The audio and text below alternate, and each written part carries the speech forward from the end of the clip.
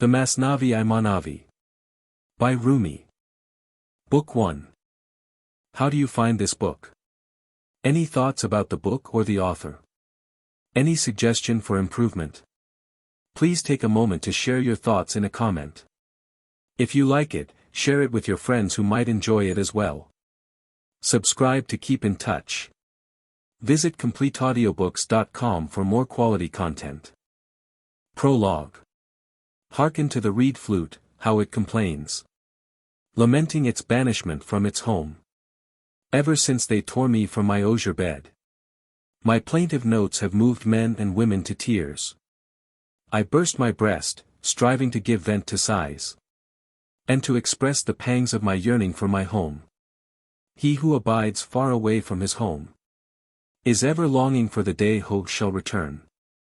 My wailing is heard in every throng, in concert with them that rejoice and them that weep. Each interprets my notes in harmony with his own feelings, but not one fathoms the secrets of my heart. My secrets are not alien from my plaintive notes, yet they are not manifest to the sensual eye and ear. Body is not veiled from soul, neither soul from body, yet no man hath ever seen a soul. This plaint of the flute is fire, not mere air. Let him who lacks this fire be accounted dead. 'Tis the fire of love that inspires the flute, 1. 'Tis the ferment of love that possesses the wine. The flute is the confidant of all unhappy lovers. Yea, its strains lay bare my inmost secrets. Who hath seen a poison and an antidote like the flute? Who hath seen a sympathetic consoler like the flute? The flute tells the tale of love's blood-stained path. It recounts the story of Majnun's love toils. None is privy to these feelings save one distracted, as ear inclines to the whispers of the tongue. Through grief my days are as labor and sorrow. My days move on, hand in hand with anguish. Yet, though my days vanish thus, 'tis no matter. Do thou abide, O incomparable pure one, 2. But all who are not fishes are soon tired of water, and they who lack daily bread find the day very long. So the raw comprehend not the state of the ripe. 3. Therefore it behoves me to shorten my discourse. Arise, O sun! Burst thy bonds and be free. How long wilt thou be captive to silver and gold? Though thou pour the ocean into thy pitcher, it can hold no more than one day's store. The pitcher of the desire of the covetous never fills. The oyster shell fills not with pearls till it is content.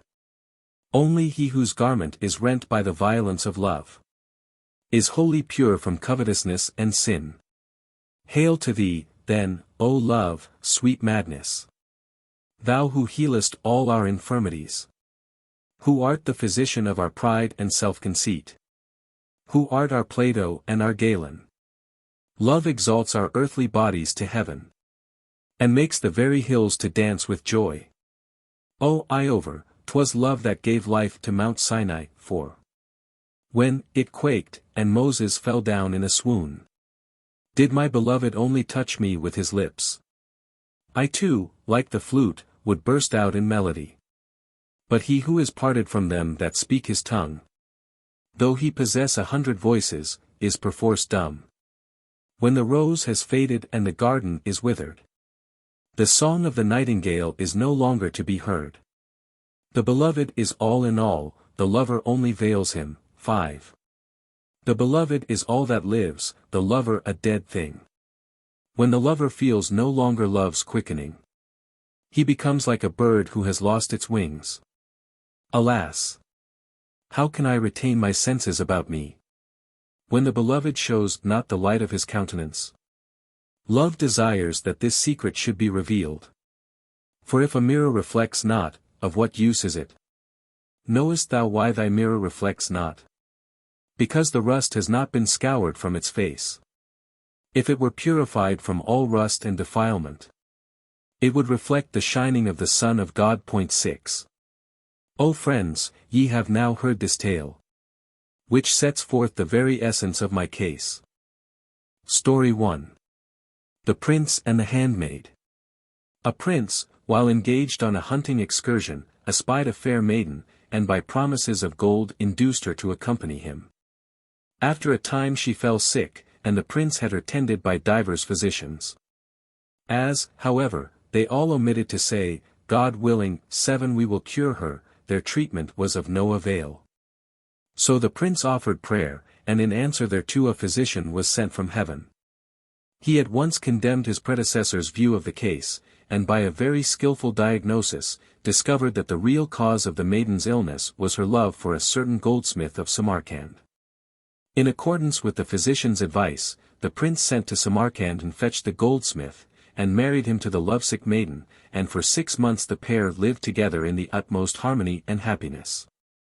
At the end of that period the physician, by divine command, gave the goldsmith a poisonous draught, which caused his strength and beauty to decay, and he then lost favor with the maiden, and she was reunited to the king.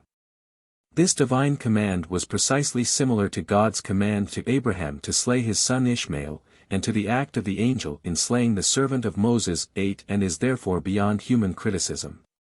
Description of love. A true lover is proved such by his pain of heart. No sickness is there like sickness of heart. The lover's ailment is different from all ailments. Love is the astrolabe of God's mysteries. A lover may hanker after this love or that love. But at the last he is drawn to the King of love. However much we describe and explain love, when we fall in love we are ashamed of our words. Explanation by the tongue makes most things clear. But love unexplained is clearer. When pen hasted to write, on reaching the subject of love it split in twain. When the discourse touched on the matter of love, pen was broken and paper torn. In explaining it reason sticks fast, as an ass in mire. Naught but love itself can explain love and lovers. None but the sun can display the sun. If you would see it displayed, turn not away from it. Shadows, indeed, may indicate the sun's presence. But only the sun displays the light of life. Shadows induce slumber, like evening talks. But when the sun arises the moon is split asunder. 9. In the world there is naught so wondrous as the sun. But the sun of the soul sets not and has no yesterday. Though the material sun is unique and single, we can conceive similar suns like to it.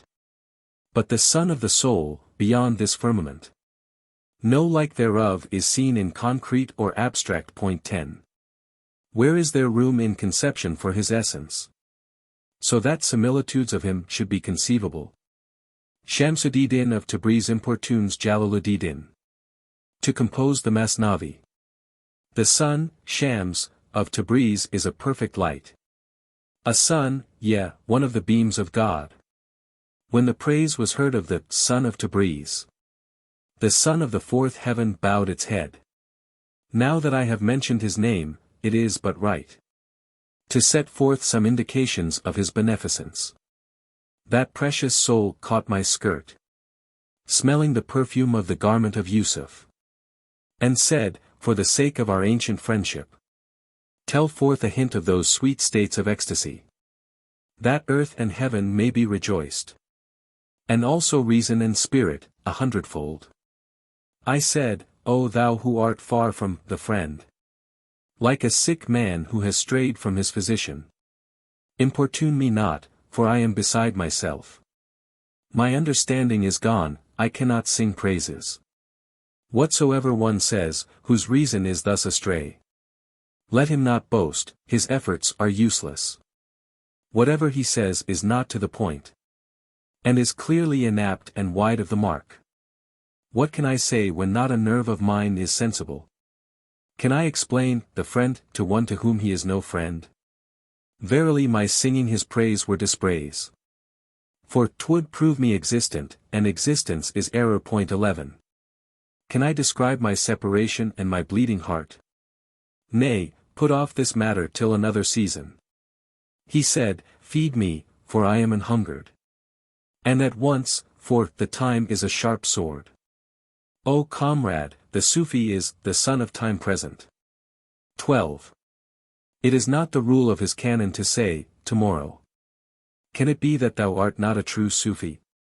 Ready money is lost by giving credit.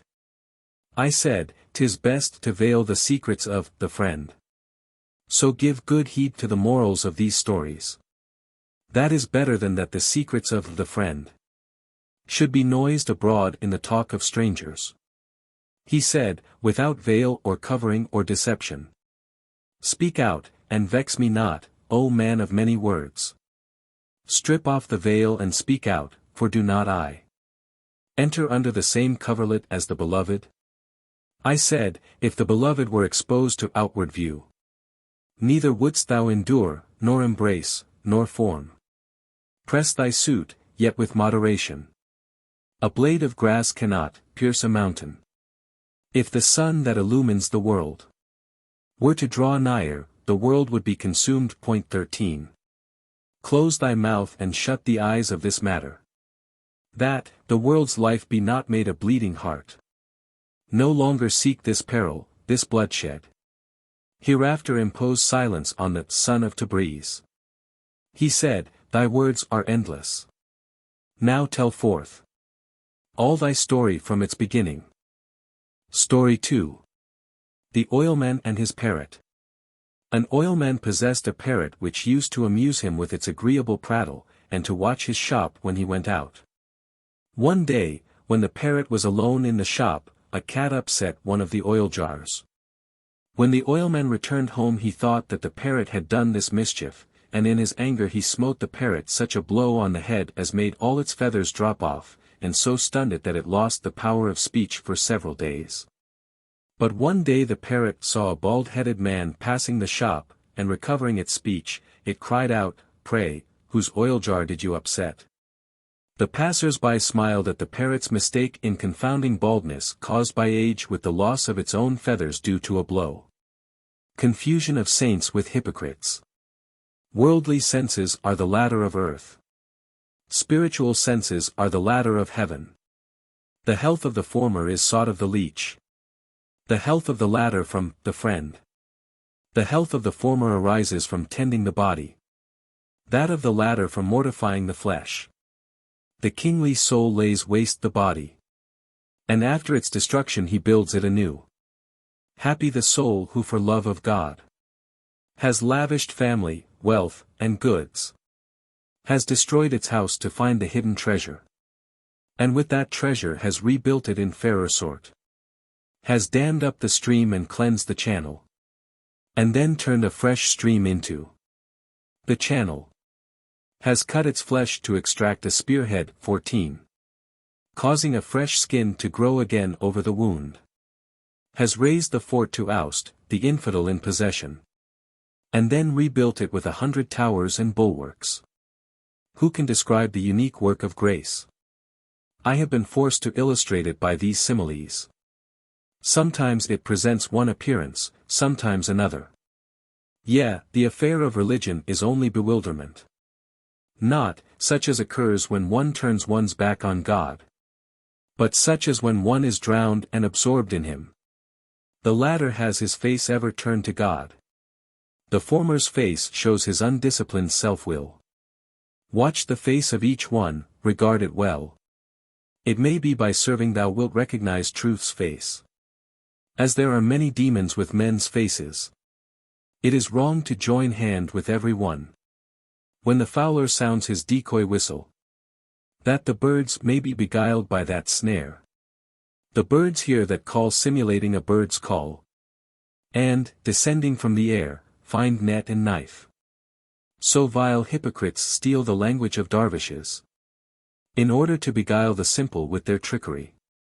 The works of the righteous are light and heat. The works of the evil treachery and shamelessness. They make stuffed lions to scare the simple. They give the title of Muhammad to false Musaylima. But Musaylima retained the name of liar, and Muhammad that of sublimest of beings. That wine of God, the righteous, yields a perfume of musk. Other wine, the evil, is reserved for penalties and pains. Story 3. The Jewish king, his Vazir, and the Christians. A certain Jewish king used to persecute the Christians, desiring to exterminate their faith. His vizier persuaded him to try a stratagem, namely, to mutilate the vizier himself, and expel him from his court, with the intent that he might take refuge with the Christians, and stir up mutual dissensions amongst them. The vizier's suggestion was adopted. 15 He fled to the Christians, and found no difficulty in persuading them that he had been treated in that barbarous way on account of his attachment to the Christian faith. He soon gained complete influence over them, and was accepted as a saintly martyr and a divine teacher. Only a few discerning men divined his treachery, the majority were all deluded by him. The Christians were divided into 12 legions, and at the head of each was a captain. To each of these captains the vizier gave secretly a volume of religious directions, taking care to make the directions in each volume different from and contradictory to those in the others.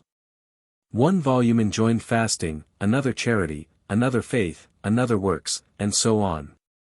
Afterwards the vizier withdrew into a cave, and refused to come out to instruct his disciples, in spite of all their entreaties.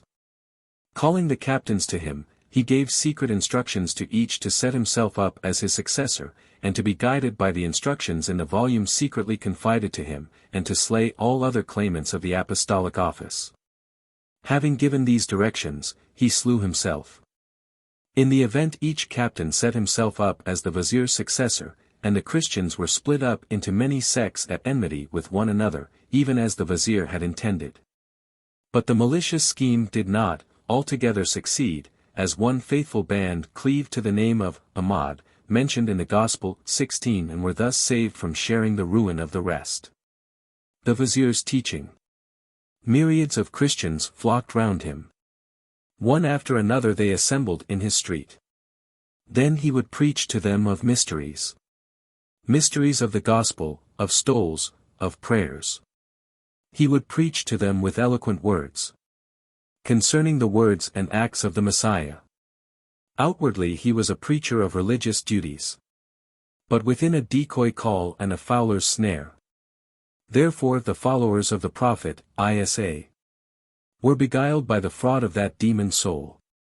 He mingled in his discourses many secret doctrines concerning devotion and sincerity of soul. He taught them to make a fair show of devotion. But to say of secret sins, what do they matter? Hair by hair and jot by jot they learned of him. Fraud of soul, as roses might learn of garlic. Hair-splitters and all their disciples are darkened by similar preaching and discourse. The Christians gave their hearts to him entirely. For the blind faith of the vulgar has no discernment. In their inmost breasts they planted love of him, and fancied him to be the vicar of Christ. Yea, him, that one-eyed and cursed Jalal. 17. Save us, O God, who art our only defender. O God, there are hundreds of snares and baits, and we are even as greedy and foolish birds. Every moment our feet are caught in a fresh snare. Yea, each one of us, though he be a falcon or simurg. Thou dost release us every moment, and straightway we again fly into the snare, O Almighty One. Sleep of the body the soul's awakening. Every night thou freest our spirits from the body and its snare, making them pure as raised tablets. Every night spirits are released from this cage and set free, neither lording it nor lorded over. At night prisoners are unaware of their prison. At night kings are unaware of their majesty. Then there is no thought or care for loss or gain. No regard to such an one or such an one. The state of the knower is such as this, even when awake. God says, 18, Thou wouldst deem him awake though asleep. Sleeping to the affairs of the world, day and night. Like a pen in the directing hand of the writer. He who sees not the hand which affects the writing, fancies the effect proceeds from the motion of the pen. If the knower revealed the particulars of this state, 'twould rob the vulgar of their sensual sleep. His soul wanders in the desert that has no similitude. Like his body, his spirit is enjoying perfect rest, freed from desire of eating and drinking. Like a bird escaped from cage and snare. But when he is again beguiled into the snare, he cries for help to the Almighty. Layla and the Khalifa. The Khalifa said to Layla, "Art thou really she, for whom Majnun lost his head and went distracted? Thou art not fairer than many other fair ones." She replied, "Be silent, thou art not Majnun. If thou hadst Majnun's eyes, the two worlds would be within thy view. Thou art in thy senses, but Majnun is beside himself. In love to be wide awake is treason. The more a man is awake, the more he sleeps, to love. His, critical, wakefulness is worse than slumbering. Our wakefulness fetters our spirits. Then our souls are a prey to divers whims. Thoughts of loss and gain and fears of misery. They retain not purity, nor dignity, nor luster, nor aspiration to soar heavenwards. That one is really sleeping who hankers after each whim, and holds parley with each fancy. The 12 volumes of theology. He drew up a separate scroll to the address of each. The contents of each scroll of a different tenor. The rules of each of a different purport. This contradictory of that, from beginning to end. In one the road of fasting and asceticism was made the pillar and condition of right devotion. In one, 'twas said, abstinence profits not. Sincerity in this path is naught but charity. In one, 'twas said, thy fasting and thy charity are both a making thyself equal with God. Save faith and utter resignation to God's will. In weal and woe, all virtues are fraud and snares. In one, 'twas said, works are the one thing needful. The doctrine of faith without works is a delusion. In one, 'twas said, commands and prohibitions are not for observance, but to demonstrate our weakness. That we may see our own weakness, to carry them out, and thereby recognize and confess God's power. 19. In one, 'twas said, reference to thine own weakness is ingratitude for God's mercies towards us. Rather regard thy power, for thou hast power from God. Know thy power to be God's grace, for 'tis of him. In one, 'twas said, leave power and weakness alone. Whatever withdraws thine eyes from God is an idol. In one, 'twas said, quench not thy earthy torch. 20. That it may be a light to lighten mankind. If thou neglectest regard and care for it, thou wilt quench at midnight the lamp of union. In one, 'twas said, quench that torch without fear. That in lieu of one thou mayst see 1,000 joys. For by quenching the light the soul is rejoiced. And thy Layla is then as bold as her Majnun.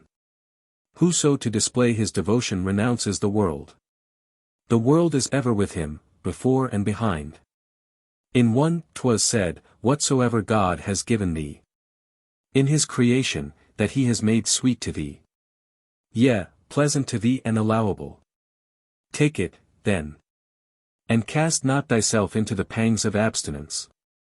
In one, 'twas said, give up all thou possessest. For to be ruled by covetousness is grievous sin. Ah! How many diverse roads are pointed out, and each followed by some sect for dear life. If the right road were easily attainable, every Jew and Geber would have hit on it. In one, 'twas said, the right road is attainable. For the heart's life is the food of the soul. Whatever is enjoyed by the carnal man yields no fruit, even as salt and waste land. Its result is naught but remorse. Its traffic yields only loss. It is not profitable in the long run. Its name is called bankrupt in the upshot. Discern, then, the bankrupt from the profitable. Consider the eventual value of this and that. In one, 'twas said, choose ye a wise director. But foresight of results is not found in dignities. Each sect looked to results in a different way. And so, perforce, became captive to errors. Real foresight of results is not simple jugglery. Otherwise all these differences would not have arisen. In one, 'twas said, thyself art thy master. Inasmuch as thou art acquainted with the master of all. Be a man, and not another man's beast of burden. Follow thine own way and lose not thy head. In one, 'twas said, all we see is one. Whoever says, 'tis two is suffering from double vision. In one, 'twas said, 100 are even as one. 21. But whoso thinks this is a madman. Each scroll had its contrary piece of rhetoric. In form and substance utterly opposed to it. This contrary to that, from first to last. As if each was compounded of poison and antidotes. Story 4. Another tyrannical Jewish king. A certain Jewish king, the same who is referred to in the Surah, Signs of the Zodiac, 22 made up his mind to utterly exterminate the Christian faith, and with that view he set up a huge idol. And issued commands that all who refused to worship it should be cast into the fire. Thereupon his officers seized a Christian woman with her babe, and as she refused to worship it, they cast the babe into the fire. But the babe cried out to its mother, Be not afraid, the fire has no power to burn me, it is as cool as water. Hearing this, the rest of the Christians leapt into the fire, and found that it did not burn them. The king reproached the fire for failing to do its office, but the fire replied that it was God's servant, and that its consuming properties were not to be used for evil purposes. It then blazed up and consumed the king, and all his Jews with him. Second causes only operate in subordination to, and form the impulsion of, the first cause. Air, earth, water, and fire are God's servants. To us they seem lifeless, but to God living. In God's presence fire ever waits to do its service.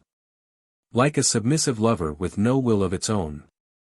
When you strike steel on flint fire leaps forth. But, 'tis by God's command it thus steps forth. Strike not together the flint and steel of wrong. For the pair will generate more, like man and woman. The flint and steel are themselves causes, yet. Look higher for the first cause, O righteous man. For that cause precedes this second cause. How can a cause exist of itself without precedent cause? That cause makes this cause operative. And again helpless and inoperative. That cause, which is a guiding light to the prophets. That, I say, is higher than these second causes.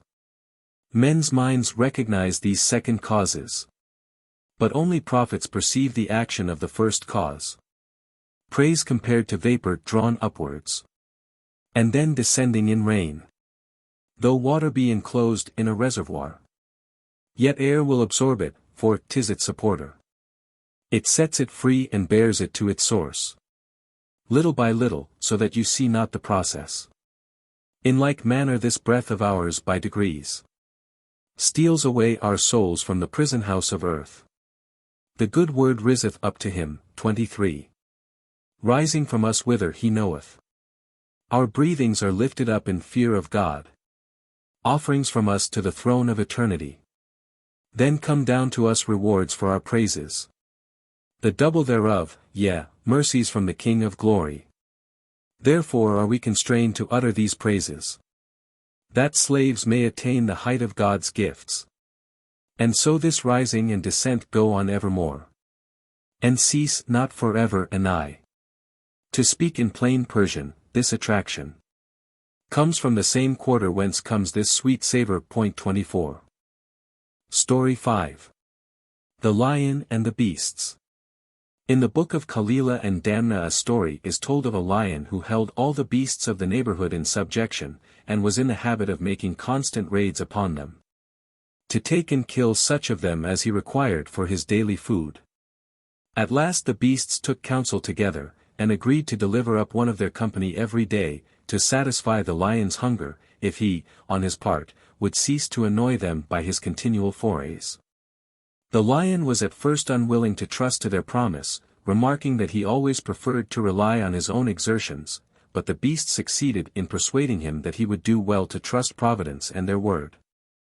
To illustrate the thesis that human exertions are vain, they related a story of a man who got Solomon to transport him to Hindustan to escape the angel of death, but was smitten by the angel the moment he got there. Having carried their point, the beasts continued for some time to perform their engagement. One day it came to the turn of the hare to be delivered up as a victim to the lion, but he requested the others to let him practice a stratagem. They scoffed at him, asking how such silly beast as he could pretend to outwit the lion. The hare assured them that wisdom was of God, and God might choose weak things to confound the strong. At last they consented to let him try his luck. He took his way slowly to the lion, and found him sorely enraged. In excuse for his tardy arrival he represented that he and another hare had set out together to appear before the lion, but a strange lion had seized the second hare, and carried it off in spite of his remonstrances. On hearing this, the lion was exceeding wroth, and commanded the hare to show him the foe who had trespassed on his preserves. Pretending to be afraid, the hare got the lion to take him upon his back, and directed him to a well. On looking down the well, the lion saw in the water the reflection of himself and of the hare on his back. And thinking that he saw his foe with the stolen hare, he plunged in to attack him, and was drowned, while the hare sprang off his back and escaped. This folly on the part of the lion was predestined to punish him for denying God's ruling providence. So Adam, though he knew the names of all things, in accordance with God's predestination, neglected to obey a single prohibition, and his disobedience cost him dearly. Trust in God, as opposed to human exertions. The beast said, O enlightened sage! Lay aside caution, it cannot help thee against destiny. To worry with precaution is toil and moil. Go, trust in providence, trust is the better part. War not with the divine decree, O hot-headed one. Lest that decree enter into conflict with thee. Man should be as dead before the commands of God. Lest a blow befall him from the Lord of all creatures. He said, True. But though trust be our mainstay. Yet the prophet teaches us to have regard to means. The prophet cried with a loud voice. Trust in God, yet tie the camel's leg. 25. Hear the adage, the worker is the friend of God. 26. Through trust in providence neglect not to use means. Go, O quietists, practice trust with self-exertion. Exert yourself to attain your objects, bit by bit. In order to succeed, strive and exert yourselves. If ye strive not for your objects, ye are fools. They said, What is gained from the poor by exertions? Is a fraudulent morsel that will bring ill luck. Again, know that self-exertion springs from weakness. Relying on other means is a blot upon perfect trust. Self-exertion is not more noble than trust in God. What is more lovely than committing oneself to God? Many there are who flee from one danger to a worse. Many flee from a snake and meet a dragon. Man plans a stratagem, and thereby snares himself. What he takes for life turns out to be destruction. He shuts the door after his foe is in the house. After this sort were the schemes of Pharaoh. That jealous king slew a myriad babes. While Moses, whom he sought, was in his house. Our eyes are subject to many infirmities. Go. Annihilate your sight in God's sight. For our foresight his foresight is a fair exchange. In his sight is all that ye can desire. So long as a babe cannot grasp or run, it takes its father's back for its carriage. But when it becomes independent and uses its hands, it falls into grievous troubles and disgrace. The souls of our first parents, even before their hands, flew away from fidelity after vain pleasure. Being made captives by the command, Get down hence, 27. They became bond slaves of enmity, lust, and vanity. We are the family of the Lord and his sucking babes. The prophet said, The people are God's family. He who sends forth the rain from heaven. Can he not also provide us our daily bread? The lion said, True. Yet the Lord of creatures sets a ladder before our feet. Step by step must we mount up to the roof. The notion of fatalism is groundless in this place. Ye have feet, why then pretend ye are lame? Ye have hands, why then conceal your claws? When a master places a spade in the hand of a slave, the slave knows his meaning without being told. Like this spade, our hands are our master's hints to us. Yea, if ye consider, they are his directions to us. When ye have taken to heart his hints, ye will shape your life in reliance on their direction. Wherefore these hints disclose his intent. Take the burden from you, and appoint your work. He that bears it makes it bearable by you. He that is able makes it within your ability. Accept his command, and you will be able to execute it. Seek union with him, and you will find yourselves united. Exertion is giving thanks for God's blessings. Think ye that your fatalism gives such thanks? Giving thanks for blessings increases blessings. But fatalism snatches those blessings from your hands. Your fatalism is to sleep on the road, sleep not, till ye behold the gates of the king's palace. Ah! Sleep not, O unreflecting fatalists, till ye have reached that fruit-laden tree of life, whose branches are ever shaken by the wind, and whose fruit is showered on the sleepers' heads. Fatalism means sleeping amidst highwaymen. Can a cock who crows too soon expect peace? If ye cavil at and accept not God's hints, though ye count yourselves men, see, ye are women. The quantum of reason ye possessed is lost, and the head whose reason has fled is a tail. Inasmuch as the unthankful are despicable, they are at last cast into the fiery pit. If ye really have trust in God, exert yourselves, and strive, in constant reliance on the Almighty. Wisdom is granted oftentimes to the weak. He said, O friends, God has given me inspiration. Oftentimes strong counsel is suggested to the weak. The wit taught by God to the bee is withheld from the lion and the wild ass. It fills its cells with liquid sweets, for God opens the door of this knowledge to it. The skill taught by God to the silkworm is a learning beyond the reach of the elephant. The earthly Adam was taught of God names 28. So that his glory reached the seventh heaven.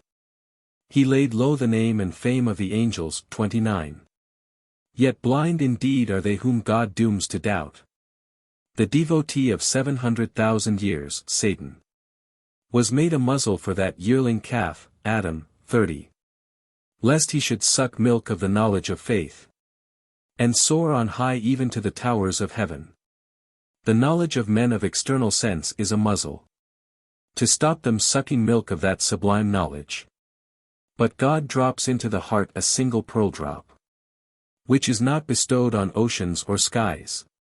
How long regard ye mere form, O form worshippers?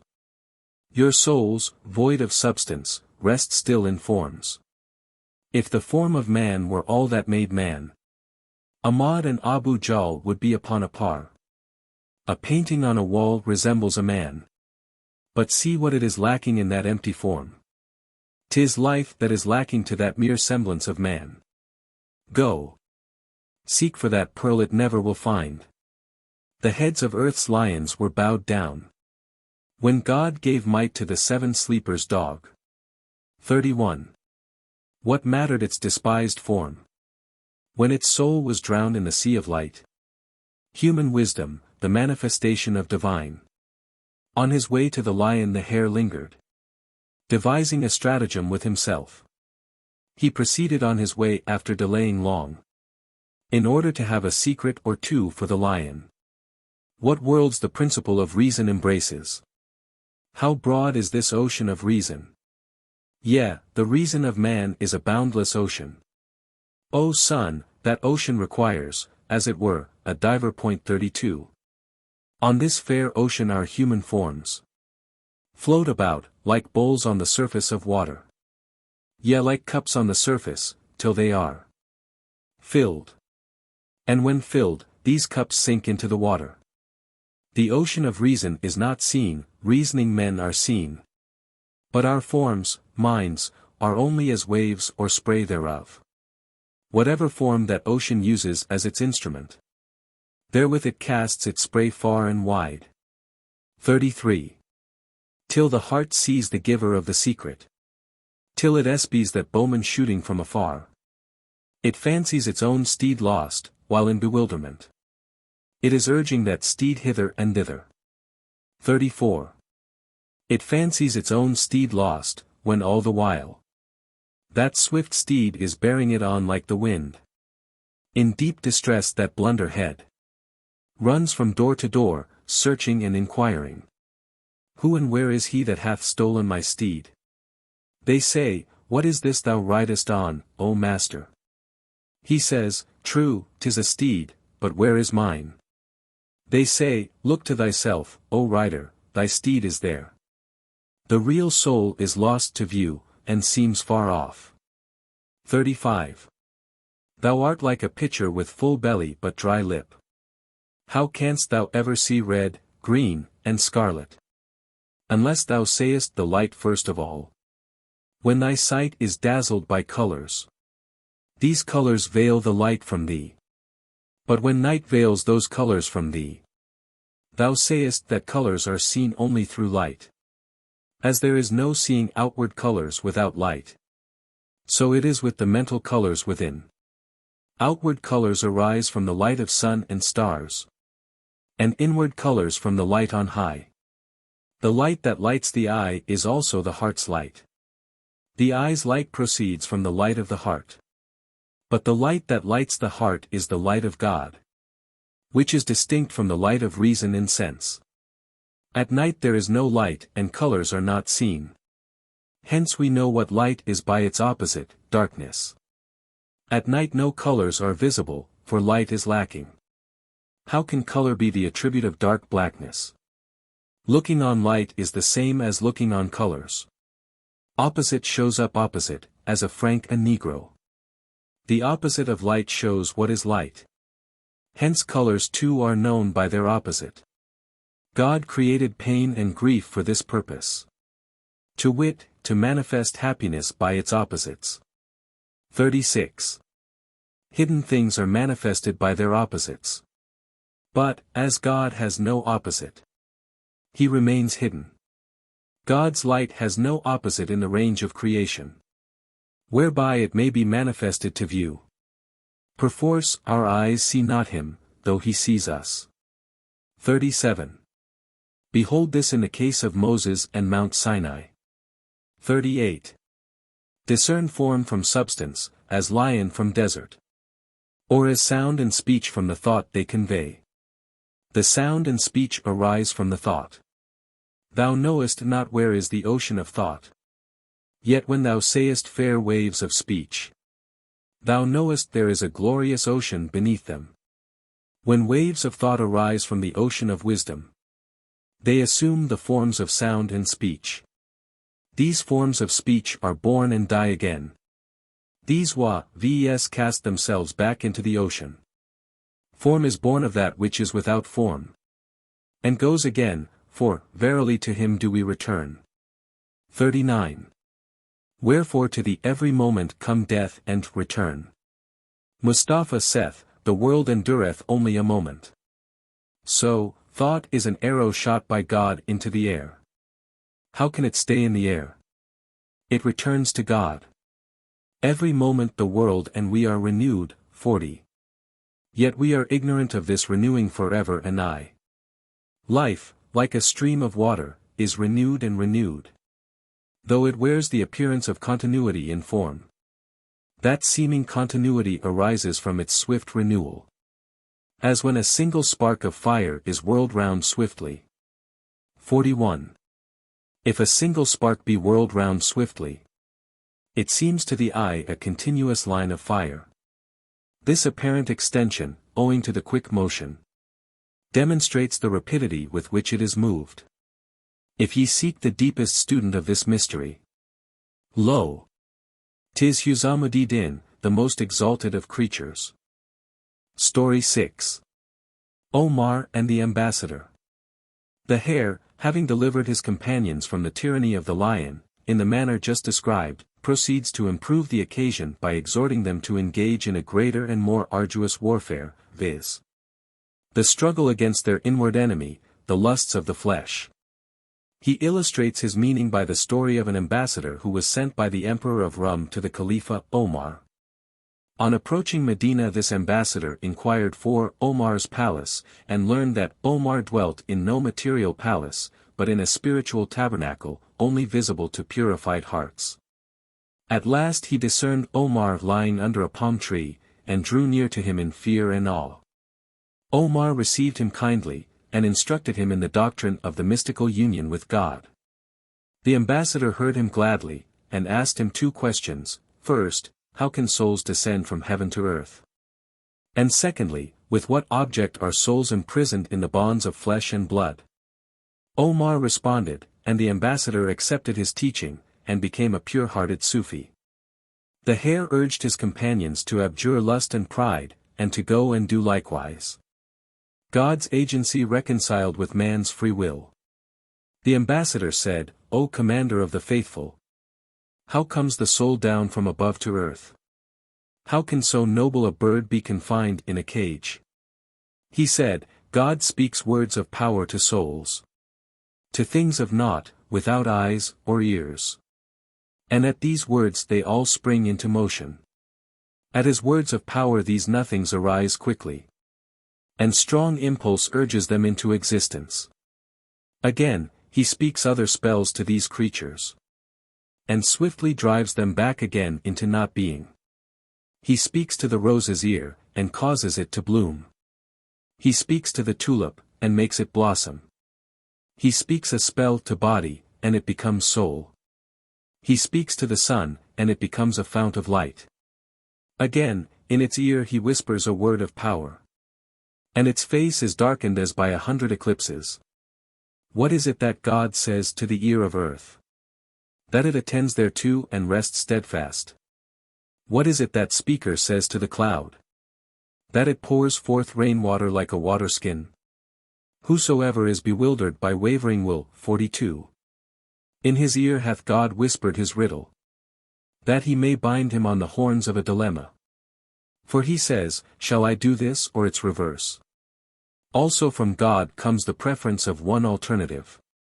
'Tis from God's impulsion that man chooses one of the two. If you desire sanity in this embarrassment, stuff not the ear of your mind with cotton. Take the cotton of evil suggestions from the mind's ear. 43. That the heavenly voice from above may enter it. That you may understand that riddle of his. That you may be cognizant of that open secret. Then the mind's ear becomes the sensorium of inspiration. For what is this divine voice but the inward voice? 44. The spirit's eye and ear possess this sense. The eye and ear of reason and sense lack it. The word compulsion makes me impatient for love's sake. 'Tis he who loves not who is fettered by compulsion. This is close communion with God, not compulsion. The shining of the sun, and not a dark cloud. Or, if it be compulsion, 'tis not common compulsion. It is not the domination of wanton willfulness.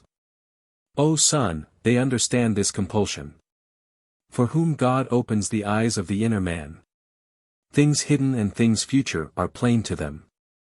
To speak of the past seems to them despicable. They possess free will and compulsion besides. 45. As in oyster shells raindrops are pearls. Outside the shell they are raindrops, great and small. Inside they are precious pearls, big and little. These men also resemble the musk deer's bag. Outside it is blood, but inside pure musk. Yet, say not that outside 'twas mere blood, which on entering the bag becomes musk. Nor say that outside the alembic 'twas mere copper, and becomes gold inside, when mixed with elixir. In you free will and compulsion are vain fancies. But in them they are the light of almighty power. On the table bread is a mere lifeless thing. When taken into the body it is a life-giving spirit. This transmutation occurs not in the table's heart. 'Tis soul affects this transmutation with water of life. Such is the power of the soul, O man of right views. Then what is the power of the soul of souls? God. Bread is the food of the body, yet consider. How can it be the food of the soul, O son? Flesh-born man by force of soul cleaves mountains with tunnels and mines. The might of Farhad's soul cleft a hill. The might of the soul's soul cleaves the moon. 46. If the heart opens the mouth of mystery's store, the soul springs up swiftly to highest heaven. If tongue discourses of hidden mysteries, it kindles a fire that consumes the world. Behold, then, God's action and man's action. No, action does belong to us, this is evident. If no actions proceeded from men, how could you say, why act ye thus?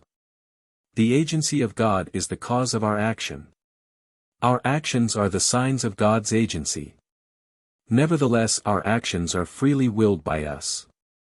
Whence our recompense is either hell or the friend. Story 7. The Merchant and His Clever Parrot.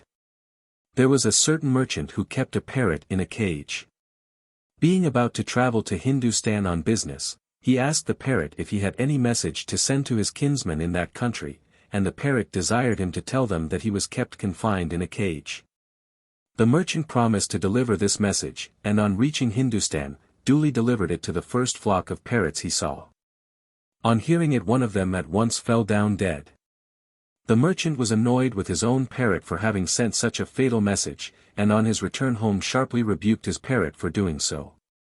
But the parrot no sooner heard the merchant's tale than he too fell down dead in his cage.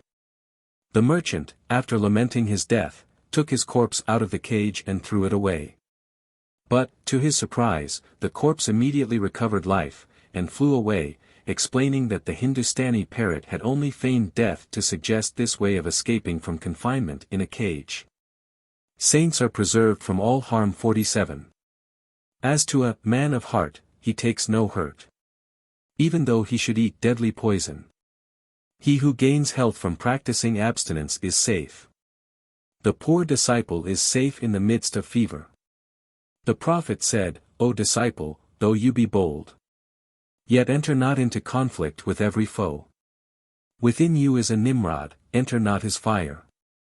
But if you must do so, first become an Abraham. 48. If you are neither swimmer nor seaman, cast not yourself into the sea out of self-conceit. A swimmer brings pearls from the deep sea. Yea, he plucks gain from the midst of perils. If the saint handles earth, it becomes gold. If a sinner handles gold, it turns to dust. Whereas the saint is well-pleasing to God. In his actions his hand is the hand of God. But the sinner's hand is the hand of Satan and demons. Because he is ensnared in falsity and fraud. If folly meets him, he takes it for wisdom. Yea, the learning gained by the wicked is folly. Whatever a sick man eats is a source of sickness. But if a saint imbibe infidelity, it becomes faith. Ah! Footman who contendest with horsemen, thou wilt not succeed in carrying the day. The jealousy of God. 49. The whole world is jealous for this cause, that God surpasseth the world in jealousy. God is as a soul and the world as a body. And bodies derive their good and evil from souls. He to whom the sanctuary of true prayer is revealed, deems it shameful to turn back to mere formal religion. He who is master of the robes of a king brings shame on his lord by petty huckstering. He who is admitted to the king's presence chamber would show disrespect by tarrying at the doorway. If the king grants him license to kiss his hand, he would err were he to kiss merely the king's foot. Though to lay head at the king's feet is due obeisance. In the case supposed it would be wrong to kiss the feet, the king's jealousy would be kindled against him, who, after he had seen his face, preferred his mere perfume. God's jealousy may be likened to a grain of wheat. But man's jealousy is but empty chaff. For know ye that the source of jealousy is in God. And man's jealousy is only an offshoot from God's. But, let me now quit this subject, and make complaint of the severity of that fickle fair one. Complaints of God's harsh dealings with his adoring slaves. Wherefore dost thou abandon thy creed and faith? What matters it if it be heathen or true? Why hast thou forsaken thy beloved? What matters it if she be fair or ugly? 50. Let me then, I say, make complaint of the severity of that fickle fair one. I cry, and my cries sound sweet in his ear. He requires from the two worlds cries and groans. How shall I not wail under his chastening hand? How shall I not be in the number of those bewitched by him? How shall I be other than night without his day? Without the vision of his face that illumes the day? His bitters are very sweets to my soul. My sad heart is a lively sacrifice to my beloved. I am enamored of my own grief and pain, for it makes me well-pleasing to my peerless king. I use the dust of my grief as salve for my eyes, that my eyes, like seas, may teem with pearls. The tears which are shed because of his chastening are very pearls, though men deem them mere tears. 'Tis the soul of souls, of whom I am making complaint. Yet I do not complain, I merely state my case. My heart says, he has injured me. But I laugh at these pretended injuries. Do me justice, O thou who art the glory of the just. Who art the throne, and I the lintel of thy door. But, in sober truth, where are throne and doorway? Where are we, and I? There where our beloved is. O thou, who art exempt from us and me. Who pervadest the spirits of all men and women. When man and woman become one, thou art that one. When their union is dissolved, lo! Thou abidest. Thou hast made these, us, and me, for this purpose. To wit, to play chess with them by thyself. 51. When thou shalt become one entity with us and you, then wilt thou show true affection for these lovers. When these, we, and ye, shall all become one soul, then they will be lost and absorbed in the beloved. These are plain truths. Come then, O Lord, who art exalted above description and explanation. Is it possible for the bodily eye to behold thee? Can mind of man conceive thy frowns and thy smiles? Our hearts, when bewitched by thy smiles and frowns, 52. In a fit state to see the vision of thyself? When our hearts are bewitched by thy smiles and frowns, can we gain life from these two alternating states? The fertile garden of love, as it is boundless, contains other fruits besides joy and sorrow. The true lover is exalted above these two states. He is fresh and green independently of autumn or spring. Pay tithe on thy beauty, O beauteous one. Tell forth the tale of the beloved, every whit. For through coquetry his glances are still inflicting fresh wounds on my heart. I gave him leave to shed my blood, if he willed it. I only said, is it right, and he forsook me. Why dost thou flee from the cries of us on earth? Why pourest thou sorrow on the heart of the sorrowful? O thou who, as each new morn dawns from the east, art seen uprising anew, like a bright fountain. What excuse makest thou for thy witcheries? O thou whose lips are sweeter than sugar, thou that ever renewest the life of this old world, hear the cry of this lifeless body and heart. But, for God's sake, leave off telling of the rose. Tell of the bulbul who is severed from his rose. My ardor arises not from joy or grief. My sense mates not with illusion and fancy. My condition is different, for it is strange. Deny it not. God is all-powerful. Argue not from the condition of common men. Stumble not at severity and at mercy. For mercy and severity, joy and sorrow, are transient.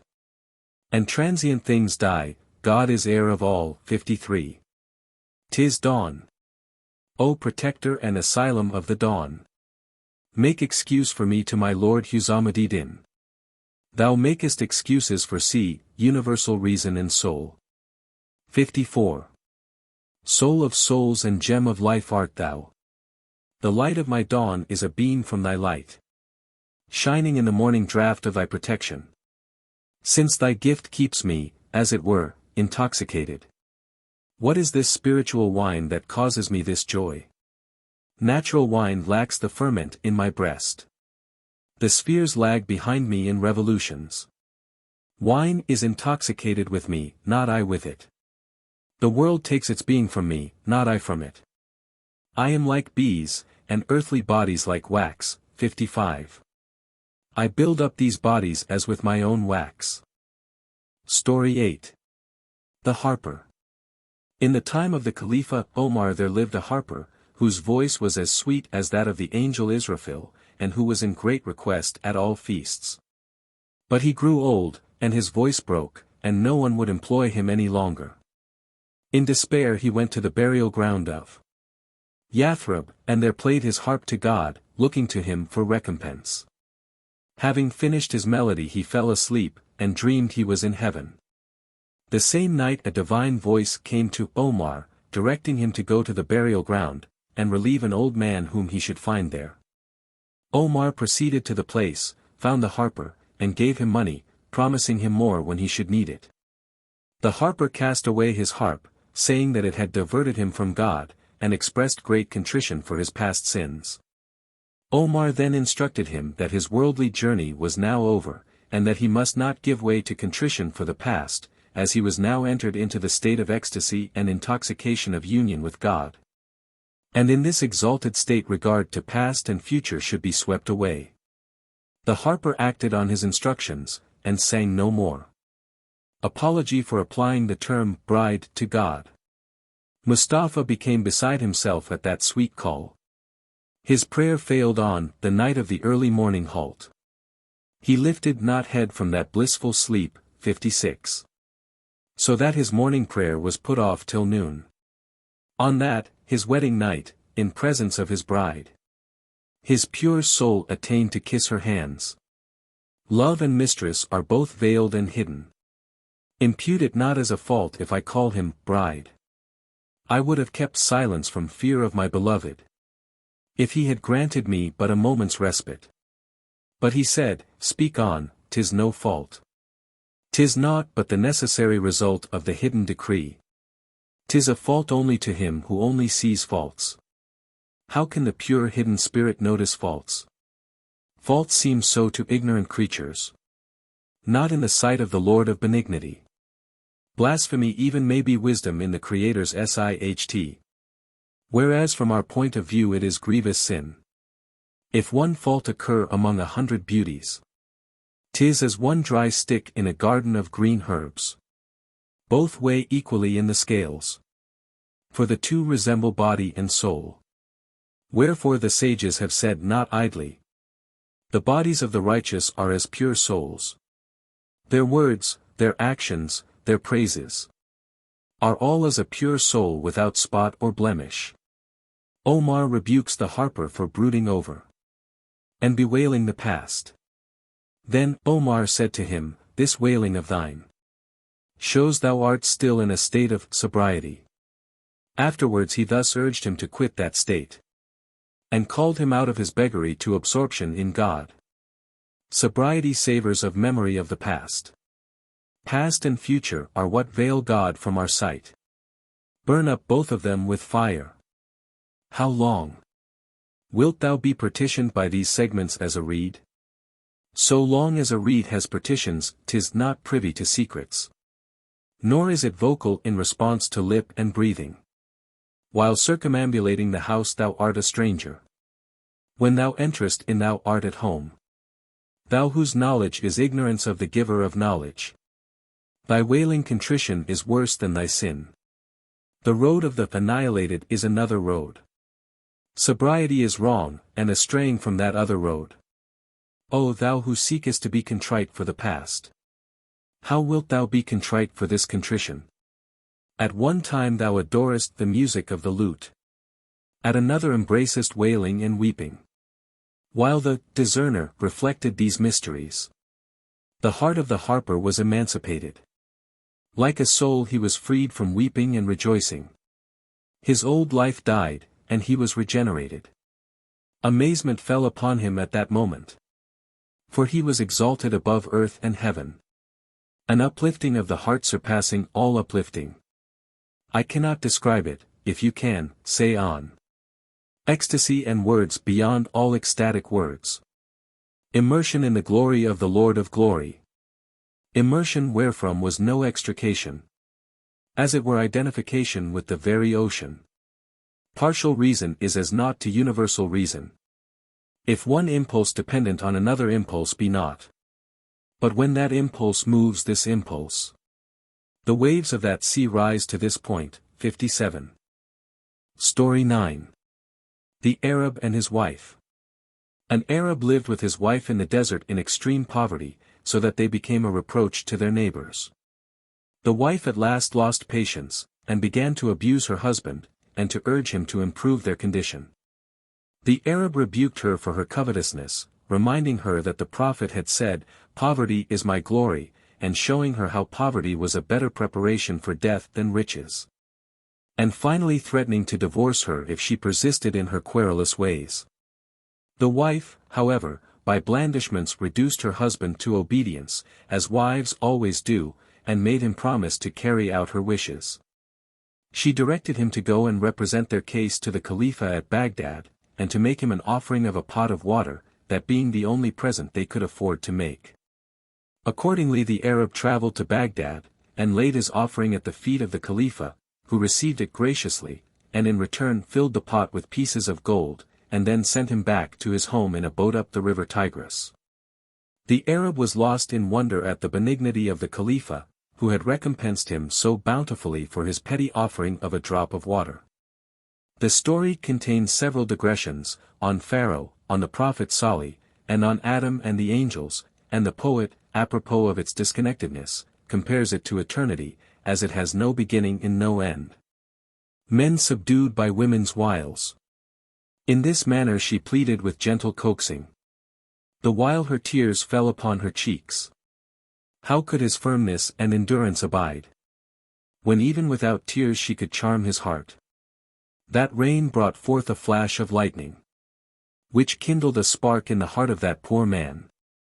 Since the man was the slave of her fair face. How was it when she stooped to slavish entreaties? When she whose airs set thy heart a-quaking? When she weeps, how feelest thou then? When she whose coquetry makes thy heart bleed condescends to entreaties, how is it then? She who subdues us with her pride and severity. What plea is left us when she begins to plead? When she who traded in naught but bloodshed submits at last, ah! What a profit she makes! God has adorned them, fair in the sight of men. 58. From her whom God has adorned how can man escape? Since he created him, to dwell together with her. 59. How can Adam sever himself from his Eve? Though he be Rustam, son of Zal, and braver than Hamza. Yet he is submissive to the behests of his dame. He by whose preaching the world was entranced. Was he who spake the two words, O Humera. 60. Though water prevails over fire in might, yet it boils by fire when in a cauldron. When the cauldron intervenes between these two, air, desire, makes as not the action of the water. Apparently thou art the ruler of thy wife, like water. In reality thou art ruled by and suppliant to her. Such is the peculiarity of man. He cannot withstand animal desire, that is his failing. The Prophet said that women hold dominion over sages and over men of heart. But that fools, again, hold the upper hand over women. Because fools are violent and exceedingly froward. They have no tenderness or gentleness or amity. Because the animal nature sways their temperament. Love and tenderness are qualities of humanity.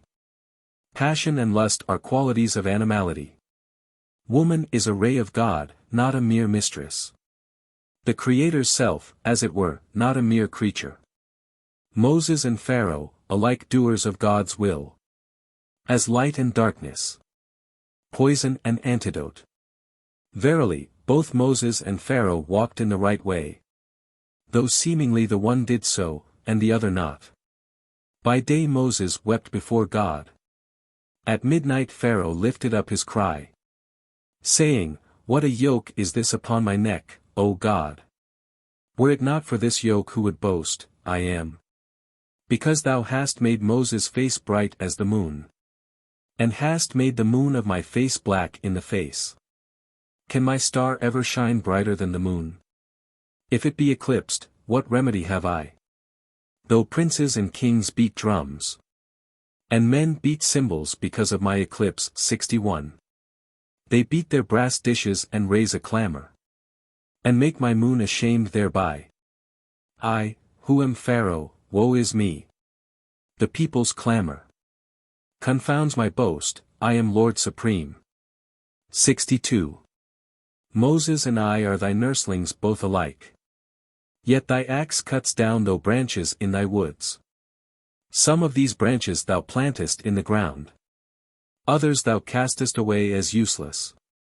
Can branch strive against axe? Not so. Can branch elude the power of the axe? Nay. O Lord of the power that dwells in thy axe, in mercy make these crooked things straight. Man and wife types of the spirit and the flesh. The dissension of this husband and wife is a parable. They are types of thy animal and rational souls. This husband and wife are the reason and the flesh. A couple joined together for good and for evil. And in this earthly house this linked pair, day and night are ever at variance and strife. The wife is ever seeking dainties for domestic needs.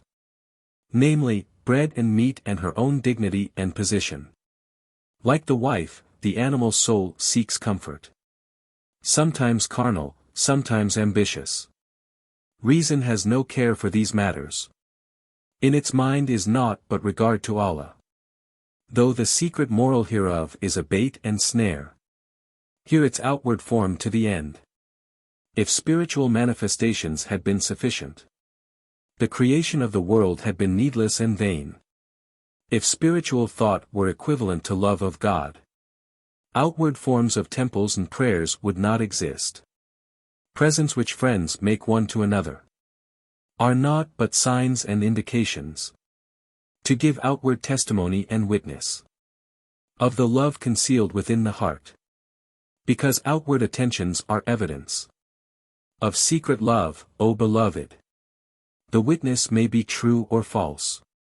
Now drunk with real wine, now with sour whey. He who drinks fermented whey displays drunkenness, makes a noise, and reels to and fro. That hypocrite in prayers and fasts displays exceeding diligence. That men may think him drunk with love of God. But if you look into the truth, he is drowned in hypocrisy. In fine, outward actions are guides to show the way to what is concealed within. Sometimes the guide is true, sometimes false. Sometimes a help, and at other times a hindrance. O Lord, grant, in answer to my prayers, discernment, that I may know such false signs from the true. Know you how discernment accrues to the sense? 'Tis when sense sees by the light of Allah. If effects are obscure, still causes testify. Kindred, for instance, shows that there is love. But he to whom God's light is the guide is no longer a slave to effects and causes. When the light of Allah illumes his senses, a man is no longer a slave to effects. When love of God kindles a flame in the inward man, he burns, and is freed from effects. He has no need of signs to assure him of love. For love casts its own light up to heaven. Other details are wanting to complete this subject. But take this much, and all hail to you. Though reality is exposed to view in this form, form is at once nigh to and far from reality. For instance, these two resemble water and a tree. When you look to their essence they are far apart. Yet see how quickly a seed becomes a high tree. Out of water, along with earth and sunshine. If you turn your eyes to their real essence, these two are far, far apart from each other. But let us quit this talk of essences and properties, and return to the story of those two wealth seekers. How God made Adam superior to the angels. In wisdom and honor. He said, by Allah, who knoweth hidden secrets. Who created pure Adam out of dust. In the form, 3 cubits high, which he gave him. He displayed the contents of all spirits, all decrees. Communicated to him the indelible tablet of existence, 63. That he might know all that is written on those tablets. 11 That should be first and last to endless eternity. He taught him, with the knowledge of his own names. 64. So that the angels were beside themselves at his instruction. And gained more sanctity from his sanctification. The expansion of their minds, which Adam brought about, was a thing unequaled by the expansion of the heavens. For the wide expanse of that pure mind, the wide space of the 7 heavens was not enough. The prophet said that God has declared, I am not contained in aught above or below. I am not contained in earth or sky, or even in highest heaven. Know this for a surety, O beloved.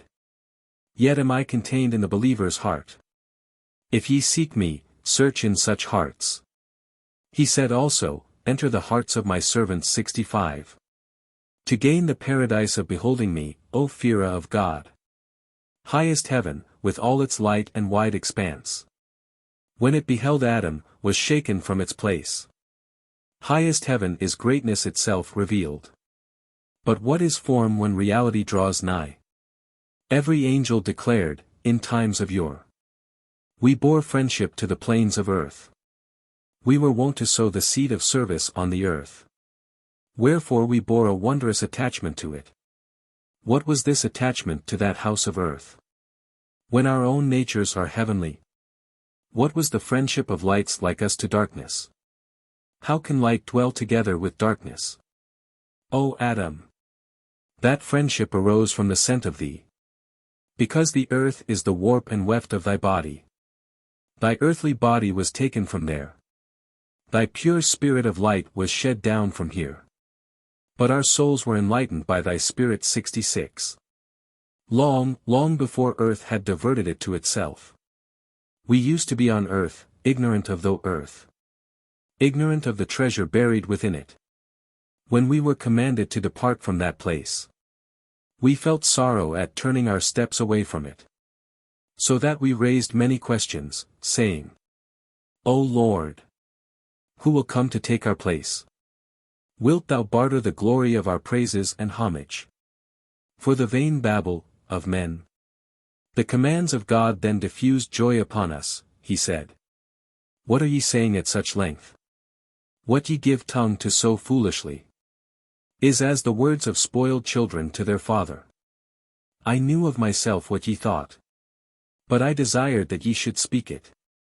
As this boasting of yours is very improper, so shall my mercy be shown to prevail over my wrath. O angels, in order to show forth that prevailing, I inspired that pretension to cavil and doubt. If you say your say, and I forbear to punish you, the gainsayers of my mercy must hold their peace. My mercy equals that of 100 fathers and mothers. Every soul that is born is amazed thereat. Their mercy is as the foam of the sea of my mercy. It is mere foam of waves, but the sea abides ever. What more shall I say? In that earthly shell, there is naught but foam of foam of foam of foam. God is that foam, God is also that pure sea. For his words are neither a temptation nor a vain boast. Plurality and partial evil, though seemingly opposed to unity, subserve good. The story is now concluded, with its ups and downs. Like lovers' musings, without beginning or ending. It has no beginning, even as eternity. Nor ending, for 'tis akin to world without end. Or like water, each drop whereof is at once beginning and end, and also has no beginning or end. But God forbid. This story is not a vain fable. 'Tis the ready money of your state and mine, be sure. Before every Sufi who is enlightened. Whatever is past is never mentioned.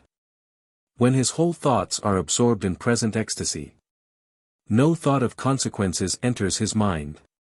67. Arab, water pot, and angels are all ourselves. Whatsoever turneth from God is turned from him. 68. Know the husband is reason, the wife lust and greed. She is vested with darkness and a gainsayer of reason. Learn now whence springs the root of this circumstance. From this, that the whole has parts of divers kinds. These parts of the whole are not parts in relation to it. Not in the way that rose's scent is a part of the rose. The beauty of the green shoot is part of the rose's beauty. But the turtle-dove's cooing is a part of that bulbul's music. But if I engage in doubts and answers, how can I give water to thirsty souls?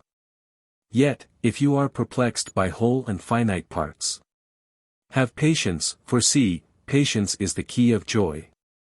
Be abstinent from vague thoughts. Since there are lions in that desert, of thoughts. Abstinence is the prince of medicines. As scratching only aggravates a scab. Abstinence is certainly the root of medicine. Practice abstinence, see how it invigorates thy soul. Accept this counsel and give ear thereto.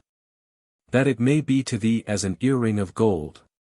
Nay, not a mere earring, but that thou mayest be a mine of gold. Or that thou mayest surpass moon and Pleiades. First, no creation is in various forms. Souls are as various as the letters from Aleph to Ya. In this variety of letters there seems disorder. Though in fact they agree in an integral unity. In one aspect they are opposed, in another united. In one aspect capricious, in another serious. The day of judgment is the day of the great review. Whoso is fair and enlightened longs for that review. Whoso, like a Hindu, is black, with sin. The day of review will sound the knell of his disgrace. Since he has not a face like a sun, he desires only night-like to avail. If his thorn puts not forth a single rosebud, the spring in disclosing him is his foe. But he who is from head to foot a perfect rose or lily, to him spring brings rejoicing. The useless thorn desires the autumn, that autumn may associate itself with the garden, and hide the rose's beauty and the thorn's shame, that men may not see the bloom of the one and the other's shame, that common stone and pure ruby may appear all as one. True, the gardener knows the difference even in autumn. But the sight of one is better than the world's sight. That one person is himself the world, as he is the sun. And every star in heaven is a part of the sun. That one person is himself the world, and the rest are all his dependents and parasites, O man. He is the perfect world, yet he is single. He holds in hand the writing of the whole of existence. Wherefore all forms and colors of beauty cry out. Good news! Good news! Lo! The spring is at hand. If the blossoms did not shine as bright helmets, how could the fruits display their globes? When the blossoms are shed the fruits come to a head. When the body is destroyed the soul lifts up its head. The fruit is the substance, the blossom only its form. Blossom the good news, and fruit the promised boon. When the blossoms fall the fruit appears. When the former vanish the fruit is tasted. Till bread is broken, how can it serve as food? Till the grapes are crushed, how can they yield wine? Till citrons be pounded up with drugs, how can they afford healing to the sick? Story 10. The man who was tattooed. It was the custom of the men of Qazwin to have various devices tattooed upon their bodies. A certain coward went to the artist to have such a device tattooed on his back, and desired that it might be the figure of a lion. But when he felt the pricks of the needles he roared with pain, and said to the artist, "What part of the lion are you now painting?" The artist replied, "I am doing the tail." The patient cried, "Never mind the tail, go on with another part." The artist accordingly began in another part, but the patient again cried out and told him to try somewhere else. Wherever the artist applied his needles, the patient raised similar objections, till at last the artist dashed all his needles and pigments on the ground, and refused to proceed any further. The Prophet's counsels to Ali to follow the direction of the peer or spiritual guide, and to endure his chastisements patiently. The Prophet said to Ali, "O Ali! Thou art the lion of God, a hero most valiant. Yet confide not in thy lion-like valor, but seek refuge under the palm trees of the truth. Whoso takes obedience as his exemplar, shares its proximity to the ineffable presence. Do thou seek to draw near to reason. Let not thy heart rely, like others, on thy own virtue and piety. Come under the shadow of the man of reason." 69. Thou canst not find it in the road of the traditionists. That man enjoys close proximity to Allah. Turn not away from obedience to him in any wise. For he makes the thorn a bed of roses, and gives sight to the eyes of the blind. His shadow on earth is as that of Mount Kaf. His spirit is as a simurgh soaring on high. He lends aid to the slaves of the friends of God, and advances to high place them who seek him. Were I to tell his praises till the last day, my words would not be too many nor admit of curtailment. He is the son of the spirit, not that of the sky. For from his light men and angels draw life. That son is hidden in the form of a man. Understand me. Allah knows the truth. O Ali, out of all forms of religious service, choose thou the shadow of that dear friend of God. Every man takes refuge in some form of service, and chooses for himself some asylum. Do thou seek refuge in the shadow of the wise man, that thou mayest escape thy fierce secret foes. Of all forms of service this is fittest for thee. Thou shalt surpass all who were before thee. Having chosen thy director, be submissive to him. Even as Moses submitted to the commands of Khizr. 70. Have patience with Khizr's actions, O sincere one. Lest he say, there is a partition between us. Though he stave in thy boat, yet hold thy peace. Though he slay a young man, heave not a sigh. God declares his hand to be even as God's hand. For he saith, the hand of God is over their hands. 71. The hand of God impels him and gives him life. Nay, not life only, but an eternal soul. A friend is needed, travel not the road alone. Take not thy own way through this desert. Whoso travels this road alone, only does so by aid of the might of holy men. The hand of the director is not weaker than theirs. His hand is none other than the grasp of Allah. If absent saints can confer such protection, doubtless present saints are more powerful than absent. If such food be bestowed on the absent, what dainties may not the guest who is present expect? The courtier who attends in the presence of the king is served better than the stranger outside the gate. The difference between them is beyond calculation. One sees the light, the other on, why the veil? Strive to obtain entrance within.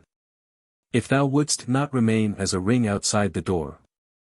Having chosen thy director, be not weak of heart, nor yet sluggish and lax as water and mud. But if thou takest umbrage at every rub, how wilt thou become a polished mirror? Story 11. The Lion Who Hunted with the Wolf and the Fox. A lion took a wolf and a fox with him on a hunting excursion, and succeeded in catching a wild ox, an ibex, and a hare. He then directed the wolf to divide the prey. The wolf proposed to award the ox to the lion, the ibex to himself, and the hare to the fox. The lion was enraged with the wolf because he had presumed to talk of I, and thou, and my share, and thy share, when it all belonged of right to the lion, and he slew the wolf with one blow of his paw. Then, turning to the fox, he ordered him to make the division. The fox, rendered wary by the fate of the wolf, replied that the whole should be the portion of the lion. The lion, pleased with his self-abnegation, gave it all up to him, saying, Thou art no longer a fox, but myself. Till man destroys self, he is no true friend of God. Once a man came and knocked at the door of his friend. His friend said, Who art thou? O faithful one. He said, 'Tis I. He answered, There is no admittance.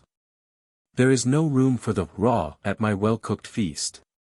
Naught but fire of separation and absence can cook the raw one and free him from hypocrisy.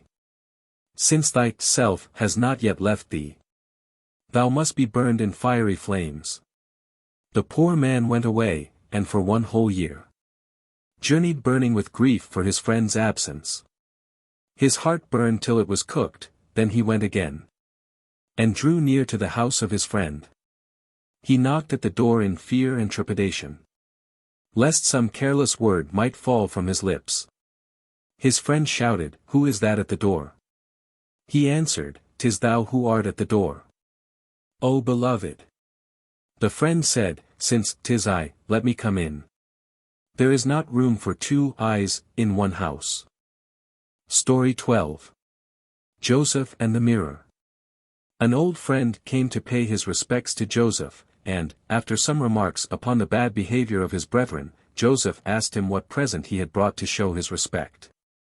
The friend replied that he had long considered what gift would be most suitable to offer, and at last had fixed upon a mirror, which he accordingly produced from his pocket and presented to Joseph, at the same time begging him to admire his own beauteous face in it. Defect and not being the mirror wherein absolute perfect being is reflected. 72. He drew forth a mirror from his side. A mirror is what beauty busies itself with. Since not being is though mirror of being. If you are wise, choose not being, self-abnegation. Being may be displayed in that not being. Wealthy men show their liberality on the poor. He who is an hungered is the clear mirror of bread. The tinder is the mirror of the flint and steel. Not being and defect, wherever they occur, are the mirrors of the beauty of all beings. Because not being is a clear filtered essence, wherein all these beings are infused. When a garment is made by a good tailor, 'tis an evidence of the tailor's art. Logs of wood would not be duly shaped, did not the carpenter plan outline and detail. The leech skilled in setting bones goes where lies the patient with a broken leg. If there were no sick and infirm, how could the excellence of the leech's art be seen? If vile base copper were not mingled, how could the alchemist show his skill? Defects are the mirrors of the attributes of beauty. The base is the mirror of the high and glorious one. Because one contrary shows forth its contrary. 73. As honey's sweetness is shown by vinegar's sourness. Whoso recognizes and confesses his own defects is hastening in the way that leads to perfection. But he advances not towards the Almighty, who fancies himself to be perfect. No sickness worse than fancying thyself perfect can infect thy soul, O arrogant misguided one. Shed many tears of blood from eyes and heart, that this self-satisfaction may be driven out. The fault of Iblis lay in saying, I am better than he. 74. And this same weakness lurks in the soul of all creatures. Story 13. The Prophet Scribe. The Prophet had a scribe who used to write down the texts that fell from his lips. At last this scribe became so conceited that he imagined all this heavenly wisdom proceeded from his own wit, and not from the Prophet. Puffed up with self-importance, he fancied himself inspired, and his heart was hardened against his master, and he became a renegade, like the fallen angels Harrot and Marot. He took his own foolish surmises to be the truth, whereas they were all wide of the mark, as those of the deaf man who went to condole with a sick neighbor and answered all his remarks at cross purposes. How philosophers deceive themselves! On the last day, 75, when earth shall quake with quaking, this earth shall give witness of her condition. For she shall tell out her tidings openly. Yea, earth and her rocks shall tell them forth. The philosopher reasons from base analogies. True reason comes not out of a dark corner. The philosopher, I say, denies this in his pride of intellect. Say to him, go, dash thy head against a wall. The speech of water, of earth, of mire, is audible by the ears of men of heart. Though philosopher, who denies divine providence, is a stranger to the perceptions of saints. He says that the flashes of men's morbid imaginations instill many vain fancies into men's minds. But, on the contrary, 'tis his perverseness and want of faith which implant in himself this vain fancy of negation. The philosopher denies the existence of the devil. At the same time he is the devil's laughingstock. If thou hast not seen the devil, look at thyself. Without demon's aid how came that blue turban 76 on thy brow? Whosoever has a doubt or disquietude in his heart is a secret denier and philosopher. Now and then he displays firm belief, but that slight dash of philosophy blackens his face. Beware, O believers! That lurks in you too. You may develop innumerable states of mind. All the 72 heresies lurk in you. Have a care lest one day they prevail over you. He in whose breast the leaf of true faith is grown must tremble as a leaf from fear of such a catastrophe. Thou makest a mock of Iblis and the devil, because thou art a fine man in thy own sight. But when thy soul shall tell thy wretched faults, what lamentation thou wilt cause to the faithful! The sellers of base gold sit smiling in their shops, because the touchstone is not as yet in their sight. O veiler of sins! Strip not the veil from us. Lend us aid on the day of trial. Story 14. The Chinese and the Greek Artists. The Chinese and the Greeks disputed before the Sultan which of them were the better painters, and, in order to settle the dispute, the Sultan allotted to each a house to be painted by them. The Chinese procured all kinds of paints, and colored their house in the most elaborate way. The Greeks, on the other hand, used no colors at all, but contented themselves with cleansing the walls of their house from all filth, and burnishing them till they were as clear and bright as the heavens. When the two houses were offered to those Sultan's inspection, that painted by those Chinese was much admired. But the Greek house carried off the palm, as all the colors of the other house were reflected on its walls with an endless variety of shades and hues. Knowledge of the heart preferable to the knowledge of the schools. The knowledge of men of heart bears them up. The knowledge of men of the body weighs them down. When 'tis knowledge of the heart, it is a friend. When knowledge of the body, it is a burden. God saith, as an ass bearing a load of books, 77. The knowledge which is not of him is a burden. Knowledge which comes not immediately from him endures no longer than the rouge of the tire woman. Nevertheless, if you bear this burden in a right spirit, 'twill be removed, and you will obtain joy. See you bear not that burden out of vainglory. Then you will behold a store of true knowledge within. When you mount the steed of this true knowledge, straightway the burden will fall from your back. If you drink not his cup, how will you escape lusts? You, who seek no more of him than to name his name. What do his name and fame suggest? The idea of him. And the idea of him guides you to union with him. Know you a guide without something to which it guides? Were there no roads there would be no ghouls. Know you a name without a thing answering to it? Have you ever plucked a rose, ghoul, from Gaf and lamb? You name his name, go, seek the reality named by it. Look for the moon in heaven, not in the water. If you desire to rise above mere names and letters, make yourself free from self at one stroke. Like a sword be without trace of soft iron. Like a steel mirror, scour off all rust with contrition.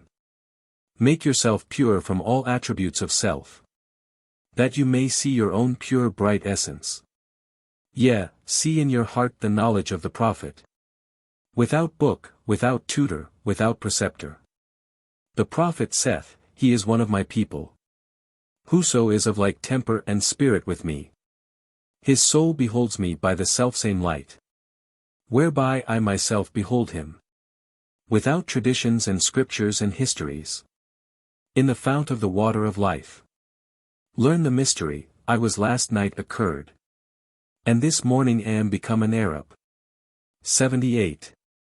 This mystery of last night and this morning leads you into the road that brings you to God. But if you want an instance of this secret knowledge, hear the story of the Greeks and the Chinese. Story 15. Counsels of reserve given by the Prophet to his freedman Zaid. At dawn the Prophet said to Zaid, "How is it with thee this morning, O pure disciple?" He replied, "Thy faithful slave am I." Again he said, "If the garden of faith has bloomed, show a token of it." He answered, "I was athirst many days. By night I slept not for the burning pangs of love. So that I passed by days and nights, as the point of a spear glances off a shield. For in that state all faith is one. 100,000 years and a moment are all one. World without beginning and world without end are one. Reason finds no entrance when mind is thus lost." The Prophet again urged Zaid to deliver to him a present from that celestial region, as a token that he had really been there in the spirit. Zaid answered that he had seen the 8 heavens and the 7 hells, and the destinies of all men, whether bound to heaven or hell. The body, he said, is as a mother, and the soul as her infant, and death is the time of parturition, when it becomes manifest to what class the infant soul belongs. As, on the day of judgment it will be manifest to all men whether a soul belongs to the saved or to the lost, so now it was plain and manifest to him. He went on to ask the Prophet if he should publish this secret knowledge of his to all men, or hold his peace. The Prophet told him to hold his peace.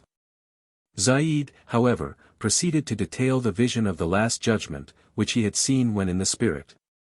And the Prophet again commanded him to pause, adding that, God is never ashamed to say the truth, 79 and allows his Prophet to speak forth the truth, but that for Zaid to blab forth the secret seen in ecstatic vision would be wrong.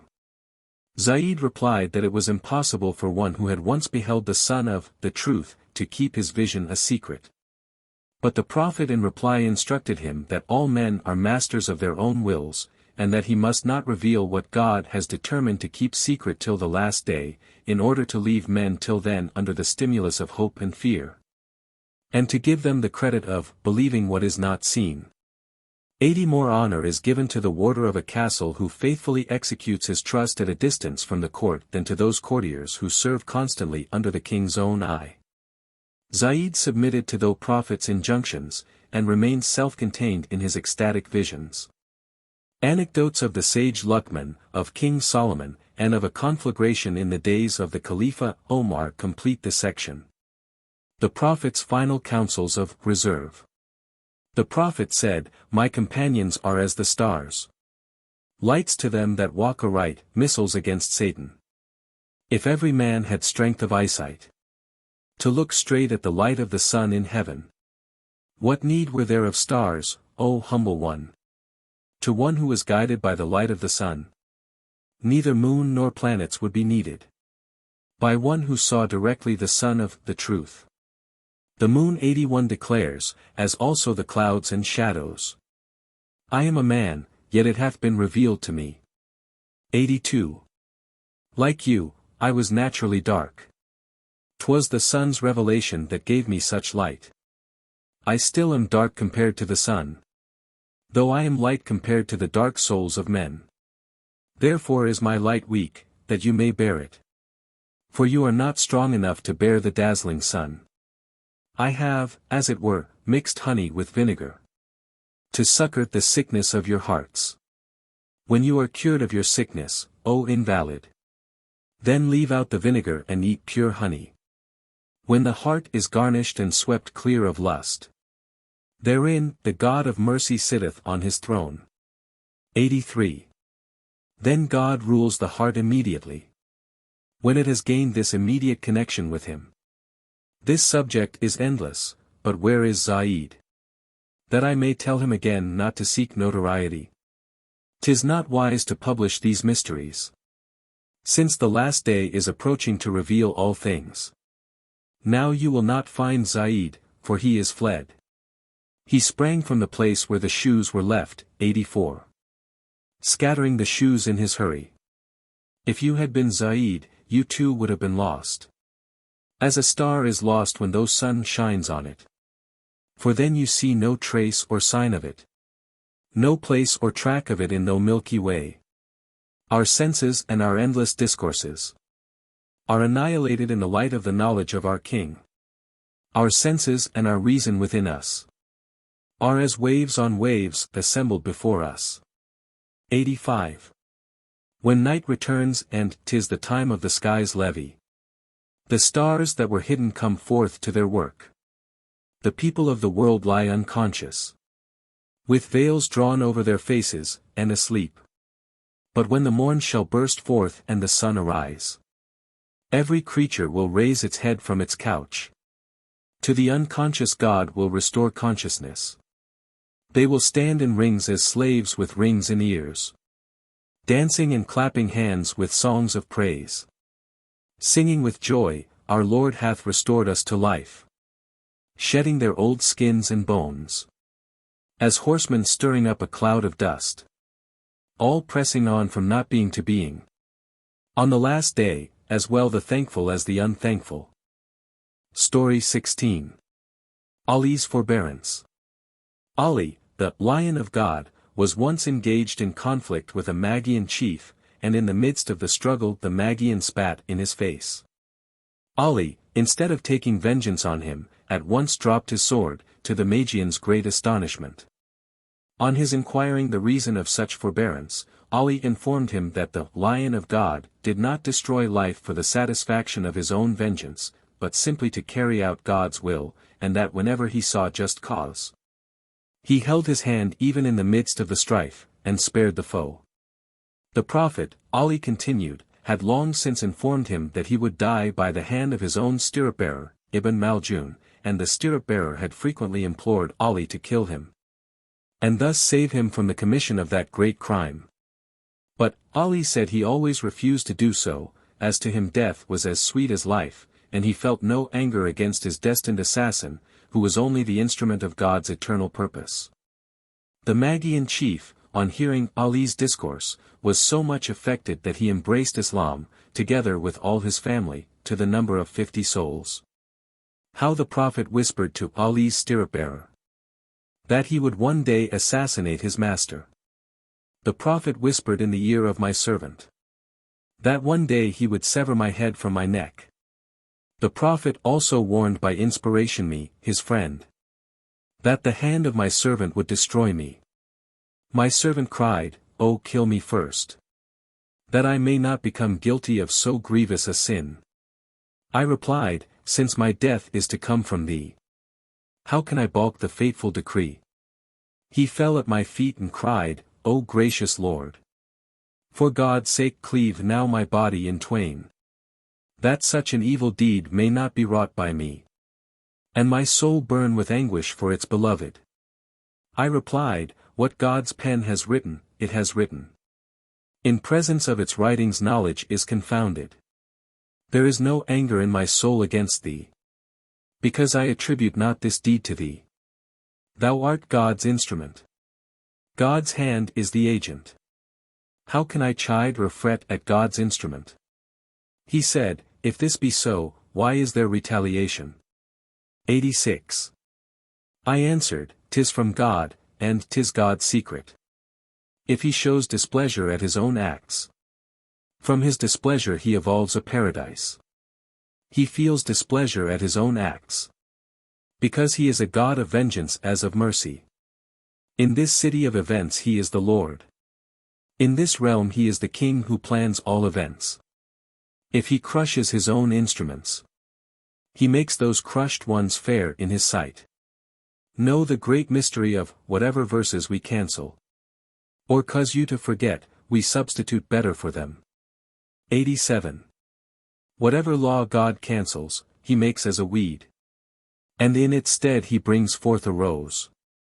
So night cancels the business of the daytime. When the reason that lights our minds becomes inanimate. Again, night is cancelled by the light of day. And inanimate reason is rekindled to life by its rays. Though darkness produces this sleep and quiet. Is not the water of life in the darkness?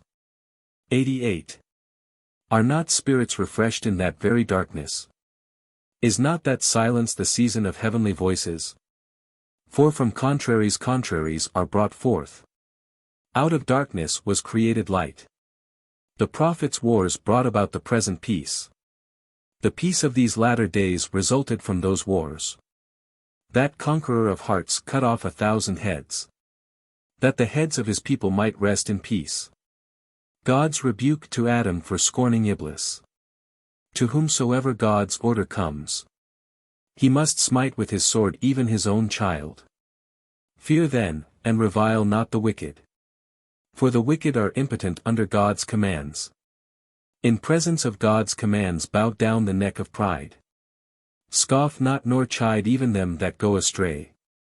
One day Adam cast a look of contempt and scorn upon Iblis, thinking what a wretch he was. He felt self-important and proud of himself. And he smiled at the actions of cursed Iblis. God Almighty cried out to him, O pure one! Thou art wholly ignorant of hidden mysteries. If I were to blab the faults of the unfortunate, I should root up the mountains from their bases. And lay bare the secrets of 100 Adams. And convert 100 fresh Iblises into Mussulmans. Adam answered, I repent me of my scornful looks. Such arrogant thoughts shall not be mine again. O Lord, pardon this rashness in thy slave. I repent, chastise me not for these words. O aider of aid-seekers, guide us. For there is no security in knowledge or wealth. Lead not our hearts astray after thou hast guided us. 89. And avert the evil that the pen has written. Turn aside from our souls the evil written in our fates. Repel us not from the tables of purity. O God, thy grace is the proper object of our desire. To couple others with thee is not proper. Nothing is bitterer than severance from thee. Without thy shelter there is naught but perplexity. Our worldly goods rob us of our heavenly goods. Our body rends the garment of our soul. Our hands, as it were, prey on our feet. Without reliance on thee how can we live? And if the soul escapes these great perils, it is made captive as a victim of misfortunes and fears. Inasmuch as when the soul lacks union with the beloved, it abides forever blind and darkened by itself. If thou showest not the way, our life is lost. A life living without thee esteem as dead. If thou findest fault with thy slaves, verily it is right in thee, O blessed one. If thou shouldst call sun and moon obscure, if thou shouldst call the straight cypress crooked, if thou shouldst declare the highest heaven base, or rich minds and oceans paupers, all this is the truth in relation to thy perfection. Thine is the dominion and the glory and the wealth. For thou art exempt from defect and not being. Thou givest existence to things non-existent, and again, thou makest them non-existent. Epilogue to Book 1. Alas! The forbidden fruits were eaten. And thereby the warm life of reason was congealed. A grain of wheat eclipsed the son of Adam. 90. Like as the dragon's tail 91 dulls the brightness of the moon. Behold how delicate is the heart, that a morsel of dust clouded its moon with foul obscurity. When bread is substance, to eat it nourishes us. When 'tis empty form, it profits nothing. Like as the green thorn which is cropped by the camel, and then yields him pleasure and nutriment. When its greenness has gone and it becomes dry. If the camel crops that same thorn in the desert, it wounds his palate and mouth without pity. As if conserve of roses should turn to sharp swords. When bread is substance, it is as a green thorn. When 'tis form, 'tis as the dry and coarse thorn. And thou eatest it in the same way as of yore. Thou wert wont to eat it, O helpless being. Eatest this dry thing in the same manner. After the real substance is mingled with dust. It has become mingled with dust, dry in pith and rind. O camel, now beware of that herb. The word is become foul with mingled earth. The water is become muddy, close the mouth of the well. Till God makes it again pure and sweet. Yea, till he purifies what he has made foul. Patience will accomplish thy desire, not haste. Be patient, God knows what is best. Book 2. Prologue. The composition of this Masnavi has been delayed for a season, 92. Time is needed for blood to become milk. Till thy fortune comes forth as a newborn babe. Blood becomes not milk, sweet and pleasant to the mind. When that light of God, Huzamadidin, turned his course down from the summit of heaven, while he had ascended to sublimest verities. In the absence of his spring the buds blossomed not. But when out of that sea he came to shore, the lute of the poesy of the Masnavi sounded again. This Masnavi, which is the polisher of spirits. Its recommencement occurred on the day of opening. The commencement date of this precious work was the year 662 of the flight. The bulbul started on this date and became a hawk. Yea, a hawk to hunt out these mysteries. May the wrist of the king be the resting place of this hawk. And may this door be open to the people forever. Story 1. The Sufi's Beast. After anecdotes of the man, in the time of Omar, who mistook his eyelash for the new moon, of one who stole a snake and got bitten by it. And of Isa's foolish disciple who besought the Lord to teach him the spell whereby he raised the dead, comes the following story. A certain Sufi, after a long day's journey, arrived at a monastery, where he put up for the night, and strictly enjoined his servant to groom his ass carefully and give him plenty of litter and fodder. The servant assured him that his minute directions were superfluous, and promised to attend to the ass most carefully, but when his master's back was turned he neglected the ass, and the poor animal remained all night without water or food. Consequently he was weak and unfit to travel next morning, and in spite of the blows and kicks that were showered on him, could not carry his master, but had to be led. The other Sufis who were traveling with his owner thought that the ass was useless, and when they arrived at the place where they halted for the night, they sold the ass to a traveler. And with the proceeds of the sale bought delicate viands and torches, and made a feast. The owner of the ass, who was ignorant of this transaction, shared the feast, and joined in the chorus sung by the others, the ass is gone, without attaching any sense to the words, and blindly following their example. Next morning he asked his servant what had become of the ass, and the servant told him it had been sold, adding that he thought he had known it overnight, because he had heard him singing, "The ass is gone," along with the other Sufis. In the course of this story there occur anecdotes of God consulting with the angels as to the creation of man, of a king who lost his hawk and found it again in the house of a poor old man, and of Sheikh Ahmad Khizrawiya buying sweetmeats for his creditors. Why the poet veils his doctrines in fables. What is it hinders me from expounding my doctrines? But this, that my hearers' hearts incline elsewhere. Their thoughts are intent on that Sufi guest. They are immersed in his affairs neck deep. So I am compelled to turn from my discourse to that story, and to set forth his condition. But, O friend, think not this Sufi a mere outward form. As children see in a vine nothing but raisins.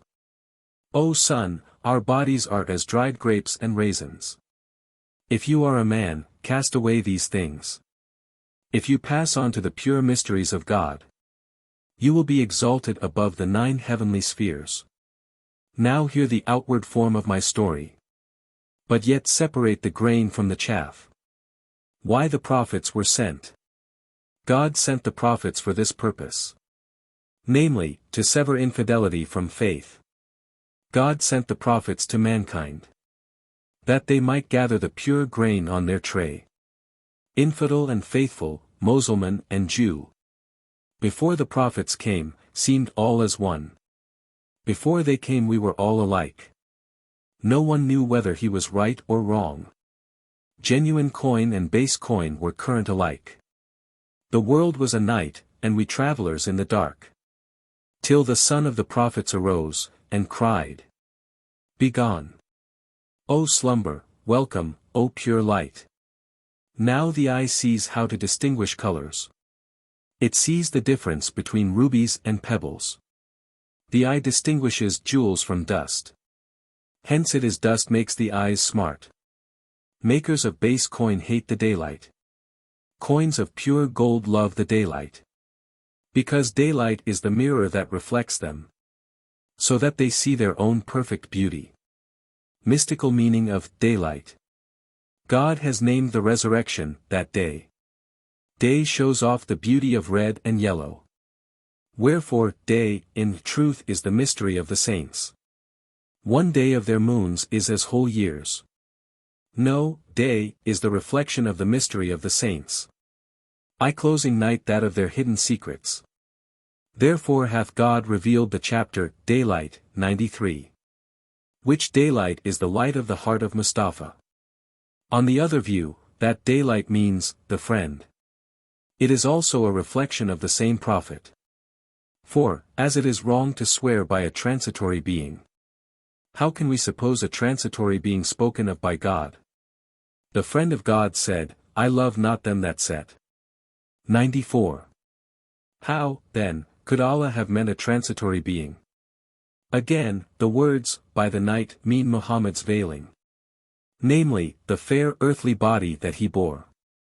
When his son proceeded from heaven on high. Into that body's night, it said, He hath not forsaken thee. Union with God arose out of the depth of that disgrace. That boon was the word, He hath not been displeased. Expressions of religious or other feeling derive their only value from the state of mind from which they proceed. Every expression is the sign of a state of mind. That state is a hand, the expression an instrument. A goldsmith's instruments in the hand of a cobbler are as grains of wheat sown on sand. The tools of a cobbler in the hand of a cultivator are as grass before a dog or bones before an ass. The words, I am the truth, were light in Mansur's 95 mouth. In the mouth of Pharaoh, I am Lord Supreme, was blasphemy. The staff in the hand of Moses was a witness. In the hands of the magicians it was not. For this cause, Isa taught not to that foolish man the words of power whereby he raised the dead. For he who is ignorant misuses the instrument. If you strike flint on mud you will get no fire. Hand and instrument resemble flint and steel. You must have a pair is needed to generate. He who has no peer or member is the one. An uneven number, one without dispute. Whoso says 1 and 2, and so on, confesses thereby the existence of the one. When the illusion of seeing double is swept away. They who say 1 and 2 are even as they who say 1. If you take 1 as your ball in his tennis field, it is made to revolve by the strokes of his bat. 96. Yeah, the ball that is even and without fault is made to revolve by the strokes of the king's hand. O man of double vision, 97. Hearken with attention. Seek a cure for your defective sight by listening. Many are the holy words that find no entrance into blind hearts, but they enter hearts full of light. But the deceits of Satan enter crooked hearts.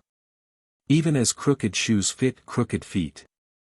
Though you repeat pious expressions again and again, if you are a fool, they affect you not at all. Nay, not though you set them down in writing. And though you proclaim them vauntingly. Wisdom averts its face from you, O man of sin. Wisdom breaks away from you and takes to flight. 0 and Taqlid, blind imitation or cant. O wretch, why did you not come and say to me? Such and such a disastrous affair has occurred. The servant replied, By Allah, I came again and again, that I might acquaint you with the matter. You were always saying, the ass is gone, my lad.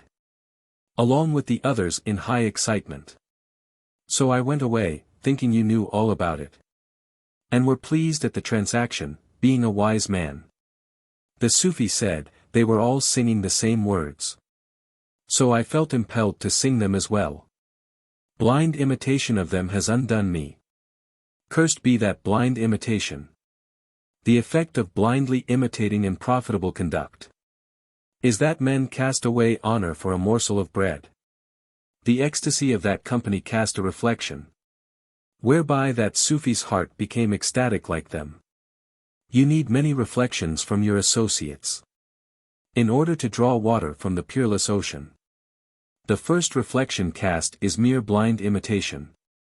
After it has been often repeated you may test its truth. Till it is thus verified, take it not from your friends. The drop, not yet become pearl, sever not from its shell. Evil influence of covetousness. Would you have eyes and ears of reason clear? Tear off the obstructing veil of greed. The blind imitation of that Sufi proceeded from greed. Greed closed his mind to the pure light. Yeah, 'twas greed that led astray that Sufi, and brought him to loss of property and ruin. Greed of victuals, greed of that ecstatic singing, hindered his wits from grasping the truth. If greed stained the face of a mirror, that mirror would be as deceitful as we men are. 98. If a pair of scales were greedy of riches, would they tell truly the weight of anything?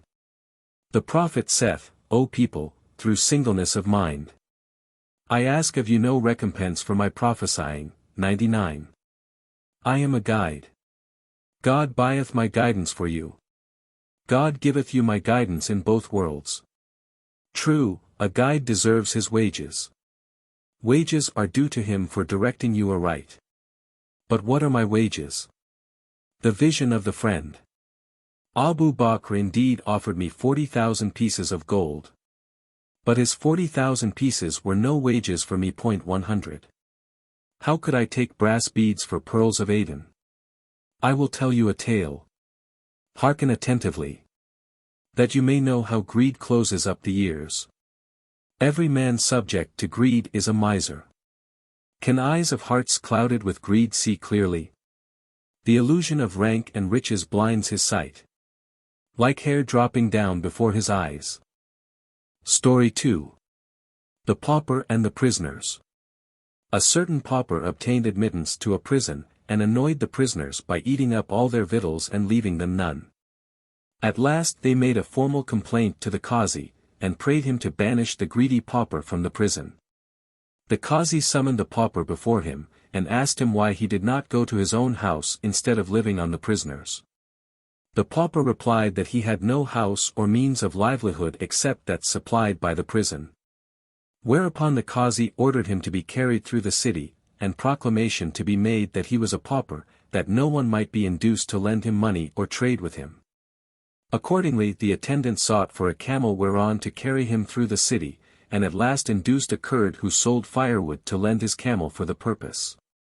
The Kurd consented from greed of reward, and the pauper, being seated on the camel, was carried through the city from morning till evening, proclamation being made in Persian, Arabic, and Kurdish that he was a pauper.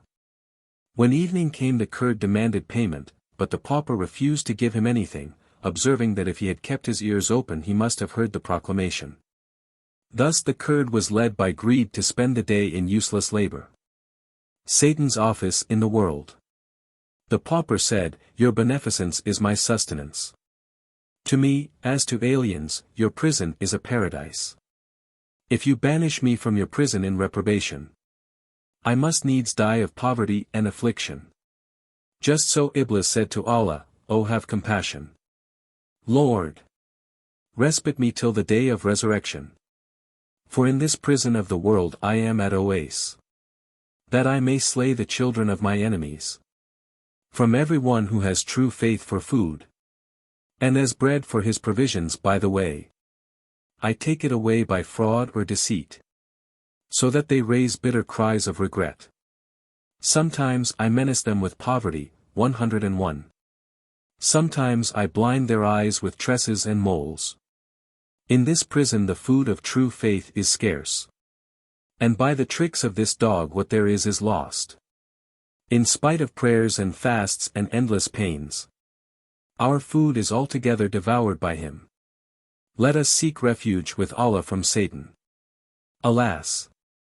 We are perishing by his insolence. The dog is one, yet he enters 1,000 forms. 102. Whatever he enters straight becomes himself. Whatever makes you shiver, know he is in it. The devil is hidden beneath its outward form. When he finds no form at hand, he enters your thoughts, to cause them to draw you into sin. From your thoughts proceeds destruction. When from time to time evil thoughts occur to you, sometimes thoughts of pleasure, sometimes of business, sometimes thoughts of science, sometimes of house and home, sometimes thoughts of gain and traffic, sometimes thoughts of merchandise and wealth, sometimes thoughts of money and wives and children, sometimes thoughts of wisdom or of sadness, sometimes thoughts of household goods and fine linen, sometimes thoughts of carpets, sometimes of sweepers, sometimes thoughts of mills, gardens, and villas, sometimes of clouds and mists and jokes and jests, sometimes thoughts of peace and war, sometimes thoughts of honor and disgrace. Ah! Cast out of your head these vain imaginations. Ah! Sweep out of your heart these evil suggestions. Cry, there is no power nor strength but in God, to avert the evil one from the world and your own soul. It is the true beloved who causes all outward earthly beauty to exist. Whatsoever is perceived by sense he annuls, but he establishes that which is hidden from the senses. The lover's love is visible, his beloved hidden. The friend is absent, the distraction he causes present. Renounce these affections for outward forms. Love depends not on outward form or face. Whatever is beloved is not a mere empty form. Whether your beloved be of the earth or of heaven, whatever be the form you have fallen in love with, why do you forsake it the moment life leaves it? The form is still there. Whence, then, this disgust at it? Ah! Lover, consider well what is really your beloved. If a thing perceived by outward senses is the beloved, then all who retain their senses must still love it. And since love increases constancy, how can constancy fail while form abides? 103. But the truth is, the sun's beams strike the wall, and the wall only reflects that borrowed light. Why give your heart to mere stones, O simpleton? Go! Seek the source of light which shineth always. Distinguish well true dawn from false dawn. Distinguish the color of the wine from that of the cup, so that, instead of many eyes of caprice, one eye may be opened through patience and constancy. Then you will behold true colors instead of false, and precious jewels in lieu of stones. But what is a jewel? Nay, you will be an ocean of pearls. Yea, a sun that measures the heavens. The real workman is hidden in his workshop. Go you into that workshop and see him face to face. Inasmuch as over that workman his work spreads a curtain, you cannot see him outside his work. Since his workshop is the abode of the wise one, whoso seeks him without is ignorant of him. Come, then, into his workshop, which is not being. 104. That you may see the Creator and creation at once. Whoso has seen how bright is the workshop, sees how obscure is the outside of that shop. Rebellious Pharaoh set his face towards being, egoism, and was perforce blind to that workshop. Perforce he looked for the divine decree to change, and hoped to turn his destiny from his door, while destiny at the impotence of that crafty one, all the while was secretly mocking. He slew 100,000 guiltless babes, that the ordinance and decree of Allah might be thwarted, that the prophet Moses might not be born alive. He committed 1,000 murders in the land. He did all this, yet Moses was born, and was protected against his wrath. Had he but seen the eternal workshop, He had refrained hand and foot from these vain devices. Within his house was Moses safe and sound, while he was killing the babes outside to no purpose. Just so the slave of lusts who pampers his body fancies that some other man bears him ill will, saying this one is my enemy, and this one my foe, while it is his own body which is his enemy and foe. He is like Pharaoh, and his body is like Moses. He runs abroad crying, where is my foe? While lust is in his house, which is his body. He bites his finger in spite against strangers. Then follows an anecdote of a man who slew his mother because she was always misconducting herself with strangers, and who excused himself by pleading that if he had not done so he would have been obliged to slay strangers every day, and thus incur blood guiltiness. Lust is likened to this abandoned mother. When it is once slain, you are at peace with all men. In answer to an objection that if this were so the prophets and saints, who have subdued lust, would not have been hated and oppressed as they were, it is pointed out that they who hated the prophets in reality hated themselves. Just as sick men quarrel with the physician or boys with the teacher. Prophets and saints are created to test the dispositions of men, that the good may be severed from the bad. The numerous grades of prophets, of saints, and of holy men are ordained, as so many curtains of the light of God, to tone down its brilliance, and make it visible to all grades of human sight. Story 3. The King and His Two Slaves. A king purchased two slaves, one extremely handsome, and the other very ugly. He sent the first away to the bath, and in his absence questioned the other. He told him that the first slave had given a very bad account of him, saying that he was a thief and a bad character, and asked if it was true. The second slave replied that the first was everything that was good, his inward qualities corresponding to the beauty of his outward appearance, and that whatever he had told the king was worthy of credit. The king replied that beauty was only an accident, and that, according to the tradition, accidents endure only 2 moments. That at death the animal soul is destroyed, that the text, whoso shall present himself with beauty shall receive 10-fold reward, 105 does not refer to outward accidents, but to the substance, the eternal soul. The slave in reply urged that the accidents of good works and thoughts will in some way bear fruit in the next world, pointing out that thought is always the precursor of the completed work, as the plan of the architect precedes the building. And the gardeners design the perfect fruit resulting from his labors. He added that the world is only the realized thought of universal reason. 106 The king then sent away the slave with whom he had held this discourse, and summoned the other, and told him that his fellow slave had given a bad account of him, and asked what he had to say.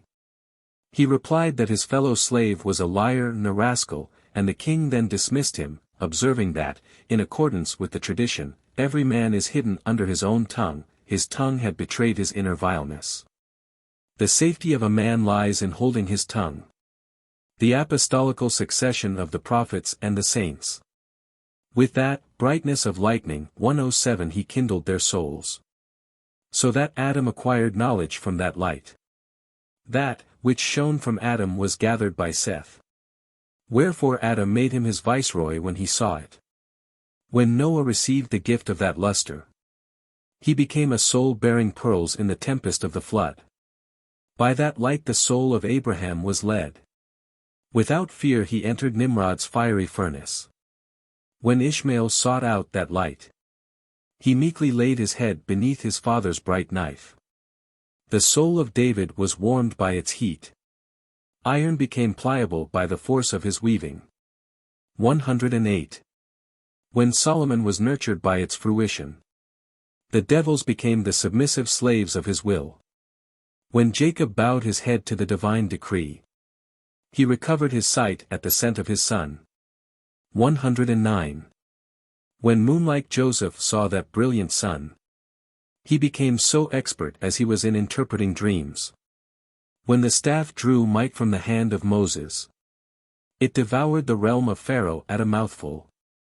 When the soul of Jurgis 110 became privy to its light, he sacrificed his life 7 times, and regained it. When Zechariah 111 boasted of his love for it, he ransomed his life in the hollow of the tree.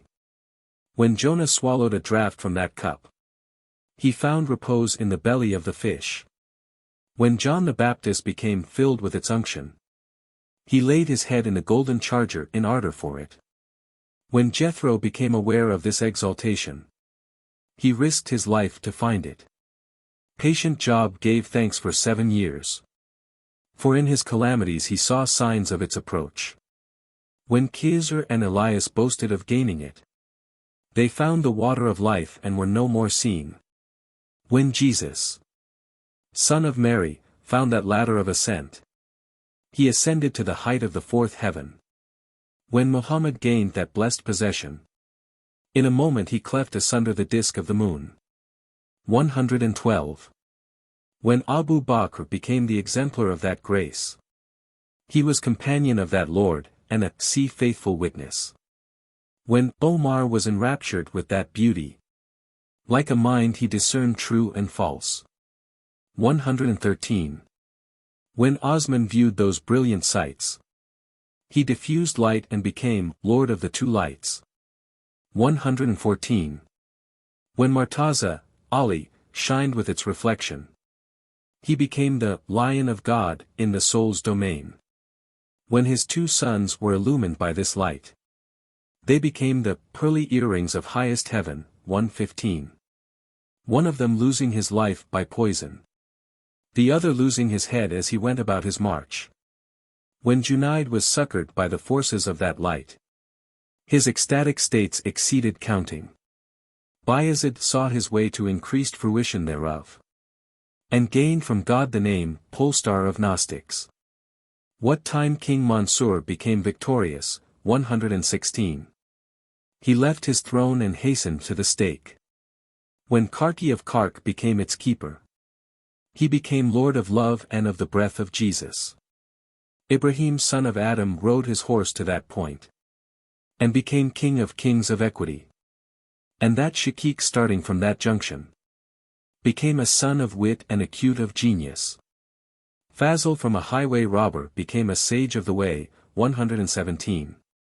When he was regarded with esteem by the king, to Bishr Hafi the doctrine was announced, and he set his face towards the desert of inquiry. When Zu 110 became distraught with care for it, Egypt, milk, as sugar became the house of his soul. When Sari 118 lost his head in seeking the way thereto, his rank was exalted above the seats of the mighty. 100,000 great, spiritual, kings, exalted by this divine light approached the world. Their names remain hidden through God's jealousy. Every beggar tells not their names. 119. Story 4. The Falcon and the Owls. A certain falcon lost his way, and found himself in the waste places inhabited by owls. The owls suspected that he had come to seize their nests, and all surrounded him to make an end of him. The falcon assured them that he had no such design as they imputed to him, that his abode was on the wrist of the king, and that he did not envy their foul habitation. The owls replied that he was trying to deceive them, inasmuch as such a strange bird as he could not be a favorite of the king. The falcon repeated that he was indeed a favorite of the king, and that the king would assuredly destroy their houses if they injured him, and proceeded to give them some good advice on the folly of trusting to outward appearances. He said, "It is true I am not homogeneous with the king, but yet the king's light is reflected in me, as water becomes homogeneous with earth in plants. I am, as it were, the dust beneath the king's feet. And if you become like me in this respect, you will be exalted as I am. Copy the outward form you behold in me, and perchance you will reach the real substance of the king." The right use of forms. That my outward form may not mislead you. Digest my sweet advice before copying me. Many are they who have been captured by form, who aimed at form, and found Allah. After all, soul is linked to body, though it in no wise resembles the body. The power of the light of the eye is mated with fat. The light of the heart is hidden in a drop of blood. Joy harbors in the kidneys and pain in the liver. The lamp of reason in the brains of the head. Smell in the nostrils and speech in the tongue. concupiscence in the flesh and courage in the heart. These connections are not without a why and a how. But reason is at a loss to understand the how. Universal soul had connection with partial soul, 120. Which thence conceived a pearl and retained it in its bosom. From that connection, like Mary, soul became pregnant of a fair Messiah. Not that Messiah who walked upon earth and water, but that Messiah who is higher than space. 121. Next, as soul became pregnant by the soul of souls, so by the former soul did the world become pregnant. Then the world brought forth another world. And of this last are brought forth other worlds. Should I reckon them in my speech till the last day, I should fail to tell the total of these resurrections. 122. Story 5. The thirsty man who threw bricks into the water. A thirsty man discovered a tank of water, but could not drink of it because it was surrounded by a high wall. He took some of the bricks off the top of the wall and cast them over it into the water. The water cried out, "What advantage do you gain by doing this?" He made answer, "The first advantage is this, that I hear your voice. And the second, that the more bricks I pull off the wall, the nearer I approach to you." The moral is, that so long as the wall of the body intervenes, we cannot reach the water of life. The abasement of the body brings men nearer to union with the deity. Destroy, therefore, the fleshly lusts which war against the soul. Then follows another parable to illustrate the folly of procrastination in this important matter. It was not ye who shot, but God shot, and those arrows were God's, not yours. 123. 'Tis God's light that illumines the senses' light. That is the meaning of light upon light. 124. The senses' light draws us earthwards. God's light carries us heavenwards. As objects of sense are of base condition, God's light is an ocean, and the senses' light a dewdrop. But that light which is upon this light is not seen, save through signs and holy discourses. Since the senses' light is gross and dense, it lies hidden in the black pupil of the eye. When you cannot see the senses' light with the eye, how can you see with the eye the light of the mind? As the senses' light is hidden in these gross veils, must not that light which is pure be also hidden? Like the senses, this world is ruled by a hidden power. It confesses its impotence before that hidden power, which sometimes exalts it and sometimes lays it low, sometimes makes it dry and sometimes moist. The hand is hidden, yet we see the pen writing. The horse is galloping, yet the rider is hid from view. The arrow speeds forth, yet the bow is not seen. Souls are seen, the soul of souls, God, is hidden. Break not the arrow, for it is the arrow of the king. Yea, it is an arrow from the bow of wisdom. Ye shot not when ye shot, was said by God. God's action has predominance over all actions. Break your own passion, break not that arrow. The eye of passion takes milk to be blood. Kiss that arrow and bear it to the king. Yea, though it be stained with your own blood. Whatsoever is seen is weak and base and impotent. What is hidden is equally fierce and headstrong. We are the captured game, who is the snare? We are the balls, where is the bat? He tears and mends, who is this tailor? He fans and kindles the flame, who is this kindler? At one time he makes the faithful one an infidel. At another he makes the atheist a devotee. Next comes an anecdote of a dirty man who refused to bathe because he was ashamed to go into the water, with the moral that shame hinders religion.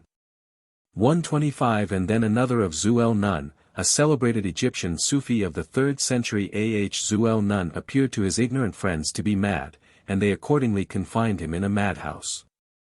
After a time they thought that he was not really mad, but had feigned madness for some deep purpose, and they went to the madhouse to inquire into the state of his health. When they arrived there, Zu'el Nun asked them who they were, and they answered that they were his devoted friends, who were now convinced that the story of his being mad was a calumny. Zuel Nun jumped up and drove them away with sticks and stones, saying that true friendship would have been manifested in sharing his troubles, even as pure gold is tried by fire. Story 6. Luqman's master examines him and discovers his acuteness. Luqman the sage, 126, who is sometimes identified with Aesop, and sometimes with the nephew of the prophet. Job, though gifted with wisdom by God, was a slave. His master, however, discovered his worth, and became extremely attached to him, so that he never received any delicacy without giving Luqman a share of it. One day, having received a watermelon, he gave Luqman the best part of it, and Luqman devoured it with such apparent relish that his master was tempted to taste it. To his surprise he found it very bitter, and asked Luqman why he had not told him of this. Luqman replied that it was not for him, who lived on his master's bounty, to complain if he now and then received disagreeable things at his hands. Thus, though to outward appearance a slave, Luqman showed himself to be a lord. Love endures hardships at the hands of the beloved. Through love bitter things seem sweet. Through love bits of copper are made gold. Through love dregs taste like pure wine. Through love pains are as healing balms. Through love thorns become roses. And through love vinegar becomes sweet wine. Through love the stake becomes a throne. Through love reverse of fortune seems good fortune. Through love a prison seems a rose bower. Without love a grate full of ashes seems a garden. Through love burning fire is pleasing light. Through love the devil becomes a houri. Through love hard stones become soft as butter. Without love soft wax becomes hard iron. Through love grief is as joy. Through love ghouls turn into angels. Through love stings are as honey. Through love lions are harmless as mice. Through love sickness is health. Through love wrath is as mercy. Through love the dead rise to life. Through love the king becomes a slave. Even when an evil befalls you, have due regard. Regard well him who does you this ill turn. The sight which regards the ebb and flow of good and ill opens a passage for you from misfortune to happiness. Thence you see the one state moves you into the other. 127. One opposite state generating its opposite in exchange. So long as you experience not fears after joys, how can you look for pleasures after disgusts? While ye fear the doom of the angel on the left hand, men hope for the bliss of the angel on the right. 128. May you gain 2 wings, 129. A fowl with only 1 wing is impotent to fly, O well-intentioned one. Now either permit me to hold my peace altogether, or give me leave to explain the whole matter. And if you dislike this and forbid that, who can tell what your desire is? You must have the soul of Abraham in order with light, to see the mansions of paradise in the fire. Step by step he ascended above sun and moon, and so lagged not below, as a ring that fastens a door. Since the friend of God ascended above the heavens, and said, I love not gods that set. 130. So this world of the body is a breeder of misconceptions in all who have not fled from lust. Story 7. Moses and the Shepherd. Next follows an anecdote of Bilqis, Queen of Sheba, whose reason was enlightened by the counsels of the Hupus sent to her by King Solomon. Outward sense is as opposed to true reason as Abu Jahl was to Muhammad. And when the outward senses are replaced by the true inner reason, man sees that the body is only foam, and the heart the limitless ocean. Afterwards comes an anecdote of a philosopher who was struck blind for cavilling at the verse, What think ye? If at early morn your waters shall have sunk away, who will then give you clear running water? 131. This is succeeded by the story of Moses and the shepherd. Moses once heard a shepherd praying as follows, O God, show me where thou art, that I may become thy servant. I will clean thy shoes and comb thy hair, and sew thy clothes, and fetch thee milk. When Moses heard him praying in this senseless manner, he rebuked him, saying, O foolish one, though your father was a Mussulman, you have become an infidel. God is a spirit, and needs not such gross ministrations as, in your ignorance, you suppose. The shepherd was abashed at his rebuke, and tore his clothes and fled away into the desert. Then a voice from heaven was heard, saying, O Moses, wherefore have you driven away my servant? Your office is to reconcile my people with me, not to drive them away from me. I have given to each race different usages and forms of praising and adoring me. I have no need of their praises, being exalted above all such needs. I regard not the words that are spoken, but the heart that offers them. I do not require fine words, but a burning heart. Men's ways of showing devotion to me are various, but so long as the devotions are genuine, they are accepted. Religious forms indifferent. A voice came from God to Moses. Why hast thou sent my servant away?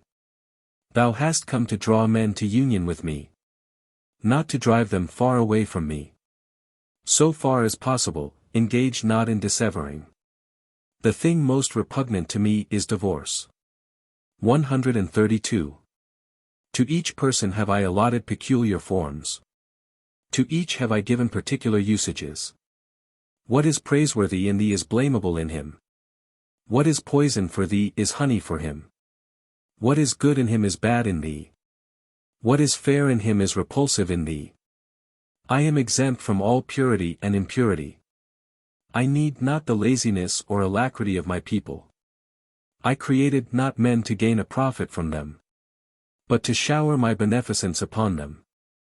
In the men of Hind the usages of Hind are praiseworthy. In the men of Sind those of Sind.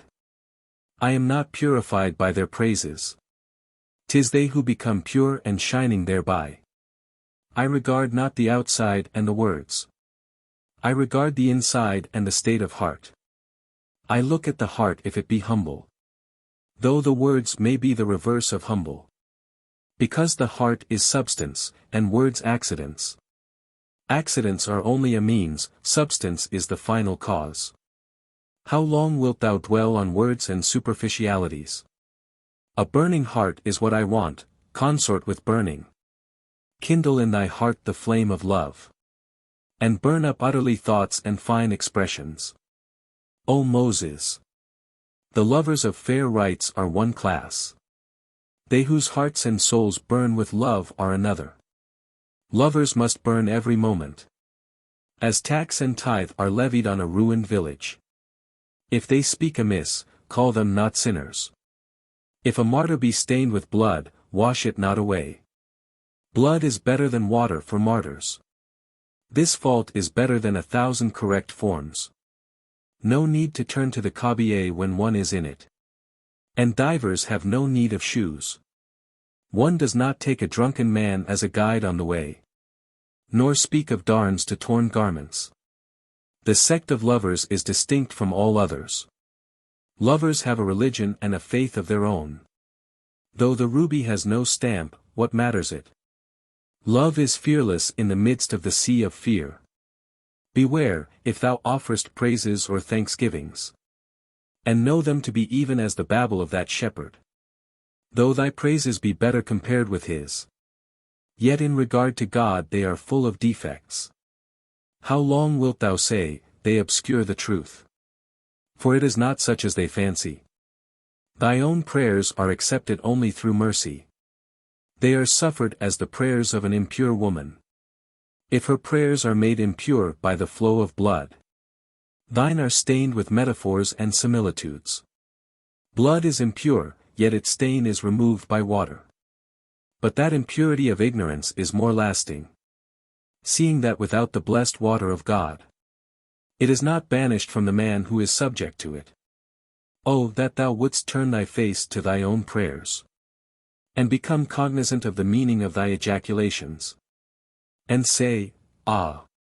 My prayers are as defective as my being. Oh, requite me good for evil. Moses questions God as to the reason of the flourishing state of the wicked. Moses said, O beneficent Creator, with whom a moment's remembrance is as long ages. I see thy plan distorted in this world of earth and water. My heart, like the angels, feels a difficulty thereat.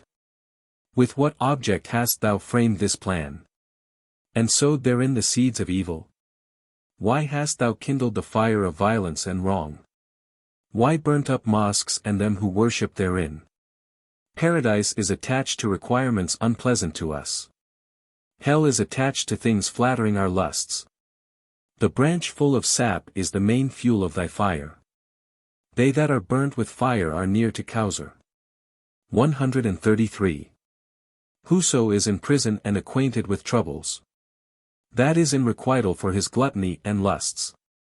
Whoso is in a palace and enjoying wealth, that is in reward for toils and troubles. Whoso is seen enjoying uncounted gold and silver, know that he strove patiently to acquire it. He, whose soul is exempt from natural conditions, and who possesses the power of overriding causes, can see without causes, like eyes that pierce night. But thou, who art dependent on sense, attend to causes. Having left Jesus, thou cherishest an ass, lust, and art perforce excluded, like an ass. The portion of Jesus is knowledge and wisdom. Not so the portion of an ass, O asinine one. Thou pitiest thine ass when it complains. So art thou ignorant, thy ass makes thee asinine. Keep thy pity for Jesus, not for the ass. Make not thy lust to vanquish thy reason. Leave thy natural lusts to whine and howl. Tear thee from them, escape that snare of the soul. Story 8.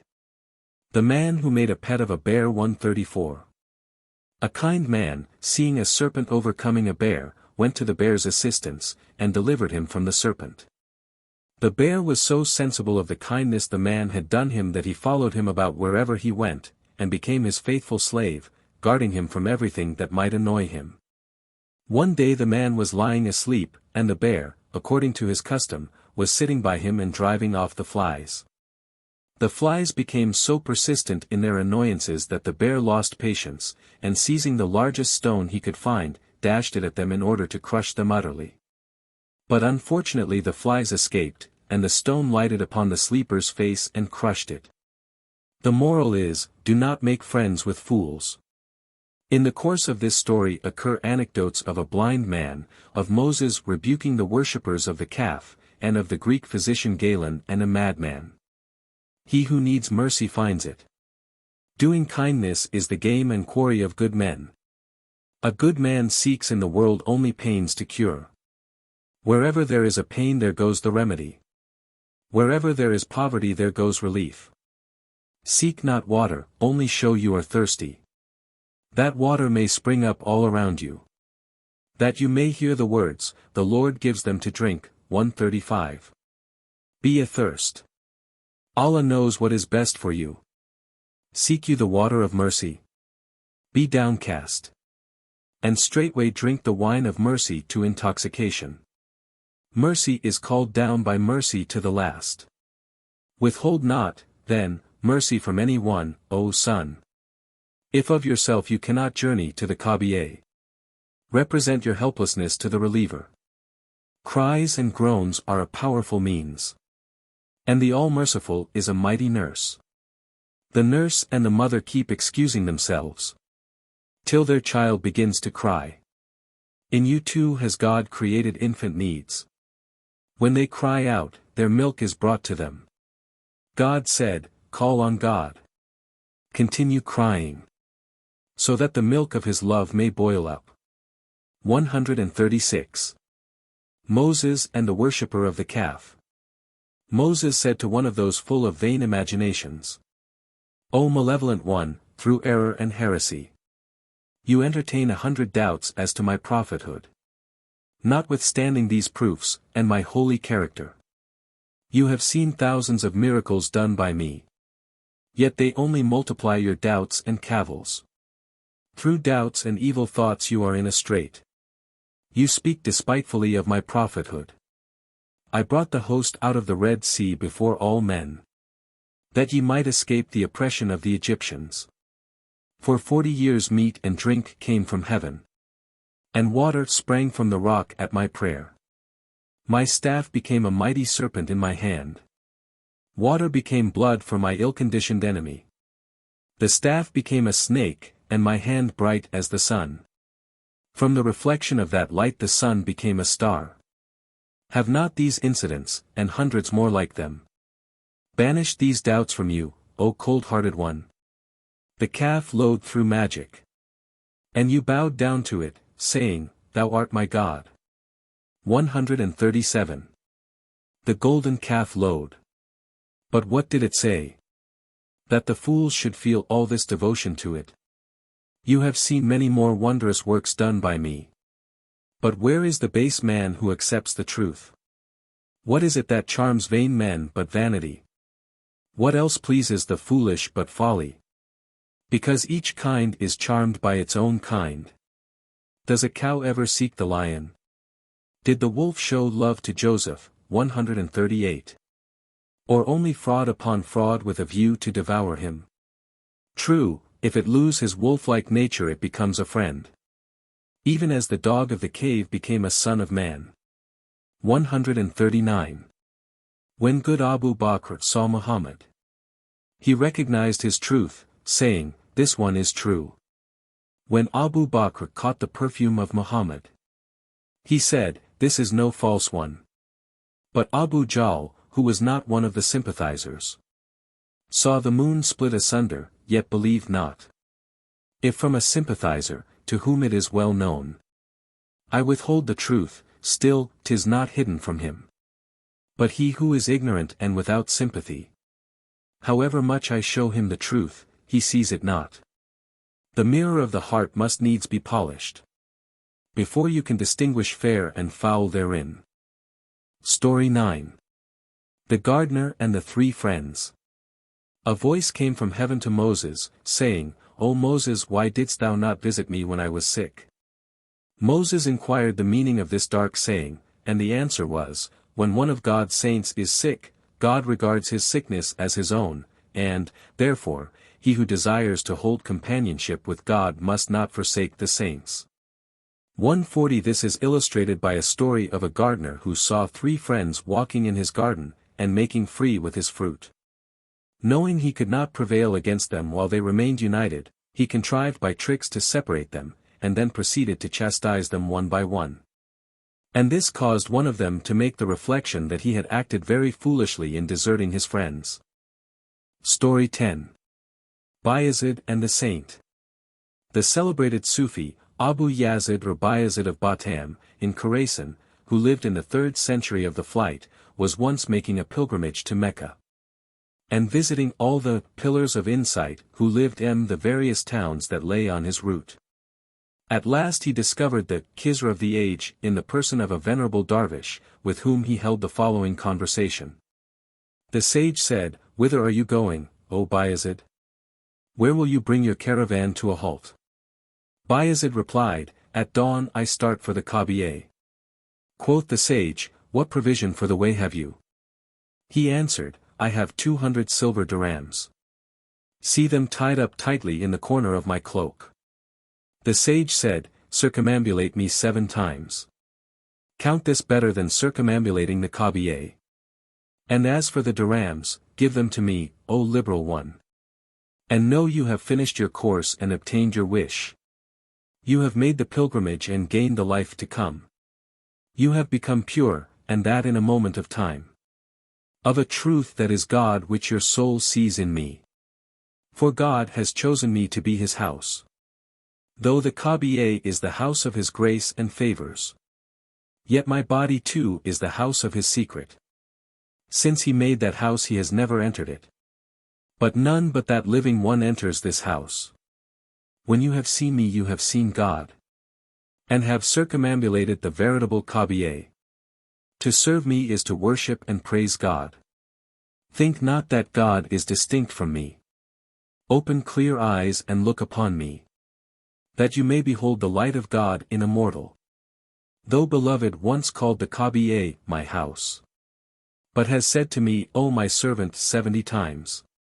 O Bayazid, you have found the Kaaba. You have found 100 precious blessings.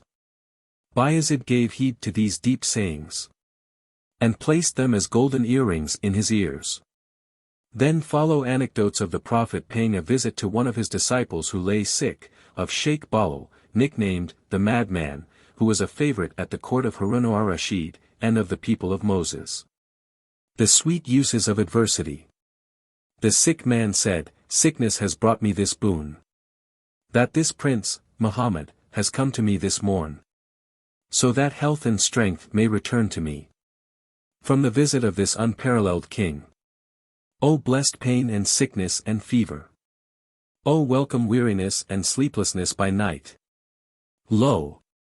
God of his bounty and favor has sent me this pain and sickness in my old age. He has given me pain in the back, that I may not fail to spring up out of my sleep at midnight, that I may not sleep all night like the cattle. God in his mercy has sent me these pains.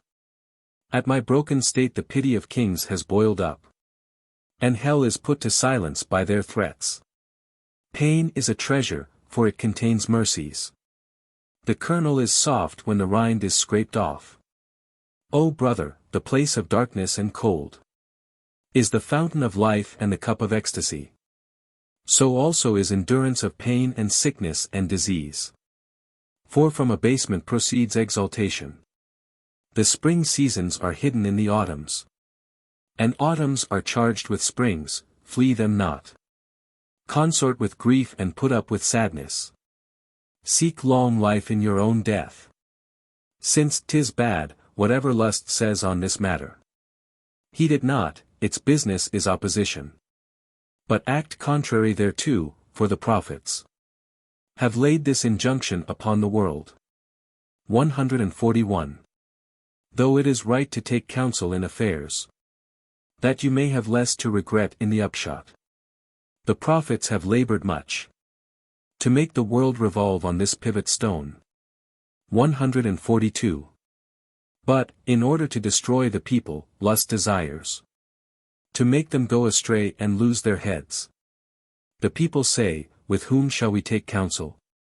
The prophets answer, with the reason of your chief. Again they say, suppose a child or a woman enter, who lacks reason and clear judgment. They reply, take counsel with them, and act contrary to what they advise. Know your lust to be woman, and worse than woman. Woman is partial evil, lust universal evil. If you take counsel with your lust, see you act contrary to what that base one advises. Even though it enjoin prayers and fasting, it is treacherously laying a snare for you. You must abandon and ignore your own knowledge, and dip your hand in the dish of abnegation of knowledge. Whatever seems profitable, flee from it. Drink poison and spill the water of life. Contemn whatever praises you. Lend to paupers your wealth and profits. Quit your sect and be a subject of aversion. Cast away name and fame and seek disgrace. God the author of good and evil. If you seek the explanation of God's love and favor, in connection therewith read the chapter, Brightness. 143. And if you say evil also proceeds from him, yet what damage is that to his perfection? To send that evil is one of his perfections. I will give you an illustration, O arrogant one. The heavenly artist paints his pictures of two sorts. Fair pictures and pictures the reverse of fair. Joseph he painted fair and made him beautiful. He also painted ugly pictures of demons and afrits. Both sorts of pictures are of his workmanship. They proceed not from his imperfection, but his skill, that the perfection of his wisdom may be shown, and the gainsayers of his art be put to shame. Could he not paint ugly things he would lack art. And therefore he creates Ghibers as well as Moslems. Thus, both infidelity and faith bear witness to him. Both alike bow down before his almighty sway. But no, the faithful worship him willingly, for they seek and aim at pleasing him, while Ghibers worship him unwillingly, their real aim and purpose being quite otherwise. Evil itself is turned into good for the good. The Prophet said to that sick man, Pray in this wise and allay your difficulties. Give us good in the house of our present world. And give us good in the house of our next world. 144. Make our path pleasant as a garden. And be thou, O Holy One, our goal. The faithful will say on the last day, O King. Was not hell on the route all of us traveled? Did not faithful as well as infidels pass through it? Yet on our way we perceived not the smoke of the fire. Nay, it seemed paradise and the mansion of the blessed. Then the King will answer, that green garden, as it appeared to you on your passage through it, was indeed hell and the place of dread torment. Yet for you it became a garden green with trees. Since you have labored to make hellish lusts, and the fire of pride that courts destruction, to make these, I say, pure and clean, and, to please God, have quenched those fires, so that the fire of lust, that erst breathed flame, has become a holy garden and a guiding light. Since you have turned the fire of wrath to meekness, and the darkness of ignorance to shining knowledge. Since you have turned the fire of greed into bounty, and the vile thorns of malice into a rose garden. Since you have quenched all these fires of your own, for my sake, so that those poisons are now pure sweets. Since you have made fiery lust as a verdant garden, and have sowed therein the seed of fidelity, so that nightingales of prayer and praise ever warble sweetly around this garden. Since you have responded to the call of God, and have drawn water out of the hell of lust. For this cause my hell also, for your behoof, becomes a verdant garden and yields leaves and fruit. What is the recompense of well-doing, O son? It is kindness and good treatment and rich requital. Have ye not said, we are victims, mere nothings before eternal being? If we are drunkards or madmen, 'tis that cup-bearer and that cup which make us so. We bow down our heads before his edict and ordinance. We stake precious life to gain his favor, while the thought of the beloved fills our hearts. All our work is to do him service and spend life for him, wherever he kindles his destructive torch. Myriads of lovers' souls are burnt therewith. The lovers who dwell within the sanctuary are moths burnt with the torch of the beloved's face. O heart, haste thither. 145 For God will shine upon you, and seem to you a sweet garden instead of a terror. He will infuse into your soul a new soul, so as to fill you, like a goblet, with wine. Take up your abode in his soul. Take up your abode in heaven, O bright full moon. Like the heavenly scribe 146 he will open your heart's book, that he may reveal mysteries unto you. Abide with your friend, since you have gone astray. Strive to be a full moon. You are now a fragment thereof. Wherefore this shrinking of the part from its whole? Why this association with its foes? Behold, genus become species in due course. Behold, secrets become manifest through his light. So long as woman like you swallow blandishments, how, O wise man, can you get relief from false flatteries? These flatteries and fair words and deceits, of lust, you take, and swallow, just like women. But the reproaches and the blows of dervishes are really better for you than the praises of sinners. Take the light blows of dervishes, not the honey of sinners. And become, by the fortune of good, good yourself. Because from them the robe of good fortune is gained. In the asylum of the spirit blood becomes life. Story 11. Muawiyah and Iblis. Muawiyah, the first of the Umayyad Caliphs, was one day lying asleep in his palace, when he was awakened by a strange man. Muawiyah asked him who he was, and he replied that he was Iblis. Muawiyah then asked him why he had awakened him, and Iblis replied that the hour of prayer was come, and he feared Muawiyah would be late. Muawiyah answered, Nay. It could never have been your intention to direct me in the right way. How can I trust a thief like you to guard my interests? Iblis answered, Remember that I was bred up as an angel of light, and that I cannot quite abandon my original occupation. You may travel to Rome or Cathay, but still you retain the love of your fatherland. I still retain my love of God, who fed me when I was young. Nay, even though I revolted from him, that was only from jealousy of Adam, and jealousy proceeds from love, not from denial of God.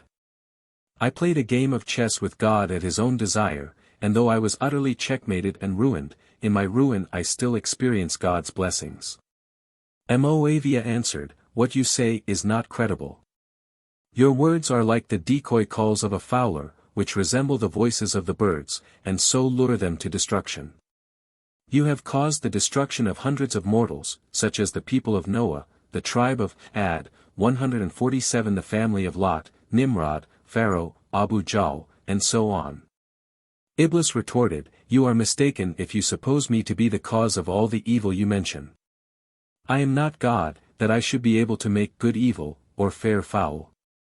Mercy and vengeance are twin divine attributes, and they generate the good and evil seen in all earthly things.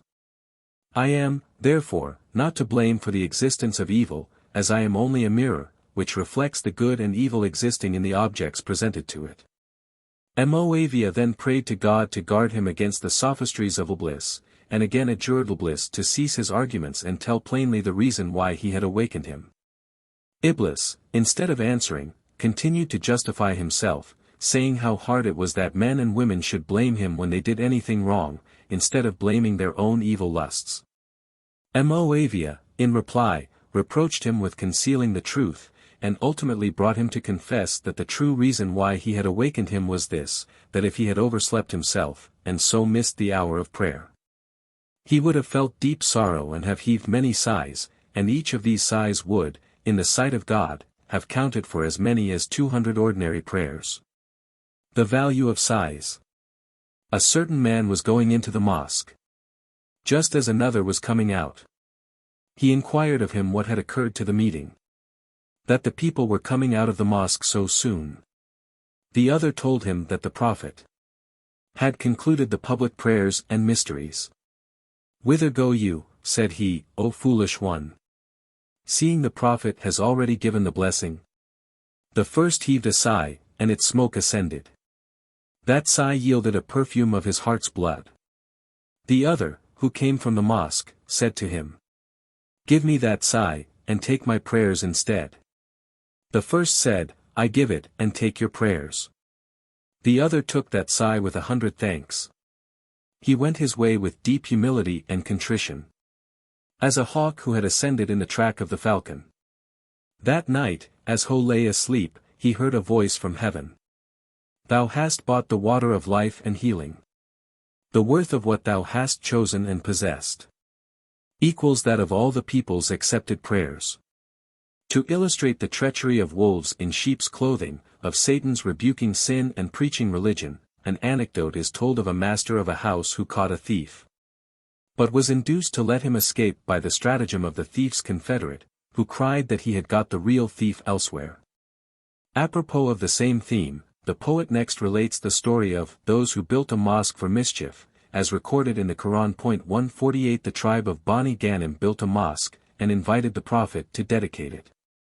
The Prophet, however, discovered that their real motive was jealousy of the tribe of Bani Amr el-Bin Auf, and of the mosque at Quba, near Medina, and a treacherous understanding with the Syrian monk Abu Amir, and therefore he refused their request, and ordered the mosque to be razed to the ground. Wisdom. The believers lost camel. My people adopt my law without obeying it. They take that coin without assaying it. The Quran's wisdom is like the believer's lost camel. 149. Everyone is certain his camel is lost. You have lost your camel and seek it diligently. Yet how will you find it if you know not your own? What was lost? Was it a female camel that you lost? It escaped from your hand, and you are in a maze. The caravan is come to be loaded. Your camel is vanished from the midst of it. You run here and there, your mouth parched with heat. The caravan moves on, and night approaches. Your goods lie on the ground in a dangerous road. You hurry after your camel in all directions. You cry, O Moslems, who has seen a camel which escaped from its stable this morning? To him who shall give me news of my camel, I will give a reward of so many dirhams. You go on seeking news of your camel from every one, and every lewd fellow flatters you with a fresh rumor, saying, I saw a camel, it went this way. 'Twas red, and it went towards this pasture. Another says, its ear was cropped. Another says, its cloth was embroidered. Another that it had only one eye. Another that it had lost its hair from mange. To gain the reward every base fellow mentions 100 marks without any foundation. All false doctrines contain an element of truth. Just so every one in matters of doctrine gives a different description of the hidden subject. A philosopher expounds it in one way, and a critic at once refutes his propositions. A third censures both of them. A fourth spends his life introducing the others. Every one mentions indications of this road, in order to create an impression that he has gone it. This truth and that truth cannot be all true. And yet all of them are not entirely astray in error. Because error occurs not without some truth. Fools buy base coins from their likeness to real coins. If there were no genuine coins current in the world, how could coiners succeed in passing false coins? If there were no truth, how could falsehood exist? Falsehood derives its plausibility from truth. 'Tis the desire of right that makes men buy wrong. Let poison be mixed with sugar, and they eat it at once. If wheat were not valued as sweet and good for food, the cheat who shows wheat and sells barley would make no profit. Say not, then, that all these creeds are false. The false ones ensnare hearts by the scent of truth. Say not that they are all erroneous fancies. There is no fancy in the universe without some truth. Truth is the night of power, 150 hidden amongst other nights. In order to try the spirit of every night. Not every night is that of power, O youth. Nor yet is every night quite void of power. In the crowd of rag-wearers there is but one fakir, 151. Search well and find out that true one. Tell the wary and discerning believer to distinguish the king from the beggar. If there were no bad goods in the world, every fool might be a skillful merchant. For then the hard art of judging goods would be easy. If there were no faults, one man could judge as well as another. Again, if all were faulty, skill would be profitless. If all wood were common, there would be no aloes. He who accepts everything as true is a fool. But he who says all is false is a knave. Story 12. The four Hindustanis who censured one another. Four Hindustanis went to the mosque to say their prayers. Each one duly pronounced the takbir, and was saying his prayers with great devotion, when the muezzin happened to come in. One of them immediately called out, O muezzin, have you yet called to prayer? It is time to do so. Then the second said to the speaker, Ah! You have spoken words unconnected with worship, and therefore, according to the hadith, you have spoiled your prayers. 152. Thereupon the third scolded the last speaker, saying, O simpleton, why do you rebuke him? Rather rebuke yourself. Last of all, the fourth said, God be praised that I have not fallen into the same ditch as my three companions. The moral is, not to find fault with others, but rather, according to the proverb, 153, to be admonished by their bad example. Apropos of this proverb, a story is told of two prisoners captured by the tribe of Guz. The Guzians were about to put one of them to death, to frighten the other, and make him confess where the treasure was concealed, when the doomed man discovered their object, and said, O noble sirs, kill my companion, and frighten me instead. Story 13. The Old Man and the Physician. An old man complained to his physician that he suffered from headache. The physician replied, that is caused by old age. The old man next complained of a defect in his sight, and the physician again told him that his malady was due to old age. The old man went on to say that he suffered from pain in the back, from dyspepsia, from shortness of breath, from nervous debility, from inability to walk, and so on. And the physician replied that each of these ailments was likewise caused by old age. The old man, losing patience, said, "O fool, know you not that God has ordained a remedy for every malady?" The physician answered, "This passion and choler are also symptoms of old age. Since all your members are weak, you have lost the power of self-control, and fly into a passion at every word. Bad principles always produce bad acts. Fools laud and magnify the mosque, while they strive to oppress holy men of heart. But the former is mere form, the latter spirit and truth. The only true mosque is that in the hearts of saints. The mosque that is built in the hearts of the saints is the place of worship of all, for God dwells there. So long as the hearts of the saints are not afflicted, God never destroys the nation. Our forefathers lifted their hands against the prophets.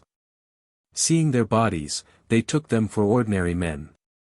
In you also abide the morals of those men of old. How can you avoid fearing that you will act like them? The morals of those unthankful ones dwell in you. Your urn will not always return unbroken from the well. Seeing that all these bad symptoms are seen in you, and that you are one with those men, how can you escape? Story 14.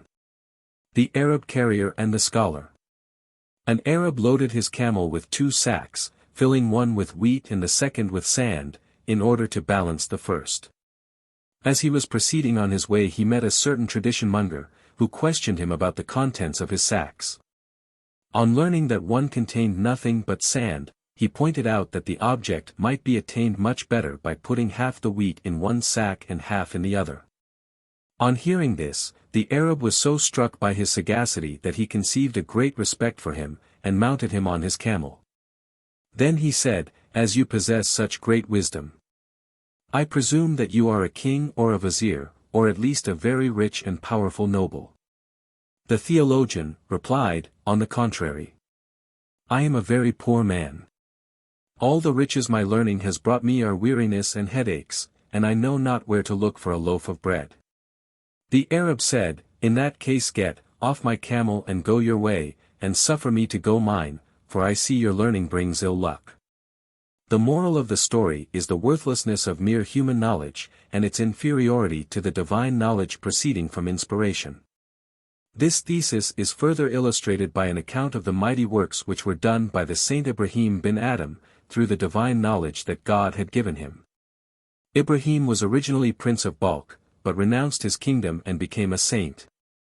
One day he was sitting by the shore mending his cloak, when one of his former subjects passed by and marveled to see him engaged in such a mean occupation. The saint at once, by inspired knowledge, read his thoughts, and thus corrected his false impressions. He took the needle with which he was mending his cloak and cast it into the sea. Then with a loud voice he cried out, "O needle, rise again from the midst of the sea and come back again into my hands."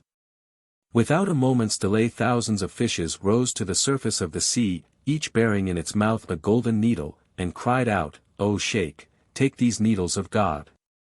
Ibrahim then turned to the noble, saying, "Is not the kingdom of the heart better than the contemptible earthly kingdom I formerly possessed?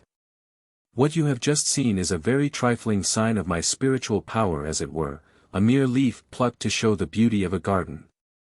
You have now caught the scent of this garden, and it ought to attract your soul to the garden itself, for you must know that scents have great influence, e.g.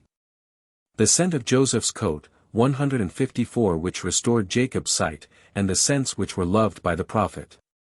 155. Story 15. The man who boasted that God did not punish him for his sins, and Jethro's answer to him.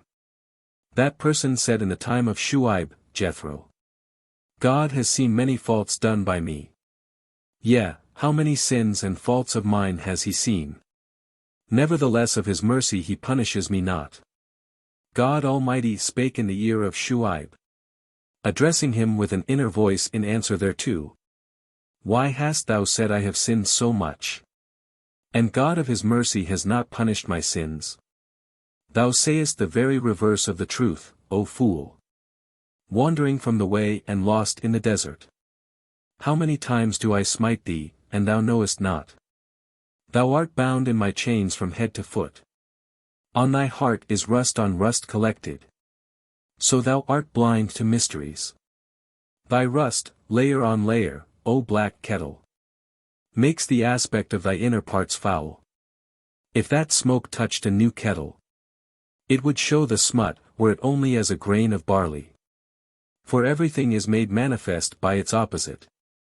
In contrast with its whiteness that black shows foul. But when the kettle is black, then afterwards, who can see on it the impression of the smoke? If the blacksmith be a Negro, his face agrees in color with the smoke. But if a man of rum does blacksmith's work, his face becomes grimed by the smoke fumes. Then he quickly perceives the impression of his fault. So that he wails and cries, O Allah! When he is stubborn and follows his evil practices, he casts dust in the eyes of his discernment. He recks not of repentance, and, moreover, that sin becomes dear to his heart, so that he becomes without faith. Old shame for sin and calling on God quit him. Rust 5 layers deep settles on his mirror. Rust spots begin to gnaw his iron. The color in his jewel grows less and less. When you write on white paper, what is written is read at a glance. But when you write on the face of a written page, it is not plain, reading it is deceptive. For that black is written on the top of other black. Both the writings are illegible and senseless. Or if, in the third place, you write on the page, and then blacken it like an infidel's soul, then what remedy but the aid of the remedier? Despair is copper and sight its elixir. Lay your despair before him, that you may escape from pain without medicine. When Shuaib spoke these aphorisms to him, from that breath of the soul roses bloomed in his heart. His soul heard the revelations of heaven. He said, if he has punished me, where is the sign of it? Shuaib said, O Lord, he repels my arguments. He seeks for a sign of that punishment. The veiler of sins replied, I will tell him no secrets, save only one, in order to try him. One sign that I punish him is this: that he observes obedience and fasting and prayer, and devotions and almsgiving, and so on, yet never feels the least expansion of soul. He performs the devotions and acts enjoined by law, yet derives not an atom of relish from them.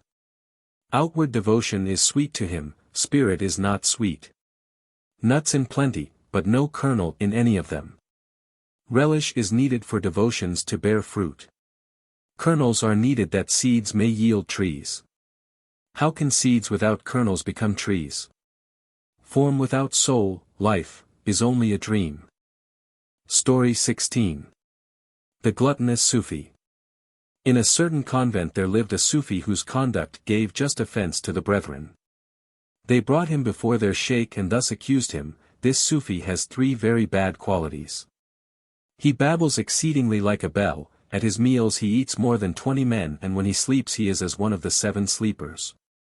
The sheikh then admonished him, insisting on the obligation of keeping to the golden mean, and reminding him that even the prophet Moses 156 was once rebuked by Khizr for speaking to excess. But the delinquent excused himself on the grounds that the mean is relative, what is excess in one man being moderation in another, that he who is led by the Spirit is no longer subject to the outward law, and that, the inner voice, which rules such an one's conduct, is its own evidence. The mean is relative. He said, though the path of the mean is wisdom, yet is this same mean also relative. The water which is insufficient for a camel is like an ocean to a mouse. Whoso has 4 loaves as his daily allowance, whether he eat 2 or 3, he observes the mean. But if he eat all 4 he transgresses the mean.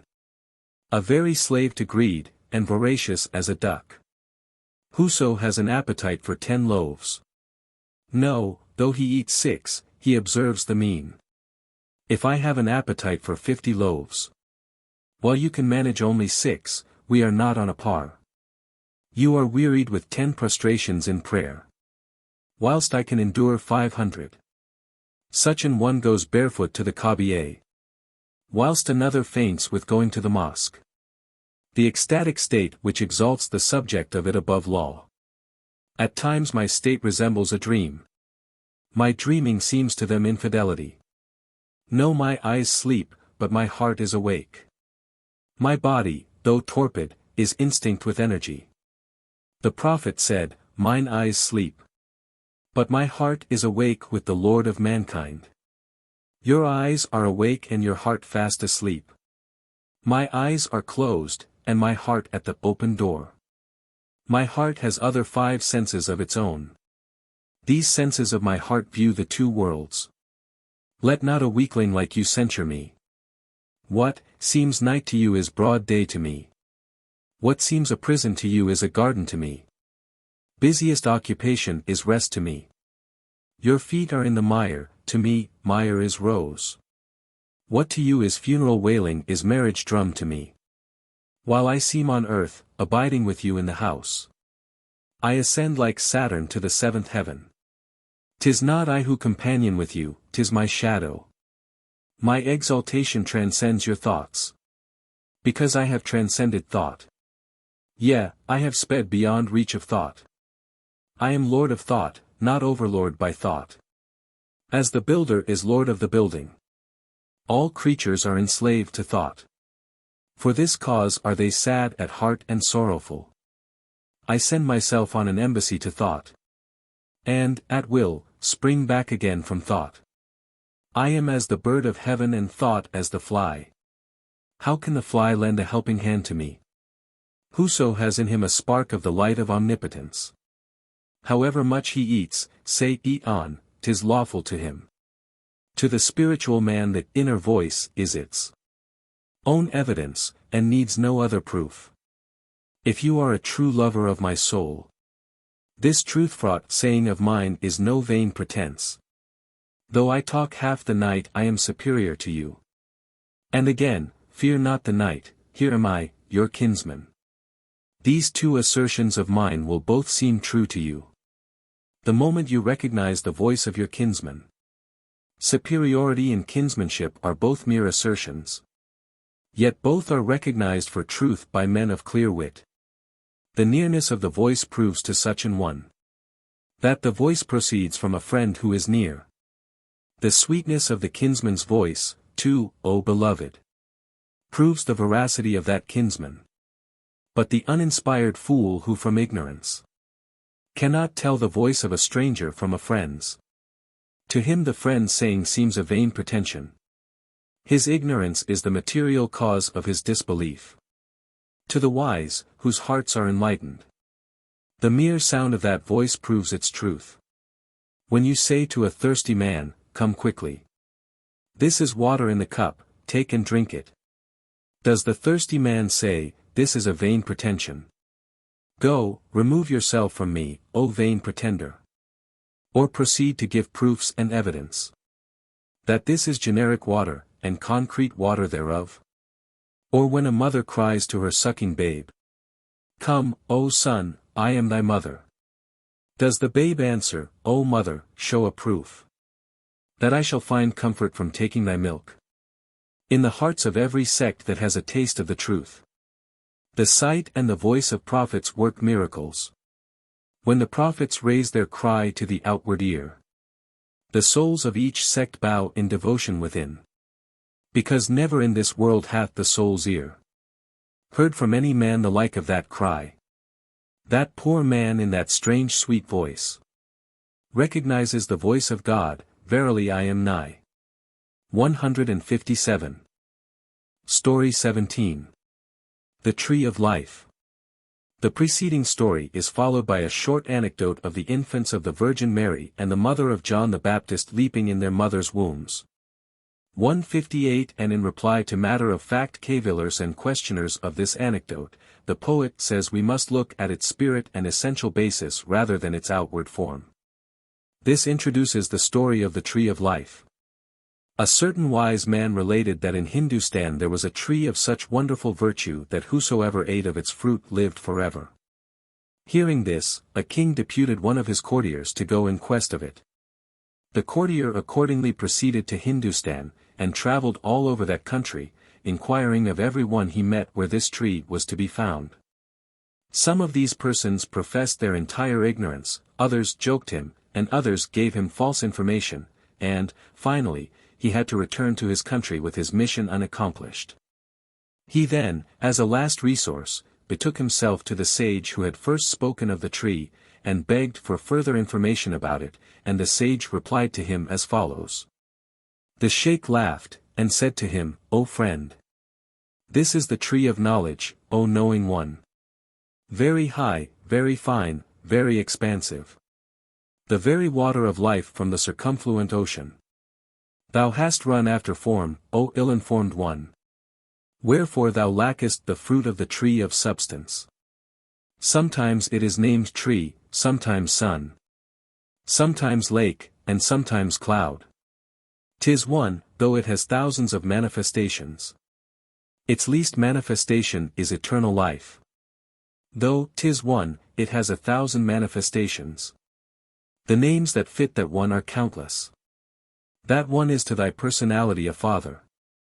In regard to another person he may be a son. In relation to another he may be wrath and vengeance. In relation to another, mercy and goodness. He has thousands of names, yet is one. Answering to all of his descriptions, yet indescribable. Everyone who seeks names, if he is a man of credulity, like thee, remains hopeless and frustrated of his aim. Why cleavest thou to this mere name of tree? So that thou art utterly balked and disappointed? Pass over names and look to qualities. So that qualities may lead thee to essence. The differences of sects arise from his names. When they pierce to his essence they find his peace. This story is followed by another anecdote illustrative of the same thesis, that attending merely to names and outward forms, rather than to the spirit and essence of religion, leads men into error and delusion. 4 persons, a Persian, an Arab, a Turk, and a Greek, were traveling together, and received a present of a dirham.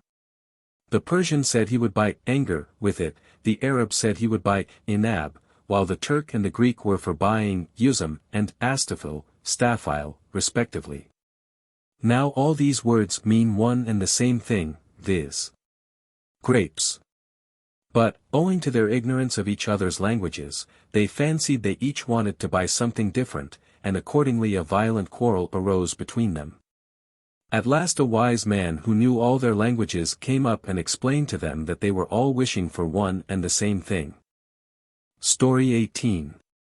The young ducks who were brought up under a hen. Although a domestic fowl may have taken thee, who art a duckling, under her wing and nurtured thee. Thy mother was a duck of that ocean. Thy nurse was earthy, and her wing dry land. The longing for the ocean which fills thy heart. That natural longing of thy soul comes from thy mother. Thy longing for dry land comes to thee from thy nurse.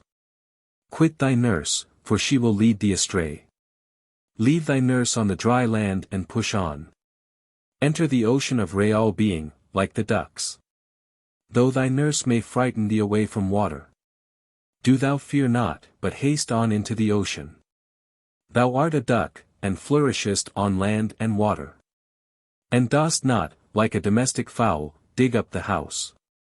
Thou art a king of the sons of Adam honored by God, 159. And settest foot alike on sea and land. For impress on thy mind, we have carried them by sea. Before the words, we have carried them by land. The angels go not on dry land. And the animals know nothing of the sea. Thou in body art an animal, in thy soul an angel. Hence thou goest both upon earth and on heaven. Hence to outward view, he is a man like you, 160. While to his sharp-seeing heart, it hath been revealed. His earthy form has fallen on earth. His spirit revolving above highest heaven. O boy, we are all of us waterfowl. The sea knows full well our language. Solomon 161 is, as it were, that sea, and we as the birds. In Solomon we hold our course to eternity. Along with Solomon plunge into the ocean, 162. Then, like David, the water will make us coats of mail. That Solomon is present to every one. But negligence closes their eyes and bewitches them. Hence, through ignorance, sloth, and folly. Though he stands hard by us, we are shut off from him. The noise of thunder makes the head of the thirsty ache. When he knows not that it unlocks the blessed showers. His eyes are fixed on the running stream. Unwitting of the sweetness of the rain from heaven. He urges the steed of his desire towards the caused. And perforce remains shut off from the causer. Whoso beholds the causer face to face. How can he set his heart on things caused on earth? Book 3. Story 1. The Travelers Who Ate the Young Elephant. A party of travelers lost their way in a wilderness, and were well nigh famished with hunger. While they were considering what to do, a sage came up and condoled with them on their unfortunate plight. He told them that there were many young elephants in the adjacent woods, one of which would furnish them an ample meal, but at the same time he warned them that if they killed one, its parents would in all probability track them out and be revenged on them for killing their offspring. Shortly after the travelers saw a plump young elephant, and could not resist killing and eating it. One alone refrained. Then they lay down to rest. But no sooner were they fast asleep than a huge elephant made his appearance and proceeded to smell the breath of each one of the sleepers in turn. Those whom he perceived to have eaten of the young elephant's flesh he slew without mercy, sparing only the one who had been prudent enough to abstain. God's care for his children. O son, the pious are God's children. Absent or present he is informed of their state. Deem him not absent when they are endangered. For he is jealous for their lives. He saith, these saints are my children. Though remote and alone and away from their Lord. For their trial they are orphans and wretched. Yet in love I am ever holding communion with them. Thou art backed by all my protection. My children are, as it were, parts of me. Verily these dervishes of mine are thousands on thousands, and yet no more than one. For if not, how did Moses with one magic staff turn the realm of Pharaoh upside down? And if it were not so, how did Noah with one curse make east and west alike drowned in his flood? Nor could one prayer of eloquent Lot have raised their strong city against their will. Their mighty city, like to paradise, became as a tigress of black water. Go, see its vestige. Toward Syria is this vestige and memorial. Thou sayest it in passing on the way to Jerusalem. Thousands of God-fearing prophets in every age hold divine chastisements in hand. Should I tell of them my limits would be exceeded. And not hearts only but very hills would bleed. Evil deeds give men's prayers an ill savor in God's nostrils. Thou art asleep, and the smell of that forbidden fruit ascends to the azure skies. Ascends along with thy foul breath, till it overpowers heaven with stench. Stench of pride, stench of lust, stench of greed. All these stink like onions when a man speaks. Though thou swearest, saying, when have I eaten? Have I not abstained from onions and garlic? The very breath of that oath tells tales, as it strikes the nostrils of them that sit with thee. So too prayers are made invalid by such stenches. 163. That crooked heart is betrayed by its speech. The answer to that prayer is, be ye driven into hell. 164. The staff of repulsion is the reward of all deceit. But, if thy speech be crooked and thy meaning straight, thy crookedness of words will be accepted of God. That faithful Bilal, when he called to prayer, would devoutly cry, come hither, come hither. At last men said, O Prophet, this call is not right. This is wrong. Now, what is thy intention? O Prophet, and O Ambassador of the Almighty, provide another muezzin of better talent. 'Tis an error at the beginning of our divine worship. To utter the words, come to the asylum. 165. The wrath of the prophet boiled up, and he said, uttering one or two secrets from the fount of grace. O base ones, in God's sight the ho of Bilal is better than 100 come hithers and ejaculations. Ah!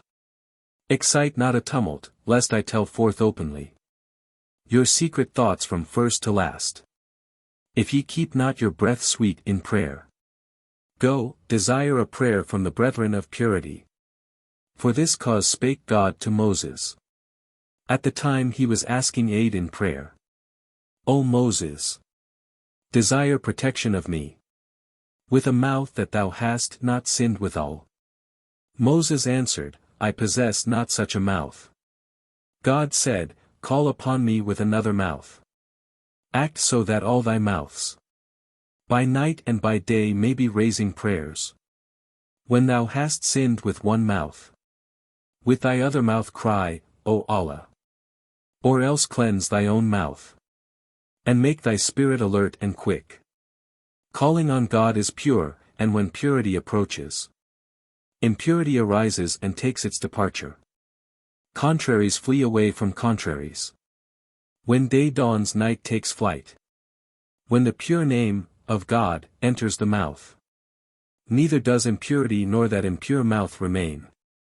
The man whose calling, O Allah, was equivalent to God's answering him, here am I, 166. That person one night was crying, O Allah, that his mouth might be sweetened thereby. And Satan said to him, be quiet, O austere one. How long wilt thou babble, O man of many words? No answer comes to thee from nigh the throne. How long wilt thou cry, Allah, with harsh face? That person was sad at heart and hung his head. And then beheld Khizr present before him in a vision, who said to him, Ah! Thou hast ceased to call on God. Wherefore repentest thou of calling upon him? The man said, the answer, here am I, came not. Wherefore I fear that I am repulsed from the door. Khizr replied to him, God has given me this command. Go to him and say, O much tried one. Did not I engage thee to do my service? Did not I engage thee to call upon me? That calling, Allah, of thine was my, here am I. And that pain and longing and ardor of thine my messenger. Thy struggles and strivings for assistance were my attractions, and originated thy prayer. Thy fear and thy love are the cove, rt of my mercy. Each, O Lord, of thine contains many, here am I's. The soul of fools is alien from this calling on God, because it is not their wont to cry, O Lord. On their mouths and hearts are locks and bonds, 167. That they may not cry to God in time of distress. God gave Pharaoh abundance of riches and wealth, so that he boasted that he was Lord Supreme. In the whole of his life he suffered no headache, so that he never cried to God, wretch that he was. God granted him the absolute dominion of the world, but withheld from him pain and sorrow and cares. Because pain and sorrow and loads of cares are the lot of God's friends in the world. Pain is better than the dominion of the world, so that thou mayest call on God in secret. The cries of those free from pain are dull and cold. The cries of the sorrowful come from the burning hearts. Story 2. The villager who invited the townsman to visit him. A certain villager paid a visit to the town, and there received hospitality from one of the townsmen. At his departure the villager was profuse of thanks, and pressed the townsman to come and see him in his village, and bring his family with him. The townsman hesitated long before accepting his invitation, having doubts as to his sincerity, and remembering the hadith, caution consists in suspecting others. 168 But after 10 years' solicitation he at length yielded, and set off with his family to the village. On his arrival the villager shut the door in his face, saying that he did not know him, and the townsman had to pass 5 nights in the cold and rain. At last, exhausted with suffering, he implored the villager to give him shelter, promising to render service in return. The villager granted it on condition that he would protect his garden from the wolves. The townsman accepted this condition, and taking bow and arrows, proceeded to patrol the garden, but, owing to the rain and the darkness, and his own fears, ended by shooting the villager's pet ass in mistake for a wolf. The villager abused him roundly, saying that he himself would not have taken an ass for a wolf, even on the darkest night. The townsman replied, "If that be so, you are self-convicted of inhumanity, for you must have recognized me, your friend of 10 years standing, the moment I knocked at your door. As for me, I am ignorant of all but Allah, and, moreover, was unable to see in the darkness, and God has said, no criminality is imputed to the blind. 169 But your blindness in refusing to recognize me was willful, and your claims to humanity are thus proved to be false by the test to which you have been submitted." Jesus healing the sick. The house of Isa was the banquet of men of heart. Ho! Afflicted one, quit not this door. From all sides the people ever thronged. Many blind and lame, and halt and afflicted. To the door of the house of Isa at dawn. That with his breath he might heal their ailments. As soon as he had finished his orisons. That Holy One would come forth at the 3rd hour. He viewed those impotent folk, troop by troop. Sitting at his door in hope and expectation. He spoke to them, saying, O stricken ones! The desires of all of you have been granted by God. Arise, walk without pain or affliction. Acknowledge the mercy and beneficence of God. Then all, as camels whose feet are shackled. When you loose their feet in the road. Straightway rush in joy and delight to the halting place. So did they run upon their feet at his command. How many afflictions caused by thyself to thyself? Hast thou escaped through these princes of the faith? How long that lameness of thine was thy steed? How seldom was thy soul void of sorrow and grief? O careless straggler, bind a rope upon thy feet. Lest thou lose even thine own self. But thy ingratitude and unthankfulness. Forget the honey draught thou hast sipped. That road was perforce closed to thee. When thou didst wound the hearts of the men of heart. Quick! Clasp them and ask pardon of them. Like the clouds, shed tears of lamentation. So that their rose garden may bloom for thee. And their ripe fruits burst open of themselves. Press around that door, be not viler than a dog. If thou wouldest rival the 7 sleepers' dog. God's claims to our gratitude. Whereas want of fidelity is shameful even in dogs. How can it be right in men? God Almighty himself makes boast of fidelity. Saying, who more faithful to his promise than we? 170. No, infidelity is fidelity to God's adversary. No one has preeminence over the rights of God. The claims of a mother are less than God's, for he, that bounteous one, made her debtor for thy embryo. He gave thee a form whilst thou wast in her womb. In her womb he gave thee needful rest and nurture. He viewed her as a part united to thee. Then his wisdom separated that united part. God devised 1,000 plans and arts. To make thy mother lavish affection upon thee. Wherefore the claims of God predominate over the mother's. Whoso acknowledges not God's claims is a fool.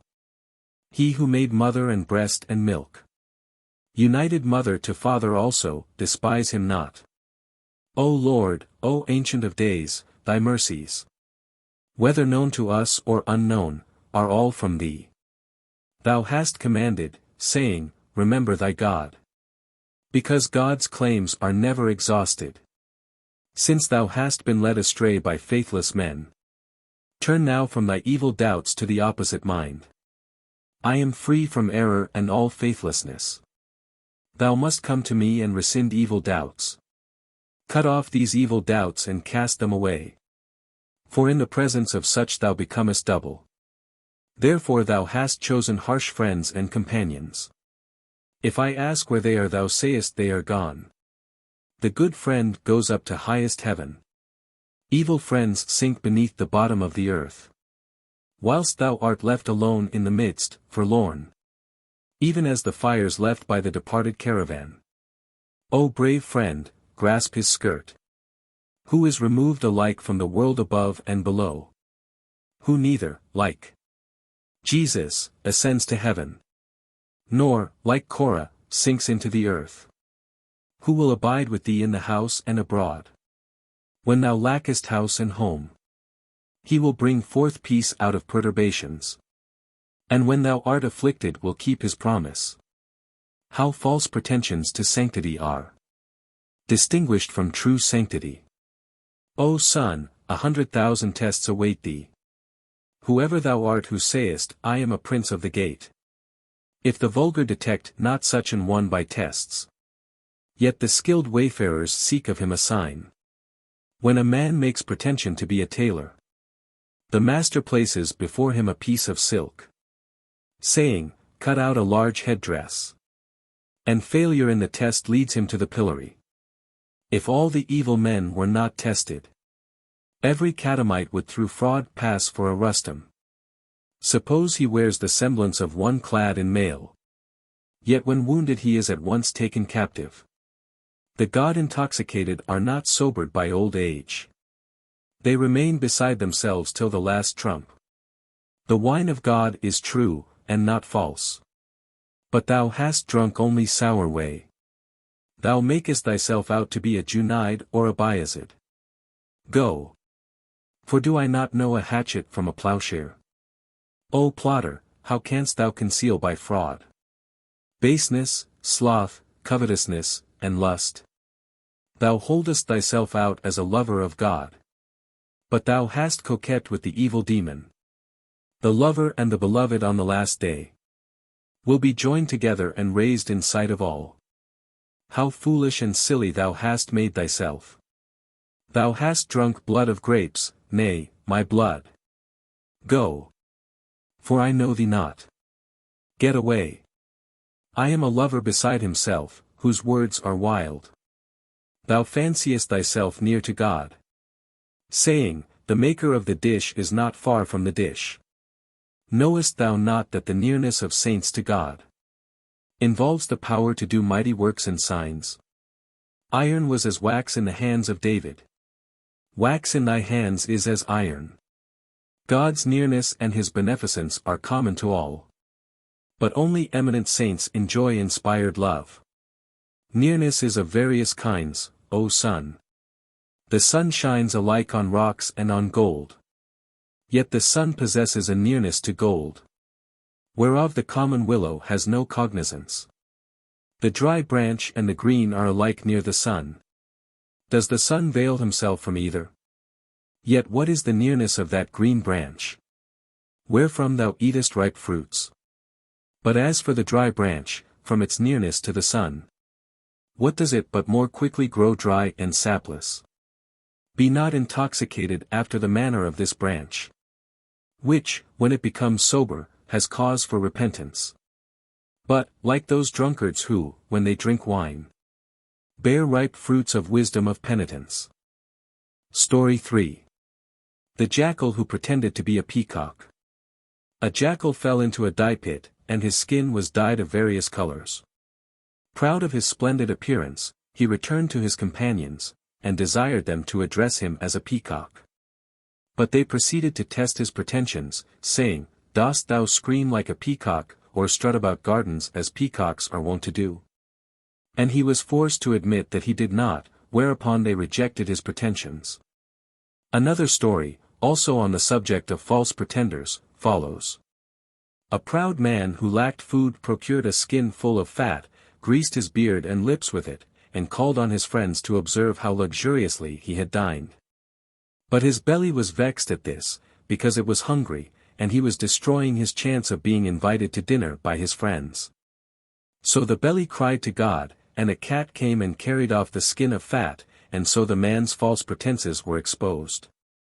The poet takes occasion to point out that Pharaoh's pretensions to divinity exactly resembled the pretensions of this jackal, and adds that all such false pretenders may be detected by the mark noted in the Quran.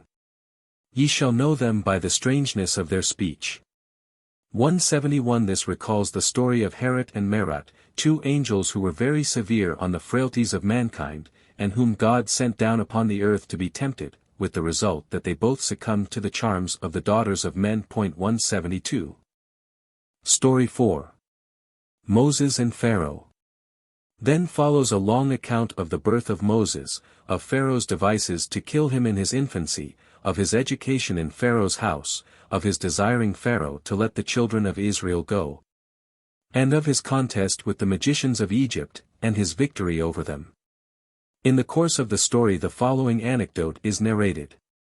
A snake catcher, who was following his occupation in the mountains, discovered a large snake frozen by the cold, and, imagining it to be dead, he tied it up and took it to Baghdad.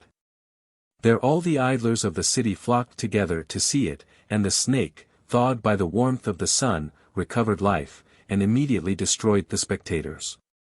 Comparison of fleshly lust to the snake. Lust is that snake. How say you it is dead? It is only frozen by the pangs of hunger. If it obtains the state of Pharaoh, so as to command the frozen rivers to flow, straightway it is led to pride like Pharaoh's. And it plunders the goods of many a Moses and Aaron. Through pressure of want this snake is as a fly. It becomes a gnat through wealth and rank and luxury. Beware, keep that snake in the frost of humiliation. Draw it not forth into the sunshine of Iraq. So long as that snake is frozen, it is well. When it finds release from frost you become its prey. Conquer it and save yourself from being conquered. Pity it not, it is not one who bears affection. For that warmth of the sun kindles its lust. And that bat of vileness flaps its wings. Slay it in sacred war and combat. Like a valiant man will God requite you with union. When that man cherished that snake, that stubborn brute was happy in the luxury of warmth. And of necessity worked destruction, O friend. Yea, many more mischiefs than I have told. If you wish to keep that snake tied up without trouble, be faithful, be faithful. But how can base men attain this wish? It requires a Moses to slay serpents. And 100,000 men were slain by his serpent. In dire confusion, according to his purpose. Story 5. The Elephant in a Dark Room. Some Hindus were exhibiting an elephant in a dark room, and many people collected to see it.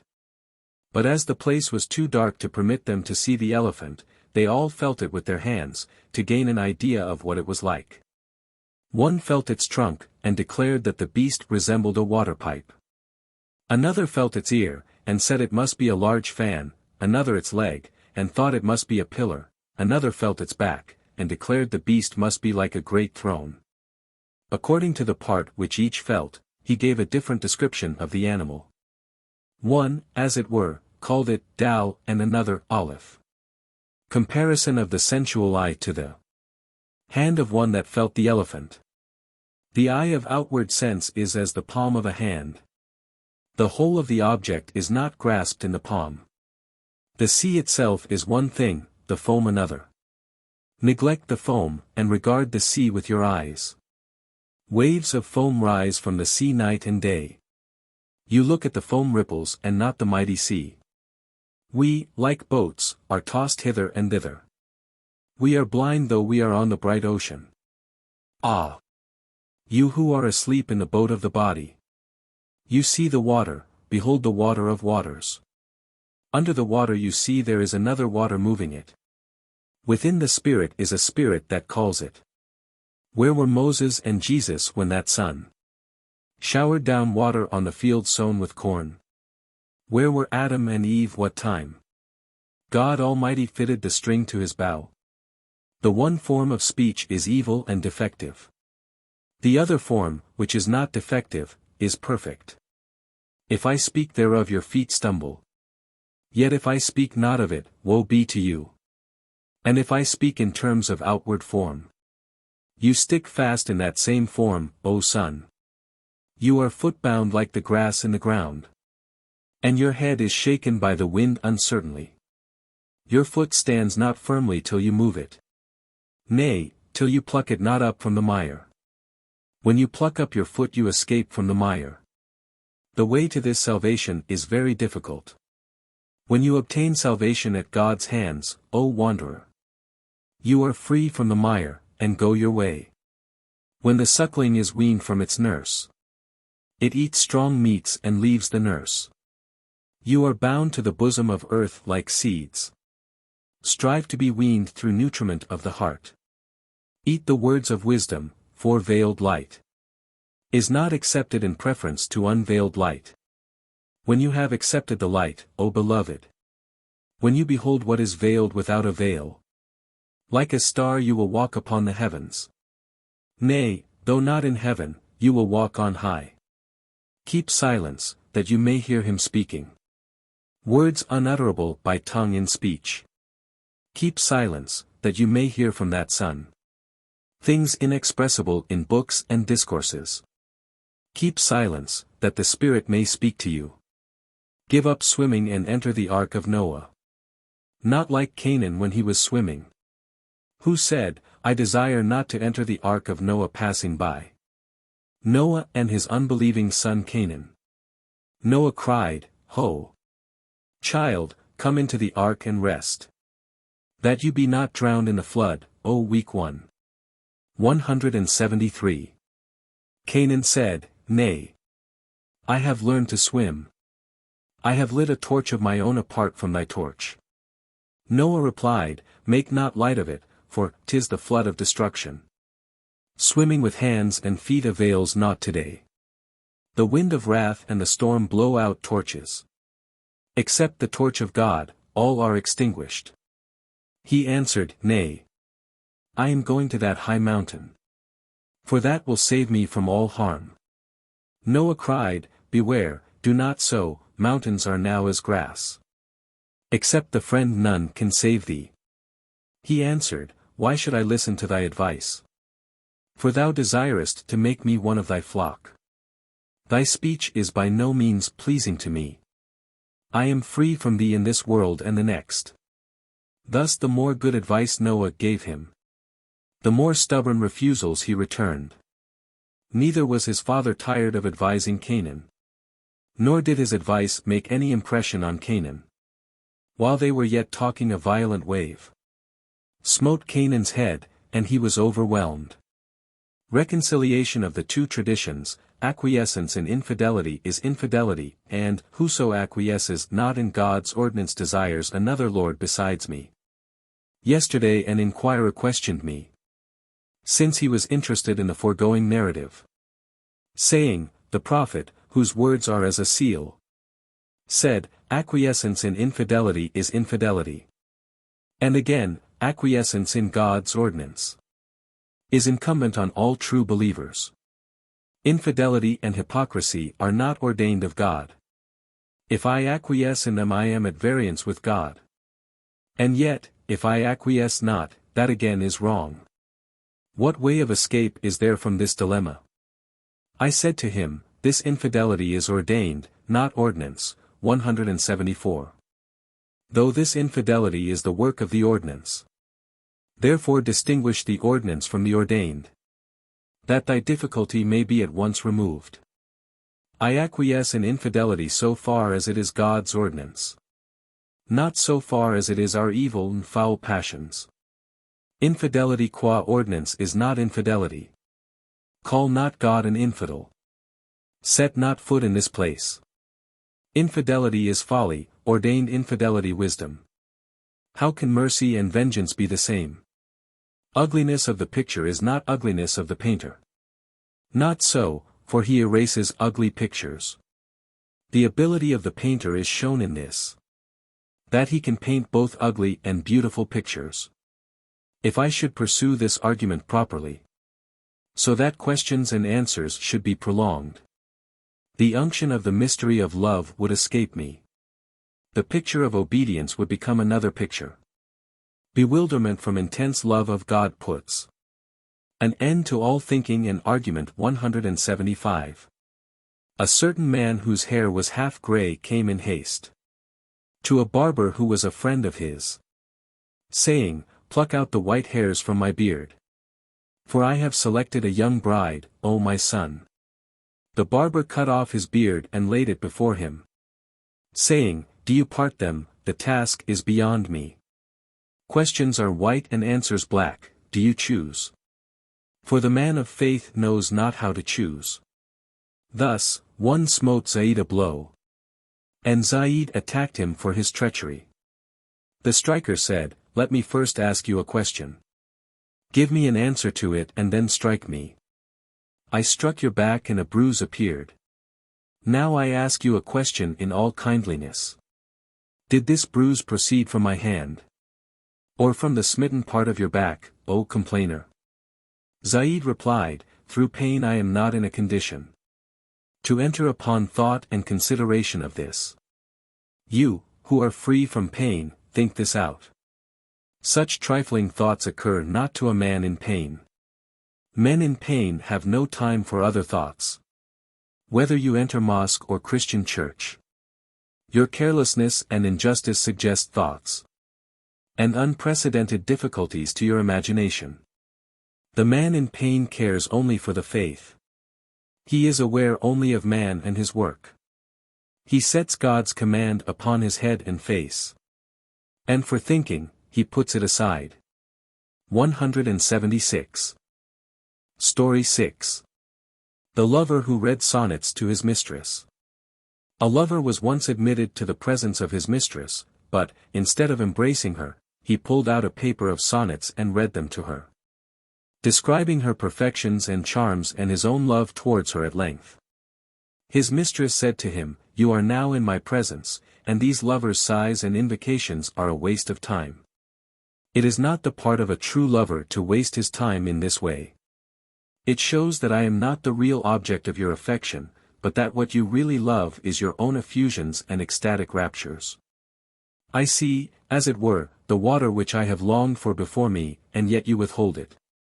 I am, as it were, in Bulgaria, and the object of your love is in Cathay. One who is really loved is the single object of her lover, the alpha and omega of his desires. As for you, you are wrapped up in your own amorous raptures, depending on the varying states of your own feelings, instead of being wrapped up in me. The true mystic must not stop at mere subjective religious emotions, but seek absolute union with God." 177. Whoso is restricted to religious raptures is but a man. Sometimes his rapture is excessive, sometimes deficient. The Sufi is, as it were, the son of the season. But the pure, Safi, is exalted above season and state. Religious raptures depend on feelings and will. But the pure one is regenerated by the breath of Jesus. You are a lover of your own raptures, not of me. You turn to me only in hope of experiencing raptures. Whoso is now defective, now perfect, is not adored by Abraham, he is one that sets. Because the stars set, and are now up, now down. He loved them not, I love not them that set. 178. Whoso is now pleasing and now unpleasing, is at one time water, at another fire. He may be the house of the moon, but not the true moon. Or as the picture of a mistress, but not the living one. The mere Sufi is the child of the season. He clings to seasons as to a father. But the pure one is drowned in overwhelming love. A child of any one is never free from season and state. The pure one is drowned in the light sea that is not begotten. What begets not and is not begotten, is God. 179. Go, I seek such love as this, if you are alive. If not, you are enslaved by varying seasons. Gaze not on your own pictures, fair or ugly. Gaze on your love and the object of your desire. Gaze not at the sight of your own weakness or vileness. Gaze at object of your desire, O exalted one. Story 7. The man who prayed earnestly to be fed without work. In the time of the prophet David there was a man who used to pray day and night, saying, thou hast created me weak and helpless. Give me my daily bread without obliging me to work for it. The people derided him for making such a foolish petition, but he still persisted, and at last a cow ran into his house of its own accord, and he killed and ate it. This illustrates the saying of the prophet that God loves earnest petitioners, because he regards the sincerity of the prayer more than the nature of the thing prayed for. All things praise God, but the praises of inanimate things are different from the praises of men, and those of a Sunni different from those of a compulsionist, Jabri. Each says the other is in the way of error, but none but the truly spiritual man knows the truth. Knowledge or conviction, opposed to opinion. Little is known by any one but the spiritual man, who has in his heart a touchstone of vital truth. The others, hovering between two opinions, fly towards their nest on a single wing. Knowledge has two wings, opinion only one wing. Opinion is weak and lopsided in its flight. The bird having but one wing quickly drops down, and again flies on 2 steps or more. This bird of opinion goes on rising and falling on one wing, in hope to reach his nest. When he escapes from opinion and knowledge is seen, this bird gains 2 wings and spreads both of them. Afterwards he goes upright on a straight path, not groveling on his face or creeping. 180. He flies up on 2 wings even as the angel Gabriel, free of opinion, of duplicity, and of vain talk. Though the whole world say to him, thou art firm in the road of God's faith, he is not made more ardent by their saying this, nor is his lofty soul inclined from its course.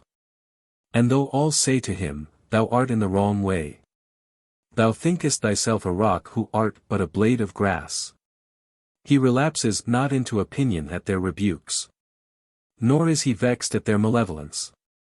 Nay, even if sea and mountains should cry out, saying, thou art mated with error, he would not relapse one jot into vain imaginations, nor would he be grieved by the reproaches of his foes. Story 8. The Boys and Their Teacher. To illustrate the force of imagination or opinion, a story is told of a trick played by boys upon their master. The boys wished to obtain a holiday, and the sharpest of them suggested that when the master came into the school each boy should condole with him on his alleged sickly appearance. Accordingly, when he entered, one said, "O master, how pale you are looking," and another said, "You are looking very ill today," and so on. The master at first answered that there was nothing the matter with him, but as one boy after another continued assuring him that he looked very ill, he was at length deluded into imagining that he must really be ill. So he returned to his house, making the boys follow him there, and told his wife that he was not well, bidding her mark how pale he was. His wife assured him he was not looking pale, and offered to convince him by bringing a mirror. But he refused to look at it, and took to his bed. He then ordered the boys to begin their lessons, but they assured him that the noise made his head ache, and he believed them, and dismissed them to their homes, to the annoyance of their mothers. Apropos of the sharpness of the boy who devised this trick, the poet takes occasion to controvert the opinion of the Mutazilites, that all men are born with equal ability, and to express his agreement with the doctrine of the Sunnis, that the innate capacities of men vary very greatly. Story 9. The Darvish Who Broke His Vow. There was once a Darvish who took up his abode in the mountains, in order to enjoy perfect solitude. In that place were many fruit trees, and the Darvish made a vow that he would never pluck any of the fruit, but eat only what was shaken down by the wind. For a long time he kept his vow. But a time came when there was no wind, and consequently no fruit was shaken down. The Darvish was true to his vow for 5 days, but could then endure the pangs of hunger no longer, and he stretched out his hand and plucked some of the fruit from the branches. The reason of this lapse on his part was that he had omitted to say, "If God will," when making his vow, and as nothing can be accomplished without God's aid, could not possibly keep his vow. Shortly afterwards the chief of the police visited the mountains in pursuit of a band of robbers, and arrested the Darvish along with them, and cut off his hand. When he discovered his mistake he apologized very earnestly. But the dervish reassured him, saying that men were not to blame, as God had evidently designed to punish him for breaking his vow, by depriving him of the hand which had sinned in plucking the fruit. 181. All things dependent upon the will of God. Therefore hath God commanded, make an exception. Couple the words, if God will, with your vows. 182. Because the governance of actions is in my hands. The wills of all are subject to my will. Every moment I impart a fresh bias to the heart. Every instant I set a fresh mark on the heart. Each day I am engaged in a fresh work. 183. There is naught that swerves from my purpose. There is a tradition, the heart is like a feather. In the desert, which is borne captive by the winds. 184. The wind drives it everywhere at random. Now to right and now to left in opposite directions. According to another tradition, no, the heart is like to water in a kettle boiling on the fire. So every moment a fresh purpose occurs to the heart. Not proceeding from itself, but from its situation. Why, then, are you confident about the heart's purposes? Why make you vows only to be covered with shame? All these changes proceed from the effect of God's will. Although you see the pit, you cannot avoid it. The strange thing is, not that winged fowl fall into the deadly snare without seeing it, but that they see the snare and the limed twig, and yet fall into it, whether they will or no. Their eyes and ears are open and the snare is in front. Yet they fly into the snare with their own wings. Comparison of the divine decrees to something that is hidden, yet whose effects are seen.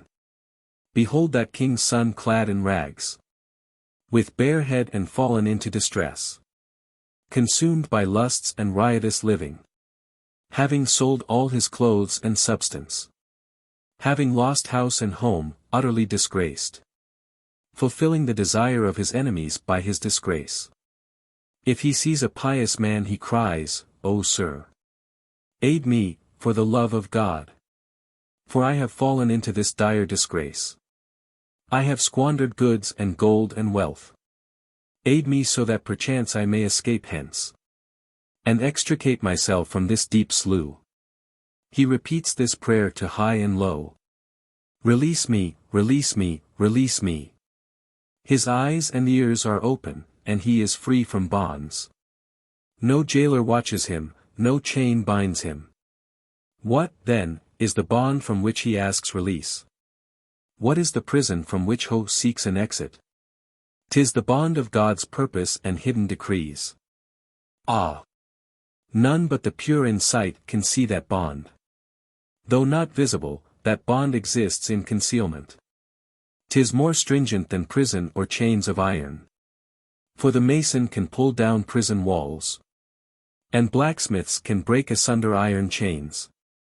But, strange to say, this ponderous hidden bond, blacksmiths are impotent to break this asunder.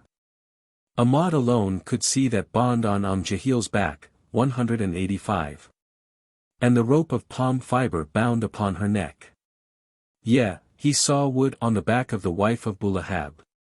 And she, the bearer of the firewood, said it was heavy. No eye but his saw that rope and that firewood. For to him things unseen were visible. The others explained it, saying that Ahmad was beside himself, and they in their senses. Nevertheless from the weight of the load her back bent. And she complained of its weight before him, saying, Aid me to escape from this load, and to shake off this grievous burden. He who sees clearly these indications, does he not know also the doomed from the elect? Yea, he knows them, yet conceals it by command of God, since God permits him not to reveal it. Story 10. The old man who made no lamentation at the death of his sons. After short anecdotes of Pharaoh's magicians, of the mule who complained to the camel that he was always stumbling, and of the prophet Ezra, comes the story of the old man who wept not for the death of his sons. An old man who was noted for sanctity, and who realized the saying of the prophet, "The ulama of the faith are as the prophets of Israel," lost all his sons, but showed no grief or regret. His wife therefore rebuked him for his want of feeling, whereupon he replied to her as follows. He turned to his wife and said, "O dame! The harvest of December is not as that of July.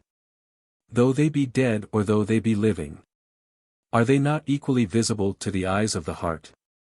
I behold them clearly before me.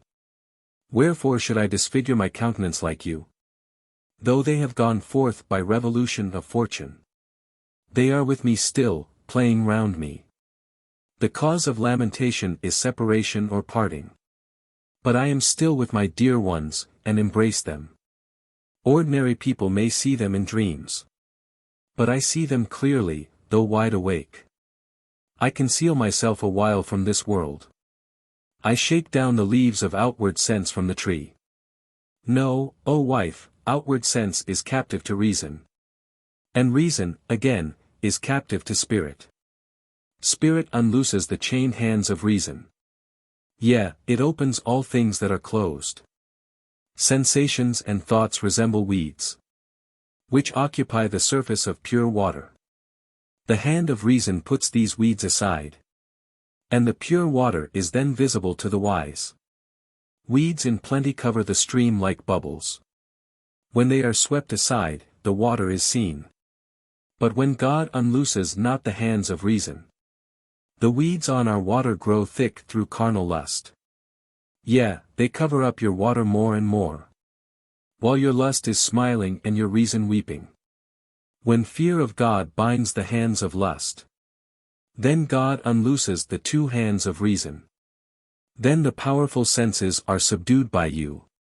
When you submit to reason as your commander, then your sleepless sense is lulled into sleep, that mysteries may appear to the soul. You behold visions when broad awake, and the gates of heaven are open before you. Story 11. Jalal and the Darvish. The foregoing story is followed by anecdotes of a blind saint who was miraculously enabled to read the Quran, of Luqman and David, and a description of the saints who, mindful of the saying, "Patience is the key of happiness," resign themselves to the dispensations of providence, and never pray to have them altered. The story of Jalal and the Darvish is then given as an example of this resignation to the will of God. Jalal once paid a visit to a saintly Darvish, and asked him how he fared. The Darvish replied, "I fare like a man who directs the course of the world as he wills, to whom death and life are subservient, and whom those stars themselves obey." Jalal then pressed him to explain his meaning more clearly, and the Darvish replied as follows. He said, "This at least is notorious to all men, that the world obeys the command of God. Not a leaf falls from a tree without the decree and command of that Lord of Lords. Not a morsel goes from the mouth down the throat, till God says to it, 'Go down.' Desire and appetite, which are the reins of mankind, are themselves subservient to the rule of God. Hear this much, that, whereas the totality of actions is not effected without God's direction, when the decree of God becomes the pleasure of man, then man desires the fulfillment of God's decrees.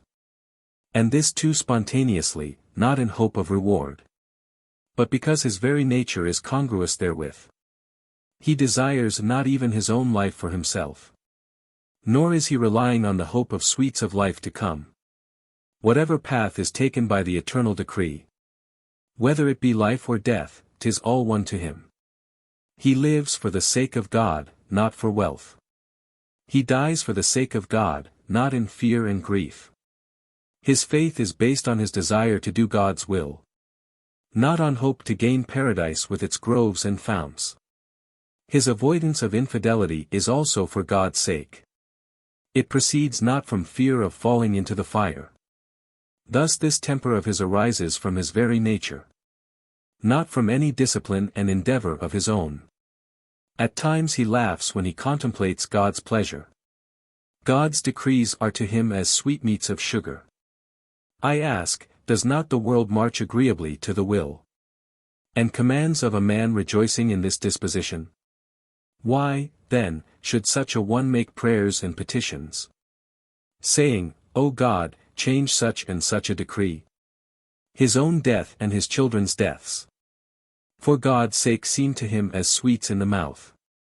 In the view of that faithful one his children's deaths are as sweetmeats to a starving beggar. Why, therefore, should he make prayers, unless he pray for what is pleasing to God?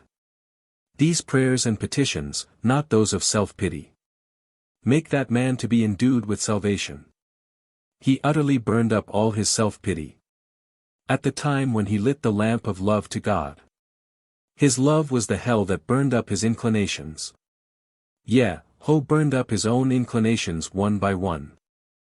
Story 12. The visions seen by the Saint Daqui. To illustrate the exalted state of identification of the will with the divine will just described, the poet tells the story of the visions and mighty works of the holy Daqui. Daqui was journeying in pious fervor, and in hope to see the splendor of the Friend, in human shape, the ocean in a drop of water, and the sun in an atom, when late one evening he arrived at the seashore. Turning his eyes to heaven, he saw 7 great lights never before seen of men, for God directs whom he will. 186 Overwhelmed with awe, he watched these lights, and while he still watched them they united into one light. Still more amazed, he watched on, and the single light shortly assumed the likeness of 7 men. Afterwards these 7 men changed into 7 trees. But, strange to say, although crowds of people were passing by, none of them could see these trees, so that Daqui shared the feelings of the apostles, who lost all hope of convincing the world, and deemed that they were reckoned as liars. 187 Possessing his soul in patience, Daqui still watched on, and saw the 7 trees bowing down in prayer, and was reminded of the text, plants and trees bend in adoration. 188 Presently the 7 trees again changed into 7 men, and Daqui was appointed to conduct their devotions. While he was yet acting as imam in front of them, and they were following the prayers he recited, a ship was seen in great distress and all but lost. At Daqui's earnest prayer the crew were saved, but straightway vanished from sight. And this led his followers to doubt the reality of the miracle which had just been performed before their eyes. Description of a saint whose will was identified with God's will. That Daqui possessed a sweet aspect. As a lover of God and a worker of miracles, he resembled the moon of heaven come down on earth. He was as a light to them that walked in darkness. He rarely tarried in one place, and seldom stayed 2 days in one village. He said, If I tarry in one house 2 days, attachment to that house becomes a passion with me. I guard myself from being deceived into loving a home, up, soul, and travel in search of eternal wealth.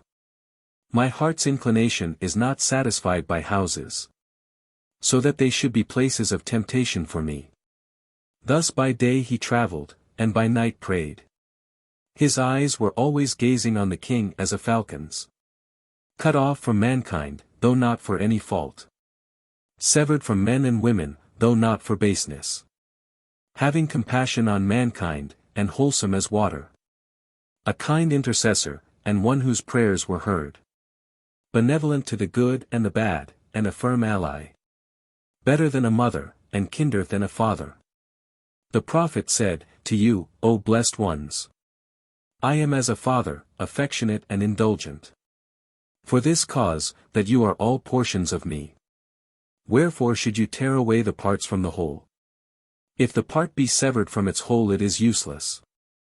If a limb be rent from the body it dies, till it is again joined to its whole. 'Tis a dead thing, and a stranger to life. Thus Daqui, in devotions and praises and prayers, was ever seeking the particular favorites of God. Throughout his long journeys his object was this: to interchange a word with the favorites of God. He cried continually as he went his way, O Lord, let me draw near to thy chosen ones. So Daqui, the mercy of God be upon him, said, I journeyed long time to east and to west. I journeyed years and months for love of that moon. Heedless of the way, absorbed in God. With bare feet I trod upon thorns and flints. Seeing I was bewildered, and beside myself, and senseless. Think not my feet touched the earth. For the lover verily travels with the heart. What knows the heart of road and stages? What of distant and near, while it is drunk with love? Distance and nearness are attributes of bodies. The journeys of spirits are after another sort. You journeyed from the embryo state to rationality. Without footsteps or stages or change of place. The journey of the soul involves not time and place. And my body learnt from the soul its mode of journeying. Now my body has renounced the bodily mode of journeying. It journeys secretly and without form, though under a form. He added, one day I was thus filled with longing. To behold in human form the splendors of the Friend. To witness the ocean gathered up into a drop. The sun compressed into a single atom. And when I drew near to the shore of the sea, the day was drawing to a close. All religions are in substance one and the same. In the adorations and benedictions of righteous men. The praises of all the prophets are kneaded together. All their praises are mingled into one stream. All the vessels are emptied into one ewer. Because he that is praised is, in fact, only one. In this respect all religions are only one religion. Because all praises are directed towards God's light. Their various forms and figures are borrowed from it. Men never address praises but to one deemed worthy. They err only through mistaken opinions of him. So, when a light falls upon a wall, that wall is a connecting link between all its beams. Yet when it casts that reflection back to its source, it wrongly shows great as small, and halts in its praises. Or if the moon be reflected in a well, and one looks down the well, and mistakenly praises it. In reality he is intending to praise the moon. Although, through ignorance, he is looking down the well. The object of his praises is the moon, not its reflection. His infidelity arises from mistake of the circumstances. That well-meaning man goes wrong through his mistake. The moon is in heaven, and he fancies it in the well. By these false idols mankind are perplexed. And driven by vain lusts to their sorrow. The man in the time of the prophet David who prayed to be fed without having to work for his food. After the petitioner had slain and eaten the cow, the owner of the cow came up and accused him of theft, and seizing him by the collar, dragged him before the judgment seat of the prophet David. When he had stated his case, David ordered the accused to make restitution, telling him that he must not break the law.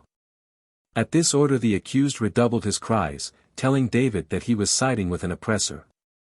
David was staggered at the man's assurance, and finally resolved to take further time for consideration before deciding the case. After private meditation he reversed his former sentence, and directed the plaintiff to relinquish his claim. On the plaintiff refusing to do this, and stoutly protesting against David's injustice, David further ordered that all the plaintiff's goods should be given to the accused. The reason for this decision was, that David discovered the plaintiff had formerly slain the grandfather of the accused, and stolen all his goods. David then led all the Mussulmans to a tree in the desert where the murder had been perpetrated, and there put the murderer to death. The hands and feet of criminals betray their crimes even in this world. He of himself lifted the veil that hid his crime. Had he not done so, God would have kept it hidden. Criminals and sinners, even in the course of sinning, themselves rend the coverings of their crimes. Their sins are veiled among the heart's secrets. Yet the criminal himself exposes them to view, saying, "Behold me wearing a pair of horns. A cow of hell in sight of all men." Thus, even here, in the midst of thy sin, thy hand and foot bear witness of the secrets of thy heart. Thy secret thought is as a governor who says to thee, "Tell forth thy convictions, withhold them not." Especially in seasons of passion and angry talk. It betrays thy secrets one by one. Thy secret sins and crimes govern hand and foot. saying, Disclose us to men, O hand and foot. And since these witnesses take the bit in their mouths, especially in times of passion and wrath and revenge. Therefore the same God who appointed this governor to blazon forth thy secret sins to the world is also able to create many more governors to divulge thy secret sins on the day of judgment. 189. O man whose only handiwork is crime and sin, thy secret sins are manifest, no divulging is needed. There is no need to proclaim thy sins.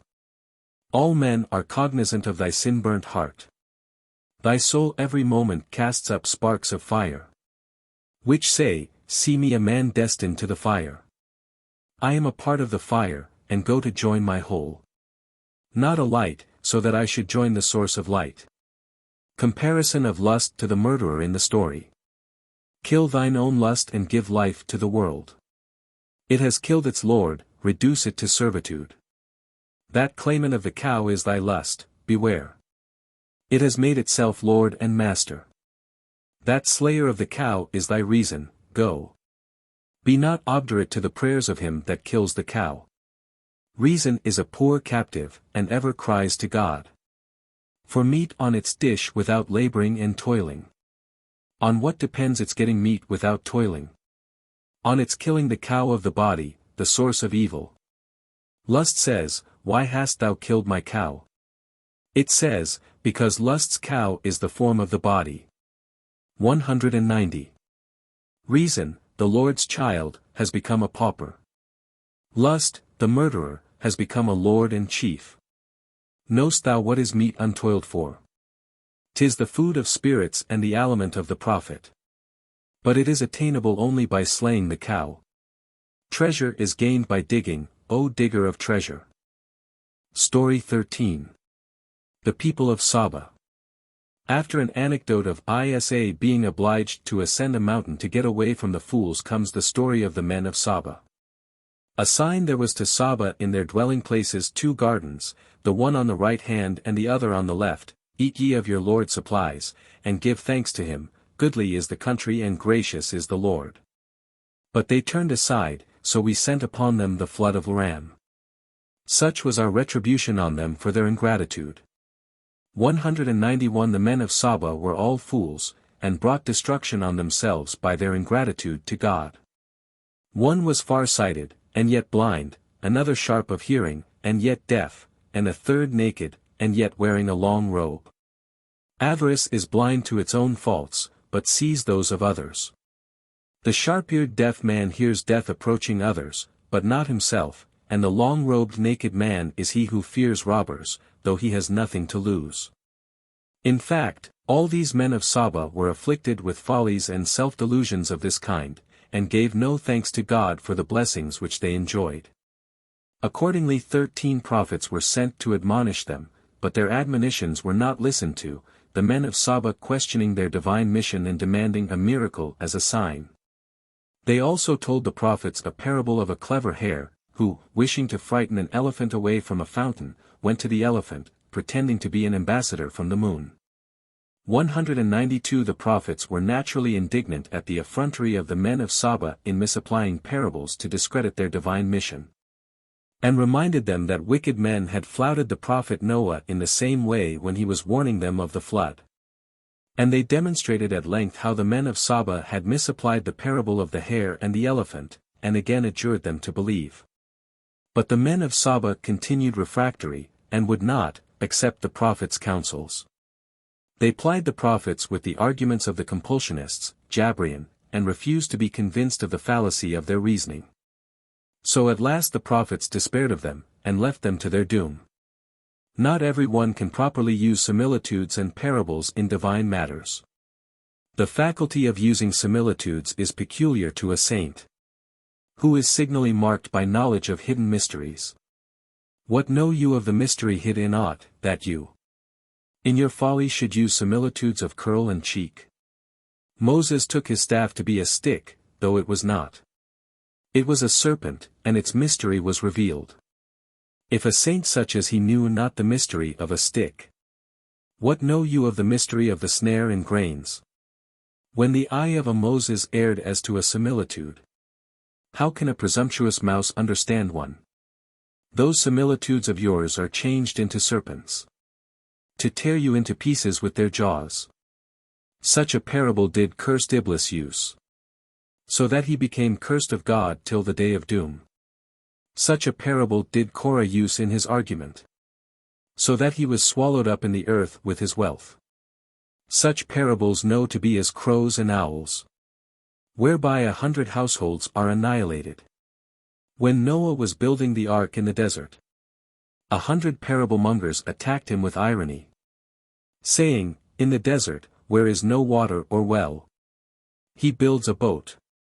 What ignorant folly is this? The arguments of the Jabrian, i.e., the fatalists or compulsionists. The men of Saba said, O preachers, enough. What you say is enough, if there are any wise here. God has placed a lock upon our hearts, 193. And no man can overcome the Creator. That great painter has painted us thus. His painting cannot be altered by argument. Keep telling forever a stone to become a ruby. Keep telling forever the old to become young. Tell earth to assume the quality of water. Bid water to become honey or milk. God is the creator of heaven and them that dwell therein. Also of water and of earth, and them that dwell therein. To heaven he gave its revolutions and its purity. To the earth its dark look and appearance. Can the heaven will to become as dregs? Can earth will to assume the clearness of pure wine? That person has assigned to each its lot. Can mountain by endeavor become as grass? The prophets answered, Verily God has created some qualities in you which you cannot alter.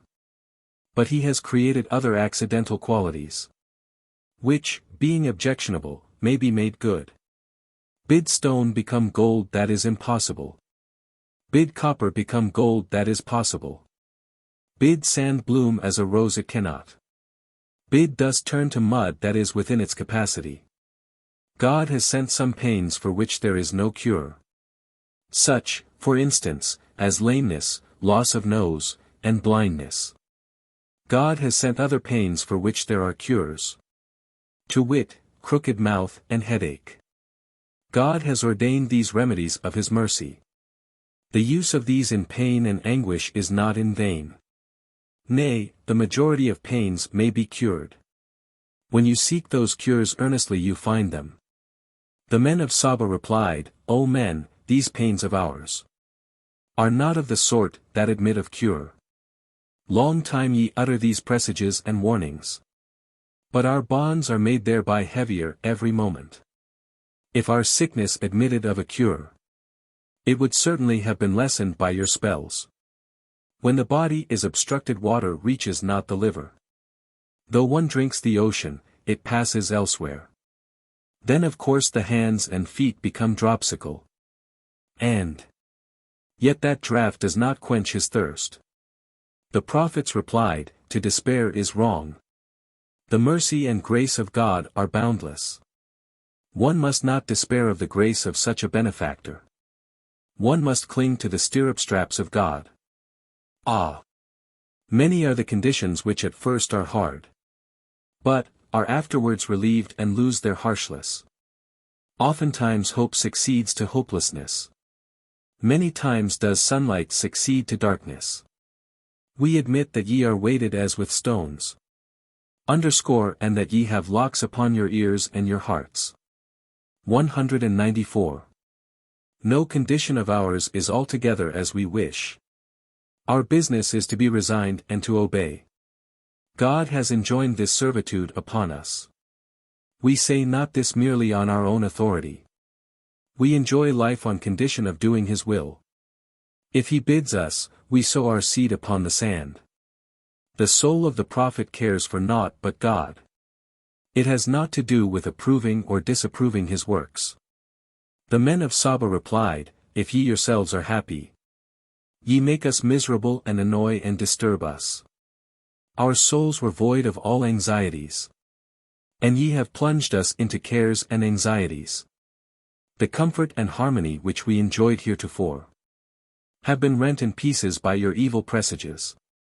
We used to be as parrots munching sugar. Ye have made us as fowls brooding on death. On every side stories inspiring anxiety. On every side sounds exciting fears. On every side in the world an evil presage. On every side evil portents threatening punishment. This is the burden of your parables and presages. This the purport of your awe-inspiring stories. The prophets replied, our evil presages are corroborated by the state of your souls. Suppose you are sleeping in a place of danger, and serpents are drawing near to bite your heads. A kind friend will inform you of your danger, saying, jump up, lest the serpent devour you. You reply, why do you utter evil presages? He answers, what presage? Up, and see for yourself. By means of this evil presage I rouse you, and release you from danger and lead you to your home. Like a prophet he warns you of hidden danger. For a prophet sees what worldlings cannot see. Mercy inclines the good to devotion, but vengeance the bad. If you do a kindness to a generous man, 'tis fitting. For each kindness he will return 700-fold. When you treat a base man with scorn and contumely, he will become your slave in all sincerity. Infidels when enjoying prosperity do wrong. When they are in hell they cry, O our Lord. For base men are purified when they suffer evil. And when they enjoy prosperity they do evil. Wherefore the mosque of their devotion is hell. As the snare is the fetter of wild fowl. The prison is the hermitage of the wicked thief. For when he is there he is ever crying to God. Whereas the object of man's being is to worship God. Hell is ordained as a place of worship for the proud. 195. Man has the power to engage in any action soever. But worship of God is the main object of his existence. Read the text, 196, I have not created jinns and men but to worship me. The only object of the world is to worship God. Though the object of a book is to teach an art.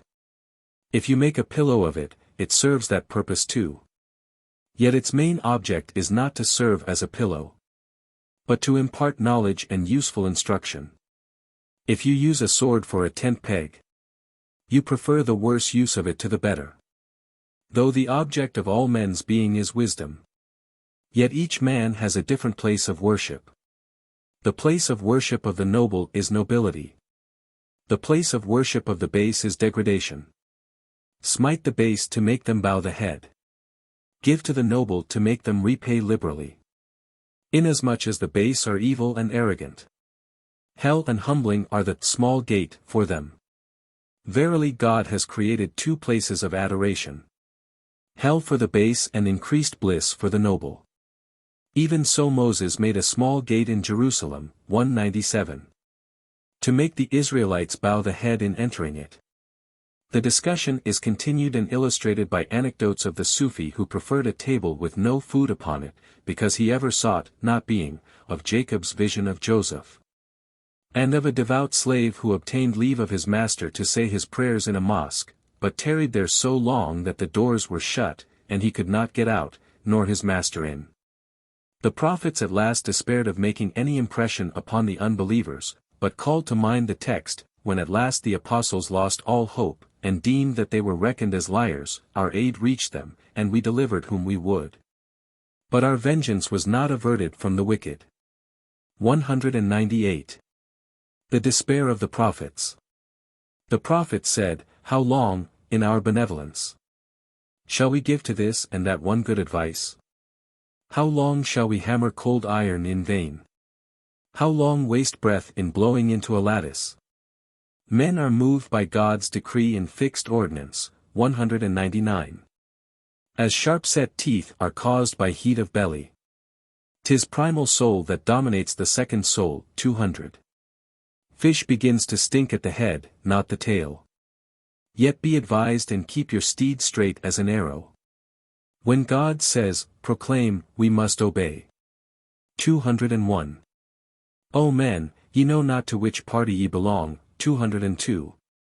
Exert yourselves then, till ye see which ye are.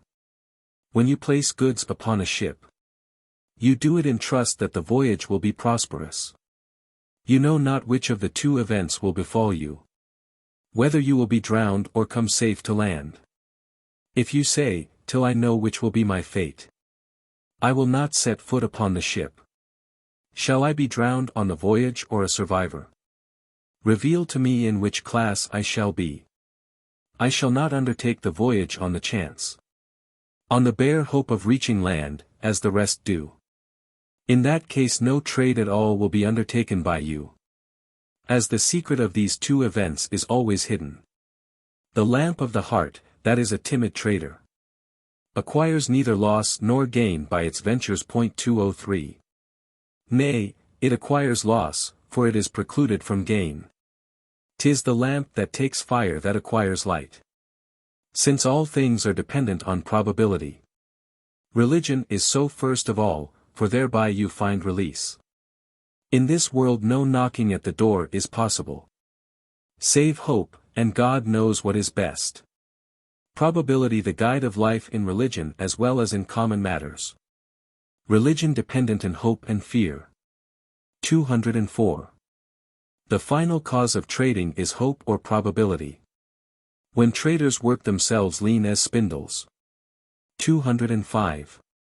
When the merchant goes to his shop in the morning, he does so in hope and probability of gaining bread. If you have no hope of getting bread, why go? There is the fear of loss, since you are not strong.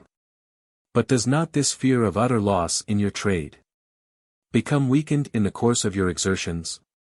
You say, although the fear of loss is before me, yet I feel greater fear in remaining idle. I have a better hope through exerting myself. My fear is increased by remaining idle. Why then, O faint-hearted one, in the matter of religion, are you paralyzed by the fear of loss? See you not how the traders in this market of ours make large profits, both apostles and saints? What a mine of wealth awaits them on leaving it, seeing they make such profits while still here. Fire is soft to them as cotton raiment. The ocean bears them gently like a porter. Iron in their hands is soft as wax. The winds are their obedient slaves. Story 14. Miracles performed by the Prophet Muhammad. It is related that the Prophet was once present at a banquet, and after he had eaten and drunk, his servant Anas threw the napkin which he had used into the fire, and the napkin was not burnt, but only purified by the fire. On another occasion a caravan of Arabs was traveling in the desert, and was in sore distress through lack of water, whereupon the Prophet miraculously increased the water in a single water skin, so that it sufficed to supply the needs of all the travelers. Moreover, the Negro who carried the water skin was rendered as white and fair as Joseph. Again, a heathen woman came to the Prophet carrying her infant, aged only 2 months, and the infant saluted the Prophet as the veritable apostle of God. Again, when the Prophet was about to put on his sandals, an eagle swooped down upon one of them and carried it off, when a viper was seen to drop from the sandal. The Prophet was at first inclined to grumble at this stroke of ill luck. But when he saw the viper his discontent was turned into thankfulness to God, who had thus miraculously saved him from being bitten by the viper. In difficulties there is provided a way of salvation. 206. In this tale there is a warning for thee, O soul, that thou mayest acquiesce in God's ordinances, and be wary and not doubt God's benevolence. When sudden misfortunes befall thee, let others grow pale from fear of ill fortune. Do thou smile like the rose at loss and gain. For the rose, though its petals be torn asunder, still smiles on, and it is never cast down. It says, why should I fall into grief in disgrace? I gather beauty even from the thorn of disgrace. Whatsoever is lost to thee through God's decree, know of a surety is so much gained from misfortune. What is Sufism? 'Tis to find joy in the heart, whensoever distress and care assail it. No troubles to be that eagle of the prophets. which carried off the sandal of that Holy One, in order to save his foot from the bite of the viper. O excellent device! To preserve him from harm. 'Tis said, mourn not for your slaughtered cattle, if a wolf has harried your flocks. For that calamity may avert a greater calamity, and that loss may ward off a more grievous loss. Story 15. The man who asked Moses to teach him the language of animals. A certain man came to Moses and desired to be taught the language of animals, for, he said, men use their language only to get food and for purposes of deception. And possibly a knowledge of animals' languages might stimulate his faith. Moses was very unwilling to comply with his request, as he knew such knowledge would prove destructive to him, but, on his persisting, took counsel of God, and finally taught him the language of fowls and dogs. Next morning the man went amongst the fowls, and heard a discussion between the cock and the dog. The dog was abusing the cock for picking up the morsels of bread which fell from their master's table, because the cock could find plenty of grains of corn to eat, whereas the dog could only eat bread. The cock, to appease him, said that on the morrow the master's horse would die, and then the dog would have enough and to spare. The master, hearing this, at once sold his horse, and the dog, being disappointed of his meal, again attacked the cock. The cock then told him the mule would die, whereupon the master sold the mule. Then the cock foretold the death of a slave, and the master again sold the slave. At this the dog, losing patience, upbraided the cock as the chief of deceivers, and the cock excused himself by showing that all three deaths had taken place just as he had predicted, but the master had sold the horse, mule, and slave, and had thrown the loss on others. He added that, to punish him for his fraudulent dealing, the master would himself die on the morrow, and there would be plenty for the dog to eat at the funeral feast. Hearing this, the master went to Moses in great distress, and prayed to be saved. Moses besought the Lord for him, and gained permission that he should die in the peace of God. Why free will is good for man. God said, do thou grant his earnest request. Enlarge his faculty according to his free will. Free will is as the salt to piety. Otherwise heaven itself were matter of compulsion. In its revolutions reward and punishment were needless. For 'tis free will that has merit at the great reckoning. If the whole world were framed to praise God, there would be no merit in praising God. Place a sword in his hand and remove his impotence, to see if he turns out a warrior or a robber. Because free will is that wherewith we honor Adam. 207. Half the swarm become bees and half wasps. The faithful yield honeycombs like bees. The infidels yield store of poison like wasps. For the faithful feed on choice herbs, so that, like bees, their chyle yields life-giving food. Whilst infidels feed on filth and garbage, and generate poison according to their food. Men inspired of God are the fountain of life. Men of delusions are a synonym for death. In the world the praise, well done faithful servant, is given to free will which is used with prudence. If all dissolute men were shut up in prison, they would all be temperate and devout and pious. When power of choice is absent actions are worthless. But beware lest death snatch away your capital. Your power of choice is a capital yielding profit. Remember well the day of final account. Story 16. The woman who lost all her infants. A woman bore many children in succession, but none of them lived beyond the age of 3 or 4 months. In great distress she cried to God, and then beheld in a vision the beautiful gardens of paradise, and many fair mansions therein, and upon one of these mansions she read her own name inscribed.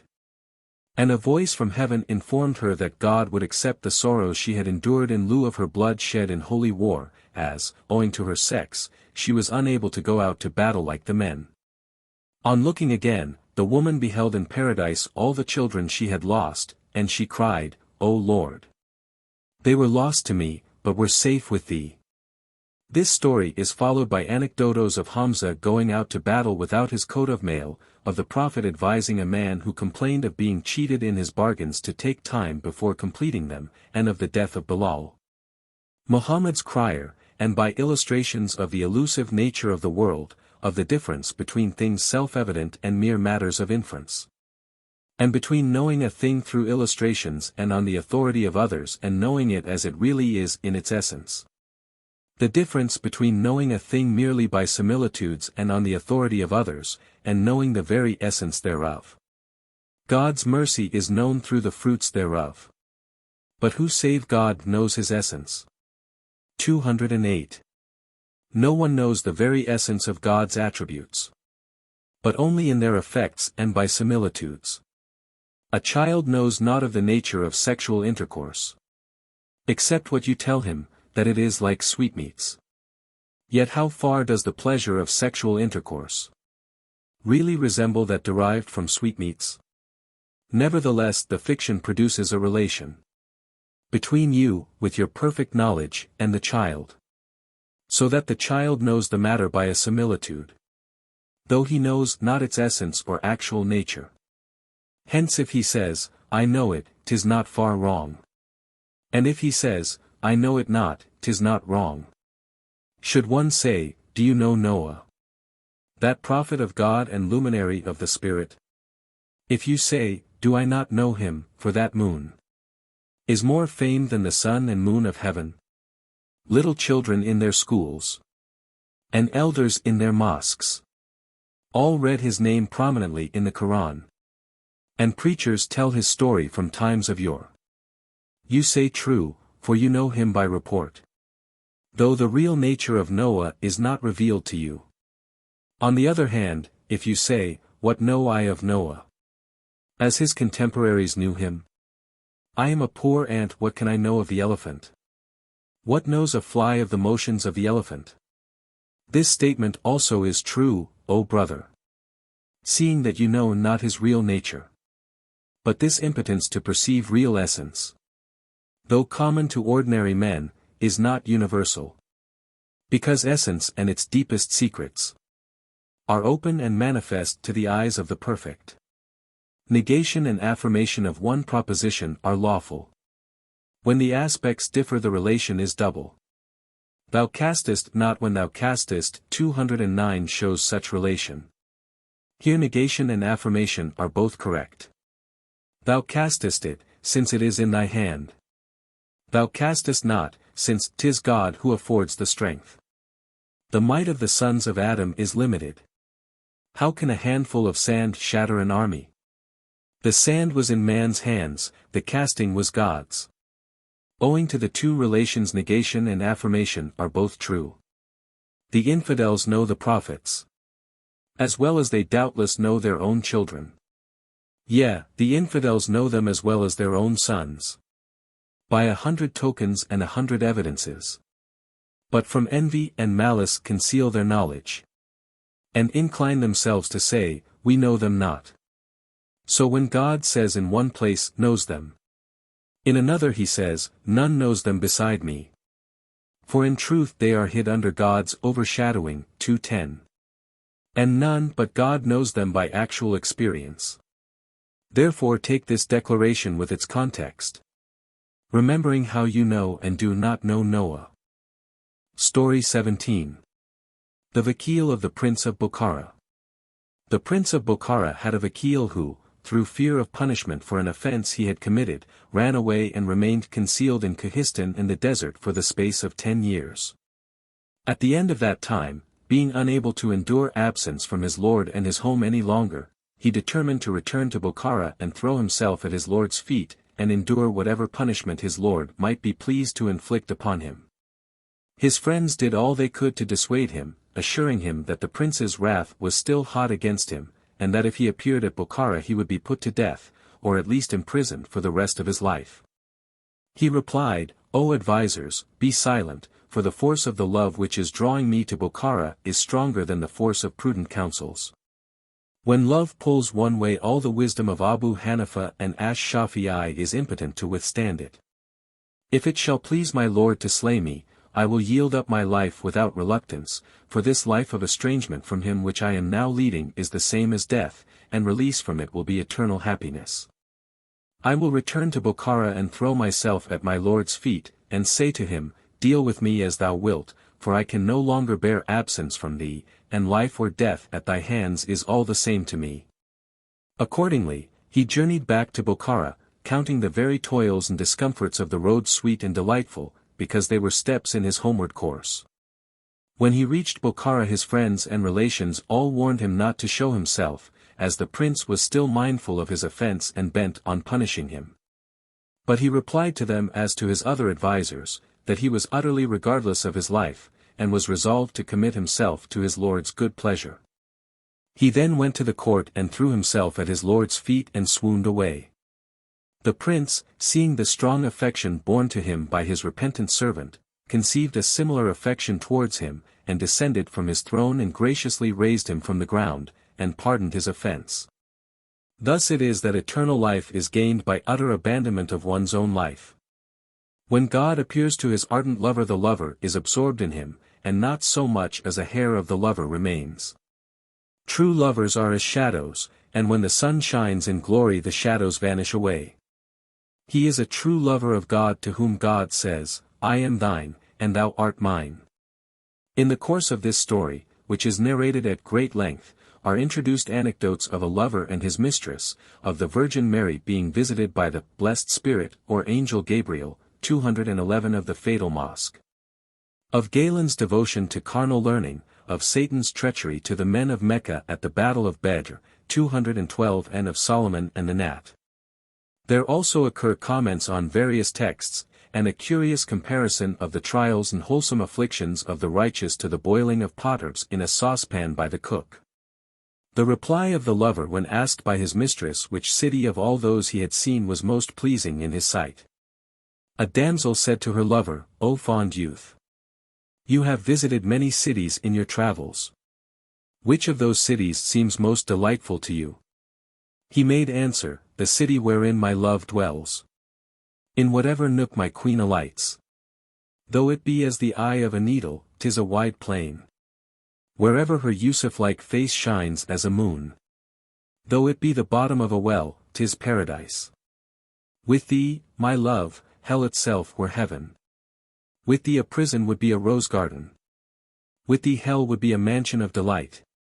Without thee lilies and roses would be as flames of fire. The answer of the vakil to those who advised him not to court death by yielding himself up to his lord.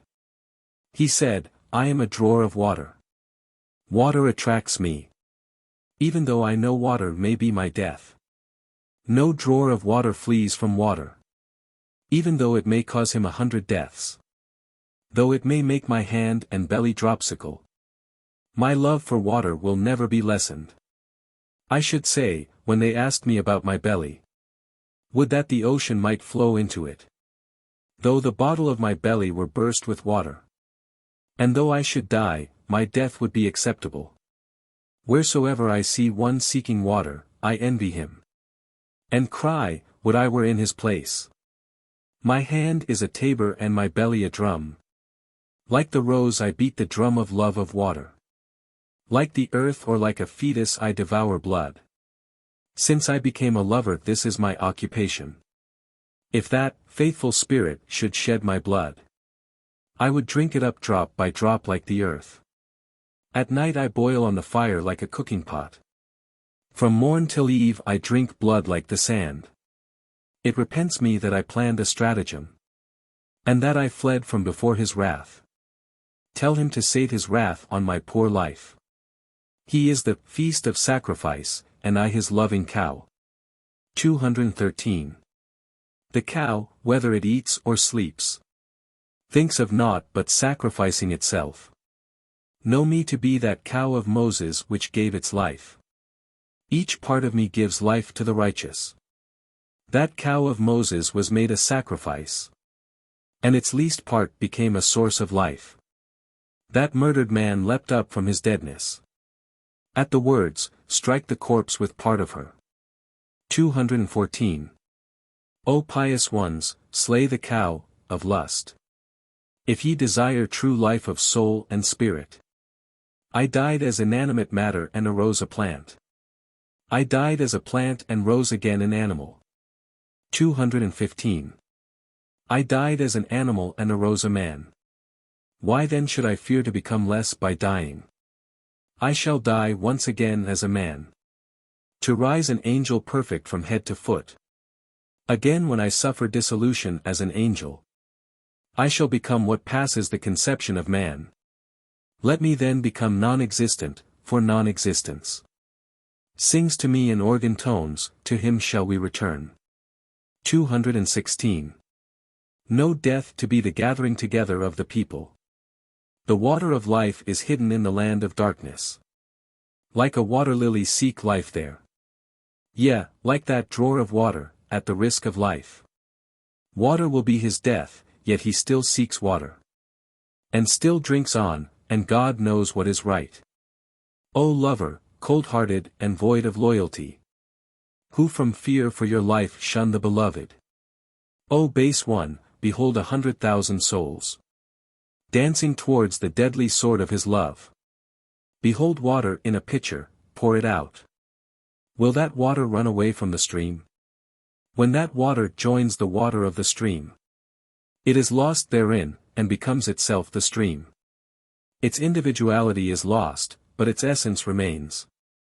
And hereby it becomes not less nor inferior. I will hang myself upon my Lord's palm tree, in excuse for having fled away from him. Even as a ball rolling along on head and face, he fell at the feet of the prince with streaming eyes. The people were all on the alert, expecting that the prince would burn him or hang him, saying, moth-like he has seen the blaze of the light, and fool-like has plunged therein and lost his life. But the torch of love is not like that torch. 'Tis light, light in the midst of light. 'Tis the reverse of torches of fire. It appears to be fire, but is all sweetness. Love generates love. If ye love God, God will love you. 217. That Bocarian then cast himself into the flame. But his love made the pain endurable. And as his burning sighs ascended to heaven, the love of the prince was kindled towards him. The heart of man is like the root of a tree. Therefrom grow the leaves on firm branches. 218. Corresponding to that root grow up branches, as well on the tree as on souls and intellects. The tops of the perfect trees reach the heavens. The roots firm, and the branches in the sky. Since then the tree of love has grown up to heaven. How shall it not also grow in the heart of the prince? A wave washes away the remembrance of the sin from his heart. For from each heart is a window to other hearts. Since in each heart there is a window to other hearts, they are not separated and shut off like two bodies. Thus, even though two lamp dishes be not joined, yet their light is united in a single ray. No lover ever seeks union with his beloved, but his beloved is also seeking union with him. But the lover's love makes his body lean, while the beloved's love makes hers fair and lusty. When in this heart the lightning spark of love arises, be sure this love is reciprocated in that heart. When the love of God arises in thy heart, without doubt God also feels love for thee. The noise of clapping of hands is never heard from one of thy hands unaided by the other hand. The man athirst cries, where is delicious water? Water too cries, where is the water drinker? This thirst in my soul is the attraction of the water. I am the waters and the water is mine. God's wisdom in his eternal foreknowledge and decree made us to be lovers one of the other. Nay more, all the parts of the world by this decree are arranged in pairs, and each loves its mate. Every part of the world desires its mate, just as amber attracts blades of straw. Heaven says to earth, all hail to thee. We are related to one another as iron and magnet. Heaven is man and earth woman in character. Whatever heaven sends it, earth cherishes. When earth lacks heat, heaven sends heat. When it lacks moisture and dew, heaven sends them. The earthy sign 219 succors the terrestrial earth. The watery sign, Aquarius, sends moisture to it. The windy sign sends the clouds to it, to draw off unwholesome exhalations. The fiery sign, Leo, sends forth the heat of the sun, like a dish heated red-hot in front and behind. The heaven is busily toiling through ages, just as men labor to provide food for women. And the earth does the woman's work, and toils in bearing offspring and suckling them. Know then earth and heaven are endued with sense, since they act like persons endued with sense. If these two lovers did not suck nutriment from each other, why should they creep together like man and wife? Without the earth how could roses and saffron grow? For naught can grow from the sole heat and rain of heaven. This is the cause of the female seeking the male, that the work of each may be accomplished. God has instilled mutual love into man and woman, that the world may be perpetuated by their union. Earth says to the earth of the body, come away. Quit the soul and come to me as dust. Thou art of my genus, and wilt be better with me. Thou hadst better quit the soul and fly to me. Body replies, true, but my feet are fast bound. Though like thee I suffer from separation. Water calls out to the moisture of the body. O moisture, return to me from your foreign abode. Fire also calls out to the heat of the body. Thou art of fire, return to thy root. In the body there are 72 diseases. It is ill compacted owing to the struggle of its elements. Disease comes to rend the body asunder, and to drag apart its constituent elements. The four elements are as birds tied together by the feet. Death, sickness and disease loose their feet asunder. The moment their feet are loosed from the others, the bird of each element flies off by itself. The repulsion of each of these principles and causes inflicts every moment a fresh pang on our bodies, that it may dissolve these composite bodies of ours. The bird of each part tries to fly away to its origin, but the wisdom of God prevents this speedy end, and preserves their union till the appointed day. He says, O parts, the appointed time is not yet. It is useless for you to take wing before that day. But as each part desires reunion with its original, how is it with the soul who is a stranger in exile? It says, O parts of my habitation here below, my absence is sadder than yours, as I am heaven-born. The body loves green pastures and running water, for this cause that its origin is from them. The love of the soul is for life and the living one, because its origin is the soul not bound to place. The love of the soul is for wisdom and knowledge, that of the body for houses, gardens, and vineyards. The love of the soul is for things exalted on high, that of the body for acquisition of goods and food. The love too of him on high is directed to the soul. Know this, for he loves them that love him. 220. The sum is this, that whoso seeks another, the soul of that other who is sought inclines to him. Let us quit the subject. Love for that soul athirst was kindled in the breast of the Prince of Bukhara. The smoke of that love and the grief of that burning heart ascended to his master and excited his compassion. The praises addressed to the prince by the Vakil. He said, O Phoenix of God and goal of the Spirit, I thank thee that thou hast come back from Mount Kaf. O Israfil of the resurrection day of love. O love, love, and heart's desire of love. Let thy first boon to me be this, to lend thine ear to my orisons. Though thou knowest my condition clearly, O protector of slaves, listen to my speech. 1,000 times, O Prince incomparable, has my reason taken flight in desire to see thee, and to hear thee and to listen to thy words, and to behold thy life-giving smiles. Thy inclining thine ear to my supplications is as a caress to my misguided soul. The baseness of my heart's coin is known to thee. But thou hast accepted it as genuine coin. Thou art proud towards the arrogant and proud. All clemencies are as naught to thy clemency. First hear this, that while I remained in absence, first and last alike escaped me. Secondly, hear this, O Prince beloved, that I searched much, but found no second to thee. Thirdly, that when I had departed outside thee, I said it was like the Christian Trinity. 221. Fourthly, when my harvest was burned up, I knew not the fourth from the fifth. Wheresoever thou findest blood on the roads, trace it, and 'tis tears of blood from my eyes. My words are thunder, and these sighs and tears are drawn by it as rain from the clouds.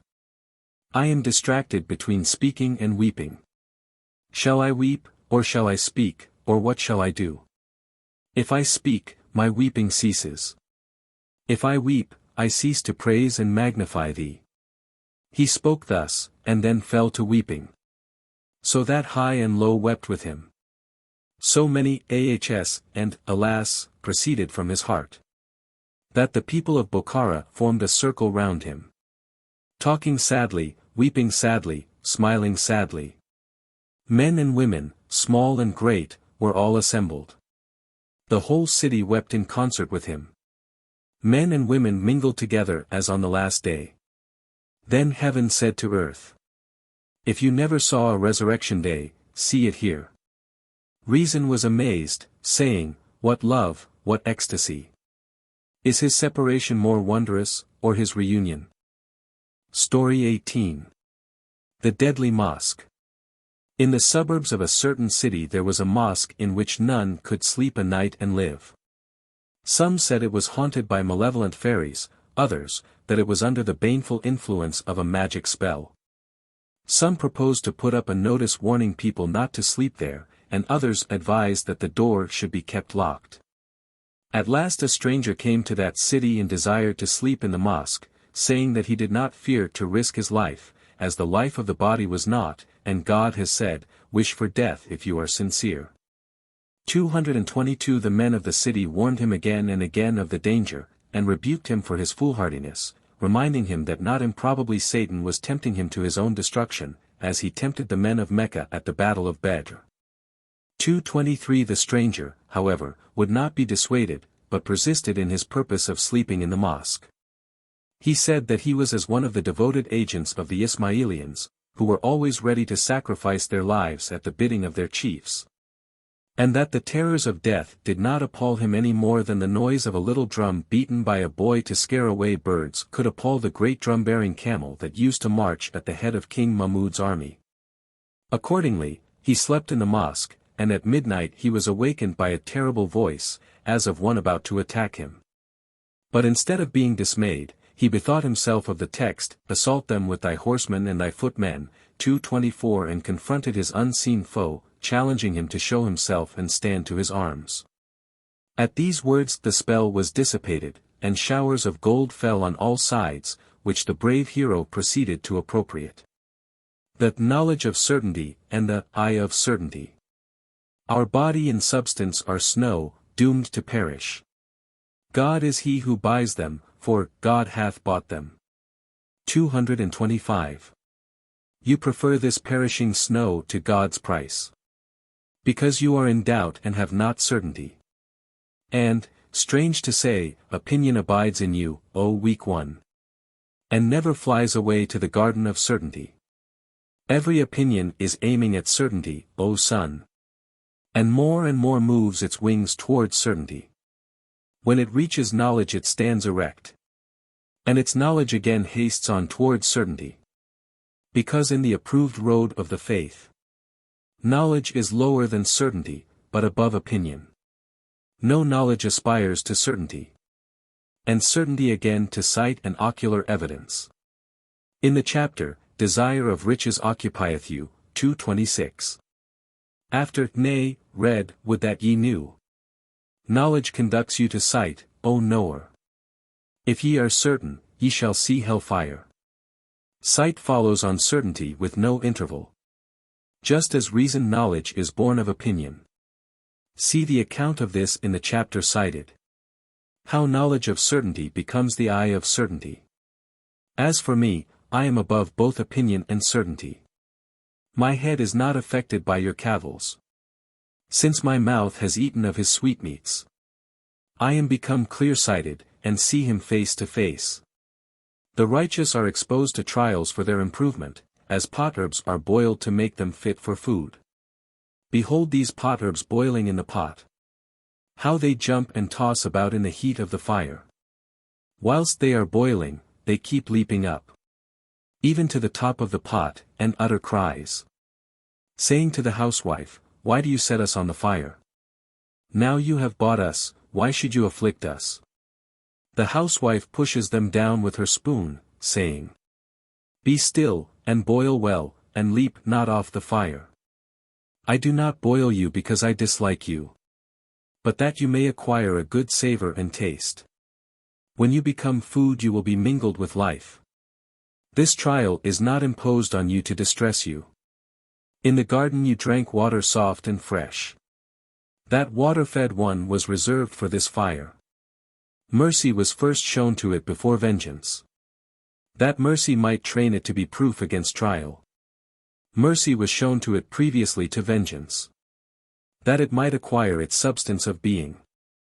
Because flesh and skin grow not without tender care. How should they not grow when warmed by the friend's love? If vengeance follows as a necessary consequence, that you may make an offering of that substance. Mercy follows again to compensate for it, that you may be purified and raised above your nature. I am Abraham, and you his son under the knife. Lay down your head. I have seen I must sacrifice you. 227. Yield your head to vengeance, your heart to constancy, that I may cut your throat like an Ismailian's. I cut off your head, but that head is such that it is restored to life by being cut off. My main object herein is to inculcate resignation. O Mussulman! It behoves you to seek resignation. 228. O potherbs, you boil in trials and sufferings, that neither existence nor self may remain in you. Though you once smiled in that earthly garden, you are really roses of the garden of life and sight. If you are torn away from the garden of earth, you become sweet food to revive man's life. Yea, become his food and strength and thought. 229. You were only milk, you become a lion of the forest. You issue from God's attributes at first. Return again back to those attributes with all speed. You come from the clouds and sunshine and sky. Then assume moral qualities and ascend the sky. You come in the form of rain and sunshine. You depart endued with excellent attributes. You begin as a part of the sun, clouds, and stars. You rise to be breath, act, word, and thought. The life of animals comes from the death of plants. True is the saying, "Kill me, O faithful ones," since such exaltation awaits us after death. True it is that, in our death is life.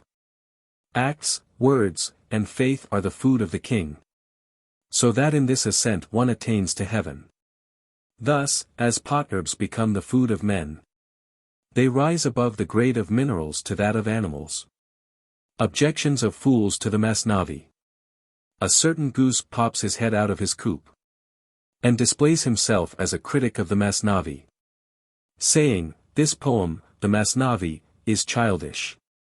'Tis but a story of the prophets," and so on. 'Tis not an account of the arguments and deep mysteries, whereto holy men direct their attention, concerning asceticism, and so on to self-annihilation, step by step, up to communion with God. An explanation and definition of each several state, whereto the men of heart ascend in their flight. Whereas the Book of God resembles the Masnavi in this, the infidels abused it, in the same manner, saying, it contains old tales and stories. 230. There is no deep analysis or lofty investigation therein. Little boys can understand it. It only contains commands and prohibitions. Accounts of Yusuf and his curled locks. Accounts of Jacob, of Zuleika and her love. Accounts of Adam, of the wheat, and of the serpent Iblis. Accounts of Hud, of Noah, of Abraham, and the fire. No, the words of the Quran are simple. But within the outward sense is an inner secret one. 231. Beneath that secret meaning is a third. Whereat the highest wit is dumbfoundered. The fourth meaning has been seen by none. Save God, the incomparable and all-sufficient. Thus they go on, even to 7 meanings, one by one. According to the saying of the Prophet, without doubt. Do thou, O son, confine not thy view to the outward meaning. Even as the demons saw in Adam only clay. 232. The outward meaning of the Quran is like Adam's body. For its semblance is visible, but its soul is hidden. O reviling dog! Thou makest a clamor. Thou makest thy abuse of the Quran thy destruction. 233. This is not a lion, wherefrom thou canst save thy life.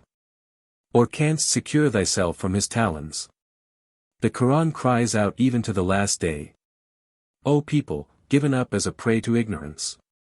If ye have imagined me to be only empty fables. Ye have sown the seed of reviling and infidelity. Ye yourselves who abuse me will see yourselves annihilated, and made like a tale that is told. Solomon and the Gnat. A gnat came in from the garden and fields. And called on Solomon for justice. Saying, O Solomon, you extend your equity over demons and the sons of Adam and fairies. Fish and fowl dwell under the shelter of your justice. Where is the oppressed one whom your mercy has not sought? Grant me redress, for I am much afflicted, being cut off from my garden and meadow haunts. Then Solomon replied, O seeker of redress, tell me, from whom do you desire redress? Who is the oppressor, who, puffed up with arrogance, has oppressed you and smitten your face? The gnat replied, He from whom I seek redress is the wind. 'Tis he who has emitted the smoke of oppression at me. Through his oppression I am in a grievous strait. Through him I drink blood with parched lip. Solomon replied to him, O sweet-voiced one, you must hear the command of God with all your heart. God has commanded me, saying, O dispenser of justice, never hear one party without the other, till both parties come into the presence. The truth is never made plain to the judge. When the wind heard the summons, it came swiftly. And the gnat instantly took flight. In like manner the seekers of God's present seat. When God appears, those seekers vanish. Though that union is life eternal. Yet at first that life is annihilation. Book 4. Story 1. The Lover and His Mistress. The fourth book begins with an address to Huzamuddin, and this is followed by the story of the lover and his mistress, already commenced in the third book. A certain lover had been separated from his mistress for the space of 7 years, during which he never relaxed his efforts to find her. At last his constancy and perseverance were rewarded, in accordance with the promises, the seeker shall find, and whoso shall have wrought an atom's weight of good shall behold it. 234 One night, as he was wandering through the city, he was pursued by the patrol, and, in order to escape them, took refuge in a garden, where he found his long-sought mistress. This occasioned him to reflect how often men hate the things that are good for them, 235, and led him to bless the rough patrol who had procured him the bliss of meeting with his mistress. Apropos of this, an anecdote is told of a preacher who was in the habit of blessing robbers and oppressors, because their evil example had turned him to righteousness. The moment the lover found himself alone with his mistress, he attempted to embrace her, but his mistress repulsed him, saying, that though no men were present, yet the wind was blowing, and that showed that God, the mover of the wind, was also present. The lover replied, It may be I am lacking in good manners, but I am not lacking in constancy and fidelity towards you. His mistress replied, one must judge of the hidden by the manifest.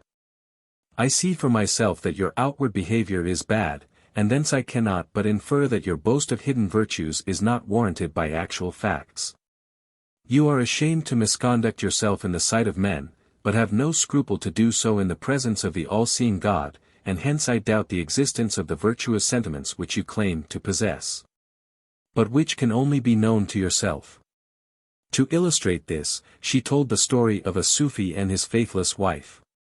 This wife was one day entertaining a paramour, when she was surprised by the sudden return of her husband. On the spur of the moment she threw a woman's dress over her paramour and presented him to her husband as a rich lady who had come to propose a marriage between her son and the Sufi's daughter, saying she did not care for wealth, but only regarded modesty and rectitude of conduct. To this the Sufi replied, that as from her coming unattended it was plain that the lady had not the wealth she pretended to have, it was more than probable that her pretensions to extraordinary modesty and humility were also fictitious. The lover then proceeded to excuse himself by the plea that he had wished to test his mistress, and ascertain for himself whether she was a modest woman or not. He said he of course knew beforehand that she would prove to be a modest woman, but still he wished to have ocular demonstration of the fact. His mistress reproved him for trying to deceive her with false pretenses, assuring him that, after he had been detected in a fault, his only proper course was to confess it, as Adam had done. Moreover, she added that an attempt to put her to the test would have been an extremely unworthy proceeding, only to be paralleled by Abu Jahl's attempt to prove the truth of the Prophet's claims by calling on him to perform a miracle. The soul of good in things evil. Evil only relative. The lover invoked blessings on that rough patrol, because their harshness had wrought bliss for him. They were poison to most men, but sweets to him, because those harsh ones had united him with his love. In the world there is nothing absolutely bad. No, moreover, evil is only relative. In the world there is neither poison nor antidote, which is not a foot to one and a fetter to another. To one the power of moving, to another a clog. To one a poison, to another an antidote. Serpent's poison is life to serpents. In relation to mankind it is death. To the creatures of the sea is a garden. To the creatures of the land it is fatal. In the same way, O man, reckon up with intelligence the relations of these things in endless variety. In relation to this man Zaid is as Satan. In relation to another he is as a sultan. The latter calls Zaid a sincere Mussulman. The former calls him a Gheber deserving to be killed. Zaid, one and the same person, is life to the one, and to the other an annoyance and a pest. If you desire that God may be pleasing to you, then look at him with the eyes of them that love him. Look not at that beauty with your own eyes. Look at that object of desire with his votary's eyes. Shut your own eyes from beholding that sweet object, and borrow from his admirers their eyes. Nay, borrow from him both eyes and sight, and with those eyes of his look upon his face, in order that you may not be disappointed with the sight. God says, whoso is God's, God also is his. God says, I am his eye, his hand, his heart, 2:36. That his good fortune may emerge from adversity. Whatsoever is hateful to you, if it should lead you to your beloved, at once becomes agreeable to you. Why God is named hearing, seeing, and knowing. God calls himself seeing, to the end that his eye may every moment scare you from sinning. God calls himself hearing, to the end that you may close your lips against foul discourse. God calls himself knowing, to the end that you may be afraid to plot evil. These names are not mere accidental names of God. As a Negro may be called Kafuar, white. They are names derived from God's essential attributes, not mere vain titles of the first cause. For if so, they would be only empty pleasantries, like calling the deaf a hearer and the blind a seer, or a name like impudent for a modest man, or beautiful for an ugly Negro. Or such a title as Haji for a newborn boy. Or that of Ghazi applied to a noble idler. If such titles as these are used in praising persons who do not possess the qualities implied, 'tis wrong. 'Twould be jesting or mockery or madness. God is exalted above what is said by evil men. 237. I knew you before I met you face to face. That you had a fair face but an evil heart. Yeah, I knew you before I saw you. That you were rooted in iniquity through guile. When my eye is red owing to inflammation, I know 'tis so from the pain, though I see it not. You regarded me as a lamb without a shepherd. You fancied that I had no guardian. Lovers have suffered chastisement for this cause. That they have cast ill-timed looks at fair ones. They have supposed the fawn to have no shepherd. They have supposed the captive to be going a-begging. Till in the twinkling of an eye an arrow pierces them. Saying, I am her guardian, look not at her rashly. What? Am I less than a lamb or a fallow deer? That I should have none to shepherd me? Nay, I have a guardian worthy of dominion. Who knows every wind that blows upon me. He is aware whether that wind is chill or mild. He is not ignorant nor absent, O mean one. The carnal soul is made by God blind and deaf. I saw with the heart's eye your blindness afar off. For this 'cause I never inquired about you for 8 years. Because I saw you filled with ignorance and duplicity. Why indeed should I inquire about one in the furnace? Who is bowed down with reproach, like yourself? Comparison of the world to a bath stove. And of piety to the hot bath. The lust of the world is like a bath stove, whereby the bath of piety is heated. But the lot of the pious is purity from the stove's filth. Because they dwell in the bath and in cleanliness. The rich are as those that carry dung, to heat the furnace of the bath withal. God has instilled into them cupidity, that the bath may be warmed and pleasant. Quit this stove and push on into the bath. No quitting the stove to be the bath itself. Whoso is in the stove-room is as a servant to him who is temperate and prudent. Your lust is as fire in the world, with 100 greedy mouths wide open. In the judgment of reason this gold is foul dung. Although, like dung, it serves to kindle the fire. Whoso was born in the stove-room and never saw purity, the smell of sweet musk is disagreeable to him. In illustration of this, a story follows of a tanner who was accustomed to bad smells in the course of his trade, and who was half killed by the smell of musk in the bazaar of the perfumers, but was cured by the accustomed smell of dung. Story 2. The building of the most remote temple at Jerusalem. King David purposed to build a temple at Jerusalem, but was forbidden to do so by a divine voice, because he had been a man of blood. But, it was added, the work should be accomplished by his son Solomon, and Solomon's work would be reckoned the same as David's, in accordance with the texts, the faithful are brethren, and sages are as a single soul. And, we make no distinction between any of the apostles.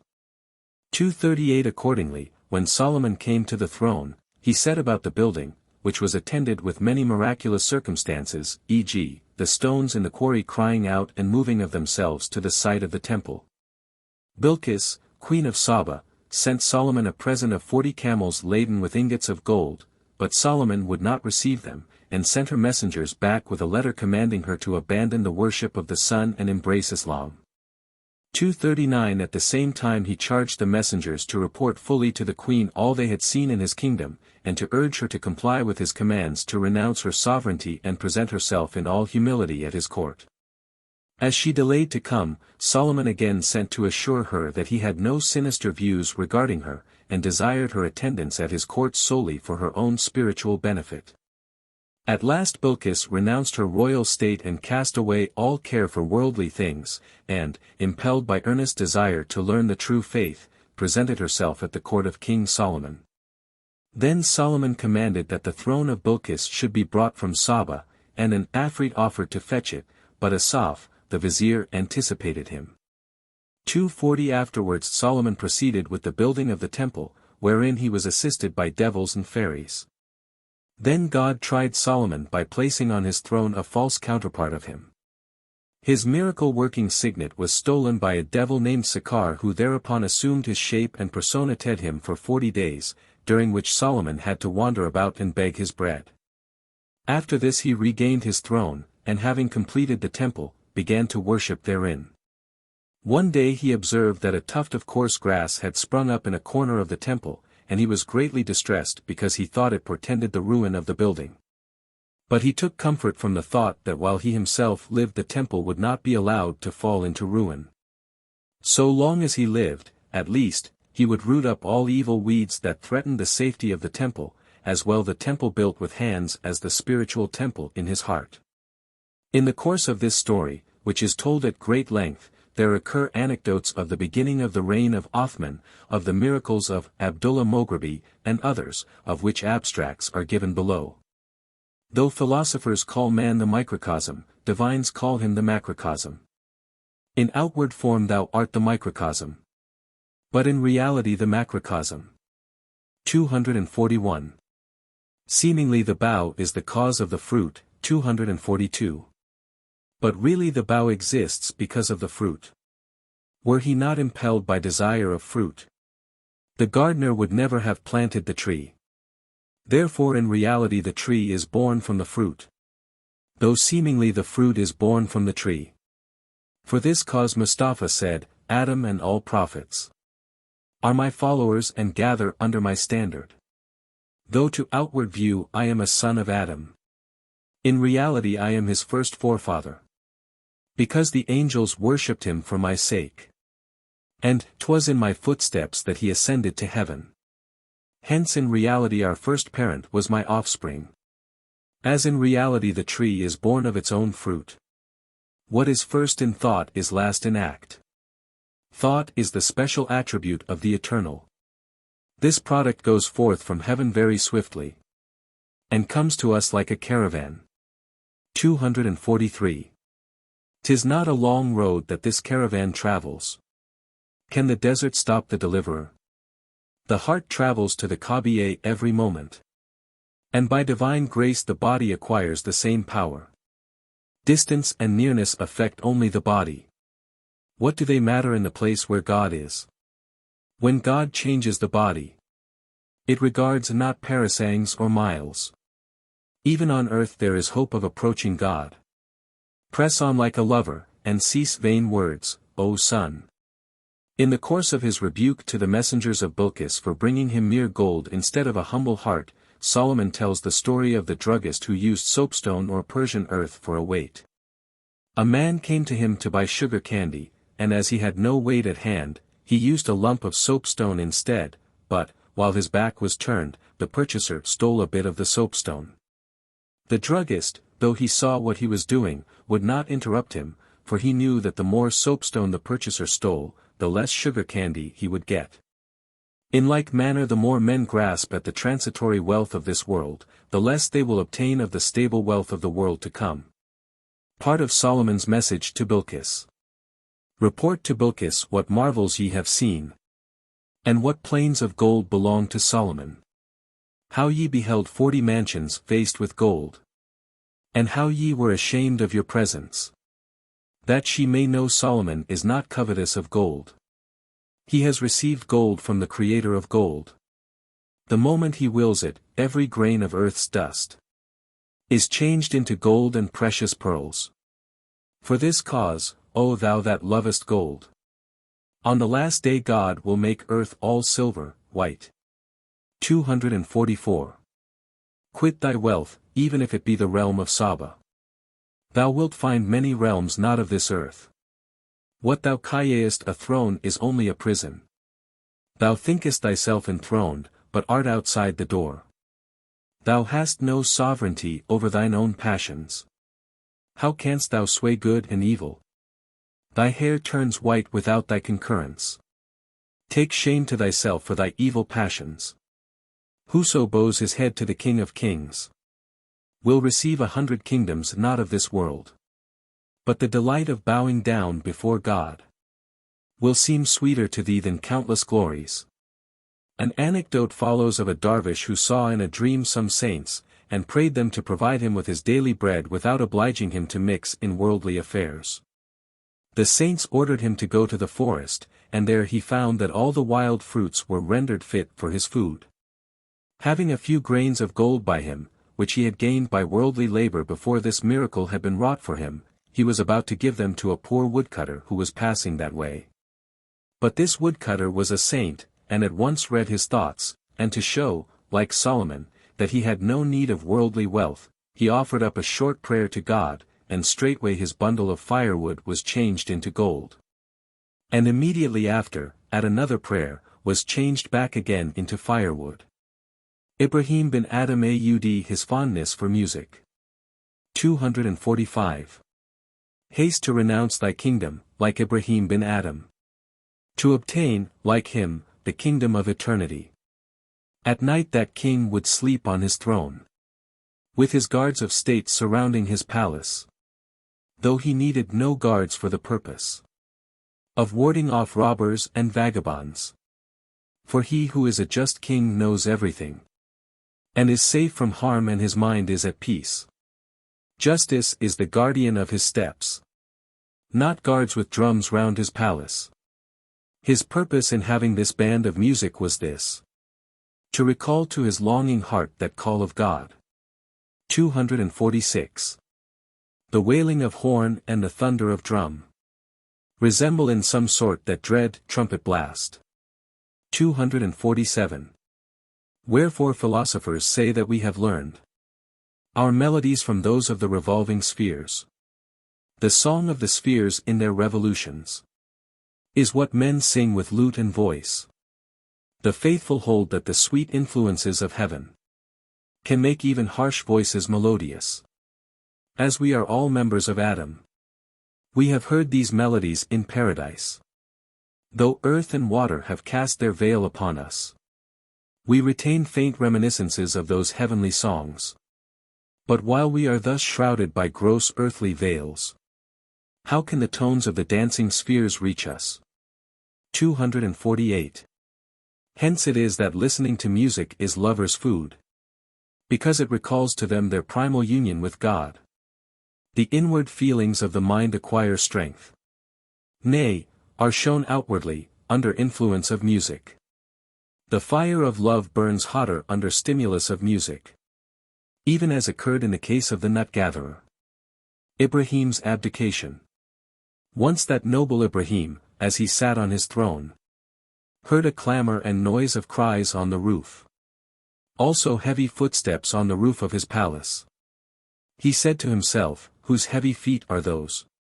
He shouted from his window, who goes there? 'Tis no man's step, surely 'tis a fairy. His guards, filled with confusion, bowed their heads, saying, it is we who are going the rounds in search. He said, what seek ye? They said, our camels. 249. He said, who ever searched for camels on a housetop? They said, we follow thy example. Who seekest union with God while sitting on a throne. This was all, and no man ever saw him again. Just as fairies are invisible to men.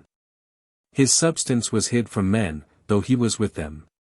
For what can men see save the outward aspect and dress? As he was removed from the sight of friends and strangers, his fame was noised abroad like that of the Penka. For the soul of every bird that reaches Mount Kaf confers glory on the whole family of birds. 250. The anecdote of the nut-gatherer, introduced in the above story, is only another version of the story of the thirsty man who threw bricks into the water in order to hear the sound of the splash. 251. This is followed by an address to Husam-ud-Din, in which the poet says that his object in writing the Masnavi was to elicit words from Husam, as his words were the same as the words of God. Solomon's preaching to the people of Bilqis. The art of preaching. I tell the tale of Saba in lover's style. When the breeze bore Solomon's words to that garden, 'twas as when bodies meet souls at the resurrection, or as when boys return to their loved homes. The people of love are hidden amongst the peoples. As a liberal man encompassed by the contumely of the base. Souls are disgraced by union with bodies. Bodies are ennobled by union with souls. Arise, O lovers, this sweet draught is yours. Ye are they that endure, eternal life is yours. Ho! Ye that seek, arise and take your fill of love. Snuff up that perfume of Yusuf. Approach, O Solomon, thou that knowest birds' language. Sound the note of every bird that draws near. 252. When God sent thee to the birds, he taught thee first the notes of all the birds. To the predestinarian bird talk predestination. To the bird with broken wings preach patience.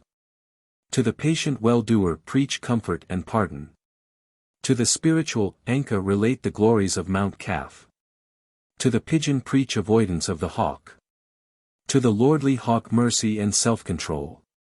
As for the bat, who lingers helpless in the dark, acquaint him with the society of the light. To the fighting partridge teach peace.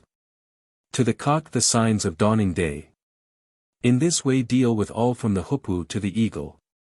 Then follows a long account of various miraculous incidents that occurred during the childhood of the Prophet, how he was suckled by Halima, a woman of the Bani Sa'ad, how the idols bowed down before him, how he strayed from home.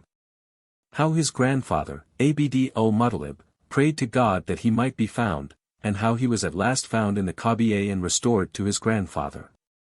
Next a story is told of a cur who attacked a blind man, Kur, in the street, rather than hunt the wild ass, Gur, on the mountains in company with well-bred dogs. This is an illustration of the thesis that mankind is prone to run after mean earthly objects, and to neglect aspiring to the spiritual world. Solomon's admonitions to Bilqis. Ah! Bilqis, bestir thyself now the market is thronged. Flee away from them whose traffic is unprofitable. 253. Arise, Bilqis, now that thou hast the choice. Before that death lays his heavy hand upon thee. Soon will death pull thy ears, as if thou wert a thief dragged before the officer in deadly fear. How long wilt thou steal shoes from asses of the world? If thou must steal, steal pearls of the world above. Thy sisters have found the kingdom that lasts forever. Thou cleavest to the kingdom of darkness. Happy is he who quits this earthly kingdom, which sooner or later death will destroy. Arise! O Bilqis, at least behold the kingdom of the royal kings of the faith. In reality they are seated in the garden of the Spirit. Though to outward view they are guiding their friends. That spiritual garden accompanies them everywhere. Yet it is never revealed to the eyes of the people. Its fruits ever asking to be gathered. Its fount of life welling up to be drunk. Go round about the heavens without aid of wings. Like sun or full moon or new moon. Thou wilt move as a spirit without aid of feet. Thou wilt eat sweet viands without mouth or palate. No crocodile of sorrow will attack thy bark. Nor will sad thoughts of death assail thee. Thou wilt be at once queen, army, and throne. Endued with good fortune and fortune itself. 254. Thou sayest thou art a great queen of good fortune. But thy fortune is apart from thee and will soon fade. Thou wilt be left like a beggar without sustenance. Therefore, O chosen one, become thy own fortune. When, O spiritual one, thou hast become thy own fortune. Then, being thyself thy fortune, thou wilt never lose it. How? O fortunate one, canst thou ever lose thyself? When thy real self is thy treasure and thy kingdom? How men and demons helped Solomon in building the temple. When Solomon laid the foundations of the temple, men and jinns came and lent their aid to the work. Some of them with goodwill, and others on compulsion. Even as worshippers follow the road of devotion. Men are as demons, and lust of wealth their chain, which drags them forth to toil in shop and field. This chain is made of their fears and anxieties. Deem not that these men have no chain upon them. It causes them to engage in labor and the chase. It forces them to toil in mines and on the sea. It urges them towards good and towards evil. God saith, on their necks is a rope of palm fiber, 255. And verily on their necks have we placed ropes, 256. We make this rope out of their own dispositions. There is none either impure or intelligent. But we have fastened his work about his neck. 257. Thy lust is even as fire burning in thy evil deeds. The black coal of these deeds is lighted by the fire. The blackness of the coal is first hidden by the fire. But, when it is burnt, the blackness is made visible. The building of the prophets was without lust. And accordingly its splendor ever increased. Yea, many are the noble temples they have raised. Though all were not named the most remote temple. The Kaaba, whose renown waxes greater every moment, owed its foundation to the piety of Abraham. Its glory is not derived from stones and mortar, but from being built without lust or strife. Neither are the prophets' writings like other writings. Nor their temples, nor their works, nor their families. Nor their manners, nor their wrath, nor their chastisements. Nor their dreams, nor their reason, nor their words. Each one of them is endued with a different glory. Each soul's bird winged with different feathers. Ho! Pious ones, build the lively temple of the heart. That the divine Solomon may be seen, and peace be upon you. And if your demons and fairies be recalcitrant, your good angels must place collars on their necks. If your demons go astray through guile and fraud, chastisement must overtake them swift as lightning. Be like Solomon, so that your demons may dig stones for your spiritual edifice. Be like Solomon, free from evil thoughts and guile, so that carnal demons and jinns may be submissive to you. Your heart is as Solomon's signet, take good care that it falls not a prey to demons. For then demons will rule over you as over Solomon. Guard then your signet from the demons, and be at peace. Then follows a story of a poet who recited a panegyric in honor of a liberal king. The king commanded that he should receive 1,000 pieces of gold, but the Vazir, named Abul Hassan, gave him 10,000. The poet went to his home well contented, but after some years fell into poverty, and naturally bethought him of the generous king and his Vazir, who had before assisted him. Sibawayh, the grammarian of Shiraz says, Allah is derived from Allah, fleeing for refuge, and thus we see all creatures, and even the elements themselves, ever looking to Allah to sustain them in existence. The poet, therefore, again presented himself to the king with a new panegyric, and the king, on hearing it, commanded as before that 1,000 pieces of gold should be given him. But the new Vazir, who was also named Abul Hassan, persuaded the king that the exchequer could not afford this large outlay, and kept the poet waiting so long for his money, that at last he was glad to get away with only 100 pieces of gold. These two Vazirs recall Asaph, the good Vazir of King Solomon, who deserves the title, Light upon Light, 258, and Haman, the evil Vazir of Pharaoh, who turned his heart against Moses, and brought many plagues upon the kingdom of Egypt. How all creatures cry to God for sustenance. Yea, all the fish in the seas, and all feathered fowl in the air above. All elephants, wolves, and lions of the forest. All dragons and snakes, and even little ants. Yea, even air, water, earth, and fire draw their sustenance from him. Both winter and summer. Every moment this heaven cries to him, saying, O Lord, quit not thy hold of me for a moment. The pillar of my being is thy aid and protection. The whole is folded up in that right hand of thine. 259. And earth cries, O keep me fixed and steadfast. Thou who hast placed me on the top of waters. All of them are waiting and expecting his aid. All have learned of him to represent their needs. Every prophet extols this prescription. Seek ye help with patience and with prayer. 260. Ho! Seek aid of him, not of another than him. Seek water in the ocean, not in a dried-up channel. The next anecdote is that of the raven who taught Cain the art of digging graves and burying corpses, as told in Quran v. 34. This is designed to illustrate the thesis that unaided human reason can discover no now truth, unless inspired by divine wisdom, of which the prophets, and especially universal reason, or the Prophet Muhammad, are the channels. Thus physicians and herbalists have derived their knowledge of the virtues of plants from the instructions originally given by King Solomon when he classified the plants that grew in the court of the temple. The inner eye sees more than is visible to the sight of the vulgar. To illustrate this, an anecdote is told of a Sufi who had accompanied his friends to a beautiful garden, but instead of looking about and enjoying the fragrance of the flowers and fruits, sat with his head sunk on his breast in Sufi fashion.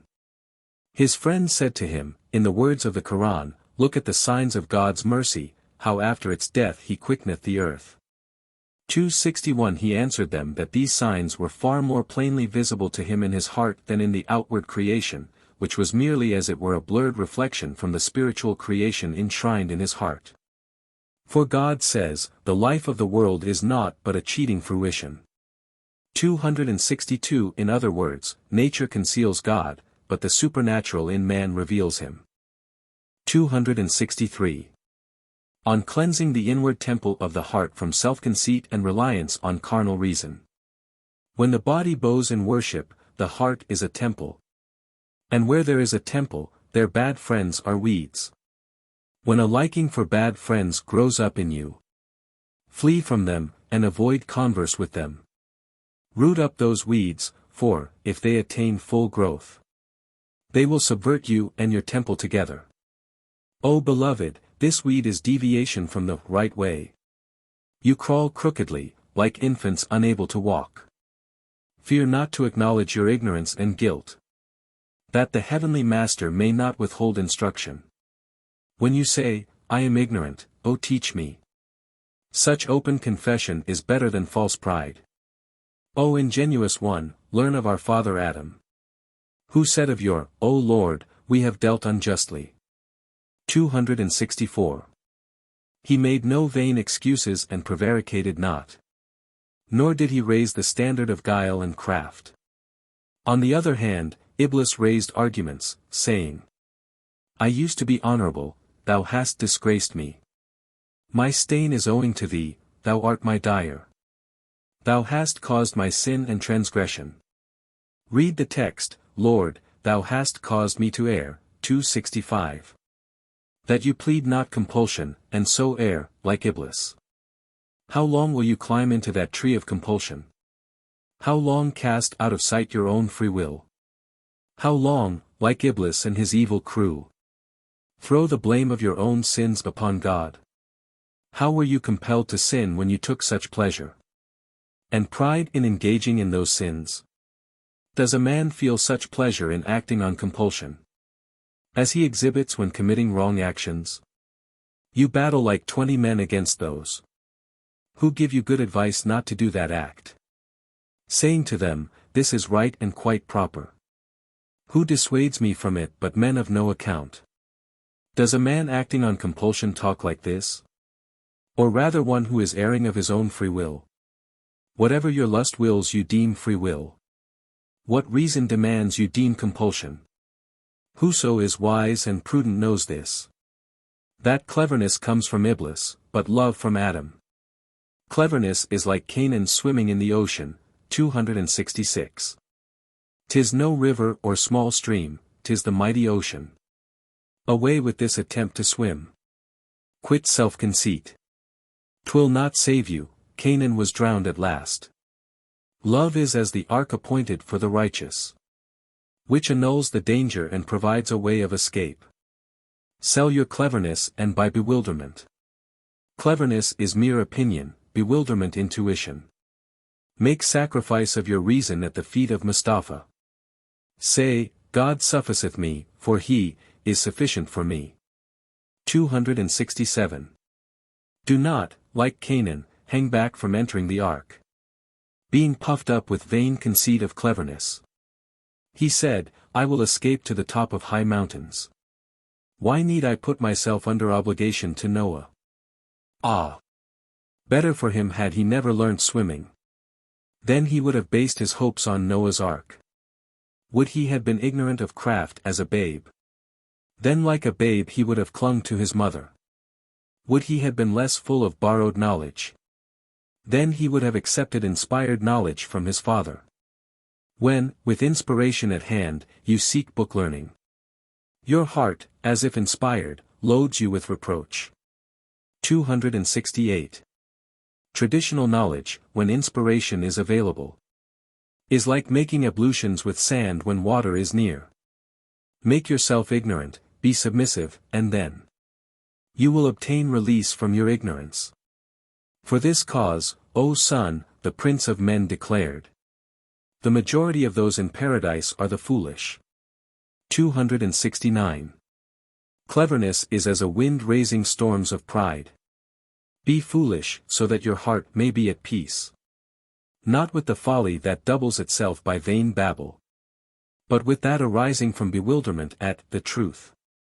Those Egyptian women who cut their hands were fools. 270. Fools as to their hands, being amazed at Yusuf's face. Make sacrifice of reason to love of the friend. True reason is to be found where he is. Men of wisdom direct their reason heavenwards. Vain babblers halt on earth where no friend is.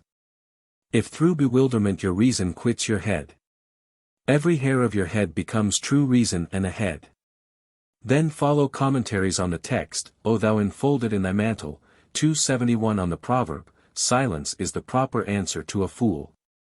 On the hadith, God created the angels with reason and the brutes with lust, but man he created with both reason and lust. The man who follows reason is higher than the angels, and the man who follows lust is lower than the brutes.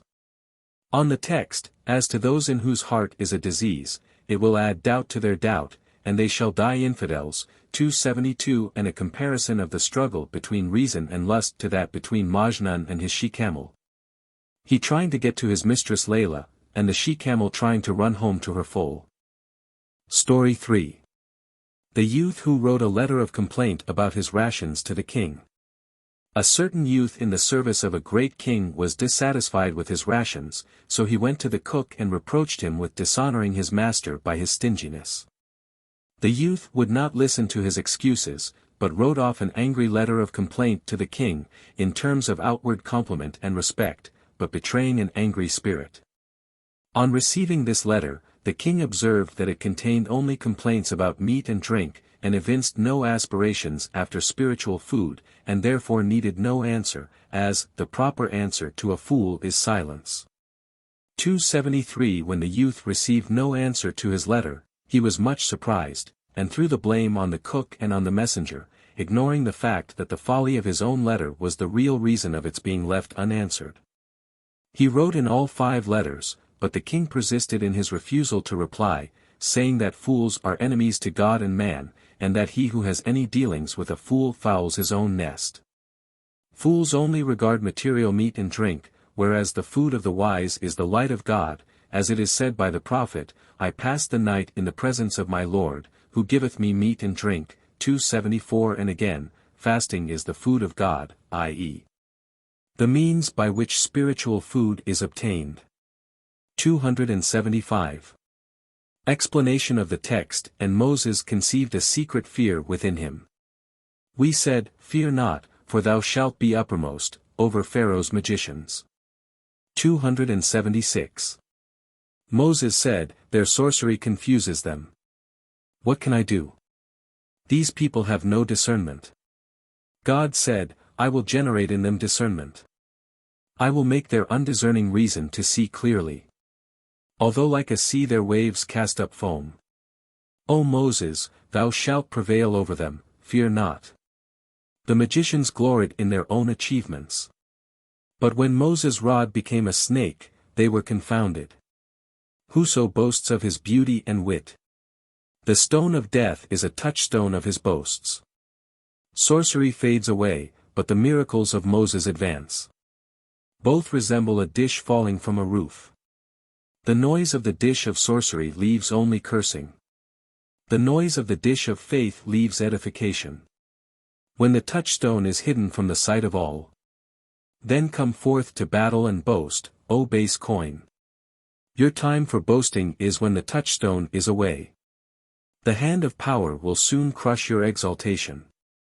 The base coin says to me with pride every moment, O pure gold, how am I inferior to you?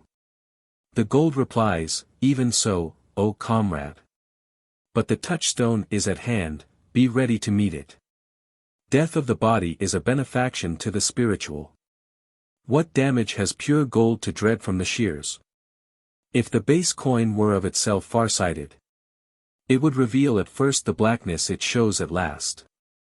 If it had showed its blackness at first on its face, 'twould have avoided hypocrisy now and misery at last.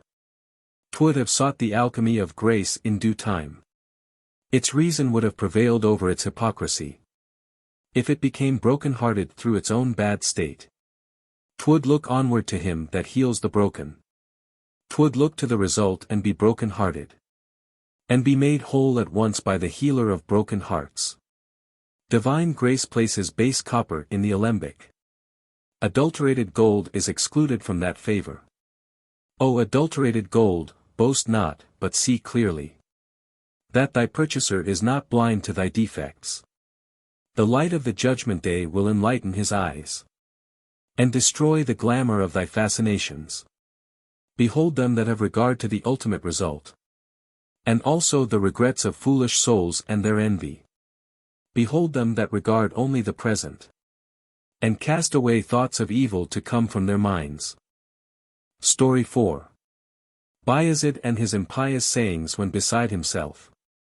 The holy Saint Bayazid before his death predicted the birth of the Saint Abul Hasan Kirkani, and specified all the peculiar qualities which would be seen in him.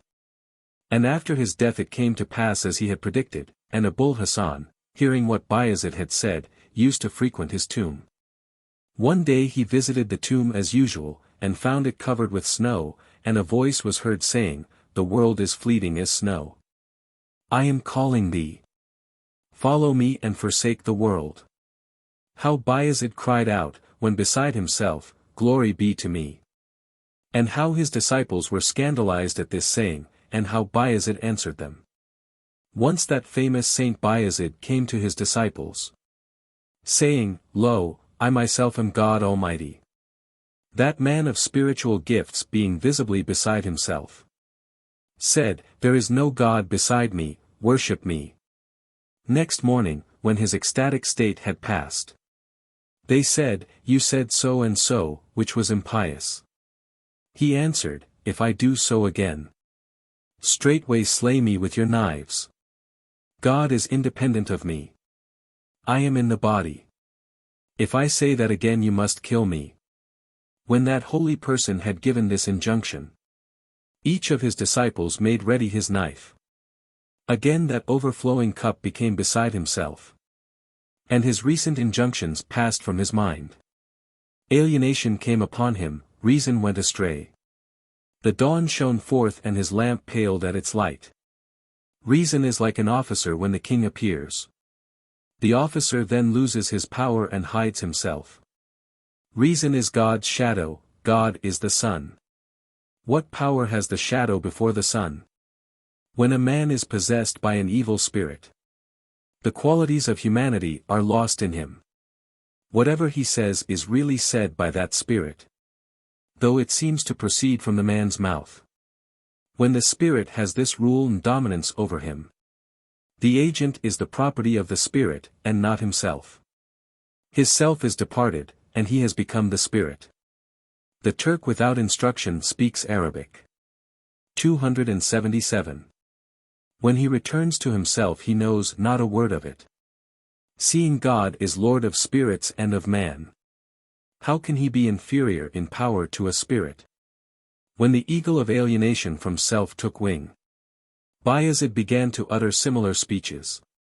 The torrent of madness bore away his reason, and he spoke more impiously than before.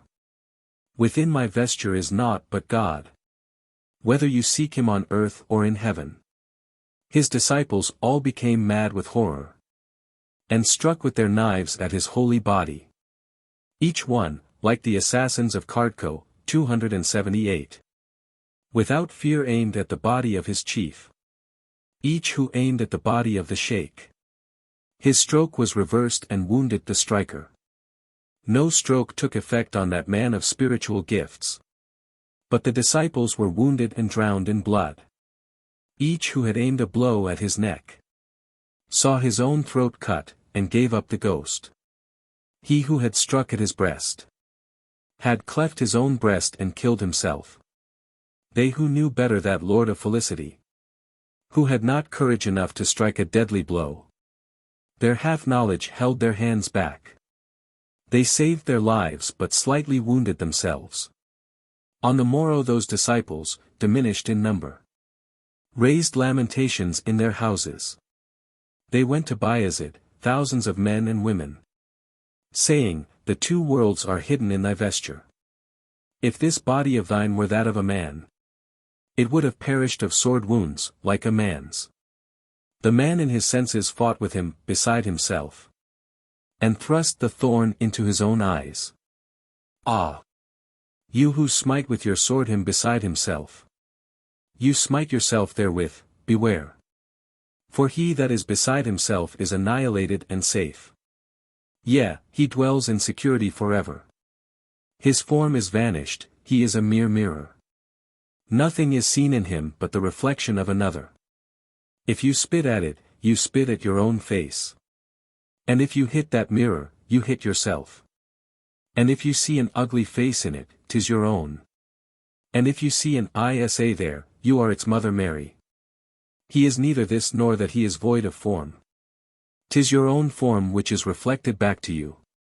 But when the discourse reaches this point, lip is closed. When pen reaches this point, it is split in twain. Close then your lips, though eloquence be possible. Keep silence, God knows the right way. This is followed by an anecdote of the Prophet appointing an Hudhali youth to be captain of a band of warriors amongst whom were many older and more experienced soldiers, and of the objections made to this appointment.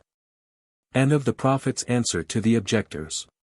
Why the Prophet promoted the youth to command his seniors. The Prophet said, O ye who regard only the outside, regard him not as a youth void of talents. Many are they whose beards are black yet are old. Many too have white beards and hearts like pitch. I have made trial of his wisdom often and often. And that youth has shown himself old in his actions. Age consists in maturity of wisdom, O son. Not, in whiteness of the beard and hair. How can anyone be older than Iblis? Yet, if he has no wisdom, he is not. Suppose him an infant, if he has Isa's soul. He is pure from pride and from carnal lust. That whiteness of the hair is a sign of maturity. Only to purblind eyes whose vision is limited. Since that short-sighted one judges by outward signs. He seeks the right course by outward tokens. For his sake I said that if ye desire counsel, ye ought to make choice of an old man. He who has emerged from the veil of blind belief beholds by the light of God all things that exist. His pure light, without signs or tokens, cleaves for him the rind and brings him to the kernel. To the regarder of externals, genuine and base coin are alike. How can he know what is inside the basket? Many are the gold coins made black with smoke, so that they elude the clutches of greedy thieves. Many are the copper coins gilded with gold, and sold as gold to men of slender wits. We who regard the inside of the world, we look at the heart and disregard the outside. The judges who confine their view to externals, and base their decisions on outward appearances, as they testify and make outward show of faith, 279. Are straightway dubbed faithful by men of externals. Therefore these heretics, who regard only externals, have secretly shed the blood of many true believers. Strive then to be old in wisdom and in faith. That, like universal reason, you may see within. 280. Story 5. The Three Fishes. This story, which is taken from the book of Kalila and Damna, 281, is as follows. There was in a secluded place a lake, which was fed by a running stream, and in this lake were three fishes, one very wise, the second half wise, and the third foolish. One day some fishermen passed by that lake, and having espied the fish, hastened home to fetch their nets. The fish also saw the fishermen and were sorely disquieted. The very wise fish, without a minute's delay, quitted the lake and took refuge in the running stream which communicated with it, and thus escaped the impending danger. The half-wise fish delayed doing anything till the fishermen actually made their appearance with their nets. He then floated upon the surface of the water, pretending to be dead, and the fishermen took him up and threw him into the stream, and by this device he saved his life. But the foolish fish did nothing but swim wildly about, and was taken and killed by the fishermen. The marks of the wise man, of the half-wise, and of the fool. The wise man is he who possesses a torch of his own. He is the guide and leader of the caravan. That leader is his own director and light. That illuminated one follows his own lead. He is his own protector, do ye also seek protection?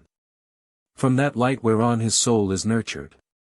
The second, he, namely, who is half-wise, knows the wise man to be the light of his eyes. He clings to the wise man like a blind man to his guide, so as to become possessed of the wise man's sight. But the fool, who has no particle of wisdom, has no wisdom of his own, and quits the wise man. He knows nothing of the way, great or small, and is ashamed to follow the footsteps of the guide. He wanders into the boundless desert, sometimes halting and despairing, sometimes running. He has no lamp wherewith to light himself on his way, nor half a lamp which might recognize and seek light. He lacks wisdom, so as to boast of being alive, and also half wisdom, so as to assume to be dead. That half-wise one became as one utterly dead, in order to rise up out of his degradation. If you lack perfect wisdom, make yourself as dead, under the shadow of the wise, whose words give life. The fool is neither alive so as to companion with Isa, nor yet dead so as to feel the power of Isa's breath. His blind soul wanders in every direction, and at last makes a spring, but springs not upwards. The counsels of the bird. A man captured a bird by wiles and snares. The bird said to him, O noble sir, in your time you have eaten many oxen and sheep, and likewise sacrificed many camels. You have never become satisfied with their meat, so you will not be satisfied with my flesh. Let me go, that I may give you three counsels, whence you will see whether I am wise or foolish. The first of my counsels shall be given on your wrist, the second on your well-plastered roof, and the third I will give you from the top of a tree. On hearing all three you will deem yourself happy. As regards the counsel on your wrist, 'tis this. Believe not foolish assertions of any one. When he had spoken this counsel on his wrist, he flew up to the top of the roof, entirely free. Then he said, Do not grieve for what is past. When a thing is done, vex not yourself about it. He continued, Hidden inside this body of mine is a precious pearl, 10 drams in weight. That jewel of right, belonged to you. Wealth for yourself and prosperity for your children. You have lost it, as it was not fated you should get it. That pearl whose like can nowhere be found. Thereupon the man, like a woman in her travail, gave vent to lamentations and weeping. The bird said to him, Did I not counsel you, saying, Beware of grieving over what is past and gone. When 'tis past and gone, why sorrow for it? Either you understood not my counsel or are deaf. The second counsel I gave you was this, namely, be not misguided enough to believe foolish assertions. O fool, altogether I do not weigh 3 drams. How can a pearl of 10 drams be within me? The man recovered himself and said, "Well then. Tell me now your third good counsel." The bird replied, "You have made a fine use of the others. That I should waste my third counsel upon you. To give counsel to a sleepy ignoramus is to sow seeds upon salt land. Torn garments of folly and ignorance cannot be patched. O counselors, waste not the seed of counsel on them." Story 6. Moses and Pharaoh. This story is an expansion of Quran 43:50 and following verses, and of Quran 11. Then follows a very long account of the dealings of Moses, an incarnation of true reason, with Pharaoh, the exponent of mere opinion or illusion. It begins with a long discussion between Moses and Pharaoh. Moses tells Pharaoh that both of them alike owe their bodies to earth and their souls to God, and that God is their only Lord. Pharaoh replies that he is Lord of Moses, and chides Moses for his want of gratitude to himself for nurturing him in his childhood. Moses replies that he recognizes no Lord but God, and reminds Pharaoh how he had tried to kill him in his infancy. Pharaoh complains that he is made of no account by Moses, and Moses retorts that in order to cultivate a waste field it is necessary to break up the soil, and in order to make a good garment, the stuff must first be cut up. And in order to make bread, the wheat must first be ground in the mill, and so on. The best return he can make to Pharaoh for his hospitality to him in his infancy is to set him free from his lust-engendered illusions, like a fish from the fishhook which has caught him. Pharaoh then twits Moses with his sorceries in changing his staff into a serpent, and thereby beguiling the people. Moses replies that all this was accomplished not by sorcery, like that of Pharaoh's own magicians, but by the power of God, though Pharaoh could not see it, owing to his want of perception of divine things. The ear and the nose cannot see beautiful objects, but only the eye, and similarly the sensual eye, blinded by lust, is impotent to behold spiritual truth. On the other hand, men of spiritual insight, whose vision is purged from lust, become as it were all eyes, and no longer see double, but only the one sole real being. Man's body, it is true, is formed of earth, but by discipline and contrition it may be made to reflect spiritual verities, even as coarse and hard iron may be polished into a steel mirror. Pharaoh ought to cleanse the rust of evil-doing from his soul, and then he would be able to see the spiritual truths which Moses was displaying before him. The door of repentance is always open. Moses then promised that if Pharaoh would obey one admonition he should receive in return 4 advantages. Pharaoh was tempted by this promise, and asked what the admonition was. Moses answered that it was this, that Pharaoh should confess that there is no God except the one Creator of all things in heaven and on earth. Pharaoh then prayed him to expound the 4 advantages he had promised, saying that possibly they might cure him of infidelity, and cause him to become a vessel of mercy, instead of one of wrath. Moses then explained that they were as follows. 1. Health. 2. Long life, ending in the conviction that death is gain. Even as one who knows of a treasure hid in a ruined house pulls down the house to find that treasure, so does the wise man, full of years and experience, pull down the house of the body to gain the treasure of eternal life. The tradition, "I was a hidden treasure," bears on this matter. 3. A better kingdom than that of Egypt, one of peace in place of one of enmity and contention. 4. Perpetual youth. Pharaoh then proceeded to take counsel with his wife, Asiyah, whether it would be advisable to quit his infidelity and believe in the promises of Moses. Asiyah, being a pious woman and well inclined to Moses, whom she had nurtured in his infancy, urged him to do so, but Pharaoh said he would first consult his Vazir Haman. Asiyah had a bad opinion of Haman, whom she knew to be as blind to spiritual truths as Pharaoh himself, and she did her best to dissuade Pharaoh from consulting him. To illustrate Haman's spiritual blindness, she told the story of a royal falcon who fell into the hands of an ignorant old woman. This old woman knew nothing of the virtues of a falcon, and was displeased at the falcon's appearance, and said to it, "What was your mother about to leave your claws and beak so long?" She then proceeded to trim them short, according to her fancy, and of course spoiled the falcon for all purposes of falconry. Pharaoh, however, would not be diverted from his purpose of consulting Haman, and Asya was fain to console herself with the reflection that like always herds with like, and so Pharaoh must needs consort with Haman, who was in so many respects a duplicate of himself. To illustrate this she recalled the story of a woman whose infant had crawled to the brink of a canal, where it persisted in remaining, at the imminent peril of its life, despite all her calls and entreaties. In her distress she asked aid of Ali, who told her to place another infant on the top of the bank. She did so, and her own infant, seeing its playfellow, left the brink of its own accord and came to join its fellow. The spirit of man is of like genus with the holy prophets, but man's animal lust with the demons. And as things of like nature attract one another, so unlike things repel one another. Thus it is said that when holy men pray to be delivered from hell, hell also prays that they may be kept away from it.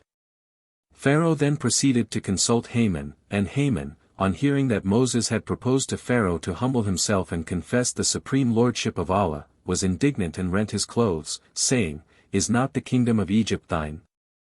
Art thou not mightier than this despicable fellow? 282 Who is he to degrade Pharaoh from his supreme lordship?" So Pharaoh listened to Haman and refused to be converted to the true faith. Then Moses was much discouraged, but he was consoled by a voice from heaven assuring him that he was well beloved of God, because in spite of disappointments and through good and evil he clung to God. On the tradition, I was a hidden treasure and I desired to be known, and I created the world in order to be known. Destroy your house, and with the treasure hidden in it 283. You will be able to build thousands of houses. The treasure lies under it, there is no help for it. Hesitate not to pull it down, do not tarry. For with the coin of that treasure, 1,000 houses can be built without labor. At last of a surety that house will be destroyed. And the divine treasure will be seen beneath it. But 'twill not belong to you, because in truth 284. That prize is the wages for destroying the house. When one has not done the work he gets no wages. Man gets nothing he has not worked for. 285. Then you will bite your finger, saying, "Alas! That bright moon was hidden under a cloud. I did not do what they told me for my good. Now house and treasure are lost and my hand is empty." You have taken your house on lease or hired it. 'Tis not your own property to buy and sell. As to the term of the lease, it is till your death. In that term you have to turn it to use. If before the end of the term of the lease, you omit to derive profit from the house, then the owner puts you out of it, and pulls it down himself to find the gold mine. While you are now smiting your head in deep regret, and now tearing your beard to think of your folly, saying, "Alas! That house belonged to me. I was blind and did not derive profit from it. Alas! The wind has carried off my dwelling. Forever. O misery that rests on slaves." 286. In that house of mine I saw but forms and pictures. I was enchanted with that house so fleeting. I was ignorant of the treasure hidden beneath it. Otherwise I would have grasped an axe as a perfume. Ah! If I had administered the justice of the axe, I should now have been quit of sorrow. But I fixed my gaze on outward forms. Like an infant I sported with playthings. Well said the famous Hakim Sinai. Thou art a child, thy house is full of pictures. In his divine poem he gives this advice. Sweep away the dust from thy house. They who recognize the almighty power of God do not ask where heaven is or where hell is. O Pharaoh, if you are wise, I show you mercy. But if you are an ass, I give you the stick as an ass. So I will drive you out of your stable. Even as I make your head and ears bleed with my stick.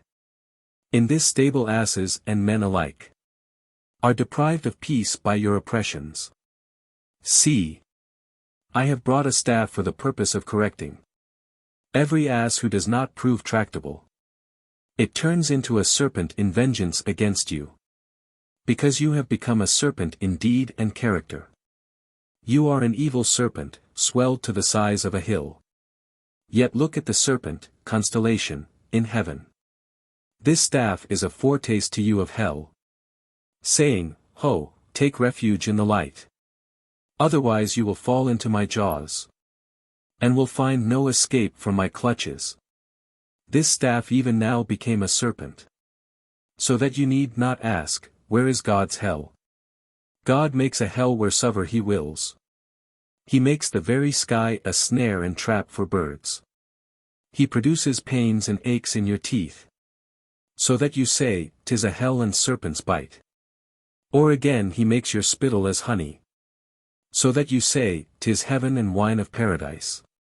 He makes sugar to grow in your mouth. That you may know the might of the divine decrees. Therefore, bite not the innocent with your teeth. Bear in mind the divine stroke that tarries not. God made the Nile blood to the Egyptians. He preserved the Israelites from the peril. That you might know how God discerns between the wise and the foolish wayfarers. The Nile learned of God discernment when it let the ones through and engulfed the others. God's mercy made the Nile wise. His wrath made Cain foolish. Of his mercy he created wisdom in inanimate things. And of his wrath he deprived the wise of wisdom. Of his mercy wisdom accrued to inanimate things. As a chastisement he took wisdom from the wise. Here at his command wisdom was shed down like rain. Whilst their wisdom saw his wrath and fled away. Clouds and sun, and moon and lofty stars. All come and go in obedience to his ordinance. No one of them comes save at his appointed time. It lingers not behind nor anticipates that time. Whereas you understood not this secret, the prophets have instilled this knowledge into stone and staff. So that you may infer that other inanimate things without doubt resemble in this stones and staves. The obedience of stone and staff is shown to you. And informs you of that of other inanimate things. They cry, we are all aware of God and obey him. We are not destructive by mere fortuitous chance. Thus you know the water of the Nile when in flood made distinction between the Egyptians and the Israelites.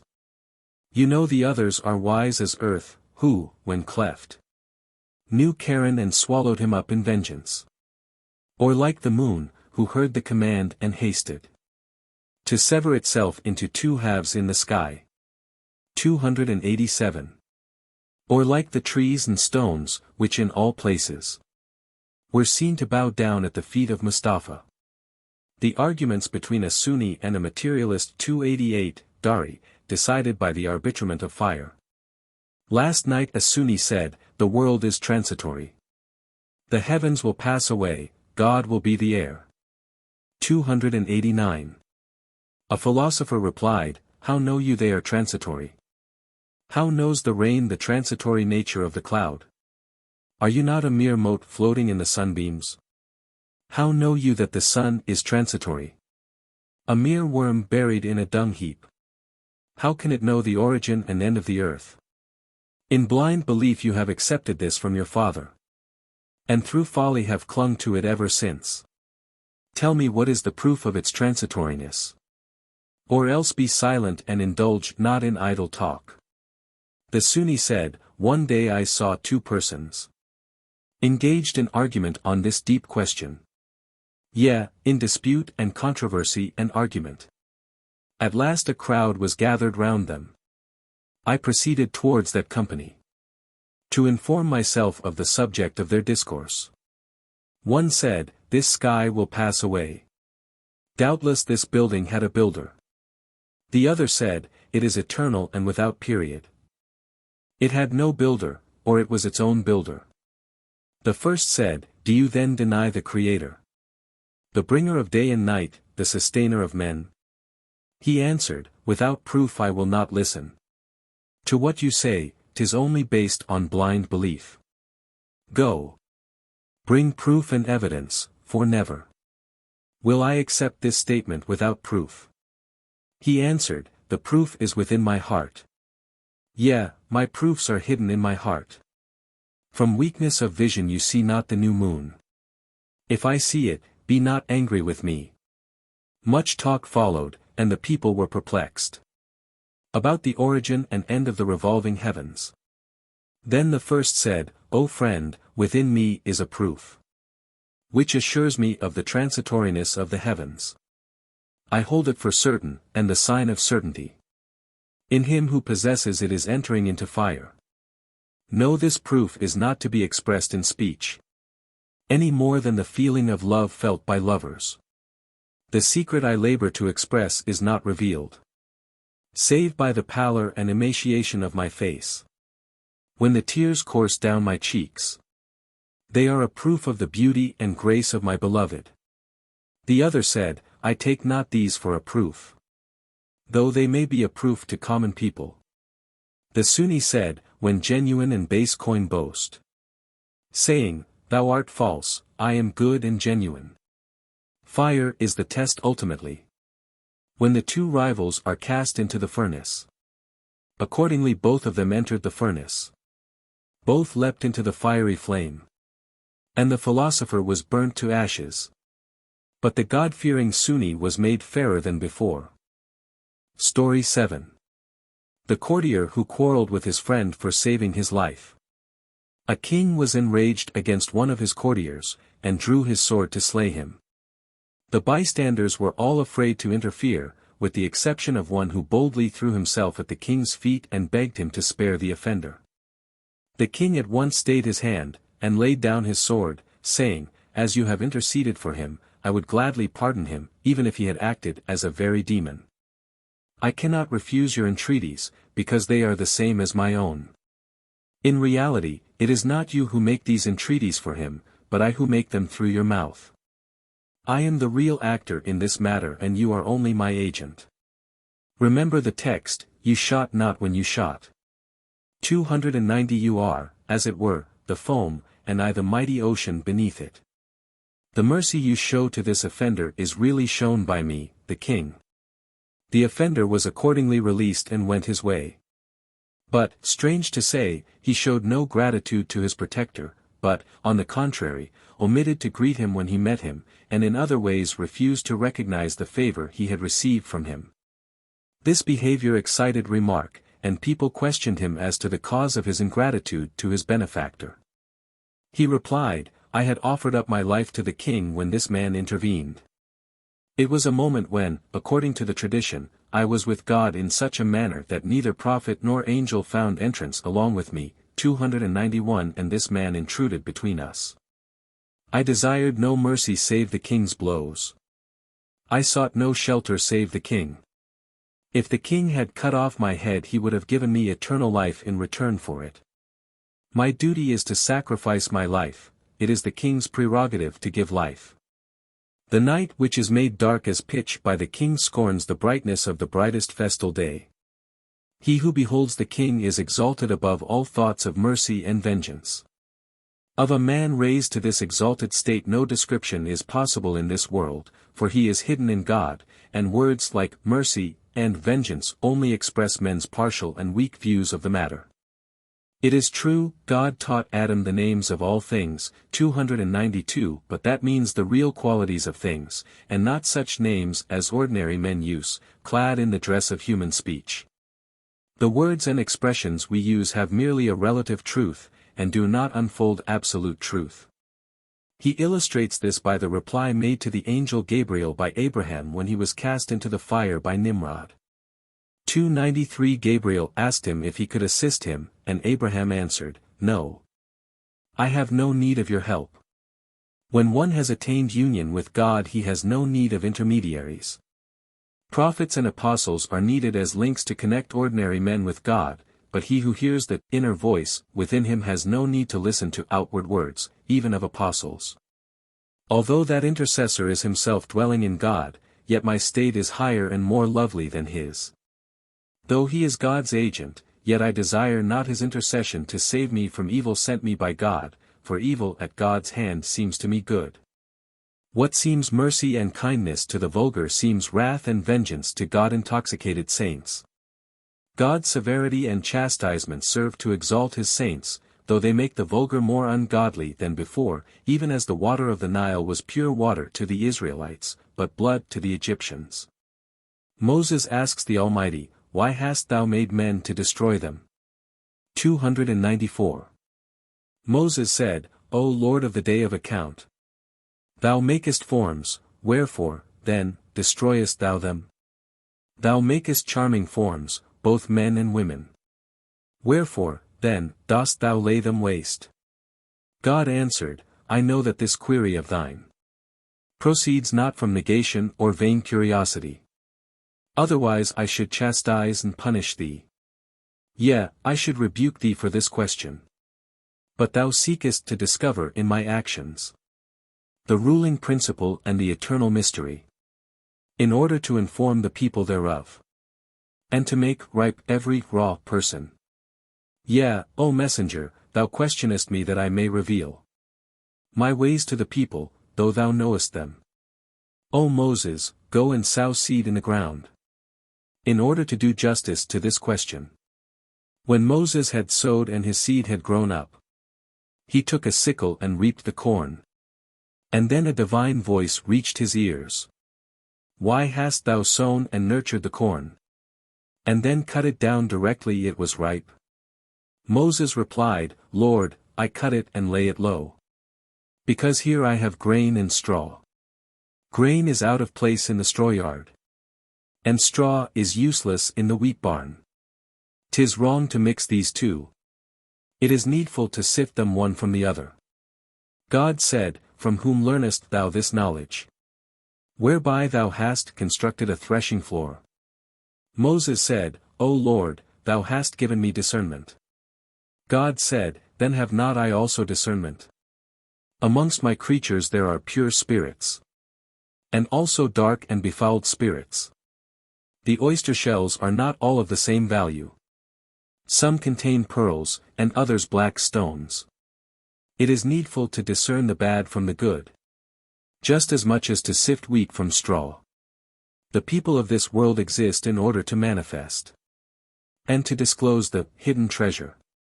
Read, I was a hidden treasure, and desired to be known. Hide not the hidden treasure, but disclose it. Your true treasure is hidden under a false one, just as butter is hidden within the substance of milk. The false one is this transitory body of yours. The true one your divine soul. Long time this milk is exposed to view, and the soul's butter is hidden and of no account. Stir up your milk assiduously with knowledge, so that what is hidden in it may be disclosed.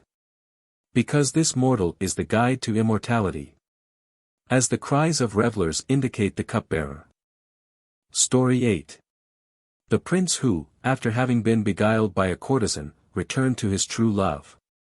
A certain king dreamed that his dearly beloved son, a youth of great promise, had come to an untimely end. On awaking he was rejoiced to find that his son was still alive, but he reflected that an accident might carry him off at any moment, and therefore decided to marry him without delay, in order that the succession might be secured. Accordingly he chose the daughter of a pious dervish as a bride for his son, and made preparations for the wedding. But his wife and the other ladies of his harem did not approve of the match, considering it below the dignity of the prince to marry the daughter of a beggar. The king rebuked them, saying that a dervish who had renounced worldly wealth for the sake of God was not to be confounded with an ordinary beggar, and insisted on the consummation of the marriage. After the marriage the prince refused to have anything to do with his bride, though she was very fair to look on, and he carried on an intrigue with an ugly old woman who had bewitched him by sorcery.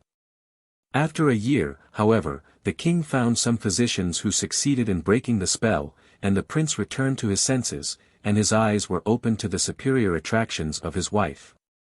And he renounced his ugly paramour and fell in love with his wife. This is a parable, the true wife being the deity, the old paramour the world, and the physicians the prophets and saints. Another illustration is a child who played at besieging a mimic fort with his fellows, and succeeded in capturing it and keeping the others out. At this moment God bestowed on him wisdom, though a child, 295, and it became to him a day, when a man flees from his brethren, 296 and he recognized the emptiness of this idle sport, and engaged in the pursuit of holiness and piety. This is followed by an anecdote of a devotee who had so concentrated his thoughts on things above that he was utterly careless of all earthly troubles, and was cheerful and rejoicing even in the midst of a severe famine. The world is the outward form of universal reason, Muhammad, and he who grieves him must expect trouble in the world. 297. The whole world is the outward form of universal reason. For it is the father of all creatures of reason. When a man acts basely towards universal reason, its form, the world, shows its teeth at him. Be loyal to this father and renounce disobedience. That this earthy house may furnish you golden carpets. Then the judgment day will be the cash of your state. Earth and heavens will be transfigured before you. 298. I am ever in concord with this Father of ours. And earth ever appears to me as a paradise. Each moment a fresh form, a new beauty. So that weariness vanishes at these ever-fresh sights. I see the world filled with blessings. Fresh waters ever welling up from new fountains. The sound of those waters reaches my ears. My brain and senses are intoxicated therewith. Branches of trees dancing like fair damsels. Leaves clapping hands like singers. These glories are a mirror shining through a veil. If the mirror were unveiled, how would it be? I tell not one in 1,000 of them. Because every ear is stopped with doubt. To men of illusions these tales are mere good tidings. But men of knowledge deem them not tidings, but ready cash. This is illustrated by an anecdote of Ezra or Vazir and his sons. 299 On his return from Babylon, whither he had been carried captive by Nebuchadnezzar, Ezra beheld the ruins of Jerusalem, and he said, How shall God give life to this city after it hath been dead? And God caused him to die for 100 years, and then raised him again to life, and said to him, How long hast thou waited? He said, I have waited a day. God said, Nay, thou hast waited 100 years. Look at the dead bones of thine ass. We will raise them and clothe them with flesh. Ezra was raised from the dead as a young man, whereas his sons were then, of course, very old men. They met him, and asked if he had seen their father. He replied, I have seen him, he is coming. Some of them rejoiced, considering this good news, but others, who had loved him more dearly, knew him and fainted with joy. What was mere good tidings to the men of opinion was the ready money of their state to men of real knowledge. Story 9. The Mule and the Camel. A mule said to a camel, How is it that I am always stumbling and falling down, whilst you never make a false step? The camel replied, My eyes are always directed upwards, and I see a long way before me, while your eyes look down, and you only see what is immediately under your feet. The mule admitted the truth of the camel's statement, and besought him to act as his guide in future, and the camel consented to do so. Just so partial reason cannot see beyond the grave, but real reason looks onward to the day of judgment, and, therefore, is enabled to steer a better course in this world. For this cause, men having only partial reason or mere opinion of their own ought to follow the guidance of the saints, according to the text, O believers, enter not upon any affair ere God and his apostle lead the way. 300. Then follows another anecdote of an Egyptian who asked an Israelite to draw water for him from the Nile, because the water of the Nile turned to blood when drawn by an Egyptian. Afterwards the Egyptian asked the Israelite to pray for him, and the Israelite admonished him to renounce his egotism and conceit of his own existence, which blinded his eyes to divine verities. In illustration of this he tells the same story of an adulterous woman, which is known as the Merchant's Tale in Chaucer.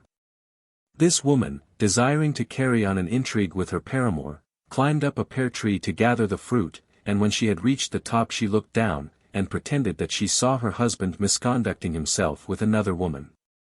The husband assured her there was no one but himself there, and desired her to come down and see for herself. She came down and admitted there was no one there. Her husband then, at her request, ascended the tree, and she at once called her paramour, and began to amuse herself with him. Her husband saw her from his post in the tree, and began to abuse her. But she declared there was no man with her, and that the pear tree made her husband see double, just as it had made her see double previously. The evolution of man. First he appeared in the class of inorganic things, 301. Next he passed therefrom into that of plants. For years he lived as one of the plants, remembering not of his inorganic state so different. And when he passed from the vegetative to the animal state, he had no remembrance of his state as a plant, except the inclination he felt to the world of plants, especially at the time of spring and sweet flowers, like the inclination of infants towards their mothers, which know not the cause of their inclination to the breast, or the excessive inclination of young disciples towards their noble and illustrious teachers. The disciple's partial reason comes from that reason. The disciple's shadow is from that bough. When the shadows in the disciples cease, they know the reason of their attachment to the teachers. For, O fortunate one, how can the shadow move, unless the tree that casts the shadow move as well? Again, the great Creator, as you know, drew man out of the animal into the human state.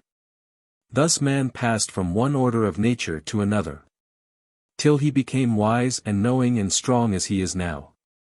Of his first souls he has now no remembrance, and he will be again changed from his present soul, in order to escape from his present soul full of lusts. He must behold thousands of reasonable souls. Though man fell asleep and forgot his previous states, yet God will not leave him in this self-forgetfulness. And then he will laugh at his own former state, saying, what mattered my experiences when asleep, when I had forgotten my prosperous condition, and knew not that the grief and ills I experienced were the effect of sleep and illusion and fancy. In like manner this world, which is only a dream, seems to the sleeper as a thing enduring forever. But when the morn of the last day shall dawn, the sleeper will escape from the cloud of illusion. Laughter will overpower him at his own fancied griefs, when he beholds his abiding home and place. Whatever you see in this sleep, both good and evil, will all be exposed to view on the resurrection day. Whatever you have done during your sleep in the world will be displayed to you clearly when you awake. Imagine not that these ill deeds of yours exist not in this sleep of yours, and will not be revealed to you. But your present laughter will turn to weeping and woe on the day of revealing, O you who oppress captives. Your present wailing and sorrow and grieves, on the other hand, will be joy when you awake. O you, who have rent the garments of many Josephs, you will rise from your heavy sleep as a wolf. Your bad qualities will rise in the shape of wolves, and rend you limb from limb in vengeance.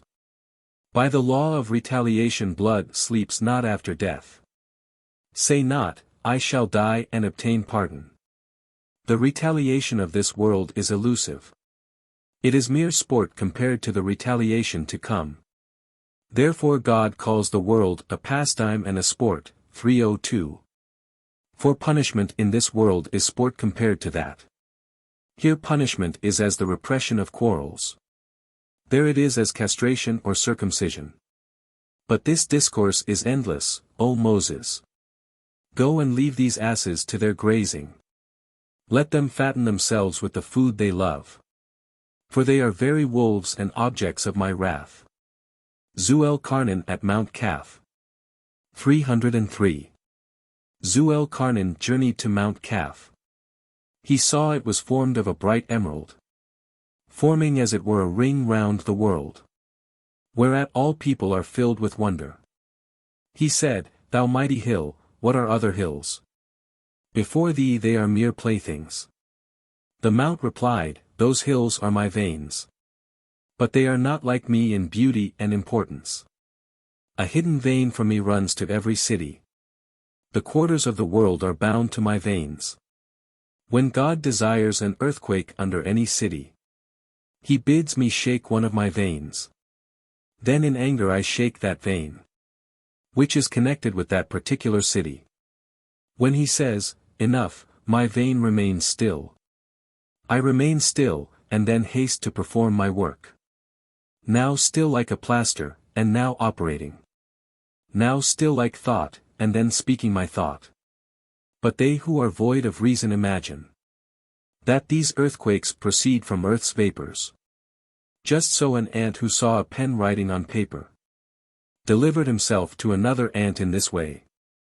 That pen is making very wonderful figures, like hyacinths and lilies and roses.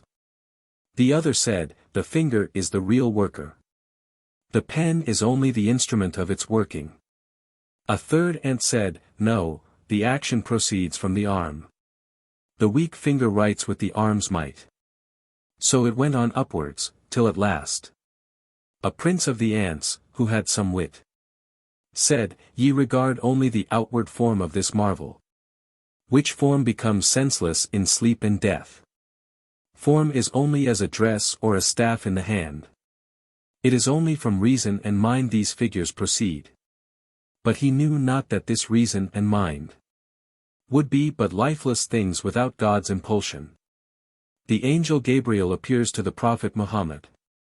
Mustafa said to the angel Gabriel, O friend, show me thy form as it really is. Show it to me openly and perceptibly, that I may behold thee with my eyes. Gabriel said, thou canst not do so, thou art too weak. Thy senses are exceeding weak and frail. Muhammad said, show it, that this body of mine may see to what extent its senses are frail and impotent. True, man's bodily senses are frail, but he possesses within him a mighty property. 304. This body resembles flint and steel, but like them it has the power of kindling fire. Flint and steel are able to generate fire. From them springs fire which can destroy its parents. As he continued importuning him, Gabriel displayed his awful form, whereat the mountains were rent asunder. It occupied the sky from east to west. And Mustafa swooned with fear. When Gabriel beheld him swooning with fear, he came and clasped him in his arms. Addressed to Husamuddin. O light of God, Husamuddin, admit this ass's head into that melon garden. For when this ass is killed in the slaughterhouse, that kitchen will bestow upon him a new existence. From me proceeds the form, from thee the spirit. Nay, form and spirit both proceed from thee. Thou art as Muhammad in heaven, O brilliant sun. Be also as Muhammad on earth forever and ever. So that earth and heaven on high may be united. With one heart, one worship, one aspiration. And schism and polytheism and duality disappear. And unity abide in the real spiritual being. When my spirit recognizes thy spirit, we remember our essential union and origin. Book 5. Story 1. The Prophet and his infidel guest. After the usual address to Husamuddin follows a comment on the precept addressed to Abraham, take 4 birds and draw them towards thee, and cut them in pieces. 305 The birds are explained to be the duck of gluttony, the cock of concupiscence, the peacock of ambition and ostentation, and the crow of bad desires, and this is made the text of several stories. Beginning with gluttony, the poet tells the following story to illustrate the occasion of the Prophet's uttering the saying, infidels eat with 7 bellies, but the faithful with 1. One day some infidels begged food and lodging of the Prophet. The Prophet was moved by their entreaties, and desired each of his disciples to take one of the infidels to his house and feed and lodge him, remarking that it was their duty to show kindness to strangers at his command, as much as to do battle with his foes. So each disciple selected one of the infidels and carried him off to his house, but there was one big and coarse man, a very giant Og, whom no one would receive, and the Prophet took him to his own house.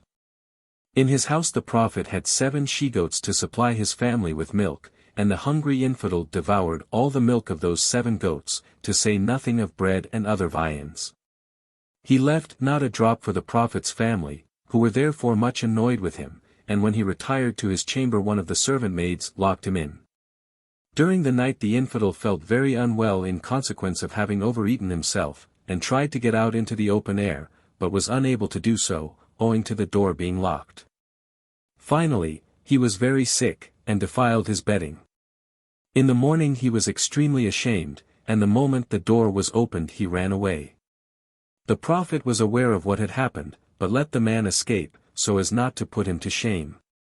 After he had gone the servants saw the mess he had made, and informed the Prophet of it, but the Prophet made light of it, and said he would clean it up himself.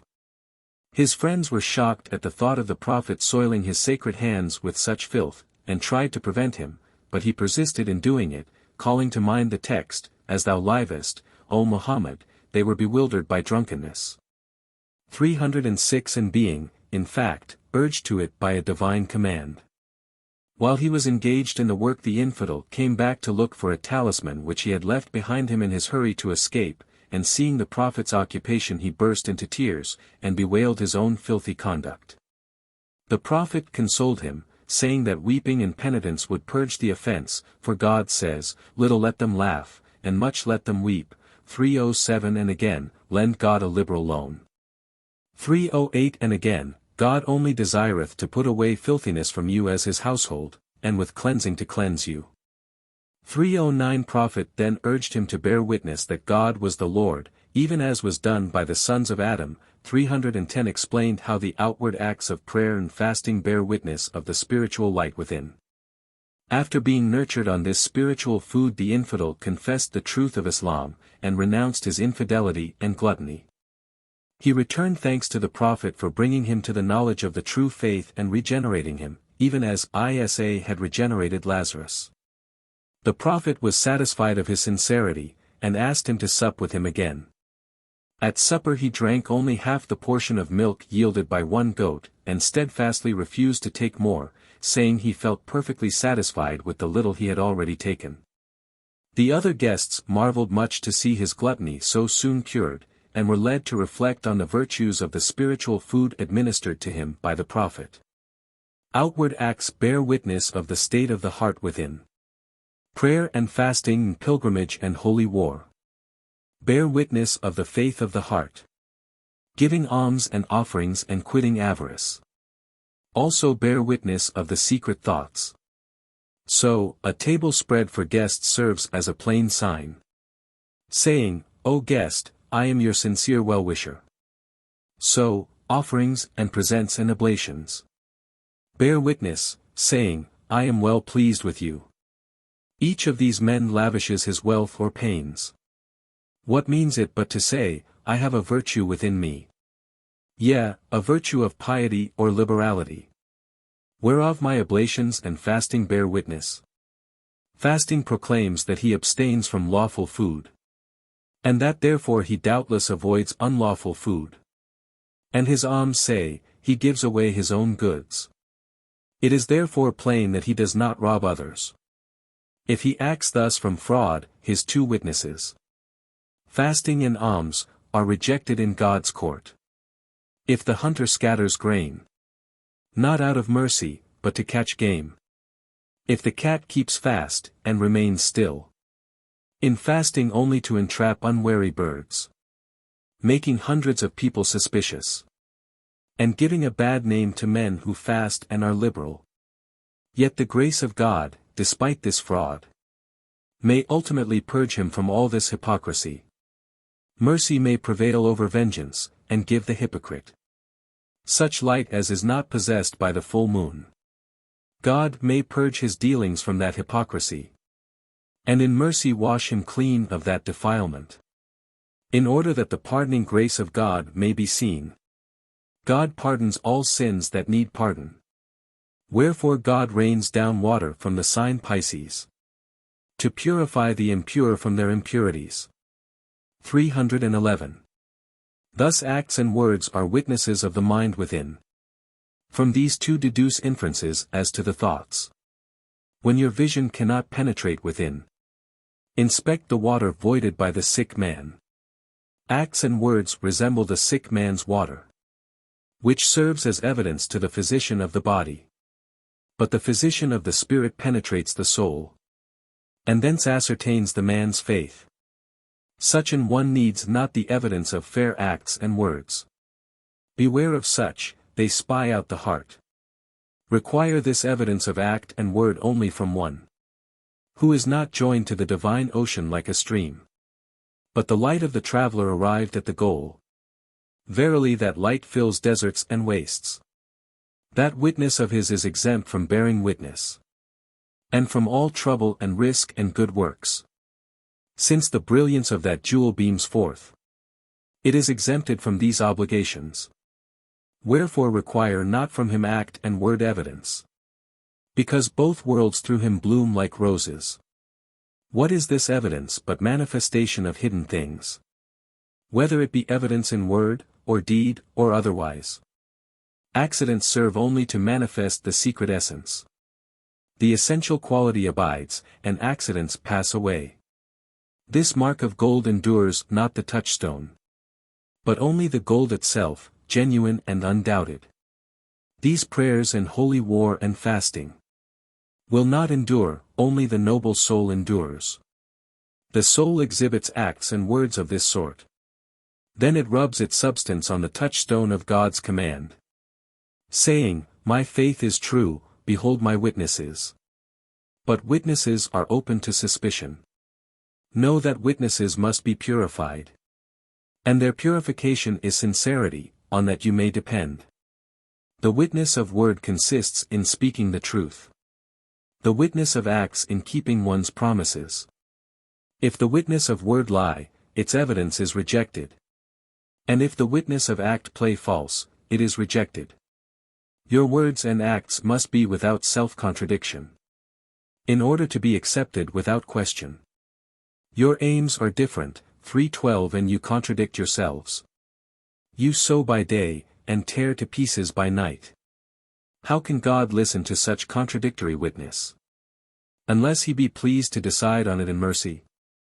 Act and word manifest the secret thoughts and mind, both of them exposed to view the veiled secret. When your witnesses are purified they are accepted. Otherwise they are arrested and kept in durance. They enter into conflict with you, O stiff-necked one. Stand aloof and wait for them, for they too wait. 313. Prayers for spiritual enlightenment. O God, who hast no peer, bestow thy favor upon me. Since thou hast with this discourse put a ring in my ear.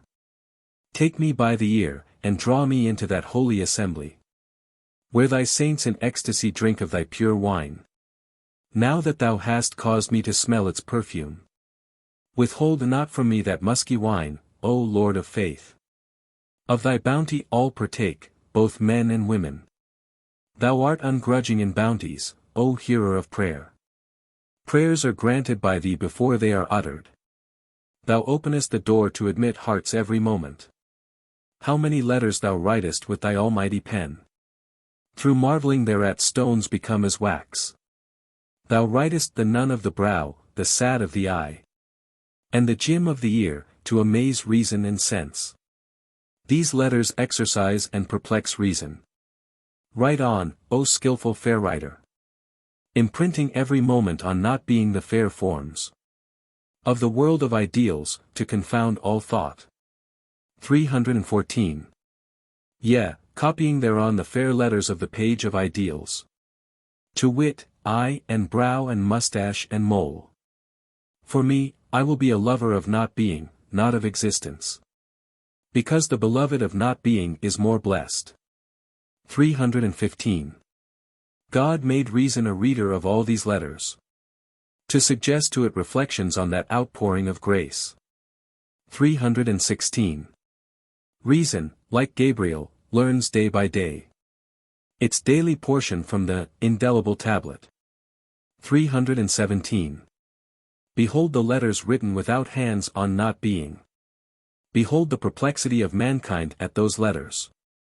Every one is bewildered by these thoughts, and digs for hidden treasure in hope to find it.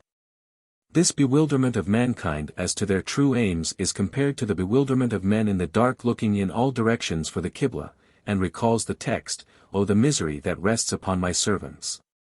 318. Then follow reflections on the sacrifice by Abraham of the peacock of ambition and ostentation. Next comes a discourse on the thesis that all men can recognize the mercies of God and the wrath of God. But God's mercies are often hidden in his chastisements, and vice versa, and it is only men of deep spiritual discernment who can recognize acts of mercy and acts of wrath concealed in their opposites. The object of this concealment is to try and test men's dispositions, according to the text, to prove which of you will be most righteous indeed. 319. Story 2. The Arab and his dog. The doctrine of the Mutazilites, 320 mentioned, that all men's intellects are alike and equal at birth, is again controverted. And the poet dwells on the essential differences which characterize the intellects akin to universal reason or the logos, and those swayed by partial or carnal reason. The former, like the children of Israel, seeking exaltation through self-abasement, and the others, like Pharaoh, running after worldly rank and power, to their own destruction. In order to make probation of men, as already explained, God fills the world with deceptions, 321 making apparent blessings destructive to us, and apparent evils salutary. On the other hand, if men try to deceive God, they fail signally. Hypocritical weeping and wailing like that of Joseph's brethren is at once detected by God. Thus a certain Arab had a dog to which he was much attached, but one day the dog died of hunger. He at once began to weep and wail, and disturbed the whole neighborhood by his ostentatious grief. One of the neighbors came and inquired into the matter, and on hearing that the dog had died of hunger, he asked the Arab why he had not fed him from the wallet of food which he had in his hand. The Arab said that he had collected this food to support himself, and made it a principle not to part with any of it to anyone who could not pay for it. But that, as his tears cost him nothing, he was pouring them forth in token of the sorrow he felt for his dog's death. The neighbor, on hearing this, rebuked him for his hypocrisy, and went his way. Then follows a commentary on the text, "Almost would the infidels strike thee down with their very looks when they hear the reading of the Quran." 322. Story 3. The Sage and the Peacock. A sage went out to till his field, and saw a peacock busily engaged in destroying his own plumage with his beak. At seeing this insane self-destruction the sage could not refrain himself, but cried out to the peacock to forbear from mutilating himself and spoiling his beauty in so wanton a manner. The peacock then explained to him that the bright plumage which he admired so much was a fruitful source of danger to its unfortunate owner, as it led to his being constantly pursued by hunters, whom he had no strength to contend against. And he had accordingly decided on ridding himself of it with his own beak, and making himself so ugly that no hunter would in future care to molest him. The poet proceeds to point out that worldly cleverness and accomplishments and wealth endanger man's spiritual life, like the peacock's plumage, but, nevertheless, they are appointed for our probation, and without such trials there can be no virtue. There is no monkeyry in Islam. 323. Tear not thy plumage off, it cannot be replaced. Disfigure not thy face in wantonness, O fair one. That face which is bright as the forenoon sun. To disfigure it were a grievous sin. 'Twere paganism to mar such a face as thine. The moon itself would weep to lose sight of it. Knowest thou not the beauty of thine own face? Quit this temper that leads thee to war with thyself. It is the claws of thine own foolish thoughts that in spite wound the face of thy quiet soul. Know such thoughts to be claws fraught with poison, which score deep wounds on the face of thy soul.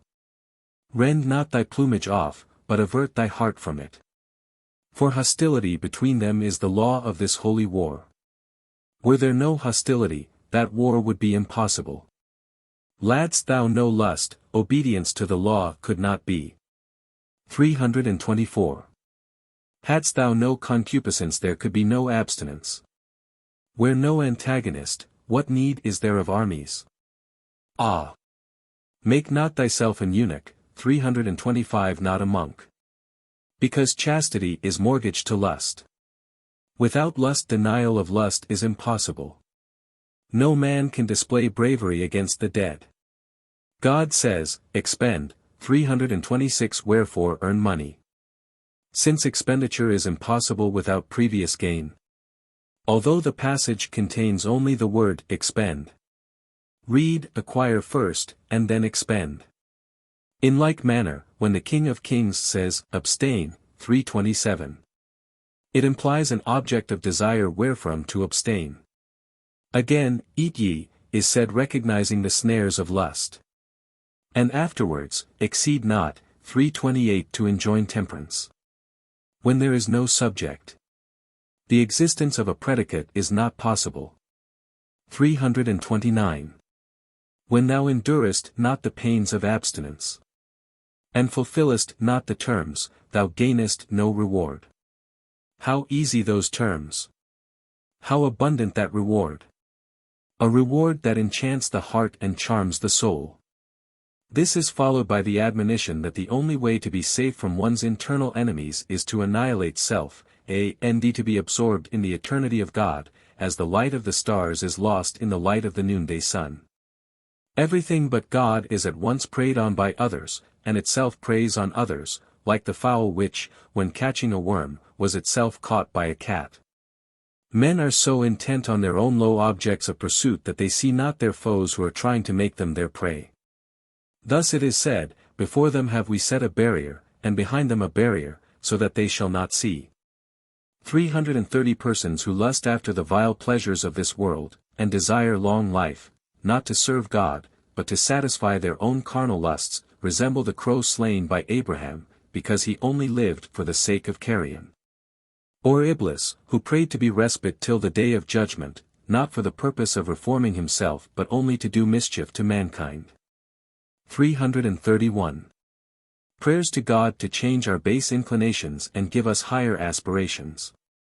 O thou that changest earth into gold! And out of other earth madest the Father of mankind. Thy business is changing things and bestowing favors. My business is mistakes and forgetfulness and error. Change my mistakes and forgetfulness to knowledge. I am altogether vile, make me temperate and meek. O thou that convertest salt earth into bread. And bread again into the life of men. Thou who madest the erring soul a guide to men. And him that erred from the way a prophet. 332. Thou makest some earth-born men as heaven. And multipliest heaven-born saints on earth. But whoso seeks his water of life in worldly joys, to him comes death quicker than to the rest. The eyes of the heart which behold the heavens see that the almighty alchemist is ever working here. Mankind are ever being changed, and God's elixir joins the body's garment without aid of needle. On the day that you entered upon existence, you were first fire, or earth, or air. If you had continued in that, your original state, how could you have arrived at this dignity of humanity? But through change your first existence remained not. In lien thereof God gave you a better existence. In like manner he will give you thousands of existences. One after another, the succeeding ones better than the former. Regard your original state, not the mean states. For these mean states remove you from your origin. As these mean states increase, union recedes. As they decrease, the unction of union increases. From knowing means and causes holy bewilderment fails. Yea, the bewilderment that leads you to God's presence. You have obtained these existences after annihilations. Wherefore, then, do you shrink from annihilation? What harm have these annihilations done you? That you cling so to present existence, O simpleton? Since the latter of your states were better than the former. Seek annihilation and adore change of state. You have already seen hundreds of resurrections occur every moment from your origin till now. One from the inorganic state to the vegetative state. From the vegetative state to the animal state of trial. Thence again to rationality and good discernment. Again you will rise from this world of sense and form. Ah! O crow, give up this life and live anew. In view of God's changes cast away your life. Choose the new, give up the old. For each single present year is better than 3 past. This is followed by a commentary on the saying of the Prophet, pity the pious man who falls into sin, and the rich man who falls into poverty, and the wise man who falls into the company of fools. This is illustrated by an anecdote of a young deer who was placed in the ass's stable, and jeered at and maltreated by them. Story 4. Muhammad Khwarazm Shah and the Rafizis of Sabzawar. Muhammad Shah was the last prince but one of the Khwarazm dynasty of Balkh, to which family both the poet's mother and grandmother belonged. He was the reigning prince in AD 1209, the year in which the poet's father fled from Balkh, and was defeated by Chinggis Khan a year or 2 later. In one of his campaigns Muhammad Shah captured the city of Sabzawar, in Khorasan, which city as inhabited by Rafizis or rank Shiraz, naturally most obnoxious to a Sunni prince claiming descent from the first Caliph Abu Bakr. After the city was taken the inhabitants came out, and proceeded with all humility to beg their lives, offering to pay any amount of ransom and tribute that he might impose upon them. But the prince replied that he would spare their lives only on one condition, viz., that they produced from Sabzawar a man bearing the name Abu Bakr. They represented to him that it would be impossible to find in the whole city a single man bearing a name so hateful to the Shiraz, but the prince was inexorable, and refused to alter the conditions. So they went and searched all the neighborhood, and at last found a traveler lying at the roadside at the point of death, who bore the name of Abu Bakr. As he was unable to walk, they placed him on a bier and carried him into the king's presence. The king reproached them for their contempt and neglect of this pious Sunni, the only true heart amongst them, and reminded them of the saying of the Prophet, God regards not your outward show and your wealth, but your hearts and your deeds. In this parable, says the poet, Sabzawar is the world, the poor Sunni the man of God, despised and rejected of men, and the king is God Almighty, who seeks a true heart amongst evil men. Satan's snares for mankind. Thus spake cursed Iblis to the Almighty. I want a mighty trap to catch human game withal. God gave him gold and silver and troops of horses, saying, you can catch my creatures with these. Iblis said, bravo. But at the same time hung his lip, and frowned sourly like a bitter orange. Then God offered gold and jewels from precious mines to that laggard in the faith, saying, take these other traps, O cursed one. But Iblis said, give me more, O blessed defender. God gave him succulent and sweet and costly wines, and also store of silken garments. But Iblis said, O Lord, I want more aids than these, in order to bind men in my twisted rope, so firmly that thy adorers, who are valiant men, may not, manlike, break my bonds asunder. When at last God showed him the beauty of women, which bereaves men of reason and self-control, then Iblis clapped his hands and began to dance, saying, give me these, I shall quickly prevail with these. This is followed by comments on the text, of goodliest fabric we created man, and then brought him down to the lowest of the low, saving those who believe and do the things that are right. 333 and on the verses. If thou goest the road, they will show thee the road. If thou becomest not, they will turn thee to being. Story 5. The man who claimed to be a prophet.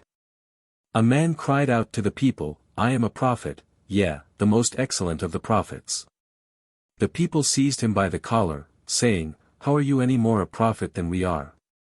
He replied, ye came to earth from the spirit world as sleeping children, seeing nothing of the way, but I came hither with my eyes open, and marked all the stages of the way like a guide. On this they led him before the king, and begged the king to punish him. The king, seeing that he was very infirm, took pity on him, and led him apart and asked him where his home was. The man replied, O king, my home is in the house of peace, heaven, and I am come thence into this house of reproach. The king then asked him what he had been eating to make him rave as he did, and he said if he lived on mere earthly bread he should not have claimed to be a prophet. His preaching was entirely thrown away on worldly men, who only desire to hear news of gold or women, 334 and are annoyed with all who speak to them of the eternal life to come. They cleave to the present life so fast that they hate those who tell them of another. They say, Ye are telling us old fables and raving idly, and when they see pious men prospering they envy them, and, like Satan, become more opposed to them. God said, What thinkest thou of him who holdeth back a servant of God when he prayeth? 335. The king then said to him, What is this inspiration of yours, and what profit do you derive from it? The man answered, What profit is there that I do not derive from it? I grant I am not rich in worldly wealth, yet the inspiration God teaches me is surely as precious as that which he taught the bees. 336 God taught them to make wax and honey, and he teaches me nobler things than these. Whoso has his face reddened with celestial wine is a prophet of like disposition with Muhammad, and whoso is unaffected by that spiritual drink is to be accounted an enemy to God and man. The Prophet's prayer for the envious people. O thou that givest aliment and power and stability, set free the people from their instability. To the soul that is bent double by envy, give uprightness in the path of duty. Give them self-control, weigh down their scales, 337. Release them from the arts of deceivers. Redeem them from envying, O gracious one, that through envy they be not stoned like Iblis. 338. Even in their fleeting prosperity, see how the people burn up wealth and men through envy. See the kings who lead forth their armies to slay their own people from envy. Lovers of sweethearts have conceived jealousy and attempted one another's lives.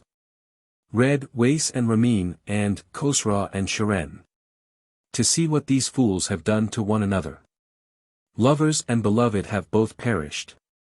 And not themselves only, but their love as well. 'Tis God alone who agitates these nonentities, making one nonentity fall in love with another. In the heart that is no heart envy comes to a head, thus being troubles nonentity. This is followed by an anecdote of a lover who recounted to his mistress all the services he had done, and all the toils he had undergone for her sake, and inquired if there was anything else he could do to testify the sincerity of his love.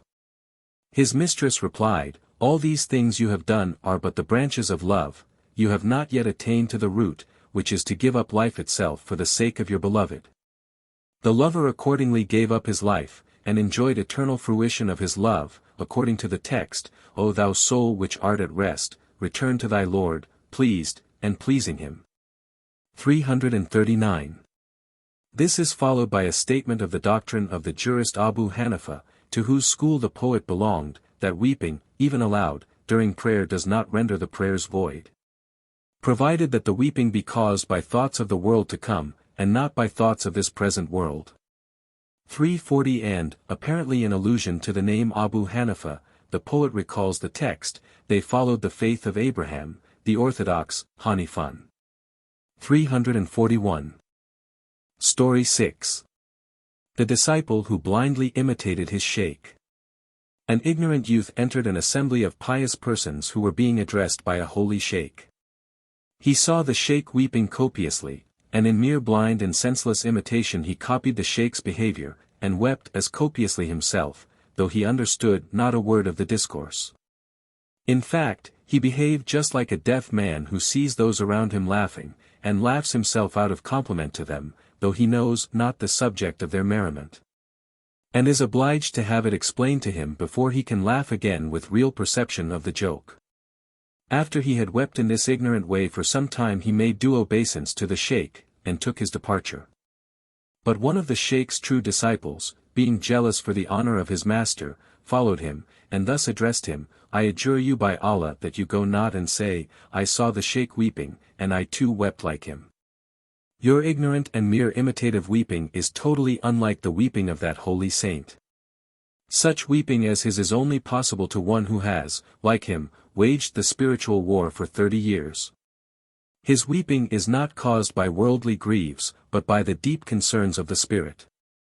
You cannot perceive by reason or sense the spiritual mysteries that are open and plain to his enlightened vision, any more than the darkness can behold the light. His breathings are as those of Isa, and not like mere human sighs raised by worldly sorrows. His tears and his smiles and his speeches are not his own, but proceed from Allah.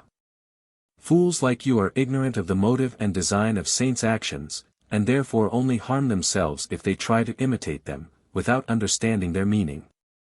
To illustrate this, a curious story is told of a foolish lady who copied a trick of her clever slave girl, without understanding the modus operandi, and by so doing caused her own death. In like manner, parrots are taught to speak without understanding the words. The method is to place a mirror between the parrot and the trainer.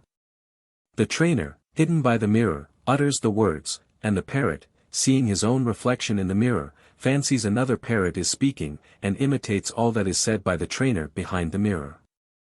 So God uses prophets and saints as mirrors whereby to instruct men, being himself all the time hidden behind these mirrors, viz., the bodies of these saints and prophets. And men, when they hear the words proceeding from these mirrors, are utterly ignorant that they are really being spoken by universal reason, or the word of God, behind the mirrors of the saints. The worthlessness of mere blind imitation, taqlid, of religious exercises. When a friend tells a joke to his friend, the deaf man who listens laughs twice over. The first time from imitation and foolishness, because he sees all the party laughing. Yet, though he laughs like the others, he is then ignorant of the subject of their laughter. Then he inquires what the laughter was about, and, on hearing it, proceeds to laugh a second time. Wherefore the blind imitator is like a deaf man, in regard to the joy he feigns to feel. The light is the sheikh's, the fountain the sheikh's. And the outpouring of joy is also the sheikh's, not his. 'Tis like water in a vessel, or light through a glass. If they think they come from themselves, they are wrong. When the vessel leaves the fountain, it sees its error. It sees the water in it comes from the fountain. The glass also learns, when the moon sets, that its light proceeded from the shining of the moon. When his eyes are opened by the command, arise. 342. Then that disciple smiles a second time, like the dawn. He laughs also at his own previous laughter, which overtook him out of mere blind imitation. When he returns from his long and distant wanderings, he says, Lo! This was the truth, this the secret. With what blindness and misconception did I pretend to experience joy in that distant valley? What a delusion I was under! What a mistake! My feeble wit conjured up vain imaginations. How can an infant on the road know the thoughts of men? How far its fancies are removed from true knowledge! The thoughts of infants run on the nurse and milk, or on raisins or nuts, or on crying and wailing. The blind imitator is like a feeble infant, even though he possesses fine arguments and proofs.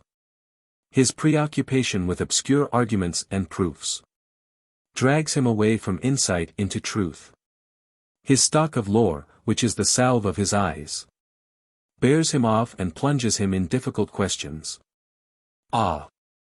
Man of imitation, come out of Bukhara. 343. And humble yourself in order to be exalted. Then you will, behold another Bukhara within you, whereof the heroes ignore these questions of law.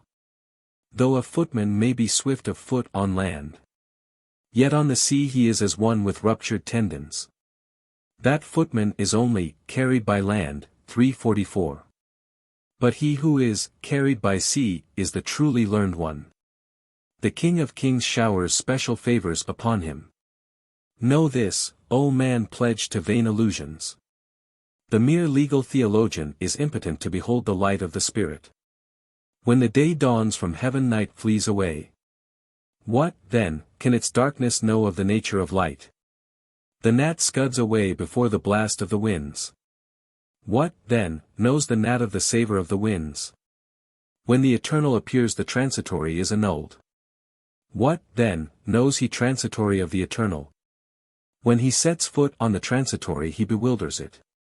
When it is become naught he sheds his light upon it. 345.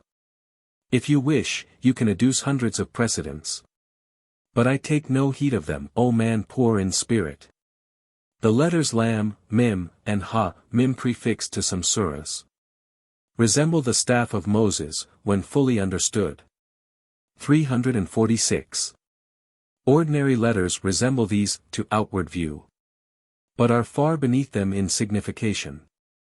If an ordinary man take a staff and try it, will it prove like the staff of Moses in the test? This breath of Isa is not like every ordinary breath, which proceeds from mere human joy or sorrow. These aleph, mim, ha and mim, O Father, proceed from the Lord of mankind. If you have sense, regard not in the same way as these every ordinary aleph and lam which resembles these. Although these sacred letters consist of common ones, and resemble common ones in their composition, Muhammad himself was formed of flesh and skin. Although no man is of the same genus as he had flesh and skin and bones. Although no man resembles him in composition, because in his composition were contained divine powers, whereby all human flesh was confounded. In like manner the composition of the letters ha, mim, is far exalted above ordinary compounds of letters, because from these mysterious compositions comes life. Even as utter confusion follows the last trump, that staff becomes a serpent and divides the Nile. Like the staff of ha, mim, by the grace of God, its outward form resembles the outward forms of others. Yet the disk of a cake differs much from the moon's disk. The saints' weeping and laughter and speech are not his own, but proceed from God. Whereas fools look only to outward appearances, these mysteries are totally hidden from them. Of necessity the real meaning is veiled from them, for the mystery is lost in the intervening medium. Then follows an anecdote of a man who heard whelps barking in their mother's womb. A voice came from heaven and explained that these whelps were like the men who have not emerged into the light of truth, but are still veiled in spiritual darkness, and, though they make pretensions to spiritual sight, their discourses are useless, both to procure spiritual food for themselves, and to warn their hearers of spiritual dangers. Next comes an anecdote of a pious man of Zarwan, who made a point of giving to the poor 4 times the legal amount of alms due from his growing crops. Thus, instead of paying 1/10 on each crop, which is the legal amount enjoined by the Prophet, 347, he was wont to pay 1/10 of the green ears of corn, another 10th of the ripe wheat, a third 10th of the threshed grain, and a 4th of the bread made therefrom, and so on with grapes and other produce of high garden. In recognition of his piety God blessed his garden and made it bear fruit abundantly. But his sons, who were blind to spiritual matters, saw only his lavish expenditure upon the poor, and could not see the divine blessing upon the garden, called down by his liberality, and rebuked him for his extravagance. There is no limit to the divine bounty, because God's ability to bestow bounties, unlike human ability, is unbounded and infinite. Story 7. How Adam was created out of a handful of earth brought by an angel. When the Almighty determined to create mankind to be proved by good and evil, he deputed the angel Gabriel to bring a handful of earth for the purpose of forming Adam's body. Gabriel accordingly girded his loins and proceeded to the earth to execute the divine commands. But the earth, being apprehensive that the man so created would rebel against God and draw down God's curse upon her, remonstrated with Gabriel, and besought him to forbear.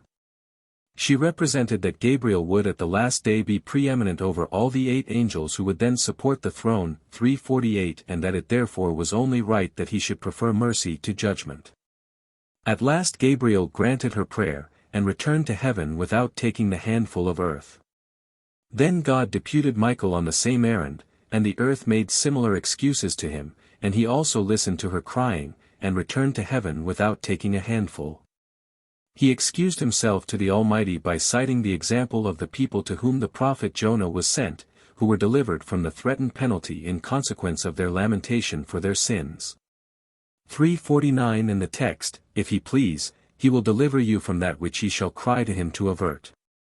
350 Then God sent the angel Israfil on the same errand, and he also was diverted from the execution of it by a divine intimation.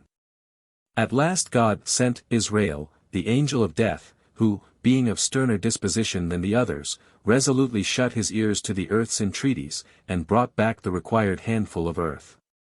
The earth pressed him with the argument that God's command to bear away a handful of her substance against her will did not override the other divine command to take pity on suppliants. But Israel would not listen to her, remarking that, according to the canons of theological interpretation, it was not allowable to have recourse to analogical reasoning to evade a plain and categorical injunction. He added, that in executing this injunction, painful though it might be, he was to be regarded only as a spear in the hand of the Almighty. The moral is, that when any of God's creatures do us a harm, we ought to regard them only as instruments of God, who is the only real agent. God the only real agent. Do not, like fools, crave mercy from the spear, but from the king in whose hand the spear is held. Wherefore do you cry to spear and sword, seeing they are captives in the hand of that noble one? He is as a czar, maker of idols, I am only the idol. Whatever instrument he makes me, that I am. If he makes of me a cup am I. If he makes of me a dagger am I. If he makes me a fountain, I pour forth water. If he makes me fire, I give forth heat. If he makes me rain, I produce rich crops. If he makes me a dart, I pierce bodies. If he makes me a snake, I dart forth poison. If he makes me a friend, I serve my friends. I am as the pen in the fingers of the writer. I am not in a position to obey or not at will. On the return of Israel to heaven with the handful of earth, God said he would make him the angel of death. Israel represented that this would make him very hateful to men, but God said Israel would operate by disease and sickness, and men would not look for any cause beyond these diseases. According to the text, he is nearer to you than ye are. Yet ye see him not. 351 Moreover, death is in reality a boon to the spiritual, and it is only fools who cry, would that this world might endure forever, and that there were no such thing as death. Death is gain, for God will change their evil things into good things. 352. One said, the world would be a pleasant place if death never set foot within it. Another answered, if there were no death, the complicated world would be worth not a jot. It would be a crop raised in a desert, left neglected and never threshed out. Thou fanciest that to be death, which is life. Thou sowest thy seed in salt ground. Carnal reason deceives us, do thou contradict it. For that fool takes what is really death to be life. O God, show us all things in this house of deception. Show them all as they really are. 353. It is said in the hadith that on the last day, the command, arise, will come to every single body. The blast of the last trump will be God's command to every atom to lift its head from the earth. The souls, also, of each will return to their bodies, even as sense returns to bodies awaking from sleep. On that morn each soul will recognize its own body, and return to its own ruin like hidden treasure. It will recognize its own body and enter it. The soul of the goldsmith will not enter the tailor. The soul of the wise will enter the body of the wise. The soul of the unjust the body of the unjust. In like manner as the souls will fly into their clay, so will the books fly into their right hands and left. 354. God will place in their hands their books of greed and liberality, of sin and piety, and whatever they have practiced. When they shall awake from sleep on that morning, all the evil and good they have done will recur to them. Every thought which has dwelt in them during life will appear as a form visible to all. 355. Like the thought of an architect realized in a house, or the perfect plant issuing from the seed in the ground, from onion and saffron and poppy. The hand of spring will unfold the secret of winter. This one will be verdant and flourish, saying, we are the pious. That other will hang his head like the violet, with tears starting from his eyes through deadly fear. Yeah, tens of founts of tears through terrible dread. With eyes wide opened in deadly apprehension, lest his book may be placed in his left hand. Then will the evildoer be sent to the fiery prison. For thorn can in no wise escape the flame, when his guardian angels behind and before, who before were unseen, shall appear like patrols. They will hurry him off, pricking him with their spears, and saying, O dog, begone to thy kennel. Then the prisoner will cry, O Lord, I am 100. Yea, 100 times as wicked as thou sayest. But in mercy thou veilest my sins. Otherwise my vileness were known to thy all-seeing eye. But, independently of my own works and warfare, independently of my faith or unfaith, good or evil, independently of my poor devotion to thee, and of my thoughts and the thoughts of hundreds like me, I fix my hopes on thy mercy alone. Whether thou adjudge me upright or rebellious, I sue for free pardon from thy unbought justice.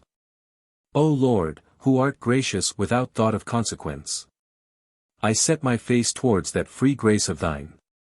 I have no regard to my own acts. I set my face towards this hope, seeing that thou gayest me my being first of all. Thou gayest me the garment of being unasked. Wherefore I firmly trust in thy free grace. When he thus enumerates his sins and faults, God at last will grant him pardon as a free gift, saying, O angels, bring him back to me. Since the eyes of his heart were set on hope, without care for consequences I set him free, and draw the pen through the record of his sins. Story 8. Mahmud and Ayaz. All the latter part of this story is a parable of the Last Judgment. Mahmud, the celebrated king of Ghazni, had a favorite named Ayaz, who was greatly envied by the other courtiers.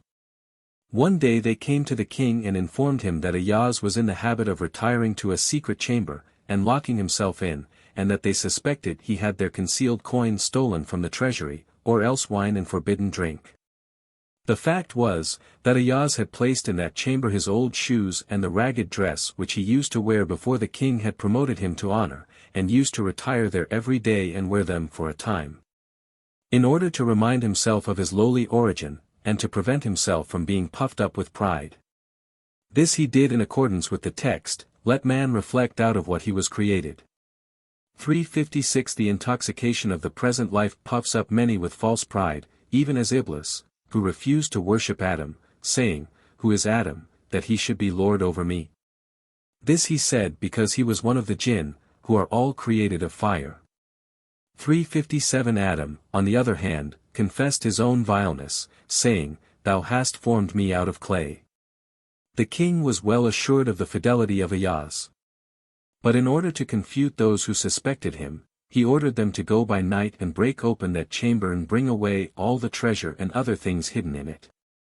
It is a characteristic of evildoers to think evil of the saints, because they judge of their conduct by the light of their own evil natures, as the crooked foot makes a crooked footprint.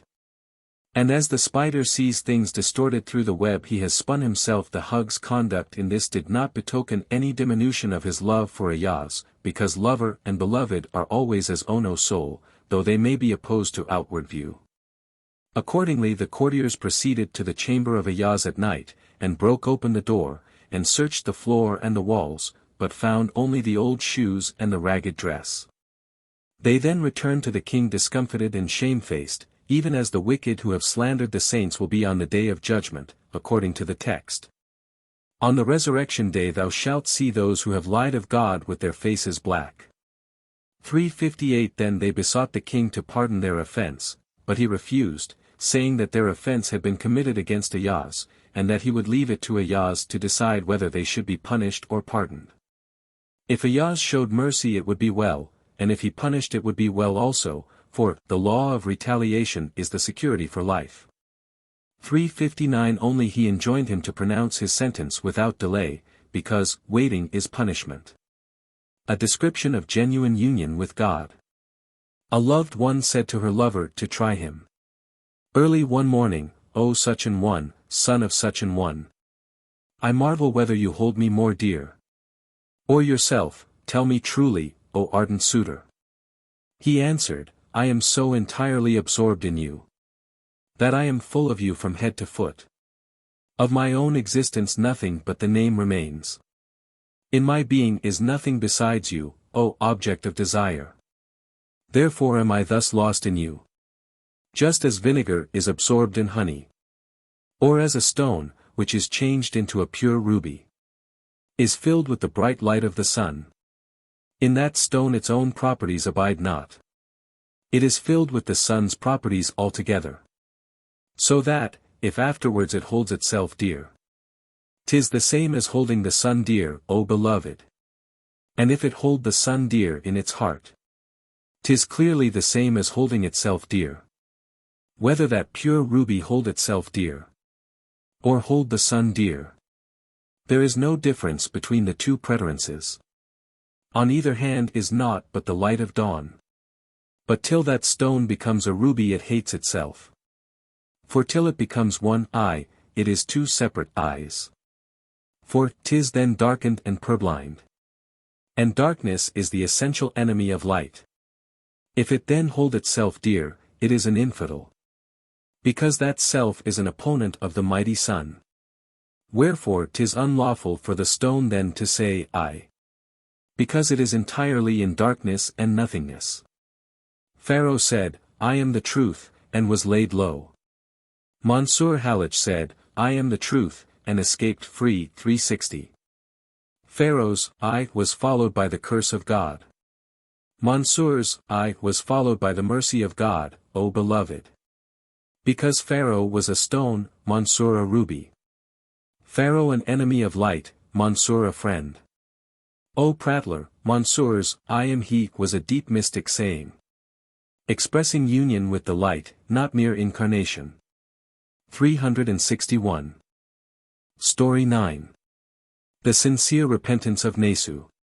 Ayaz, in weighing the pros and cons in regard to pardoning the courtiers, remarks that professions of faith and penitence when contradicted by acts are worthless, according to the text. If ye ask them who hath created the heavens and the earth, they will say, God.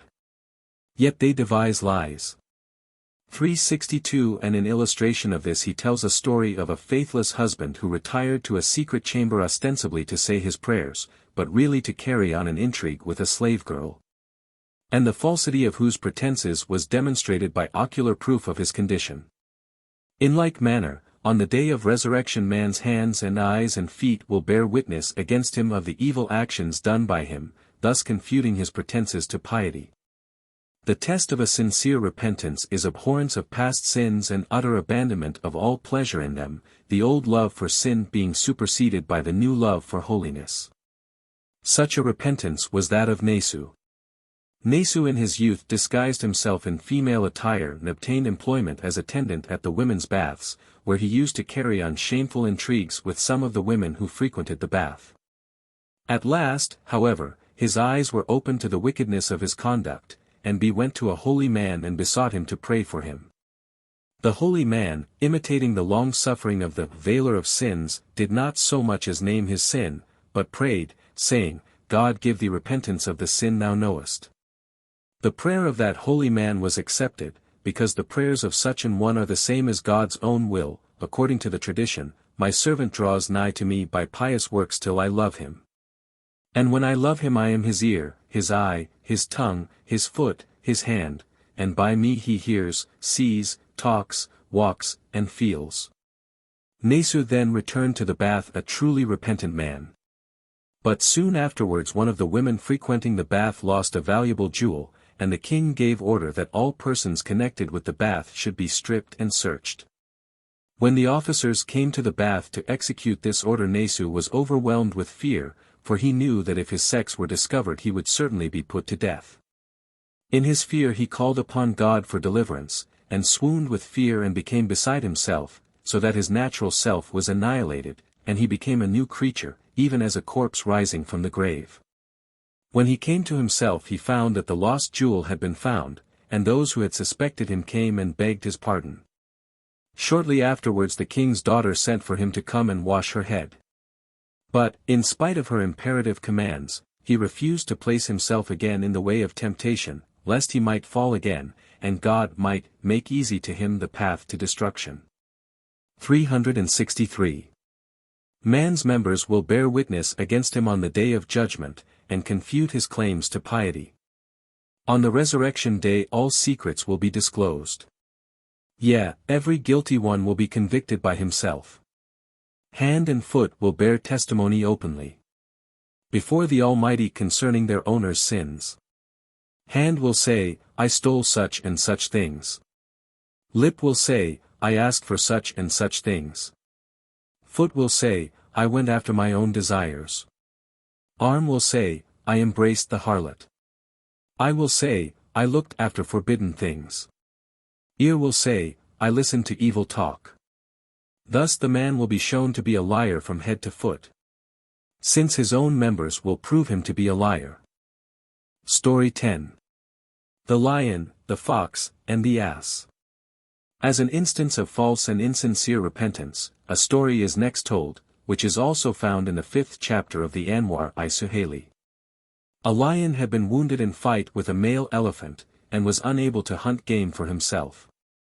In this strait he called a fox who was wont to attend upon him, and to live on the meat that was left from his repasts, just as disciples attending on a saint subsist on the heavenly food dropping from his lips. He called this fox, and bade him go and entice some animal to come near his lair, so that he might kill it and make a meal of it.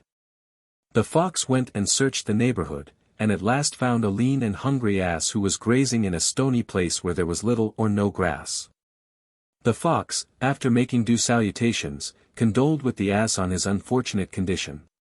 But the ass replied that it was his divinely appointed lot, and that it would be impious to complain of the dispensations of Providence.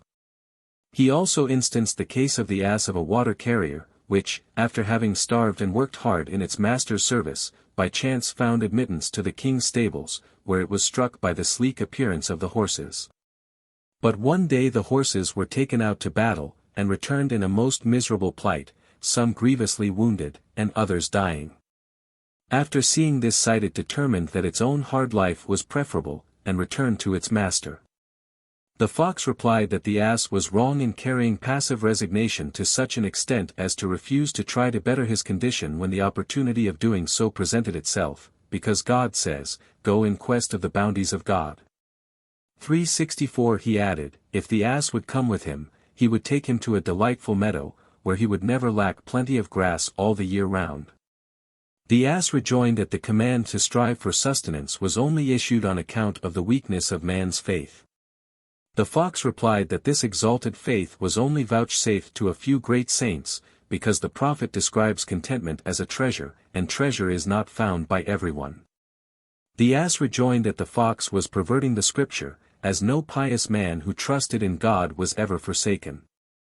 In illustration of this he told an anecdote of a devotee who determined to put the matter to the test, and went out into the desert, trusting only to God to supply his wants, and resolved to seek no aid of man, and not to exert himself in any way to gain food.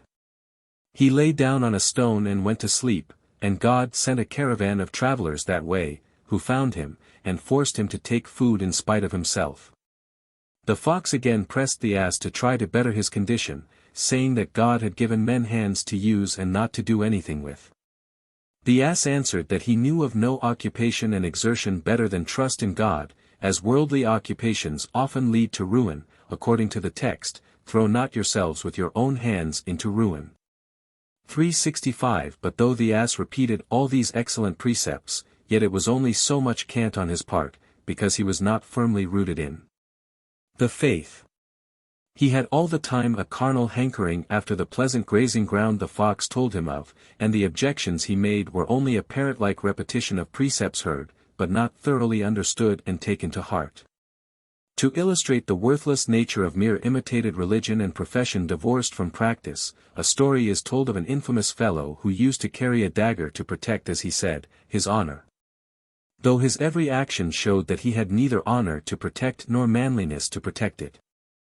The ass, though like Abraham, he had broken his idols, had not a sufficiently rooted faith to leap, like Abraham, into the fire, and thus prove his faith.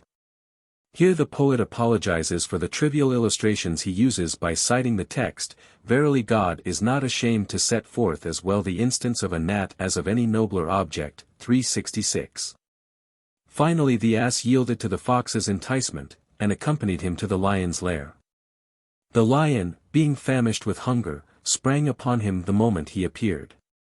Being, however, weak with sickness and fasting, he missed his aim, and the ass escaped with a slight wound. Then the fox blamed the lion for his precipitation, and the lion, after excusing himself as best he could, persuaded the fox to try to allure the ass a second time into his lair. The fox consented to try, observing that experience would probably have been thrown away on an ass, and his vows of repentance forgotten. Those who lapse from repentance, in forgetfulness of their former experience, may be compared to the Jews changed into apes and swine by Isa. 367. The fox was received by the ass with many reproaches for having deceived him. But he at last managed to persuade the ass that what he had seen was not a real lion, but only a harmless talisman.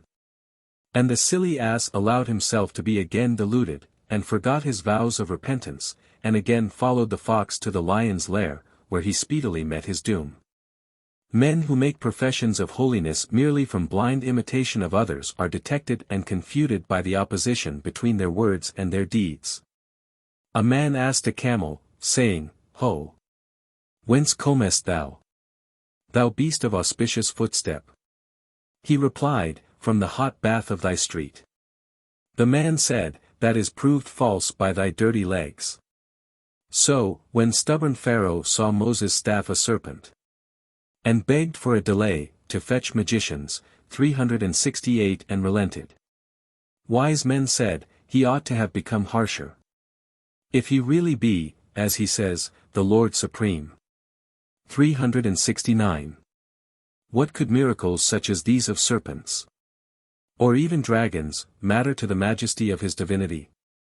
If he be really Lord Supreme, seated on his throne, what need has he to wheedle a worm like Moses?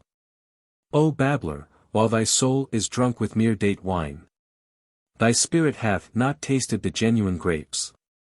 For the token of thy having seen that divine light is this, to withdraw thyself from the house of pride. When a fowl flies to the salt water, it has never beheld the blessing of sweet water. But its faith is mere imitation of other fowl, and its soul has never seen the face of real faith. Wherefore the blind imitator encounters great perils. Perils of the road, of robbers, of cursed Satans. But when he has seen the light of God, he is safe from the agitation of doubt, and is firm in the faith, till the foam has landed on the shore and dry land, which is its home, it is ever tossed to and fro. 'Tis at home on the land, but a stranger on the water. While it remains a stranger, it must be tossed about. When its eyes are opened, and it sees the vision of land, Satan has no longer any domination over it. Although the ass repeated verities to the fox, he spoke them idly and in the way of cant. He praised the water, but was not eager to drink. He rent his garments and his hair, but was no real lover. The excuse of a hypocrite is rejected, not approved, because it comes only from the lips, not from the heart. He has the scent of the apple, but not a piece of it, and the scent only for the purpose of misleading others. Thus a woman's onset in the midst of a battle array. She keeps in line, and forms part of the battle array. Yet, though she looks a very lion as she stands in line, her hand begins to tremble as soon as she takes a sword. Woe to him whose reason is like a woman, while his lust is like a resolute man. Of a certainty his reason will be worsted in the fight, and his imitation of a man will only lead him to ruin. Happy is he whose reason is masculine, and his ugly lust feminine and under subjection.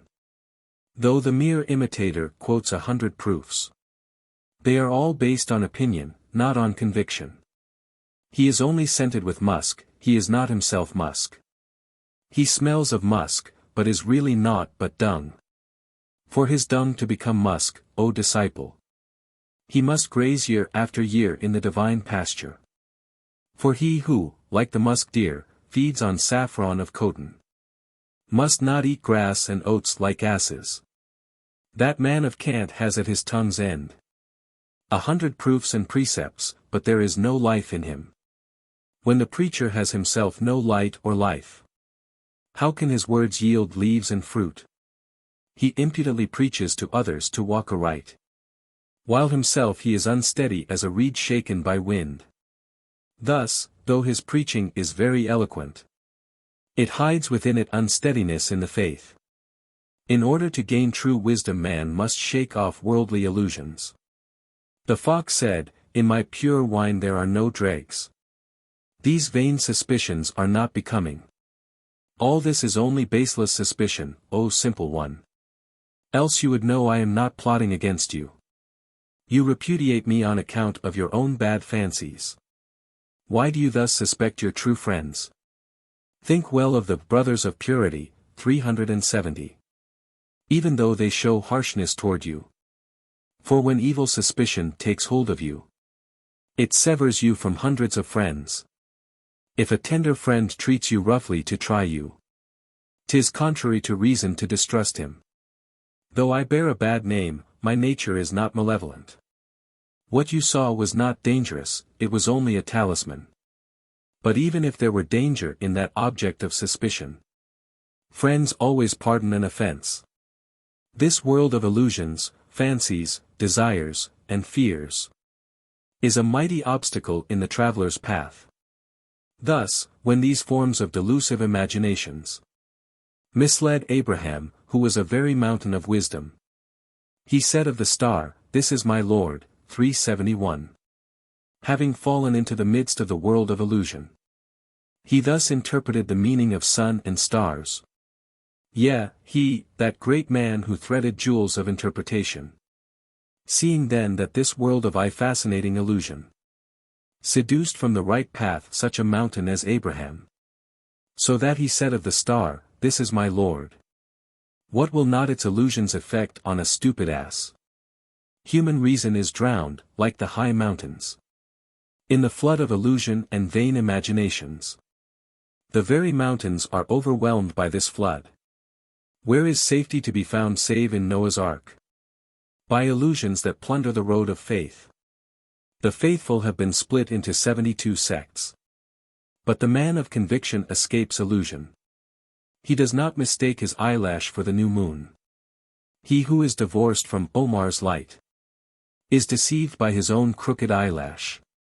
372. Thousands of ships, in all their majesty and pomp, have gone to pieces in this sea of illusion. Then follows an anecdote of Sheikh Muhammad of Ghazni, who was named Sarai Razi, because he used to take only a vine leaf to break his fast. He dwelt a long time in the desert, and was there miraculously preserved from death, and directed by divine intimation to proceed to Ghazni, and beg money of the rich and distribute it to the poor. After he had done this some time a second intimation came to him to beg no longer, as the money for his charities would be supplied to him miraculously. He at last attained to such a degree of spiritual insight that he knew the wants of those who came to him for aid before they uttered them. He said the reason of this preternatural discernment was, that he had purified his heart of all but the love of God, and thus, whenever thoughts of anything besides God occurred to his mind, he knew they did not appertain to him, but must have been in some way suggested to him by the person asking aid of him. Then follow some reflections on the power of fasting and abstinence to subdue the carnal lusts which lead man to destruction. And 2 short anecdotes to illustrate the thesis that God never fails to provide sustenance for those who take no thought for the morrow, but place absolute trust in him. The fate of the ass then suggests to the poet another train of reflections. After the lion had slain the ass, he went to the river to quench his thirst, telling the fox to watch the dead body till he returned, but the moment the lion's back was turned the fox ate up the heart and liver, which are the daintiest parts. When the lion returned and inquired for them, the fox assured him that the ass had possessed neither a heart nor a liver, for if he had he would never have shown himself so stupid. Men without understanding are not really men at all, but only simulacra or forms of men. For lack of understanding many will cry in the world to come, had we but hearkened or understood. We had not been among the dwellers in the flame. 373 Then follows a story of a monk, Diogenes, who took a lantern and searched all through a bazaar crowded with men to find, as he said, a man. The monk's search for a man. The monk said, I am searching everywhere for a man who lives by the life of the breath of God. The other said, Here are men, the bazaar is full. These are surely men, O enlightened sage. The monk said, I seek a man who walks straight, as well in the road of anger as in that of lust. Where is one who shows himself a man in anger and lust? In search of such a one I run from street to street. If there be one who is a true man in these two states, I will yield up my life for him this day. The other, who was a fatalist, said, What you seek is rare. But you are ignorant of the force of the divine decree. You see the branches, but ignore the root. We men are but branches, God's eternal decree the root. That decree turns from its course the revolving sky, and makes foolish hundreds of planets like Mercury. It reduces to helplessness the world of devices. It turns steel and stone to water. O you who attribute stability to these steps on the road. You are one of the raw ones, raw. When you have seen the millstone turning round, then, prithee, go and see the stream that turns it. When you have seen the dust rising up into the air, go and mark the air in the midst of the dust. You see the kettles of thought boiling over. Look with intelligence at the fire beneath them. God said to Job, Out of my clemency, I have given a grain of patience to every hair of thine.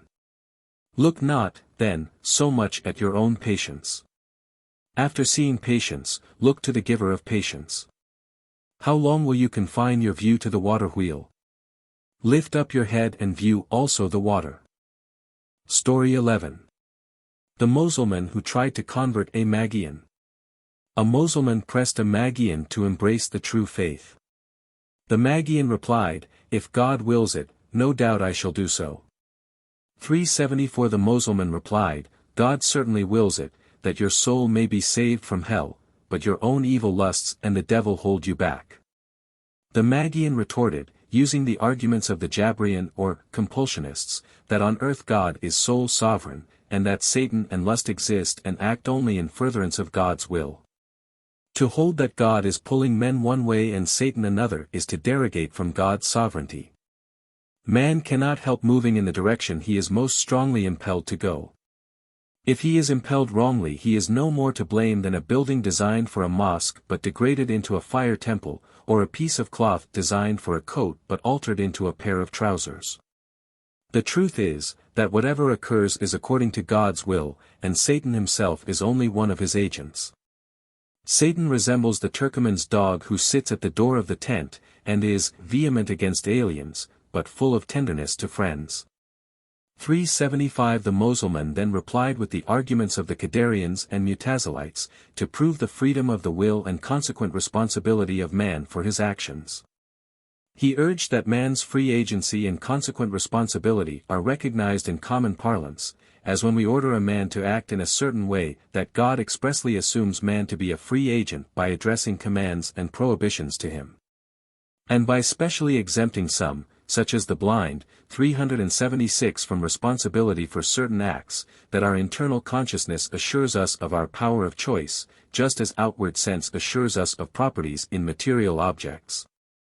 And that it is just as sophistical to disbelieve the declarations of the interior consciousness, as those of the outward senses as to the reality of the material world. He then told an anecdote of a man caught robbing a garden and defending himself with the fatalist plea of irresponsibility, to whom the owner of the garden replied by administering a very severe beating, and assuring him that this beating was also predestined, and that he therefore could not help administering it. He concluded his argument by repeating that the traditions, whatever God wills is, and, the pen is dry, and alters not its writing, are not inconsistent with the existence of free will in man. They are not intended to reduce good action and evil to the same level, but good actions will always entail good consequences, and bad actions the reverse. A devotee admired the splendid apparel of the slaves of the chief of Herat, and cried to heaven, "Ah! Learn from this chief how to treat faithful slaves." Shortly after the chief was deposed, and his slaves were put to the torture to make them reveal where the chief had hidden his treasure, but not one would betray the secret. Then a voice from heaven came to the devotee, saying, "Learn from them how to be a faithful slave, and then look for recompense." The Magian, unconvinced by the arguments of the Mussulman, again plied him with compulsionist arguments, and the discussion was protracted, with the usual result of leaving both the disputants of the same opinion as when they began. The poet remarks that the contest of the compulsionists and the advocates of man's free agency will endure till the day of judgment. For nothing can resolve these difficulties 377 but the true love which is a gift imparted by God to whom he will. 378. Love puts reason to silence. Love is a perfect muzzle of evil suggestions. Without love who ever succeeded in stopping them? Be a lover, and seek that fair beauty.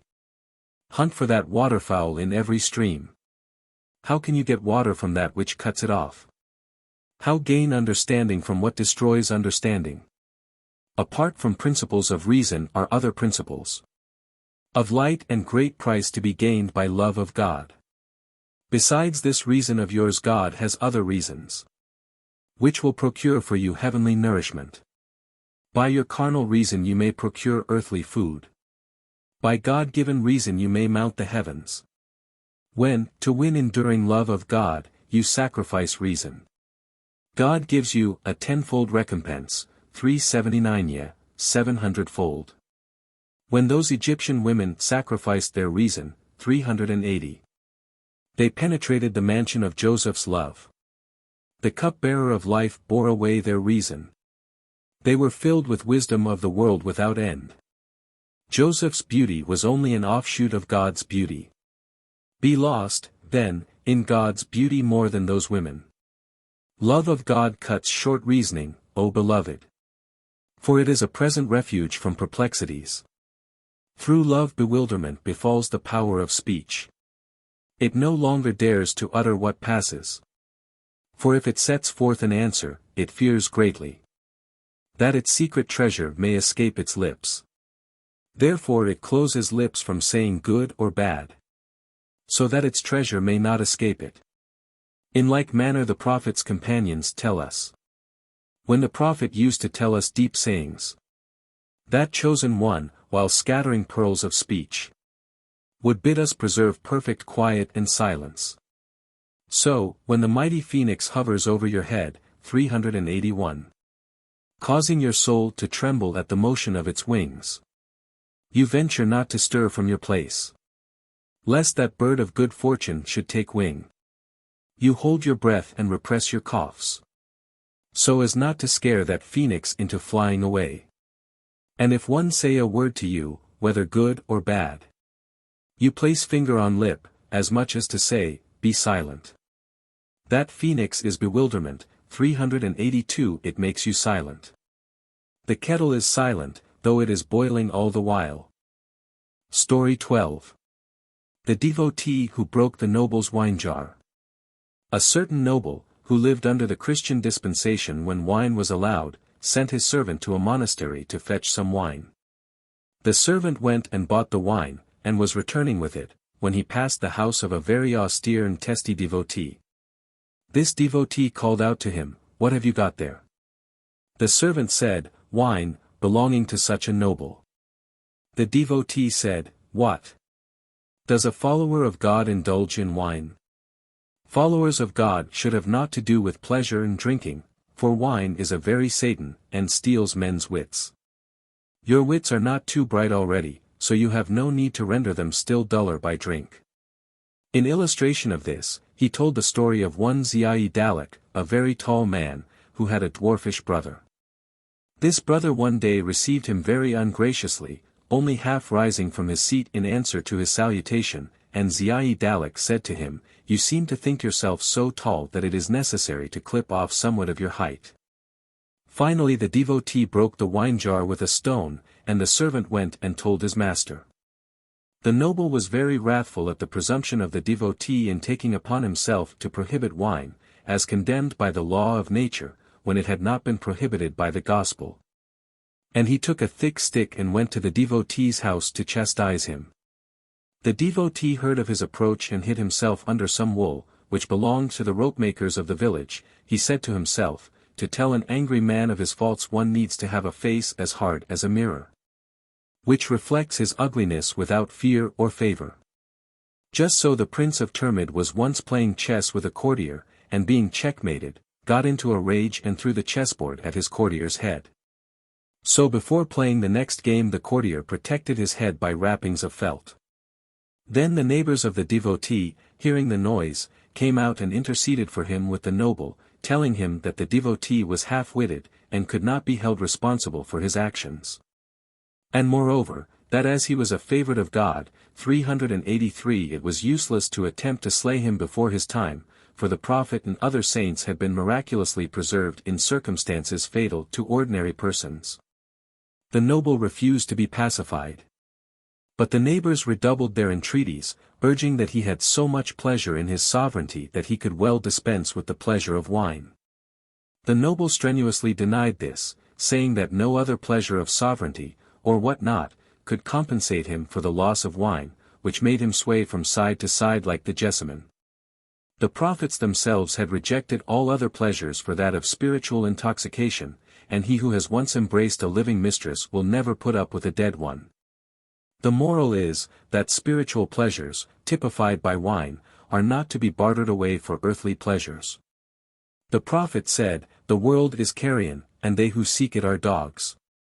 And the Quran says, "The present life is no other than a pastime and a sport, but the future mansion is life indeed." 384. Description of a devotee who trusted to the light of nature. His brain is dried up. And as for his reason, it is now less than that of a child. Age and abstinence have added infirmity to infirmity. And his abstinence has yielded him no rejoicing. He has endured toils, but gained no reward from his friend. He has done the work, but has not been paid. Either his work has lacked value, or the time of recompense is not decreed as yet. Either his works are as the works of the Jews, 385. Or his reward is held back till the appointed time. This grief and sorrow are enough for him. That in this valley of pain he is utterly friendless. With sad eyes he sits in his corner, with frowning face and downcast looks. There is no oculist who cares to open his eyes, 386. Nor has he reason enough to discover the eye salve. He strives earnestly with firm resolve and in hope. His work is done on the chance of being right. The vision of the friend is far from his course, for he loses the kernel in his love for the shell. Story 13. Mahmud and Ayaz, continued. The poet now returns to the story of Mahmud and Ayaz, which is continued at intervals till the end of the book. The king inquired of Ayaz what made him continually visit his old shoes and garments, as Majnun used to visit his Layla, or as a Christian regularly visits his priest to obtain absolution for his sins. Why should he call to these dead things, like a fond mother calling to her dead infant, were it not that faith and love made them, as it were, living beings to him? The eye sees what it brings with it to see. It can see nothing but what it has gained the faculty of seeing. Thus the face of Layla, which seemed so lovely to the eyes of Majnun, made clairvoyant by love, seemed to strangers to have no claims to beauty. The earthly forms which here surround us are, as it were, vessels fraught with spiritual wine, only visible to those who have learnt to discern the deep things of the spirit. Love and faith are a mighty spell. O Ayaz, what is this love of yours for your old shoes, which resembles the love of a lover for his mistress? You have made these old shoes your object of devotion, just as Majnun made an idol of his Layla. You have bound the affection of your soul to them, and hung them up in your secret chamber. How long will you say orisons to this old pair of shoes, and breathe your oft-told secrets into inanimate ears? Like the Arab lover to the house of his dead mistress, you address to them long invocations of love. Of what great asaf were your shoes the house? Is your old garment, think you, the coat of Yusuf? Like a Christian who confesses to a priest his past years' sins of fornication, fraud, and deceit, in order that the priest may absolve him of those sins. He thinks the priest's absolution the same as God's. That priest is unable to condemn or to absolve. But faith and love are a mighty enchantment. God's dealings visible to the spiritual. The wine is from that world, the vessels from this. The vessels are seen, but the wine is hidden. Hidden indeed from the sight of the carnal, but open and manifest to the spiritual. O God, our eyes are blinded. O pardon us, our sins are a heavy burden. Thou art hidden from us, though the heavens are filled with thy light, which is brighter than sun and moon. Thou art hidden, yet revealest our hidden secrets. Thou art the source that causes our rivers to flow. Thou art hidden in thy essence, but seen by thy bounties. Thou art like the water, and we like the millstone. Thou art like the wind, and we like the dust. The wind is unseen, but the dust is seen by all. Thou art the spring, and we the sweet green garden. Spring is not seen, though its gifts are seen. Thou art as the soul, we as hand and foot. Soul instructs hand and foot to hold and take. Thou art as reason, we like the tongue. 'Tis reason that teaches the tongue to speak. Thou art as joy, and we are laughing. The laughter is the consequence of the joy.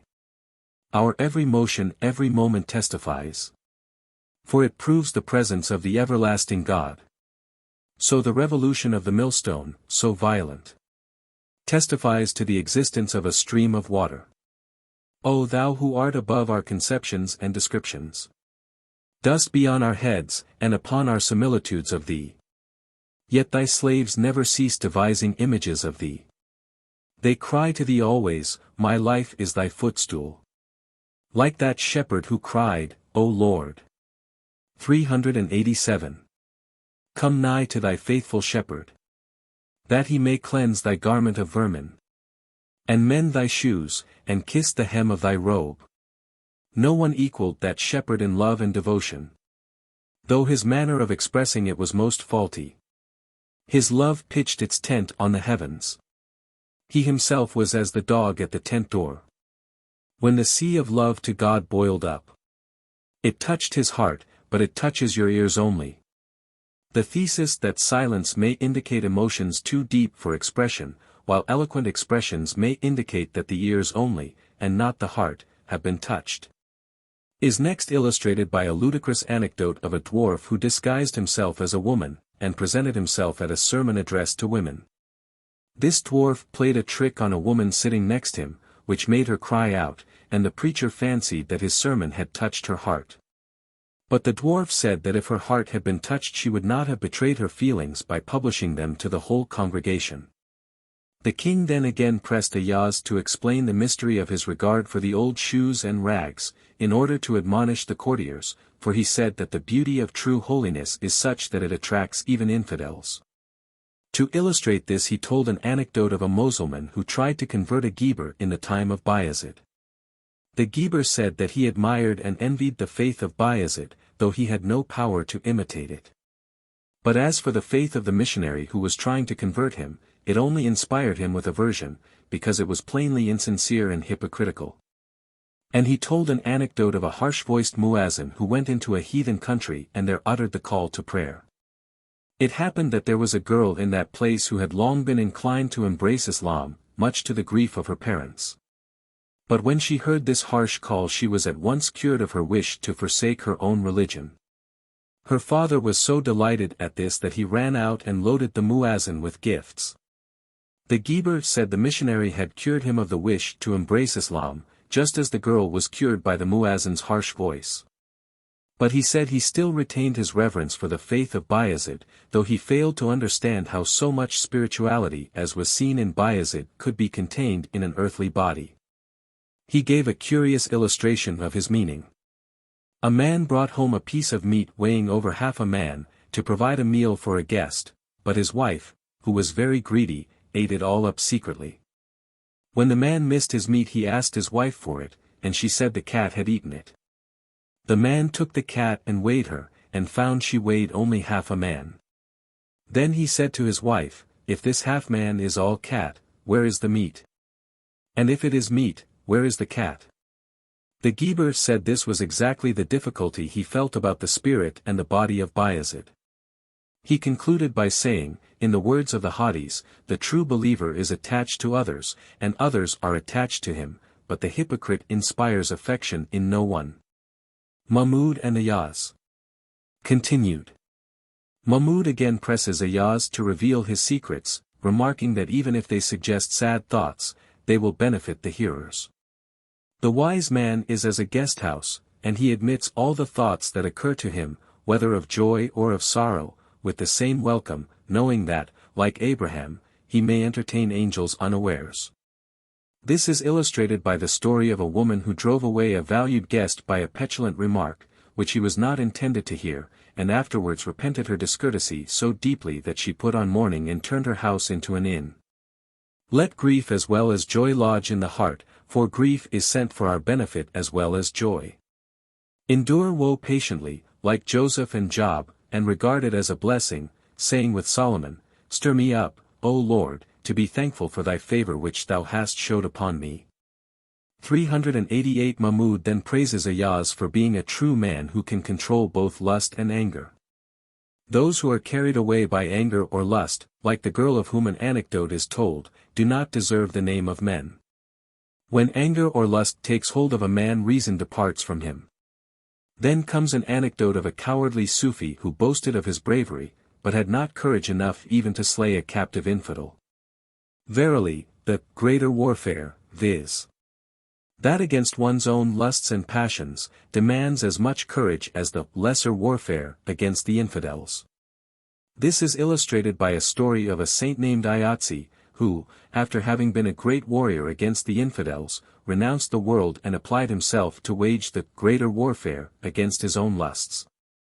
One day, while sitting in his cell, he heard the noise of the army going out to fight, and his carnal passion urged him to go and join in the fight, but he thus rebuked it.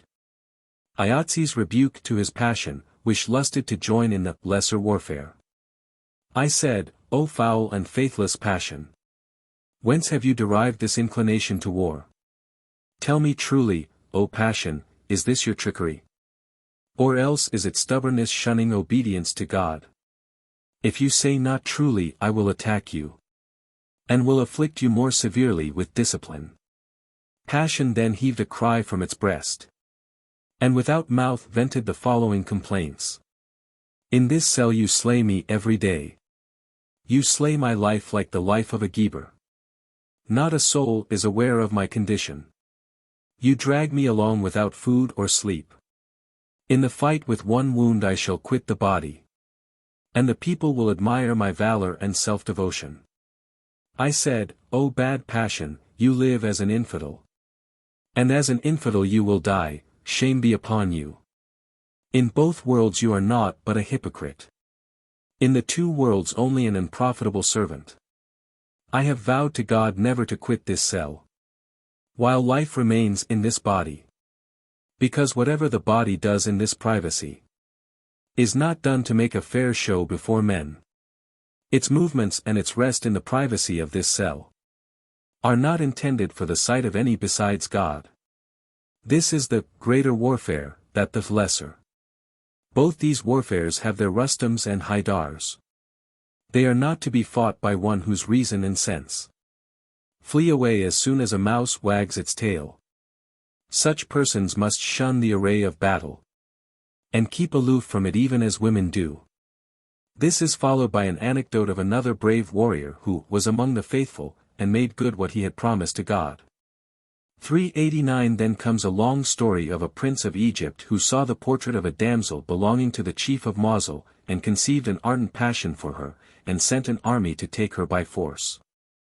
The army succeeded in capturing her, and set out on the return march, but on the way the captain of the army fell in love with the damsel, and she returned his affection. When they reached Egypt she was made over to the prince, but at once took a dislike to him, as he was not nearly so manly as her beloved captain.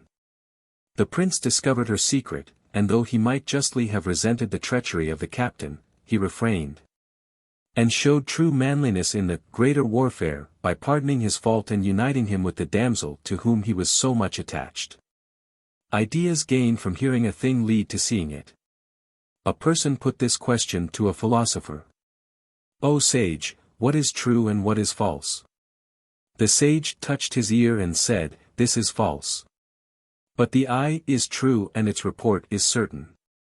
The ear is false in relation to the eye. And most assertions are related to the ear. 390. If a bat turn away its eyes from the sun, still it is not veiled from some idea of the sun. Its very dread of the sun frames an idea of the sun. And that idea scares it away to the darkness. That idea of light terrifies it, and makes it cling to the murky night. Just so, 'tis your idea of your terrible foe, which makes you cling to your friends and allies. O Moses, thy revelations shed glory on the mount. But that frightened one endured not thy realities. 391. Be not too proud, but know that you must first endure the idea of the truth, and thence come to the reality. No one is frightened by the mere idea of fighting.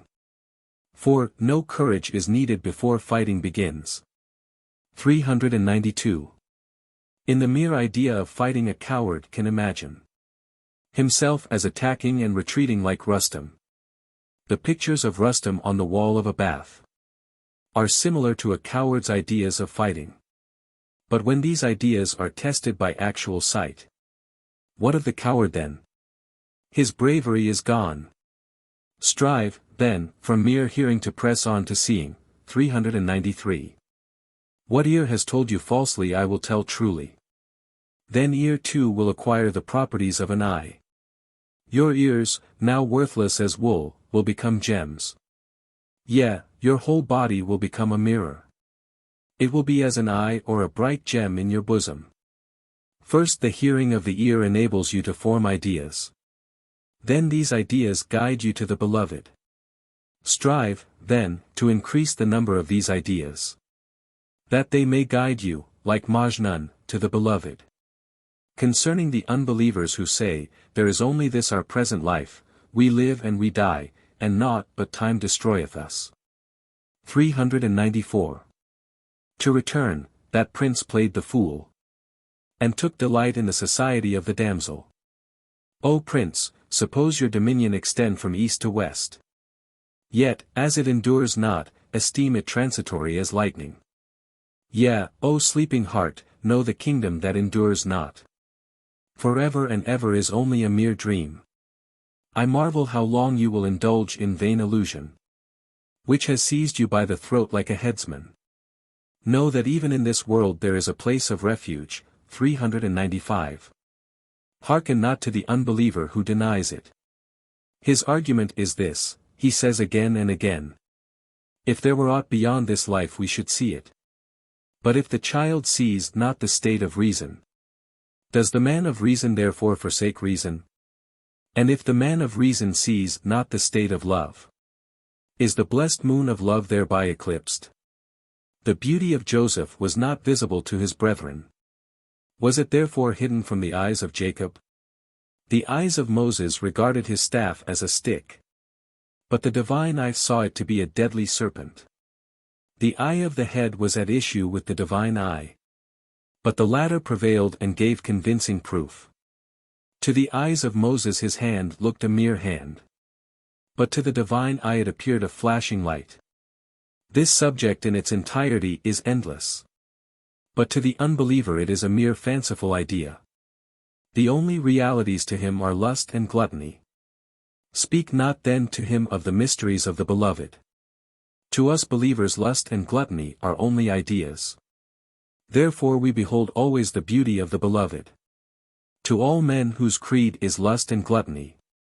Applies the text, to you be your creed, to me mine. 396. In the face of negations like these cut short speech. O Ahmad, say little to an old fire worshipper. We distribute among them, 397 to some carnal lusts, and to others angelic qualities. If the prince lacked the animal manliness of asses, yet he possessed the true manliness of the prophets. He renounced lust and anger and concupiscence, and showed himself a man of the lineage of the prophets. Grant that he lacked the virility of asses, yet God esteemed him a lord of lords. Let me be dead, so long as God regards me with favor. I am better off than the living who are rejected of God. The former is the kernel of manliness, the latter only the rind. The former is born to paradise, the latter to hell. The prophet says, paradise is annexed to tribulation. But hellfire follows indulgence in lust. 398. O Ayaz, who slayest demons like a male lion. Manliness of asses is not, manliness of mind much. What sort of man dost thou think him who sports as a boy? But who has no comprehension of these chief matters? O thou who hast seen the delight of my commandments, and risked thy life to perform them faithfully. Hear a tale of the sweetness of my commandments, that the meaning of this sweetness may be made plain. The story which follows is one in which Ayaz is himself the chief actor, and hence it may perhaps be inferred that this part of the poem had not received its final revision when the poet died. The king showed to all his courtiers in turn a valuable jewel, and asked them its value. Each declared it to be priceless. He thereupon ordered each of them to break it to pieces, but they refused, one after the other. On which he praised them highly and gave them presents. Finally the jewel came into the hands of Ayaz, and he, not being a mere imitator like the rest, nor being tempted by the rewards given to the rest, decided that the king's command ought to be obeyed at all costs. And therefore broke the jewel to pieces. Blind imitation of current fashions and ruling, public opinion, is the way of the world, but its worthlessness is at once manifested when it is put to the test. True faith is a reasonable faith, not one adopted and held in mechanical and parrot-like fashion. The king then commanded that those courtiers whose faith had been shown to be mere taqlid or imitation, and not vital and intelligent, should be put to death.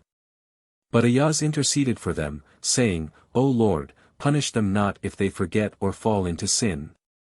399 Although their plea that they sinned through forgetfulness is of no more weight than the plea of having sinned through drunkenness, seeing that both forgetfulness and drunkenness are willfully incurred. Those who die in amity with God have no cause to fear death, it cannot harm them, for to their Lord will they return. 400 But those who die at enmity with God are in a very different position, and have therefore a very strong claim for mercy. The Egyptian magicians, when threatened by Pharaoh with death for believing in Moses, recognized the truth that death in such a cause would unite them with God, and that extinction of the phenomenal self, on which Pharaoh prided himself, would bring them to the real self from whom they had been estranged by life on earth. Like Habib, the carpenter of Antioch, who was martyred for taking the part of Isa's 2 apostles in that city, they said, O that my people knew how gracious God hath been to me, and that he hath made me one of his honored ones. For when a man can only say, I, with truth when he has mortified self and unlearnt to say, I, in the sense in which Pharaoh said it. Fakhruddin Razi 402 discoursed learnedly on this point, saying much of incarnation and union as the modes in which the real I of the deity indwells in the human soul. But as he lacked the true mystic unction, his words only served to darken counsel. 403 But here Ayaz breaks off, saying, Who am I that I should say to the Almighty, grant pardon to these offenders? The omniscient God needs not to be informed of their case, for he knows all, nor to be reminded of it, for he forgets nothing, nor to be urged to act mercifully, for he created men, for their own benefit, and not to derive benefit from them. Such intercession, therefore, implies ignorance of God, and such only of his servants as are possessed of knowledge of God truly fear God.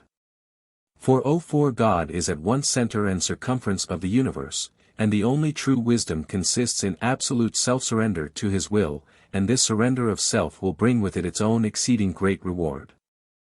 Book 6. Prologue. O life of the heart, Huzamadidin. My zeal burnt within me to write this sixth part. The Masnavi became a standard through thy influence. Thy sword, Huzam, has made it an exemplar to the world. O spiritual one, now offer it to thee. This sixth part of the entire Masnavi. Enlighten the world's 6 sides with its 6 parts. That it may illuminate him who is not illuminated. Love has naught to do with 5 senses or 6 sides. Its only aim is to be attracted to the beloved.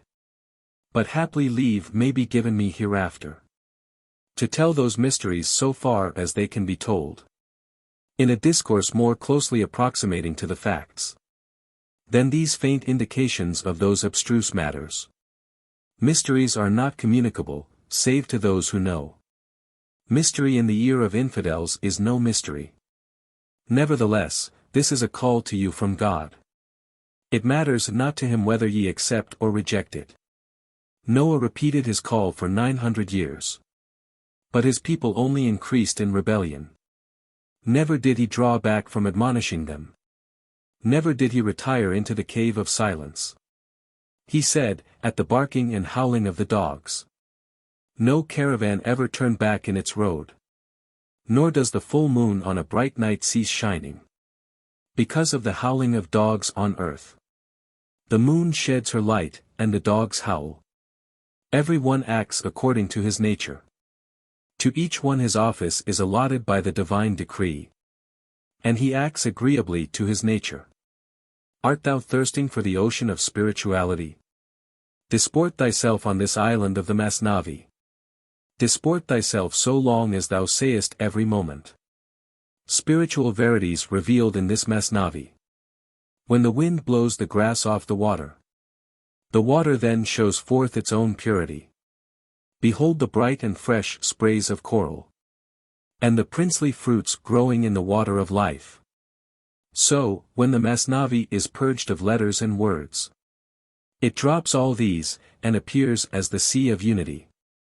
Then speaker and hearer and spoken words, all 3 give up the ghost in that consummation. Bread giver and bread eater and bread itself are purified of their forms and turned to dust. But their essences in each of these 3 grades are distinguished, as in those states, so eternally. 405. Their form turns to dust, but their essence not. If one says it does, tell him it does not. In the world of spirits all 3 await judgment.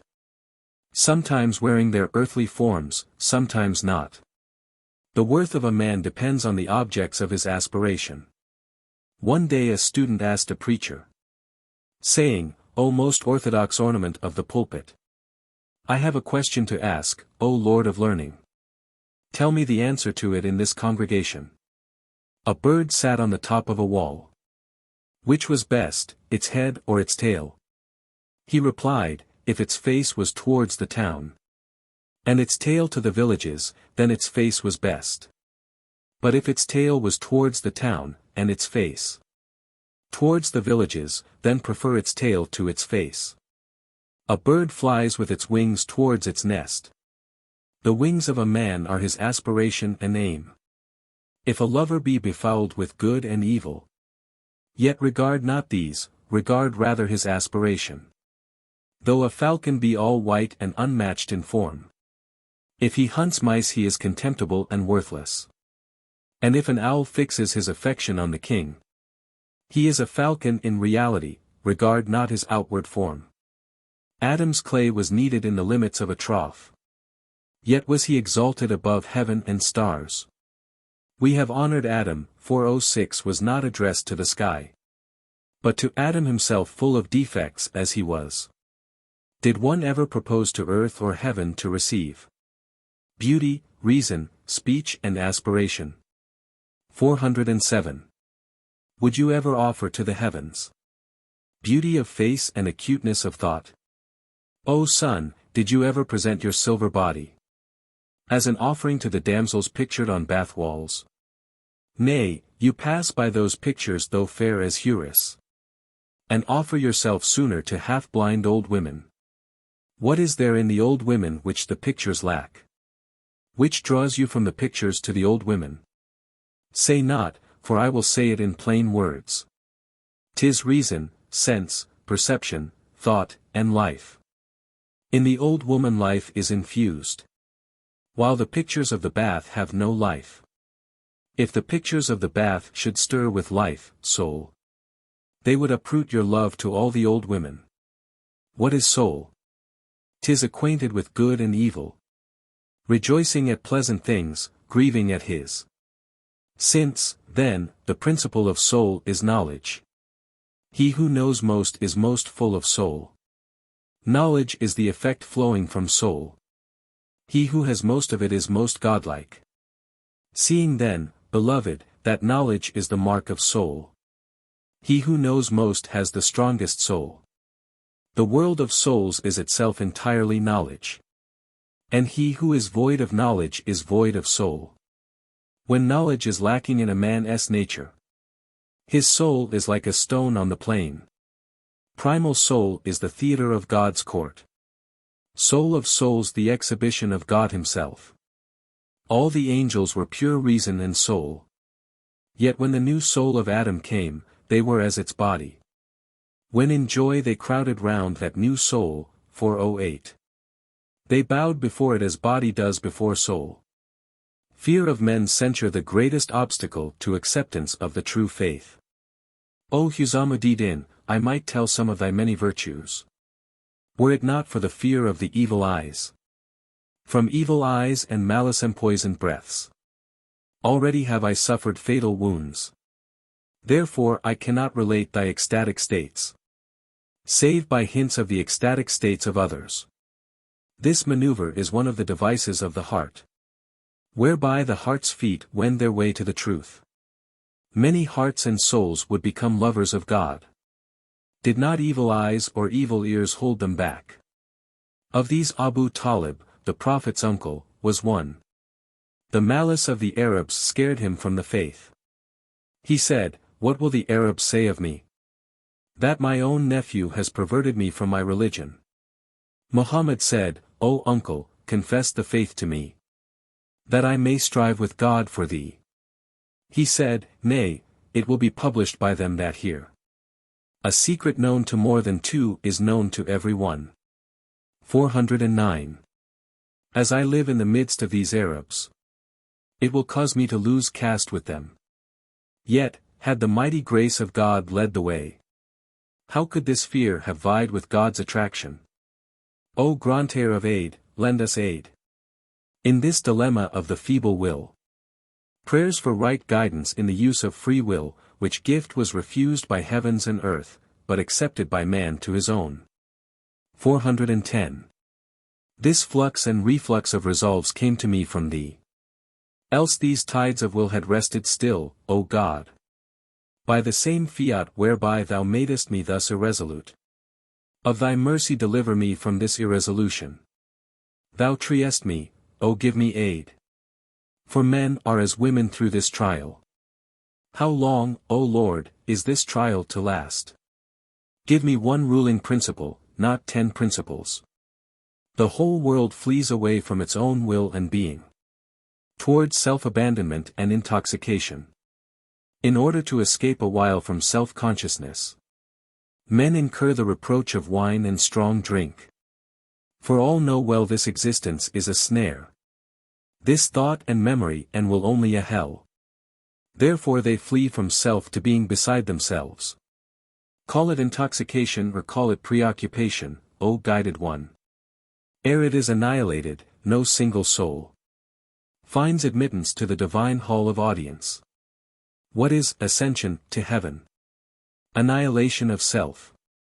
Self-abandonment is the creed and religion of lovers. Story 1. The Hindu slave who loved his master's daughter. A certain man had a Hindu slave, whom he had brought up along with his children, one of whom was a daughter. When the time came for giving the girl in marriage, many suitors presented themselves, and offered large marriage portions to gain her alliance. At last her father selected one who was by no means the richest or noblest of the number, but pious and well-mannered. The women of the family would have preferred one of the richer youths, but the father insisted on having his own way, and the marriage was settled according to his wishes.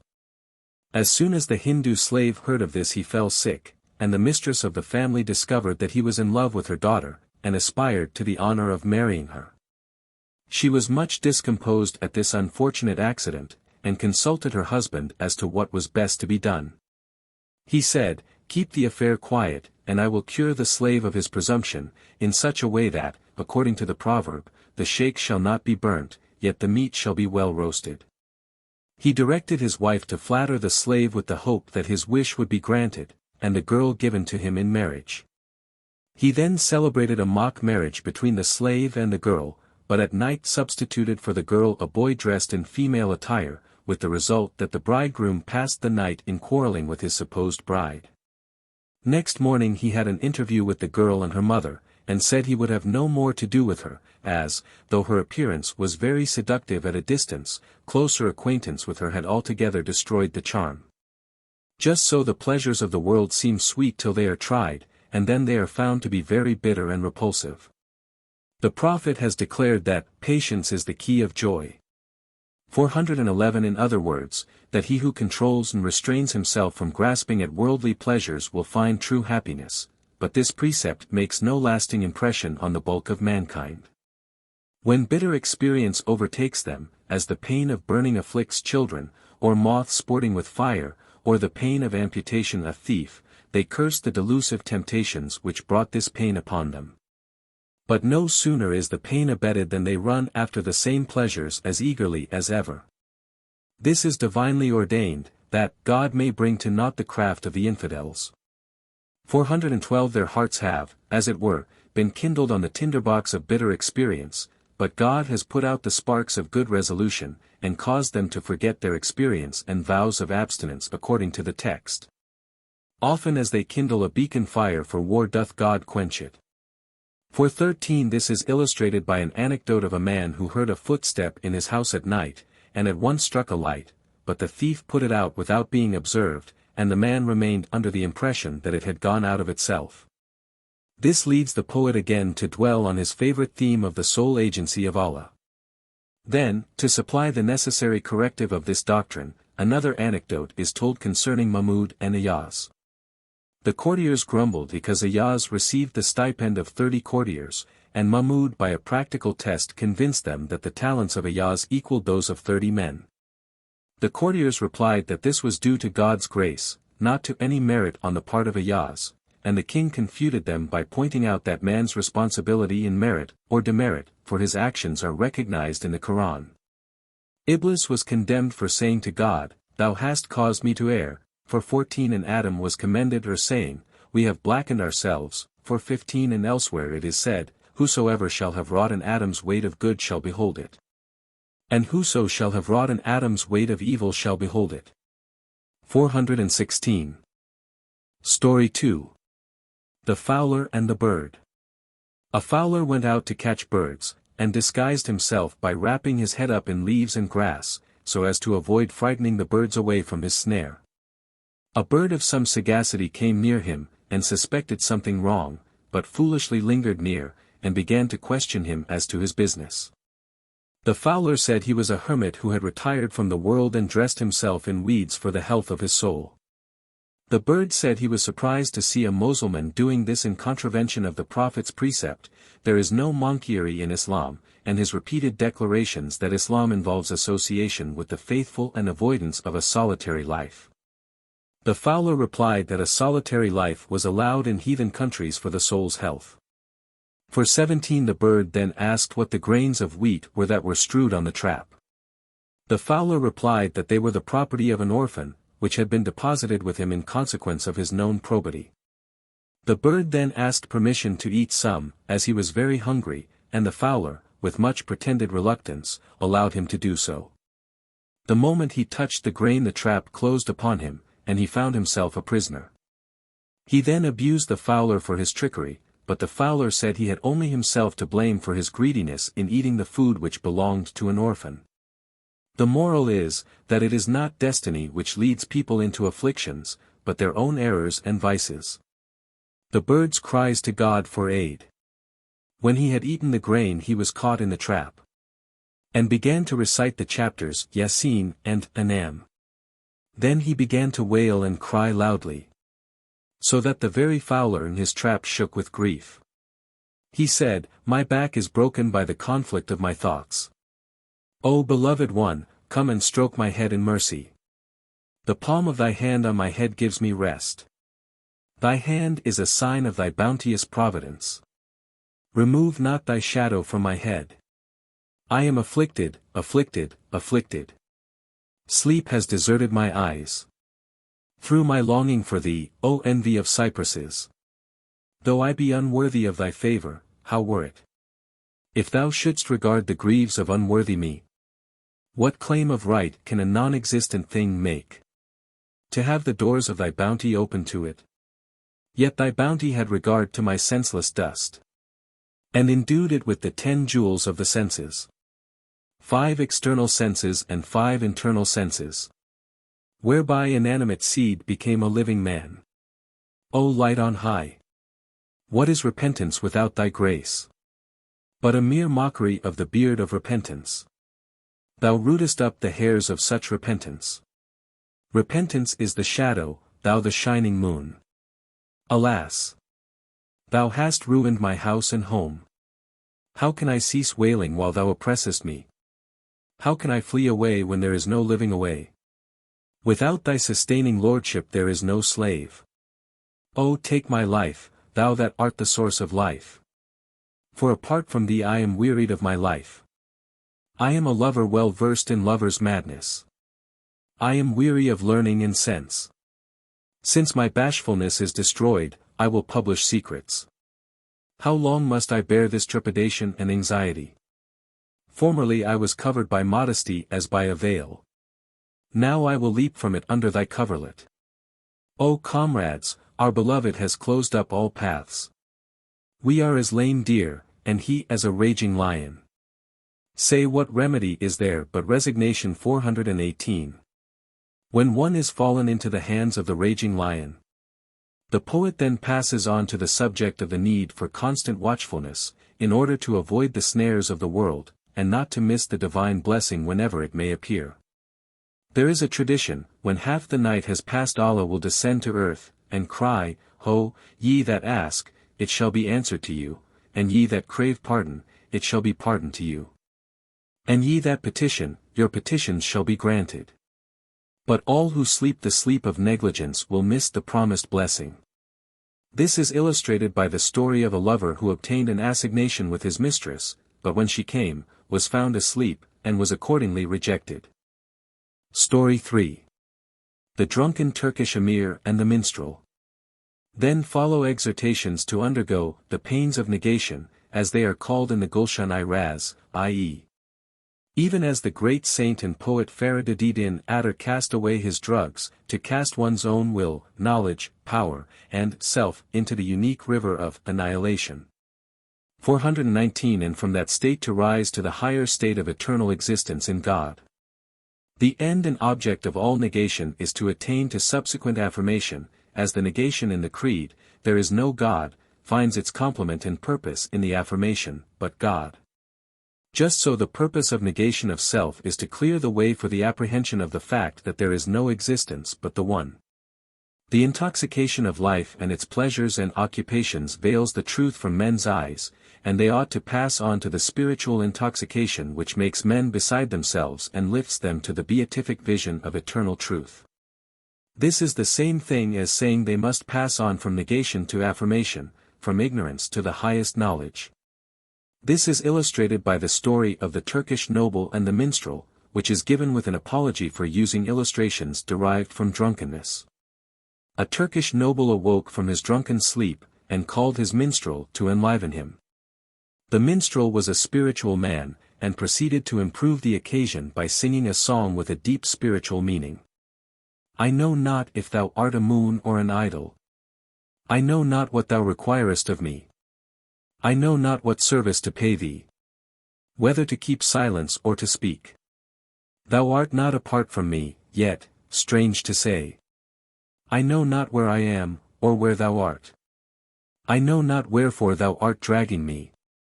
Now embracing me, and now wounding me. Thus the whole of his song consisted of repetitions of the words, I know not.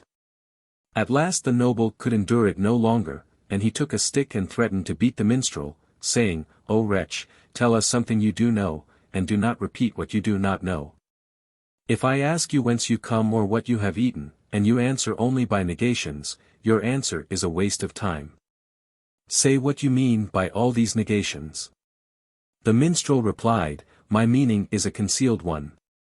I fear to make affirmations in opposition to your negations, so I state negations that you may get a hint of the corresponding affirmations from them.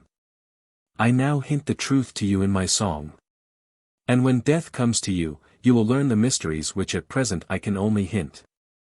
Spiritual mysteries set forth in the Masnavi under similes of intoxication. That wine of God is gained from that minstrel, 420. This bodily wine from this minstrel. Both of these have one and the same name in speech. But the difference between their worth is great. Men's bodies are like pitchers with closed mouths. Beware, till you see what is inside them. The pitcher of this body holds the water of life, whilst that one holds deadly poison. If you look at the contents you are wise. If you look only at the vessel you are misguided. No words resemble these bodies. And the meaning resembles the soul. The body's eyes are ever intent on bodies. The soul's eyes on the reasonable soul. Wherefore, in the figures of the words of the Masnavi, the form misleads, but the inner meaning guides. In the Quran it is declared that its parables mislead some and guide some. 421. O God! When a spiritual man talks of wine, how can a fellow spiritual man mistake his meaning? Thus that minstrel began his intoxicating song. O give me thy cup, thou whom I see not. Thou art my face, what wonder if I see it not? Extreme nearness acts as an obscuring veil. 422. Thou art my reason, what wonder if I see thee not? Through the multitude of intervening obstacles, thou art nearer to me than my neck vein. 423. How can I call to thee, ho, as if thou wert far off? Nay, but I will mislead some by calling in the desert, to hide my beloved from those of whom I am jealous. This is illustrated by an anecdote of the Prophet and Aisha. Aisha was once sitting with the Prophet without her veil, when a blind man came in. Aisha, knowing well the jealous disposition of her husband, at once prepared to retire, on which the Prophet said, The man is blind and cannot see you. Aisha replied by signs that though the man could not see her she could see him. Just so the spiritual man is jealous of exposing his mysteries to the gaze of the profane, and from excess of caution veils them in signs and hints. Then comes a commentary on the tradition, die before you die, i.e., mortify your carnal passions and lusts, and deny and annihilate your carnal self before the death of the body overtakes you. Men who put off repentance till they are at the point of death are likened to the Shiraz of Aleppo, who every year on the Ashura, or 10th day of Muharram, meet at the Antioch gate to bewail the martyrdom of Hassan and Hussein. Once, while they were thus engaged, a Sunni poet arrived at the city, and inquired the reason of this excessive grief and mourning. The Shiraz rebuked him for his ignorance of sacred history, and he said, This martyrdom happened a long time ago. But it would seem, from your excessive grief, that the news of it has only just reached you. You must have been sleeping all this time not to have heard it before, and now you are mourning for your own sleepiness. To the truly spiritual, who have drunk of God's wine and bear the tokens of it on their foreheads, for 24 death is an occasion for rejoicing, not for wailing. The man who is engrossed with the trifling pleasures of the world and blind to the ample provision made for the soul is like an ant in a barn of wheat, toiling to carry off a single grain, when ample stores of wheat are already at its disposal. Spiritual men must continue urging the worldly to repent and avail themselves of this heavenly provision for their souls, careless, like Noah, whether their preaching is listened to or not. This is illustrated by an anecdote of a man who knocked at the door of an empty house at midnight, in order to give notice that it was time to prepare the meal taken at dawn in Ramazan. Reason for knocking at the empty house. You have said your say, now hear my answer.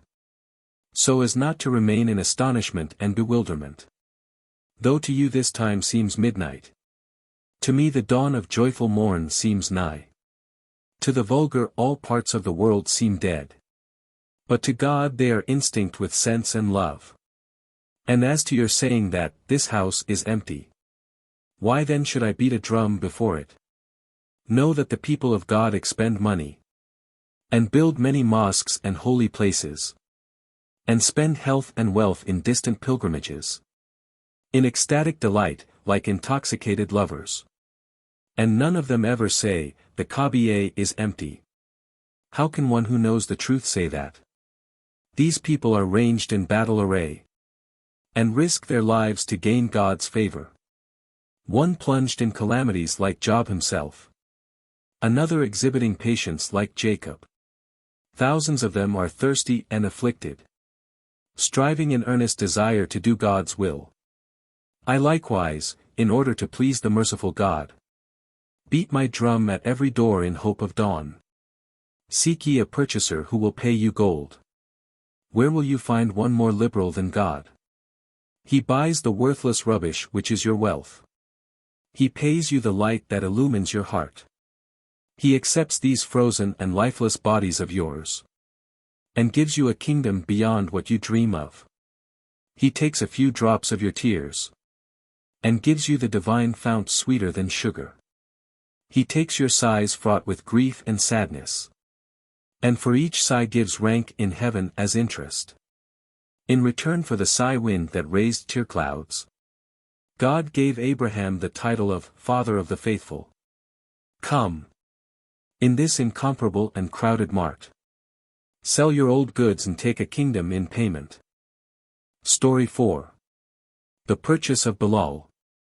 To illustrate the rich recompense that is awarded to those who are faithful in tribulation, the story of Bilal is next recounted at length. Bilal was an Abyssinian slave belonging to a Jew of Mecca, and had incurred his master's displeasure in consequence of having embraced Islam. For this offense his master tortured him by exposing him to the heat of the midday sun, and beating him with thorns. But notwithstanding his anguish, Bilal would not recant his faith, and uttered only the cry, Ahad, Ahad. The one God. At this moment Abu Bakr, the faithful witness, happened to pass by, and was so struck by his constancy that he resolved to buy him of the Jew. After much higgling and attempts at cheating on the Jew's part he succeeded in doing so, and at once set him free. When the Prophet heard of this purchase he said to Abu Bakr, Give me a share in him. But Abu Bakr told him, somewhat to his annoyance, that he had already set him free. Notwithstanding this Bilal attached himself to the Prophet, and was afterwards promoted to the honorable post of the Prophet's muazzin. This is followed by the story of Hillel, another holy man who, like Bilal and Luqman and Joseph, served a noble in the capacity of groom. His affections were set on things above, and he was ever pressing upwards towards the high mark of spiritual exaltation, and saying, like Moses, I will not stop till I reach the confluence of the two seas, and for years will I journey on. For 25 herein he presented a great contrast to ordinary men, who are ever giving way to their lusts, and so being dragged down into the state of mere animals, or even lower. Hillel's master was a Mussulman, yet one whose eyes were only partially open to the truth. He was in the habit of asking his guests their age. And if they answered doubtfully, saying, perhaps 18, or 17, or 16, or even 15, he would rebuke them, saying, as you seem to be putting yourself lower and lower, you had better go back at once to your mother's womb. These guests are a type of men who lower themselves from the rank of humanity to that of animals. This master, however, was blind to Hillel's spiritual excellence, and allowed him to drag on a miserable existence in his stables. At last Hillel fell sick, but no one cared for him, till the Prophet himself, warned by a divine intimation, came to visit him, and commiserated his wretched condition. Hillel proved himself to be faithful through tribulation. For, instead of grumbling at his lot, he replied, "How is that sleep wretched which is broken by the advent of the son of prophecy? Or how can he be called athirst on whose head is poured the water of life?" In truth, Hillel had by degrees become purified from the stain of earthly existence and earthly qualities, and washed in the fountain of the water of life, i.e., the holy revelations of the Prophet, till he had attained the exalted grade of purity enjoined on those who would study God's word aright. 426. Growth in grace is accomplished by slow degrees, and not per saltum. Since you have told the story of Hillel, the new moon, now set forth the story of Badr, the full moon. That new moon and that full moon are now united, removed from duality and defect and shortcomings. That Hillel is now exalted above inward defect. His outward defects served as degrees of ascension. Night after night that mentor taught him grades of ascent, and through his patient waiting gave him happiness. The mentor says, "O raw hastener, through patient waiting, you must climb to the summit step by step. Boil your pot by degrees and in a masterly way. Food boiled in mad haste is spoiled. Doubtless God could have created the universe by the fiat, be, in one moment of time. Why, then, did he protract his work over 6 days? Each of which equaled 1,000 years, O disciple. Why does the formation of an infant take 9 months? Because God's method is to work by slow degrees. Why did the formation of Adam take 40 days? Because his clay was kneaded by slow degrees. Not hurrying on like you, O raw one, who claim to be a sheikh whilst yet only a child. You run up like a gourd higher than all plants. But where is your power of resistance or combat? You have leant on trees or on walls, and so mounted up like a gourd, O little dog rose. Even though your prop may be a lofty cypress, at last you are seen to be dry and hollow. O gourd, your bright green hue soon turns yellow. For it is not a natural but an artificial color. This is illustrated by an anecdote of an ugly old hag who painted her face to make it look pretty, but was detected and exposed to scorn. Story 5. The Sufi and the Qazi. A sick man laboring under an incurable disease went to a physician for advice.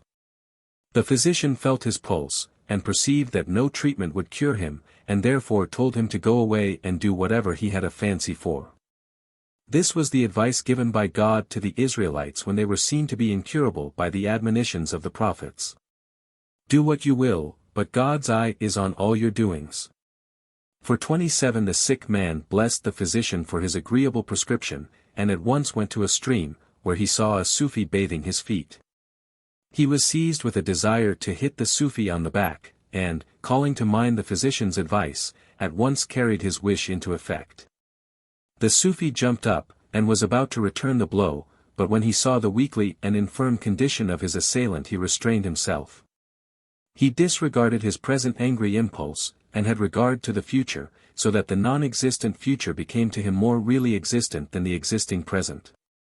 Here the poet digresses to point out that when wise men recognize the true relative importance of the present and the future they cease to shrink from death and annihilation, which lifts them to a higher and nobler life. This is illustrated by an anecdote of Mahmud of Ghazni, quoted from Faradu, Din Adar. Mahmud, in one of his campaigns, took prisoner a Hindu boy, who at first regarded him with the greatest dread, in consequence of the stories he had heard of him from his mother, but afterwards experienced Mahmud's kindness and tenderness, and came to know him and love him. So it is with death.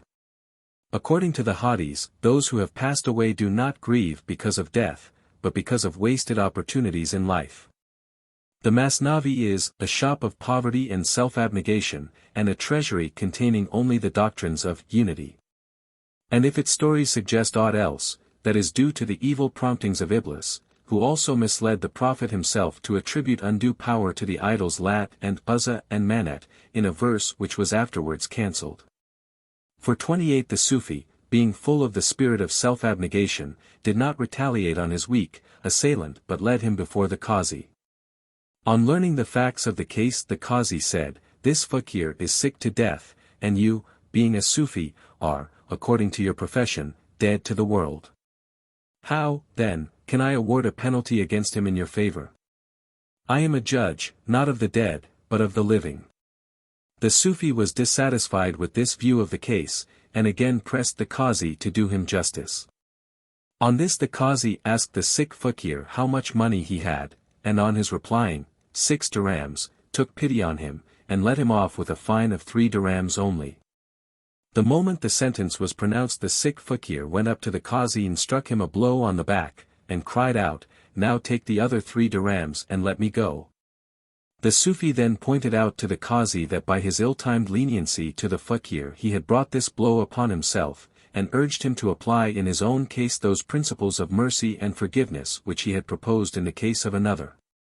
The Qazi said that, for his part, he recognized every blow and misfortune that might befall him as divinely ordained, and sent for his good, according to the text, "Laugh little and weep much." 429 And that his judgment in the matter of the fakir had not been dictated by impulse, but by inspiration.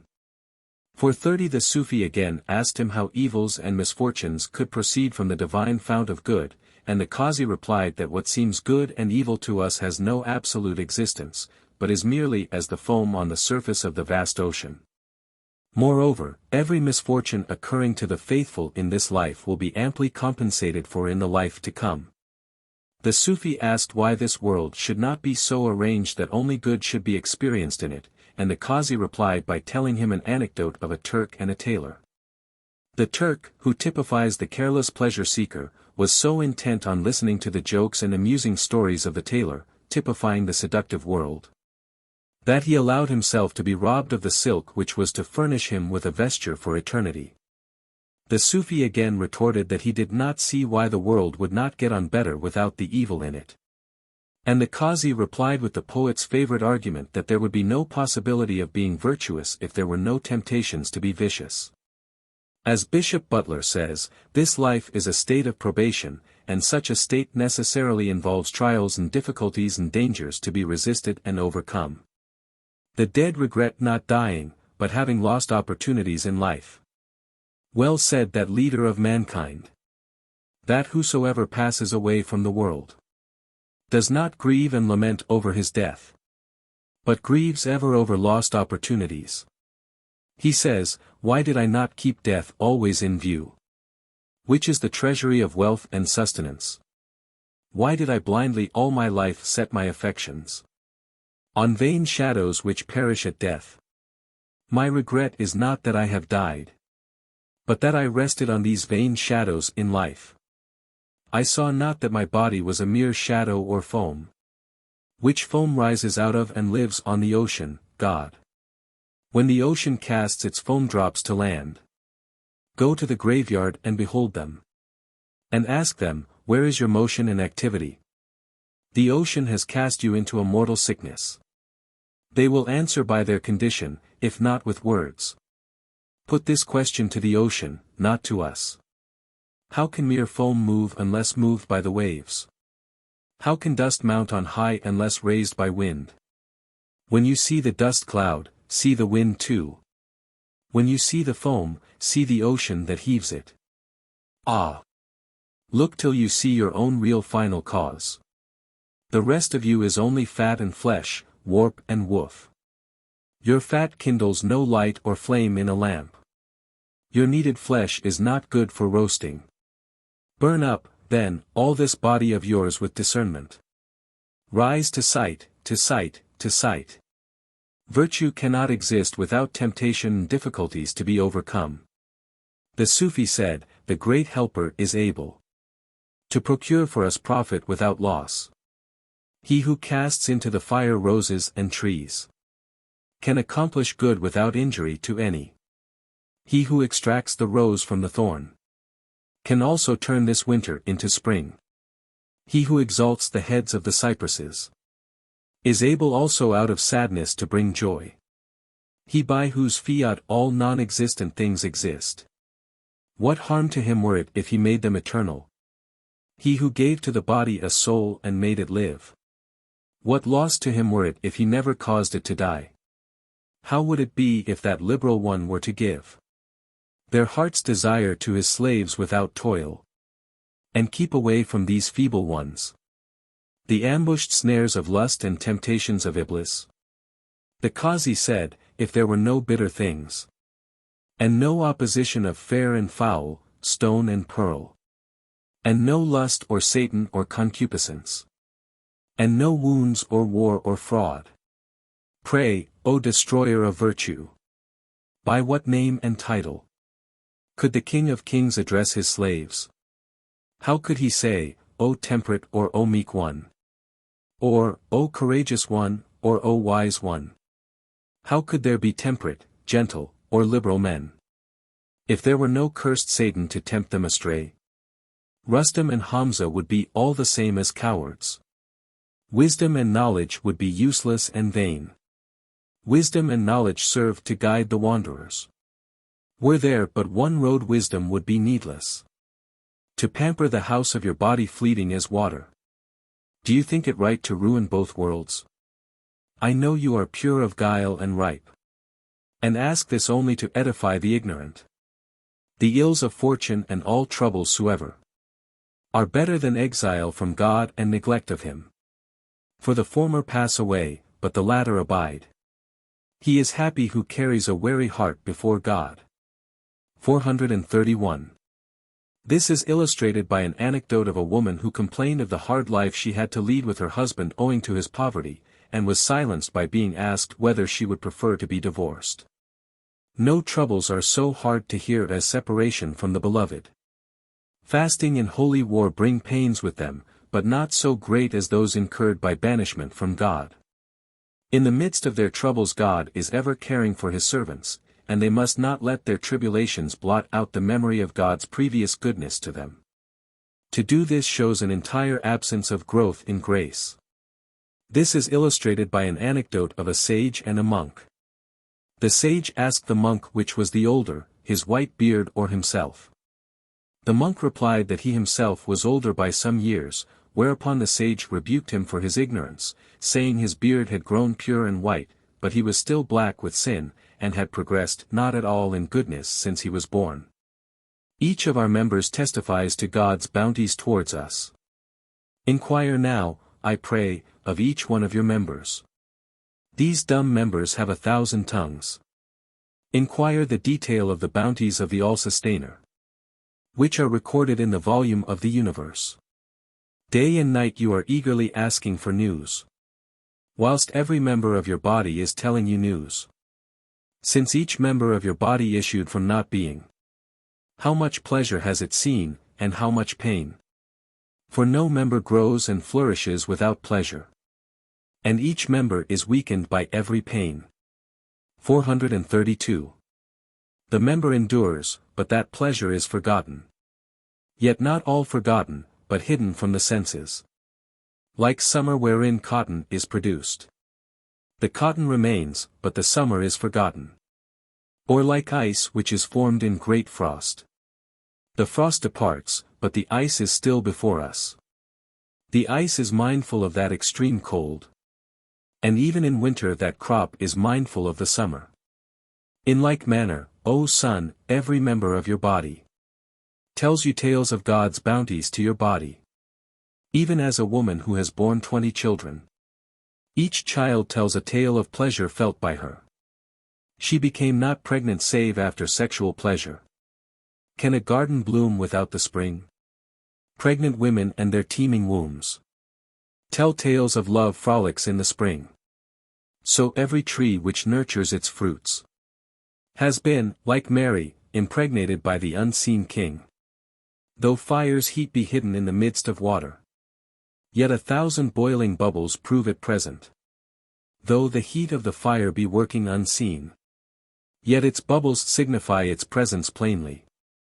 In like manner, the members of those enjoying union Become big with child, viz., with forms of states and words. 433. Gazing on the beauty of these forms they stand agape. And the forms of the world vanish from their sight. These spiritual progenies are not born of the elements. And are perforce invisible to the sensual eye. These progenies are born of divine apparitions. And are therefore bidden by veils without color. I said born, but in reality they are not born. I use this expression only by way of indication. But keep silence till the king bids you speak. Offer not your nightingale songs to these roses. For they themselves are saying to you in loud tones. O nightingale, hold your peace, and listen to us. Those two kinds of fair forms, ecstatic states and words, are undeniable proofs of a previous union. Yea, those two kinds of exalted manifestations are the evident fruits of a preceding wedlock. The ecstasy is past, but your members recall it. Ask them about it, or call it to mind yourself. When sorrow seizes you, if you are wise, you will question that sorrow-fraught moment, saying to it, O sorrow, who now deniest thy portion of bounty given thee by the Perfect One? Even if each moment be not to thee a glad spring. Yet of what is thy body, like a rose heap, a storehouse? Thy body is a heap of roses, thy thought rosewater. 'Twere strange if rosewater ignored the rose heap. Story 6. The Fakir and the Hidden Treasure. Notwithstanding the clear evidence of God's bounty, engendering these spiritual states in men, philosophers and learned men, wise in their own conceit, obstinately shut their eyes to it. And look afar off for what is really close to them, so that they incur the penalty of being branded on the nostrils. 434 adjudged against unbelievers. This is illustrated by the story of a poor fakir who prayed to God that he might be fed without being obliged to work for his food. A divine voice came to him in his sleep and directed him to go to the house of a certain scribe and take a certain writing that he should find there. He did so, and on reading the writing found that it contained directions for finding a hidden treasure. The directions were as follows: go outside the city to the dome which covers the tomb of the martyr. Turn your back to the tomb and your face towards Mecca, place an arrow in your bow, and where the arrow falls there dig for the treasure. But before the fakir had time to commence the search, the rumor of the writing and its contents had reached the king, who at once sent and took it away from the fakir, and began to search for the treasure on his own account. After shooting many arrows and digging in all directions, the king failed to find the treasure, and got weary of searching, and returned the writing to the fakir. Then the fakir tried what he could do, but failed altogether to hit the spot where the treasure was buried. At last, despairing of success by his own unaided efforts, he cast his care upon God, and implored the divine assistance. Then a voice from heaven came to him, saying, You were directed to fix an arrow on your bow, but not to draw your bow with all your might, as you have been doing. Shoot as gently as possible, that the arrow may fall close to you, for the hidden treasure is indeed nearer to you than your neck vein. 435 men overlook the spiritual treasures close to them, and for this reason it is that prophets have no honor in their own countries, as is illustrated by the cases of the Saint Abu el-Hasan Kirkani and the prophet Hud or Heber. God rules men by alternations of hope and fear. This sad fakir too put up his cries for aid, and bore off the ball of acceptance from the field. But at times he distrusted the efficacy of his prayers, on account of the delay in answering them. Again, hope of the mercy of the Lord arose in his heart as an earnest of rejoicing.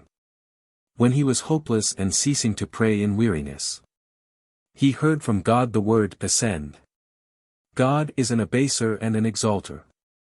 Without these two processes nothing comes into being. Behold the abasement of earth and uplifting of heaven. Without these two heaven would not revolve, O man. The abasement and exaltation of earth is otherwise. Half the year is barren, half green and verdant. The abasement and exaltation of weary time is otherwise again, half day and half night. The abasement and exaltation of this compound body Is now health and now grievous sickness. Know all the conditions of the world are in this wise. Drought, famine, peace, war, and trials. This world flies, as it were, with these two wings. Through these all souls are homes of hope and fear. So that the world keeps trembling like leaves. In the cold and hot winds of death and resurrection. Tilt be jar of pure wine of our Isa, unity. Shall supersede the jar of many-colored wine, plurality. For that world, of unity, is as a salt pan. Whatever enters it loses its varied hues. On the text, verily I am about to place a Khalifa or vicegerent on earth, 436. Whereas the aim and will of the merciful God. Incline to the revelation and manifestation of himself. And one opposite cannot be shown but by its opposite. And that unique King of Kings has no opposite or peer. 437. Therefore that Lord of the heart set up a Khalifa. To serve as a mirror to reflect his own sovereignty. Therefore he gave him unlimited purity and light. And on the other side he set darkness opposing the light.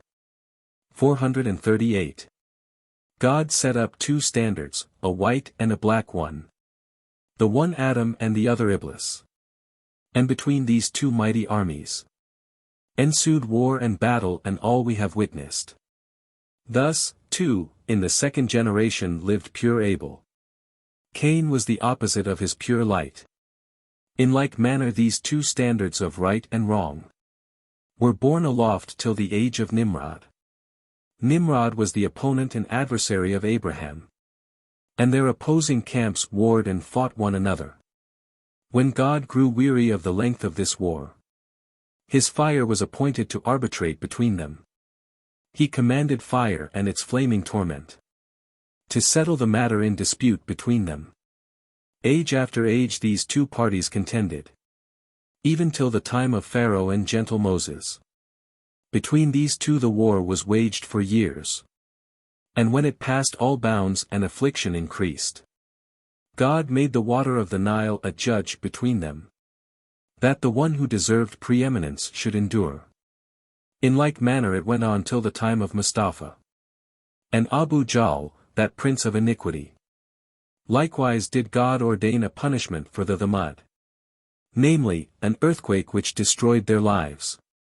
Likewise a punishment for the Adites. Namely, a swiftly rising and violent wind. Likewise God ordained acute punishment for Charon. For the earth concealed wrath under its mildness. Till all its mildness was converted into wrath. And it swallowed up Charon and his wealth in its depth. So with the mouthful which nourishes your body. And wards off the darts of hunger like a cuirass. When God instills wrath into this mouthful of bread, that same bread will choke you like a halter. This same garment which protects you from the cold, God may give it the quality of intense cold. So that this warm vest may become to your body cold as ice and biting as frost. So that you will cast off these furs and silks. And seek for a refuge from cold with cold itself. You have only one eye, not two, for these two possibilities. You have forgotten the story of the shadowing cloud. 439. God's command came to city and village. And to house and wall, saying, afford no shade. Ward not off the pouring rain and the sun's heat. Till those men hasted to listen to the prophet Shuaib. Saying, O king, have pity, most of us are dead. But read the rest of the tale in the commentaries. When that omnipotent hand made the staff a serpent. If you have reason, that portent should suffice. You have sight indeed, but fail to mark carefully.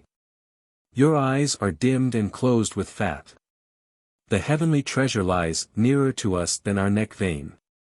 The fakir was in this state when a divine voice came. And God thus solved his difficulties. Saying, the voice told you to place an arrow on the bow. It did not bid you draw the bowstring to the utmost. It did not bid you draw the bow with all your might. It said, adjust an arrow, not draw the bow fully. You elevated the bow to excess. You magnified unduly the bowman's art. Go. Abandon this strong bowmanship. Fix an arrow on the string, but make it not fly far. When it falls, dig in that spot and search. Abandon force and seek the treasure with humility. God is what is nearer to you than your neck vein. You have cast the arrow of speculation afar off. O you, who have made ready your bow and arrows. The game is close to you, and you shoot too far off. The further a man shoots, the further off he is. And the more removed from the treasure he seeks. The philosopher kills himself with thinking. Tell him that his back is turned to that treasure. Tell him that the more he runs to and fro. The Almighty says, make efforts in our ways, 440. Not, make efforts away from us, O restless one. Like Canaan, who went away, from shame to follow Noah. Up to the top of that lofty mountain. The more he sought safety on that mountain, the further was he removed from the safe asylum.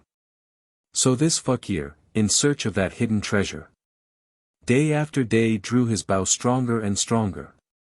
And the harder he drew his bow, the further was he from the seat of that treasure. This parable applies to all times. For the soul of the ignorant is pledged to misfortune. Because the ignorant man is ashamed of a master. Perforce he goes and opens a new school for himself. That school is higher than your true master, O beloved. And hard of access, and full of scorpions and snakes. Straightway overthrow it, and turn back again. To the green garden and sweet-watered meadows. Not like Canaan, who, through pride and ignorance, sought his ark of safety on a protecting mountain. His far-shooting learning veiled his eyes, while his heart's desire was all the while in his grasp. Ah! Oftentimes have learning and genius and wit proved to the traveler to be ghouls and highwaymen. The majority of those in paradise are the simple, 441, who have escaped the snares of philosophy. Strip yourself bare of overweening intellect, that grace may ever be shed upon you from above. Cleverness is the opposite of humility and submission. Quit cleverness, and consort with simple-mindedness. Story 7. The Three Travelers. A Mussulman was traveling with two unbelievers, a Jew and a Christian. Like wisdom linked with the flesh and the devil. God was nigh unto his faithful servant, for 42, and when the first stage was completed he caused a present of sweetmeats to be laid before the travelers. As the Jew and the Christian had already eaten their evening meal when the sweetmeats arrived, they proposed to lay them aside till the morrow. But the Mussulman, who was keeping fast, and therefore could not eat before nightfall, proposed to eat them that night. To this the other two refused to consent, alleging that the Mussulman wanted to eat the whole of the sweetmeats himself. Then the Mussulman proposed to divide them into 3 portions, so that each might eat his own portion when he pleased. But this also was objected to by the others, who quoted the proverb, "The divider is in hell." The Mussulman explained to them that this proverb meant the man who divides his allegiance between God and lust. But they still refused to give way, and the Mussulman therefore submitted, and lay down to sleep in the endurance of the pangs of hunger. Next morning, when they awoke, it was agreed between them that each should relate his dreams, and that the sweetmeats should be awarded to him whose dream was the best. The Jew said that he had dreamed that Moses had carried him to the top of Mount Sinai, and shown him marvelous visions of the glory of heaven and the angels. The Christian said he had dreamed that Isa had carried him up to the 4th heaven and shown him all the glories of the heavens.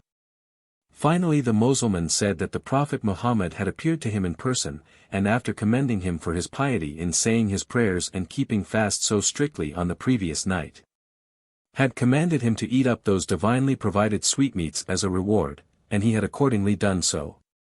The Jew and the Christian were at first annoyed with him for thus stealing a march upon them. But on his pointing out that he had no option but to obey the Prophet's commands, they admitted that he had done right, and that his dream was the best, as he had been awake, while they were asleep. The moral is, that the divine treasure is revealed as an immediate intuition to those who seek it with prayer and humble obedience, and not to those who seek to infer and deduce its nature and quality from the lofty abstractions of philosophy. Lofty philosophical speculation does not lead to the knowledge of God. The Mussulman said, "O my friends! My Lord, the Prophet Muhammad, appeared to me. And said, the Jew has hurried to the top of Sinai. And plays a game of love with God's interlocutor. The Christian has been carried by Isa, Lord of Bliss, up to the summit of the fourth heaven. Thou who art left behind and hast endured anguish, arise quickly and eat the sweetmeats and confections. Those two clever and learned men have ascended, and read their titles of dignity and exaltation. Those two exalted ones have found exalted science, and rivaled the very angels in intellect. O humble and simple and despised one! Arise and eat of the banquet of the divine sweets. They said to him, then you have been gluttonous. Well indeed. You have eaten all the sweets. He answered, when my sovereign Lord commanded me. Who am I that I should abstain from obeying? Would you, O Jew, resist the commands of Moses? If he bade you do something, either pleasant or not? Would you, O Christian, rebel against Isa's commands? Whether those commands were agreeable or the reverse? How could I rebel against the glory of the prophets? Nay, I ate the sweets, and am now happy. They replied, by Allah, you have seen a true vision. Your vision is better than 100 like ours. Your dream was seen by you when awake, O happy one. For it was seen to be real by your being awake. Quit excessive speculation and inordinate science. 'Tis service of God and good conduct that gains its end. 'Tis for this that God created us. We created not mankind save to worship us. 443. What profit did his science bring to Samari? 444. His science excluded him from God's portals. Consider what Charon gained by his alchemy. He was swallowed up in the depths of the earth. Abu el-Jal, again, what gained he from his wit? Save to be hurled headforemost into hell for infidelity. No real science is seeing the fire directly. Not mere talk, inferring the fire from the smoke. Your scientific proofs are more offensive to the wise than the urine and breath whence a physician infers. If these be your only proofs, O son, smell foul breath and inspect urine like physicians. Such proofs are as the staff of a blind man, which prove only the blindness of the holder. All your outcry and pompous claims and bustle. Only say, I cannot see, hold me excused. This is illustrated by an anecdote of a peasant who, hearing a proclamation issued by the Prince of Termit, to the effect that a large reward would be given to him who should take a message to Samarkand in the space of 4 days, hurried to Termit by relays of post-horses in the utmost haste, and threw the whole city into alarm, as the people thought that his extreme haste and bustle must portend the approach of an enemy or some other calamity. But when he was admitted to the presence of the prince, all he had to say was, that he had hurried to inform him that he could not go to Samarkand so quickly. The prince was very angry with him for making all this disturbance about nothing, and threatened to punish him. The uses of chastisements. He said, alms of mercy repel calamity, 445. Alms cure thy sickness, O son. 'Tis not charitable to burn up the poor, or to put out the eyes of the meek. The prince replied, kindness is good in its place, provided you do kindness in its proper place. If at chess you put the king in the rook's place, that is wrong, and so if you put the knight in the king's. The law prescribes both rewards and chastisements. The king's place is the throne, the horse is the gate. What is justice but putting each in his place? What injustice but putting each in what is not his place? Nothing is vain of all that God has created. Whether vengeance or mercy, or plain dealing or snares. Not one of all these is good absolutely. Nor is any one of them absolutely bad. Each is harmful or beneficial according to its place. Wherefore knowledge of these points is proper and useful. Many are the chastisements sent to the poor, which are more beneficial to him than bread and sweets. Because sweets out of season excite biliousness, while blows make him pure from impurity. Strike the poor man timely blows, which may save him from being beheaded later. The peasant, in reply, urged the prince not to be over hasty in punishing him, but to take counsel with suitable advisers, as enjoined in various texts, 446 and in the hadiths prohibiting monkery. And warned him that if he shunned the advice and society of his equals he would assuredly be led astray by wretched companions. 447 In illustration of this a story is told of a mouse who conceived a great affection for a frog living in a neighboring pond. 448 That he might be able to communicate with his friend at all times, he fastened a string to the frog's leg, and the other end of it to his own.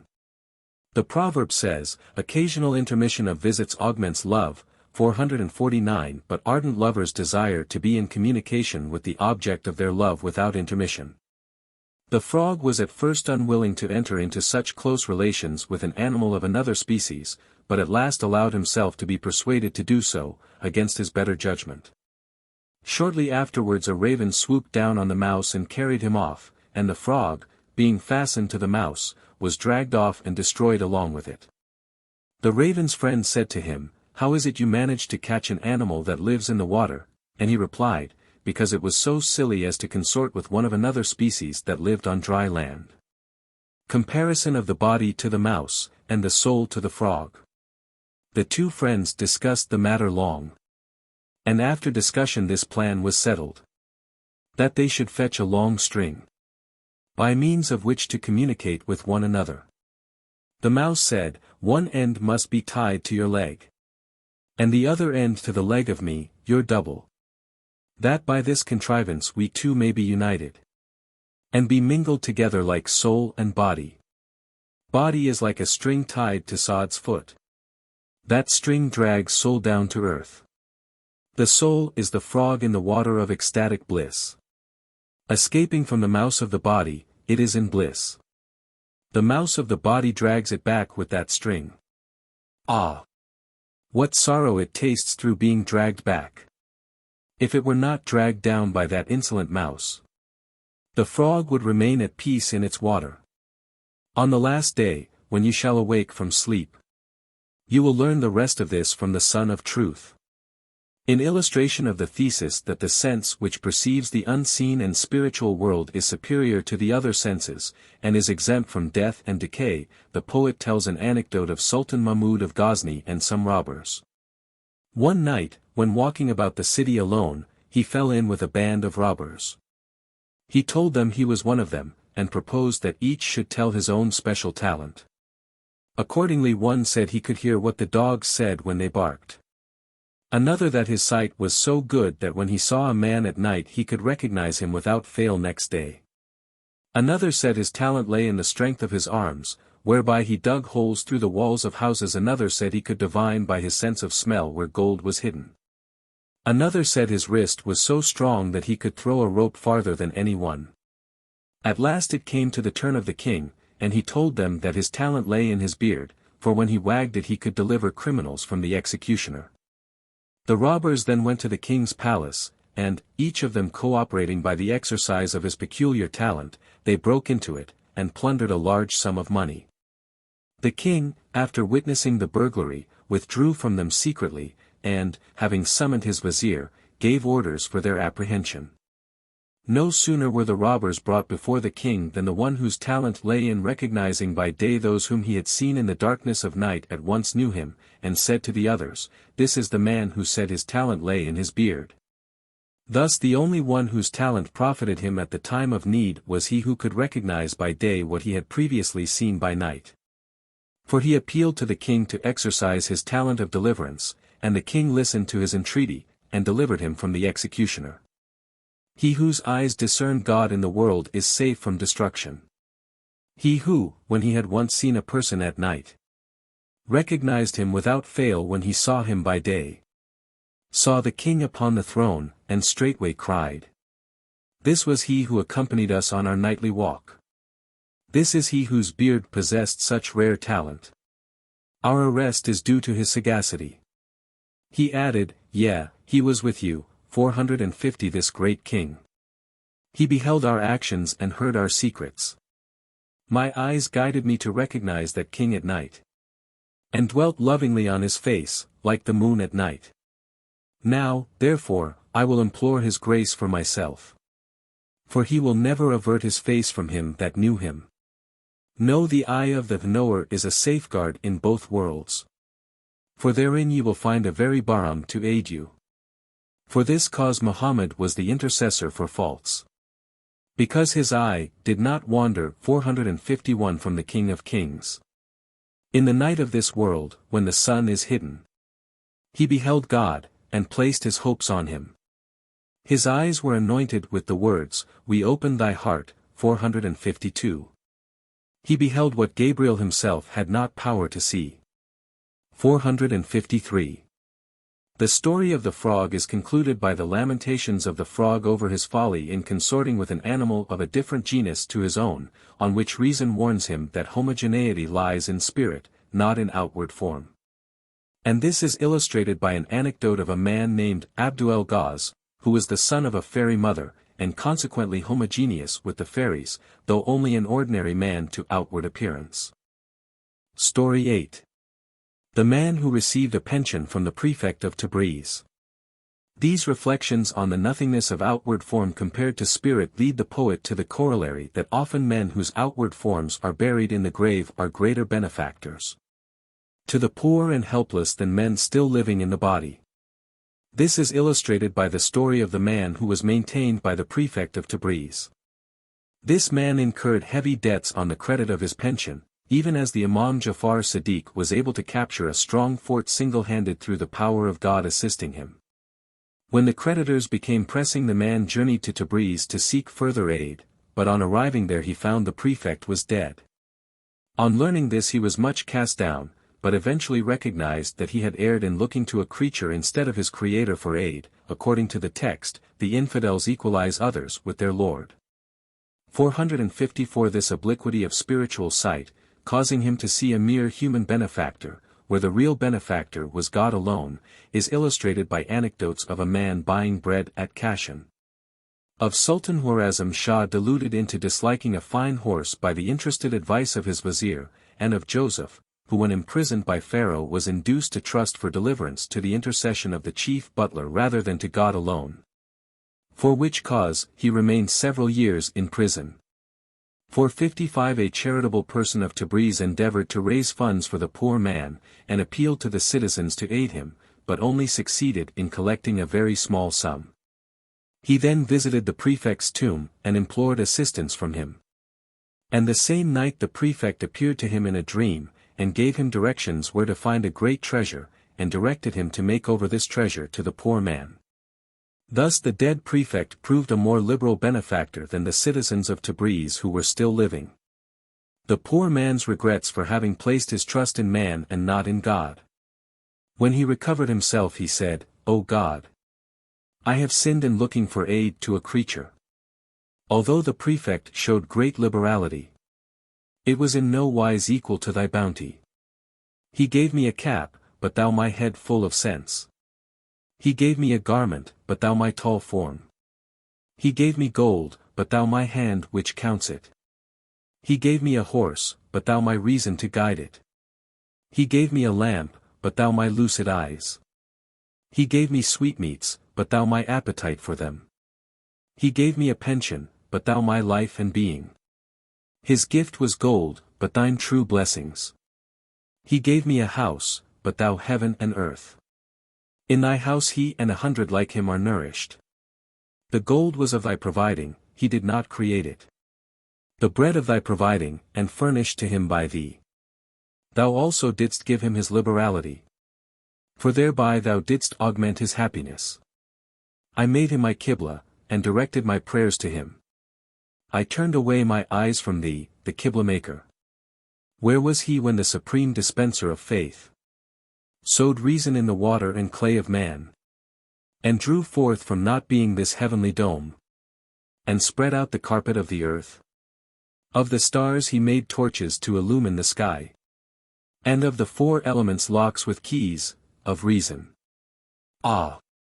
Many are the buildings visible and invisible, which God has made between heaven's dome and earth. Man is the astrolabe of those exalted attributes. The attribute of man is to manifest God's signs.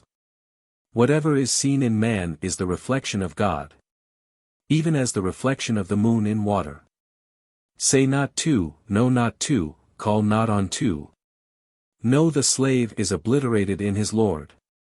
So the Lord is obliterated in God that created him. Yea, lost and dead and buried in his Creator.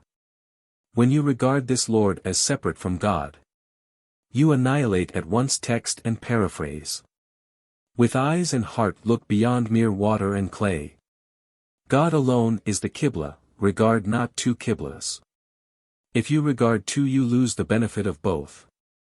A spark falls on the tinder and the tinder vanishes. Joseph kept in prison a long time for having placed his hopes of release in man and not in God. In like manner Joseph, in the prison, with humble and earnest supplications, begged aid, saying, when you are released, and are occupied with your ministrations to the king, remember me, and entreat the king to release Ru too from this prison. How can one prisoner fettered in the snare procure release for a fellow prisoner? The people of the world are all prisoners, awaiting death on the stake of annihilation. Except one or two rare exceptions, whose bodies are in prison but their souls in heaven. Afterwards, because Joseph had looked to man for aid, he remained in prison for many years. The devil caused the man to forget Joseph, and blotted Joseph's words from his remembrance. And on account of this fault of that holy man, God left him in the prison for many years. Story 9. The King and his 3 sons. A certain king had 3 sons, who were the light of his eyes, and, as it were, a fountain whence the palm tree of his heart drank the water of bliss. One day he called his sons before him and commanded them to travel through his realm, and to inspect the behavior of the governors and the state of the administration, and he strictly charged them not to go near a particular fort which he named. But, according to the saying, man hankers after what is forbidden, the 3 princes disobeyed their father, and, before going anywhere else, proceeded to visit this fort. The result was, that they fell into calamities, and had occasion to repeat the text, had we but hearkened or understood, we had not been among the dwellers in the flame. For 56 the fort was full of pictures, images and forms, and amongst them was a portrait of a beautiful damsel, the daughter of the king of China, which made such a deep impression on the 3 princes that they all became distracted with love and determined to journey to the court of the king of China and sue for the hand of his daughter. The significance of forms. 457. Be not intoxicated with these goblets of forms, lest you become a maker and worshipper of idols. Pass by these cups full of forms, linger not. There is wine in the cups, but it proceeds not from them. Look to the giver of the wine with open mouth. When his wine comes, is not cup too small to hold it? O Adam, seek the reality of my love. Quit the mere husk and form of the wheat. When sand was made meal for the friend of God, 458. No, O Master, the form of wheat was dispensed with. Form proceeds from the world that is without form, even as smoke arises from fire. The divine art without form designs forms, ideals, 459. Those forms fashion bodies with senses and instruments. Whatever the form, it fashions in its own likeness. Those bodies either to good or to evil. If the form be blessing, the man is thankful. If it be suffering, he is patient. If it be cherishing, he is cheerful. If it be bruising, he is full of lamentation. Since all these forms are slaves of him without form, why do they deny their Lord and Master? They exist only through him that is without form. What, then, means their disavowal of their sustainer? This very denial of him proceeds from him. This act is naught but a reflection from himself.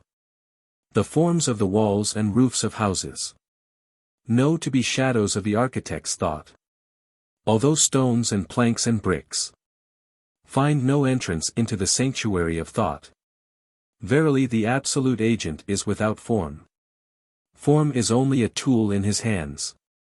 Sometimes that formless one of his mercy shows his face to his forms from behind the veil of not being, that every form may derive aid therefrom, from its perfect beauty and power. Again, when that formless one hides his face, those forms set forth their needs. If one form sought perfection from another form, that would be the height of error. Why then, O simpleton, do you set forth your needs to one who is as needy as yourself? Since forms are slaves, apply them not to God. Seek not to use a form as a similitude of God. 460. Seek him with humbleness and self-abasement. For thought yields naught but forms of thought. Still, if you are unable to dispense with forms, those occurring independently of your thought are best. 461. The truth, which is our real self, lies hidden within our phenomenal and visible self, and the prophets reveal it to us.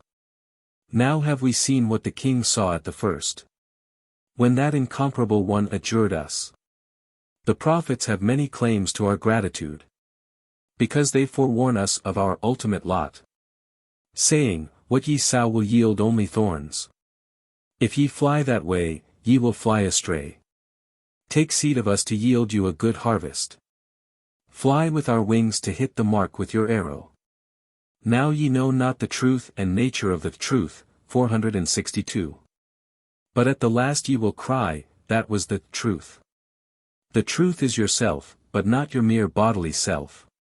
Your real self is higher than you and me. This visible you, which you fancy to be yourself, is limited in place. The real you is not limited. Why, O pearl, linger you trembling in your shell? Esteem not yourself mere sugar cane, but real sugar. This outward you is foreign to your real you. Cling to your real self, quit this dual self. Your last self attains to your first, real, self only through your attending earnestly to that union. Your real self lies hid beneath your outward self. For, I am the servant of him who looks into himself. 463. What a youth sees only when reflected in a glass. Our wise old fathers saw long ago though hid in stones. But we disobeyed the advice of our father, and rebelled against his affectionate counsels. We made light of the king's exhortations, and slighted his matchless intimations. Now we have all fallen into the ditch, wounded and crushed in this fatal struggle. We relied on our own reason and discernment, and for that cause have fallen into this calamity. We fancied ourselves free from defects of sight, even as those affected by color blindness. Now at last our hidden disease has been revealed, after we have been involved in these calamities. The shadow of a guide is better than directions to God. To be satisfied is better than 100 nice dishes. A seeing eye is better than 100 walking sticks. Eye discerns jewels from mere pebbles. The princes ascertained the name of the lady depicted in the fort from an old sheikh, who warned them of the perils they would encounter on their journey to China, and told them that the king of China would not bestow his favor on those who tried to gain it by tricks and clever stratagems, but solely on those who were prepared to yield up their lives to him, according to the saying, die before you die. This is illustrated by an anecdote of a chief of Bokhara, who made it a rule never to bestow his bounty on beggars who asked for it, but only on those who awaited his pleasure in silence. A certain fakir tried many stratagems to evade this rule, but his craft was at once seen through by the chief, and turned to his own confusion. The thesis that the unbought free grace of God is superior to any blessing obtainable by human exertion and contrivance is further illustrated by an absurd anecdote of two youths, one of whom trusted for protection to his own contrivance, and found it a broken reed. The prophet said, "Two there are who are never satisfied, the lover of the world and the lover of knowledge, and he who loves knowledge will continue to trust in his knowledge, in spite of all exhortations and experience." But the eldest prince advised his brothers to risk the perils and persevere in the journey, reminding them that patience is the key of joy. Accordingly they abandoned their country and their parents, like Ibrahim Adam, who renounced the throne of Balkh, and like the old Arabian king Amr el-Qais, who fled from the pursuit of his female adorers to seek the spiritual beloved in a far country. How the princes discoursed with one another in figurative language concerning their beloved mistress. They told their secrets to one another in dark sayings, speaking beneath their breath in fear and trembling. None but God was privy to their secrets. None but heaven was partner in their sighs. Yeah, they used technical expressions one to another, and possessed intelligence to extract the sense. The vulgar learn the words of this language of birds, 464. And make boast of their mastery thereof. But these words are only the outward form of the language. The raw man is ignorant of the bird's meaning. He is the true Solomon who knows the bird's language. A demon, though he usurp his kingdom, is quite another. The demon has taken upon him the form of Solomon. His knowledge is fraud, not what we have been taught. When Solomon was blessed with inspiration from God, he learned birds' language from what we were taught. But thou art only a bird of the air, understand then, that thou hast never seen the true spiritual birds. The nest of the Simurgh is beyond Mount Kaf, 465. Not every thought can attain thereto, save thoughts which catch a glimpse thereof, and after the vision are again shut off. Yet not all shut off, rather intermitted for a wise end. For the blessing abides, though shut off and hidden, in order to preserve that body which is as a soul. The sun is veiled for a while behind a cloud, in order not to melt that soul-like body. The sun withdraws itself as from ice. For thy soul's sake seek counsel of these inspired ones. 466.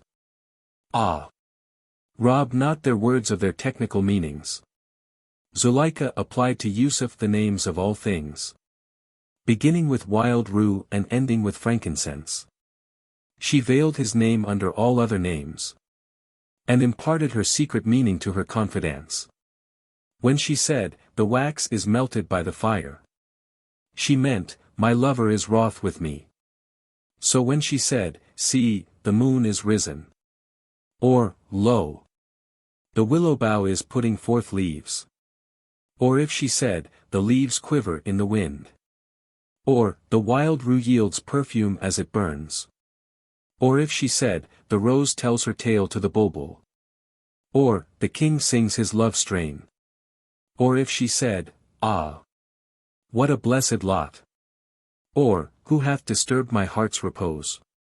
or if she said, "The water carrier hath brought water," or, "Lo, the sun emerges from the clouds," or if she said, "Last night the victuals were boiled," or, "The food was perfectly cooked," or if she said, "My bread is without savor," or, "The heavens are revolving the wrong way," or if she said, "My head aches with pain," or, "My headache is now relieved." If she gave thanks, 'twas for being united to Yusuf. If she wailed, 'twas that she was separated from him. Though she gave vent to thousands of names, her meaning and purport was only Yusuf. Was she in hungred, when she pronounced his name? She became filled and cheered by his nourishment. Her thirst was quenched by Yusuf's name. His name was spiritual water to her soul. Was she in pain, by pronouncing his mighty name? At once her pain was turned into joy. In the cold it was a warm garment. Her lover's name accomplished all this through love. Strangers may pronounce the pure name of God, yet it effects no such marvels, for they lack love. All that Isa accomplished by the name of Jehovah, Zuleika attained through the name Yusuf. When the soul is intimately united with God, To name the one is the same as naming the other. Zuleika was empty of self and filled with love of Yusuf. And there flowed out of her jar what it contained. The scent of the saffron of union made her smile. The stench of the onion of separation made her weep. Each to have in his heart 100 meanings. Such is not the creed of true love and devotion. The friend is to the lover as day to the sun. The material sun is a veil over the face of the real day. Whoso distinguishes not the veil from the friend's face is a worshipper of the sun, of such a one beware. The friend is the real day, and daily food of lovers. The heart and the heart's torment of his lovers. After enduring many toils and misfortunes, the three princes at last arrived in the metropolis of China, and thereupon the eldest prince expressed his intention of presenting himself before the king, as he could wait no longer. His brothers tried to dissuade him from risking his life, pointing out that if he acted on blind impulse and vain conceit he would surely go astray, for a conceit hath naught of truth. For 67 and they further urged him to listen to the counsels of the peer, or spiritual director. But the eldest brother refused to be dissuaded from his purpose, saying he would no longer hide his passion for his beloved, like one who beats a drum under a blanket, but would proclaim it openly, and take the risk of whatever might ensue. He added that he was convinced that he should obtain his desire in some way or other, if not in the way that he expected. According to the text, whoso feareth God, to him will he grant a prosperous issue, and will provide for him in a way he reckoned not. 468 seekers after God fancy that he is far from them, and that they must travel far to reach him. But these are both erroneous suppositions. And just as arithmeticians work out true answers to their problems by the method of errors, for 69 so must the seekers of God from these errors work out the conviction that God is very nigh to them that call upon him faithfully. To illustrate this, an anecdote is told of a man of Baghdad who was in great distress, and who, after calling on God for aid, dreamt that a great treasure lay hid in a certain spot in Egypt. He accordingly journeyed to Egypt, and there fell into the hands of the patrol, who arrested him, and beat him severely on suspicion of being a thief. Calling to mind the proverb that falsehood is a mischief but truth a remedy, for 70 he determined to confess the true reason of his coming to Egypt, and accordingly told them all the particulars of his dream. On hearing them they believed him, and one of them said, "You must be a fool to journey all this distance merely on the faith of a dream. I myself have many times dreamt of a treasure lying hid in a certain spot in Baghdad, but was never foolish enough to go there." Now the spot in Baghdad named by this person was none other than the house of the poor man of Baghdad, and he straightway returned home, and there found the treasure. And he gave thanks, and recognized how God causes ease to follow troubles, for 71, and how men hate what is good for them, for 72, and how God delays the answer to prayer, and allows men to remain poor and hungry for a season, in order to make them call upon him, even as the prophet said, "My servant is a lute which sounds best when it is empty." Why the answer to prayer is delayed? Ah! Many earnest suppliants wail forth prayers, till the smoke of their wailing rises to heaven. Yea, the perfume of the incense of sinners groans, mounts up above the lofty roof of heaven. Then the angels supplicate God, saying, "O thou that hearest prayer and relievest pain, thy faithful slave is bowing down before thee. He knows of none on whom to rely save thee. Thou bestowest favors on the helpless. Every suppliant obtains his desire from thee.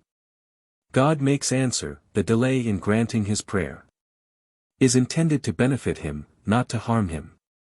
His pressing need draws him from his negligence to me. Yea, drags him by the hair into my courts. If I at once remove his need he will go away, and will be destroyed in his idle sports. Though he is wailing with heartfelt cry of, O aider, bid him wail on with broken heart and contrite breast. His voice sounds sweet in my ears, and his wailing and cries of, O God. In this way by supplication and lamentation, he prevails with me altogether. It is on account of their sweet voices that choice parrots and nightingales are jailed in cages. Ugly owls and crows 473 are never jailed in cages. Such a thing was never heard of in history. The disappointments of the pious, be sure, are appointed for this wise purpose. The eldest brother then delayed no longer, but rushed into the presence of the king and kissed his feet. The king, like a good shepherd, was well aware of the troubles and cravings of his sheep. He knew that the prince had abjured earthly rank and dignity through love for his daughter, even as a Sufi casts away his robe when overpowered by ecstatic rapture. The only reason why the prince had lagged behind in the race and not presented himself to the king before was that hitherto he had lacked the inner eye or spiritual sense which discerns spiritual verities, and had been consequently blind to the king's perfections. They who lack this inner spiritual sense can no more appreciate spiritual pleasures than a man lacking the sense of smell can enjoy the perfume of flowers, or a eunuch the society of fair women. But his eyes had now been opened by the king's grace, and he had escaped from the bondage of worldly lusts and illusions, and, taught by experience, had resolved never again to be led captive by them. This is illustrated by the anecdote of the Qazi who was beguiled by the wife of a dwarf. The dwarf and his wife were very poor, and one day the dwarf said to his wife, "God has given you arched brows and arrowy glances and all manner of witchery. Go and ensnare some rich man, so that we may extract money from him." So the woman went to the court of the Qazi, pretending to have a grievance, and when she saw the Qazi she beguiled him, and induced him to pay her a visit at night. While the Qazi was sitting with her the dwarf returned home and knocked violently at the door, and the Qazi, in a great fright, hid himself in a large chest.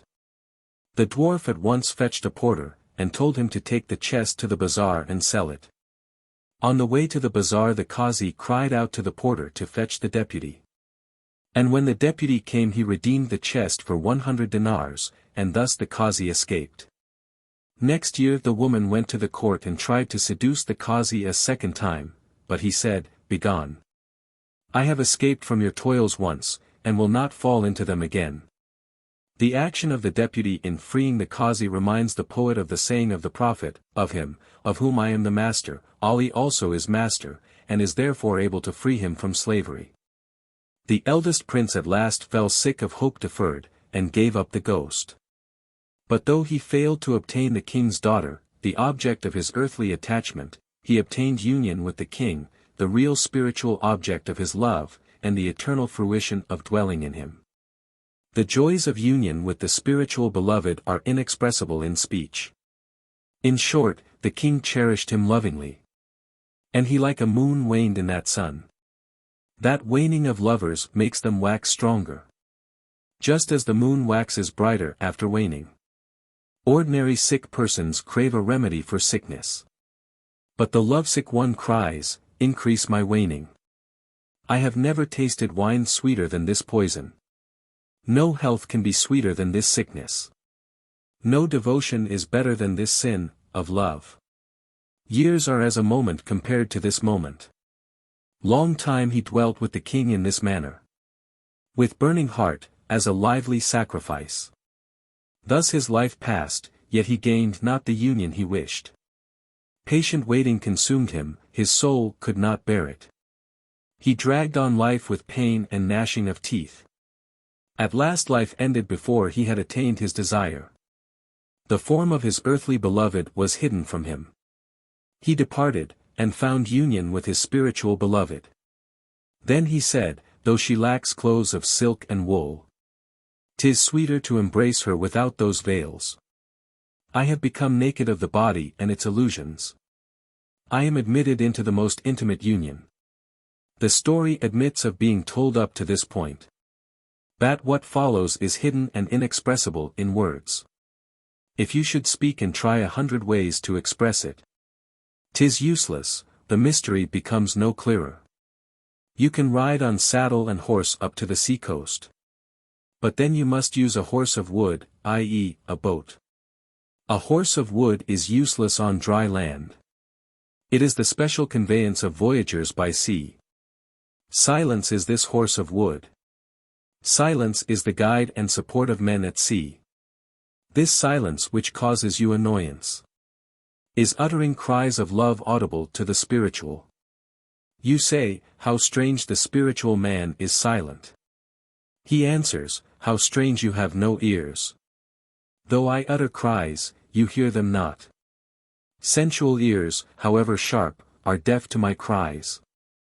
The spiritual man, as it were, cries in his sleep, uttering thousands of words of comfort, while the carnal man at his side hears nothing at all. For he is asleep, and deaf to the other's voice. But the perfect spiritualist who has broken his boat plunges into the sea as a fish of the sea, of truth. He is then neither silent nor speaking, but a mystery. No words are available to express his condition. That marvelous one is in neither of these states. 'Twould be irreverent to explain his state more fully. These illustrations are weak and inappropriate. But no fitter ones are obtainable from sensible objects. When the eldest prince died, the youngest was sick and could not come, but the second brother came to the court to attend his funeral. There the king observed him, and took pity on him and entreated him kindly. He instilled into him spiritual knowledge of the verities hidden beneath phenomenal objects, and conveyed to him as deep a perception of spiritual truths as is not gained by a Sufi after years of fasting and retirement from the world. It is a fact, that when the pure spirit escapes from the bonds of the body, God gives it sight to behold the things of the spirit. The logician denies the possibility of this divine illumination of the heart, but he is confuted by the prophet, who swore, by the star, that the Quran was revealed to him by divine illumination. For 74 those who cleave to their heresy, bid'at, and obstinate unbelief are like to incur the punishment inflicted on the tribe of Ad for disbelieving the prophet Hud. 475 earthly forms are only shadows of the Son of the Truth, a cradle for babes, but too small to hold those who have grown to spiritual manhood. When the prince was thus nourished by the spiritual food given him by the king, which was such as the angels of heaven subsist upon, not the unspiritual food of Christians and those who give partners to God, he began to be puffed up with self-conceit, and forgot what he owed to the king, and rebelled against him. The king was cut to the heart by his ingratitude, which exactly resembled that of Nimrod. When Nimrod was an infant he was taken by his mother to sea, and the ship being wrecked, all that were in it perished, save only the infant Nimrod who was saved through the pity of Israel, the angel of death. God spared him, and nurtured him without the aid of mother or nurse, but when he grew up he proved ungrateful, and was puffed up with self-conceit and egotism, and showed enmity against God and Abraham his servant. When the prince found himself cast off by the king he came to himself, and repented and humbled himself with deep contrition. The king then pardoned him. But his doom had already been decreed by God, and he was slain by the king he had injured, acknowledging the king's goodness to him with his latest breath. The death of the second prince. In short, the vengeance of that jealous one, God. After 1 year bore him to the grave. When the king awoke out of his trance to consciousness, his Mars-like eyes shed tears of blood. When that incomparable one looked into his quiver, he saw that one of his arrow shafts was missing. He cried to God, "What has become of my arrow?" God answered, "Thy arrow is fixed in his throat." That king, bountiful as the sea, had pardoned him. Nevertheless his arrow had dealt him a mortal wound. He was slain, and cried out with his last breath, "The king is all in all, my slayer and my savior. If he is not both these, he is not all in all. Nay, he is both my slayer and my mourner." That expiring martyr also gave thanks that the king had smitten his body, not his spirit. For the visible body must perforce perish, ere the spirit can live in happiness forevermore. Though he incurred chastisement, it affected his body only. And as a friend he now goes, free of pain, to his friend. Thus at first he clung to the king's stirrup, but at last went his way guided by perfect sight.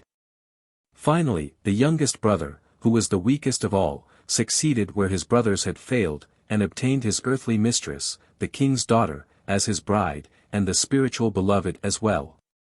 Here the Masnavi breaks off. But, according to the Bulak edition, the following conclusion was supplied by Jalaluddin's son, Bahauddin Sultan Valid. Part of the story remains untold, it was retained in his mind and was not disclosed. The story of the princes remains unfinished. The pearl of the third brother remains unstrung. Here speech, like a camel, breaks down on its road. I will say no more, but guard my tongue from speech. The rest is told without aid of tongue. To the heart of him whose spirit is alive.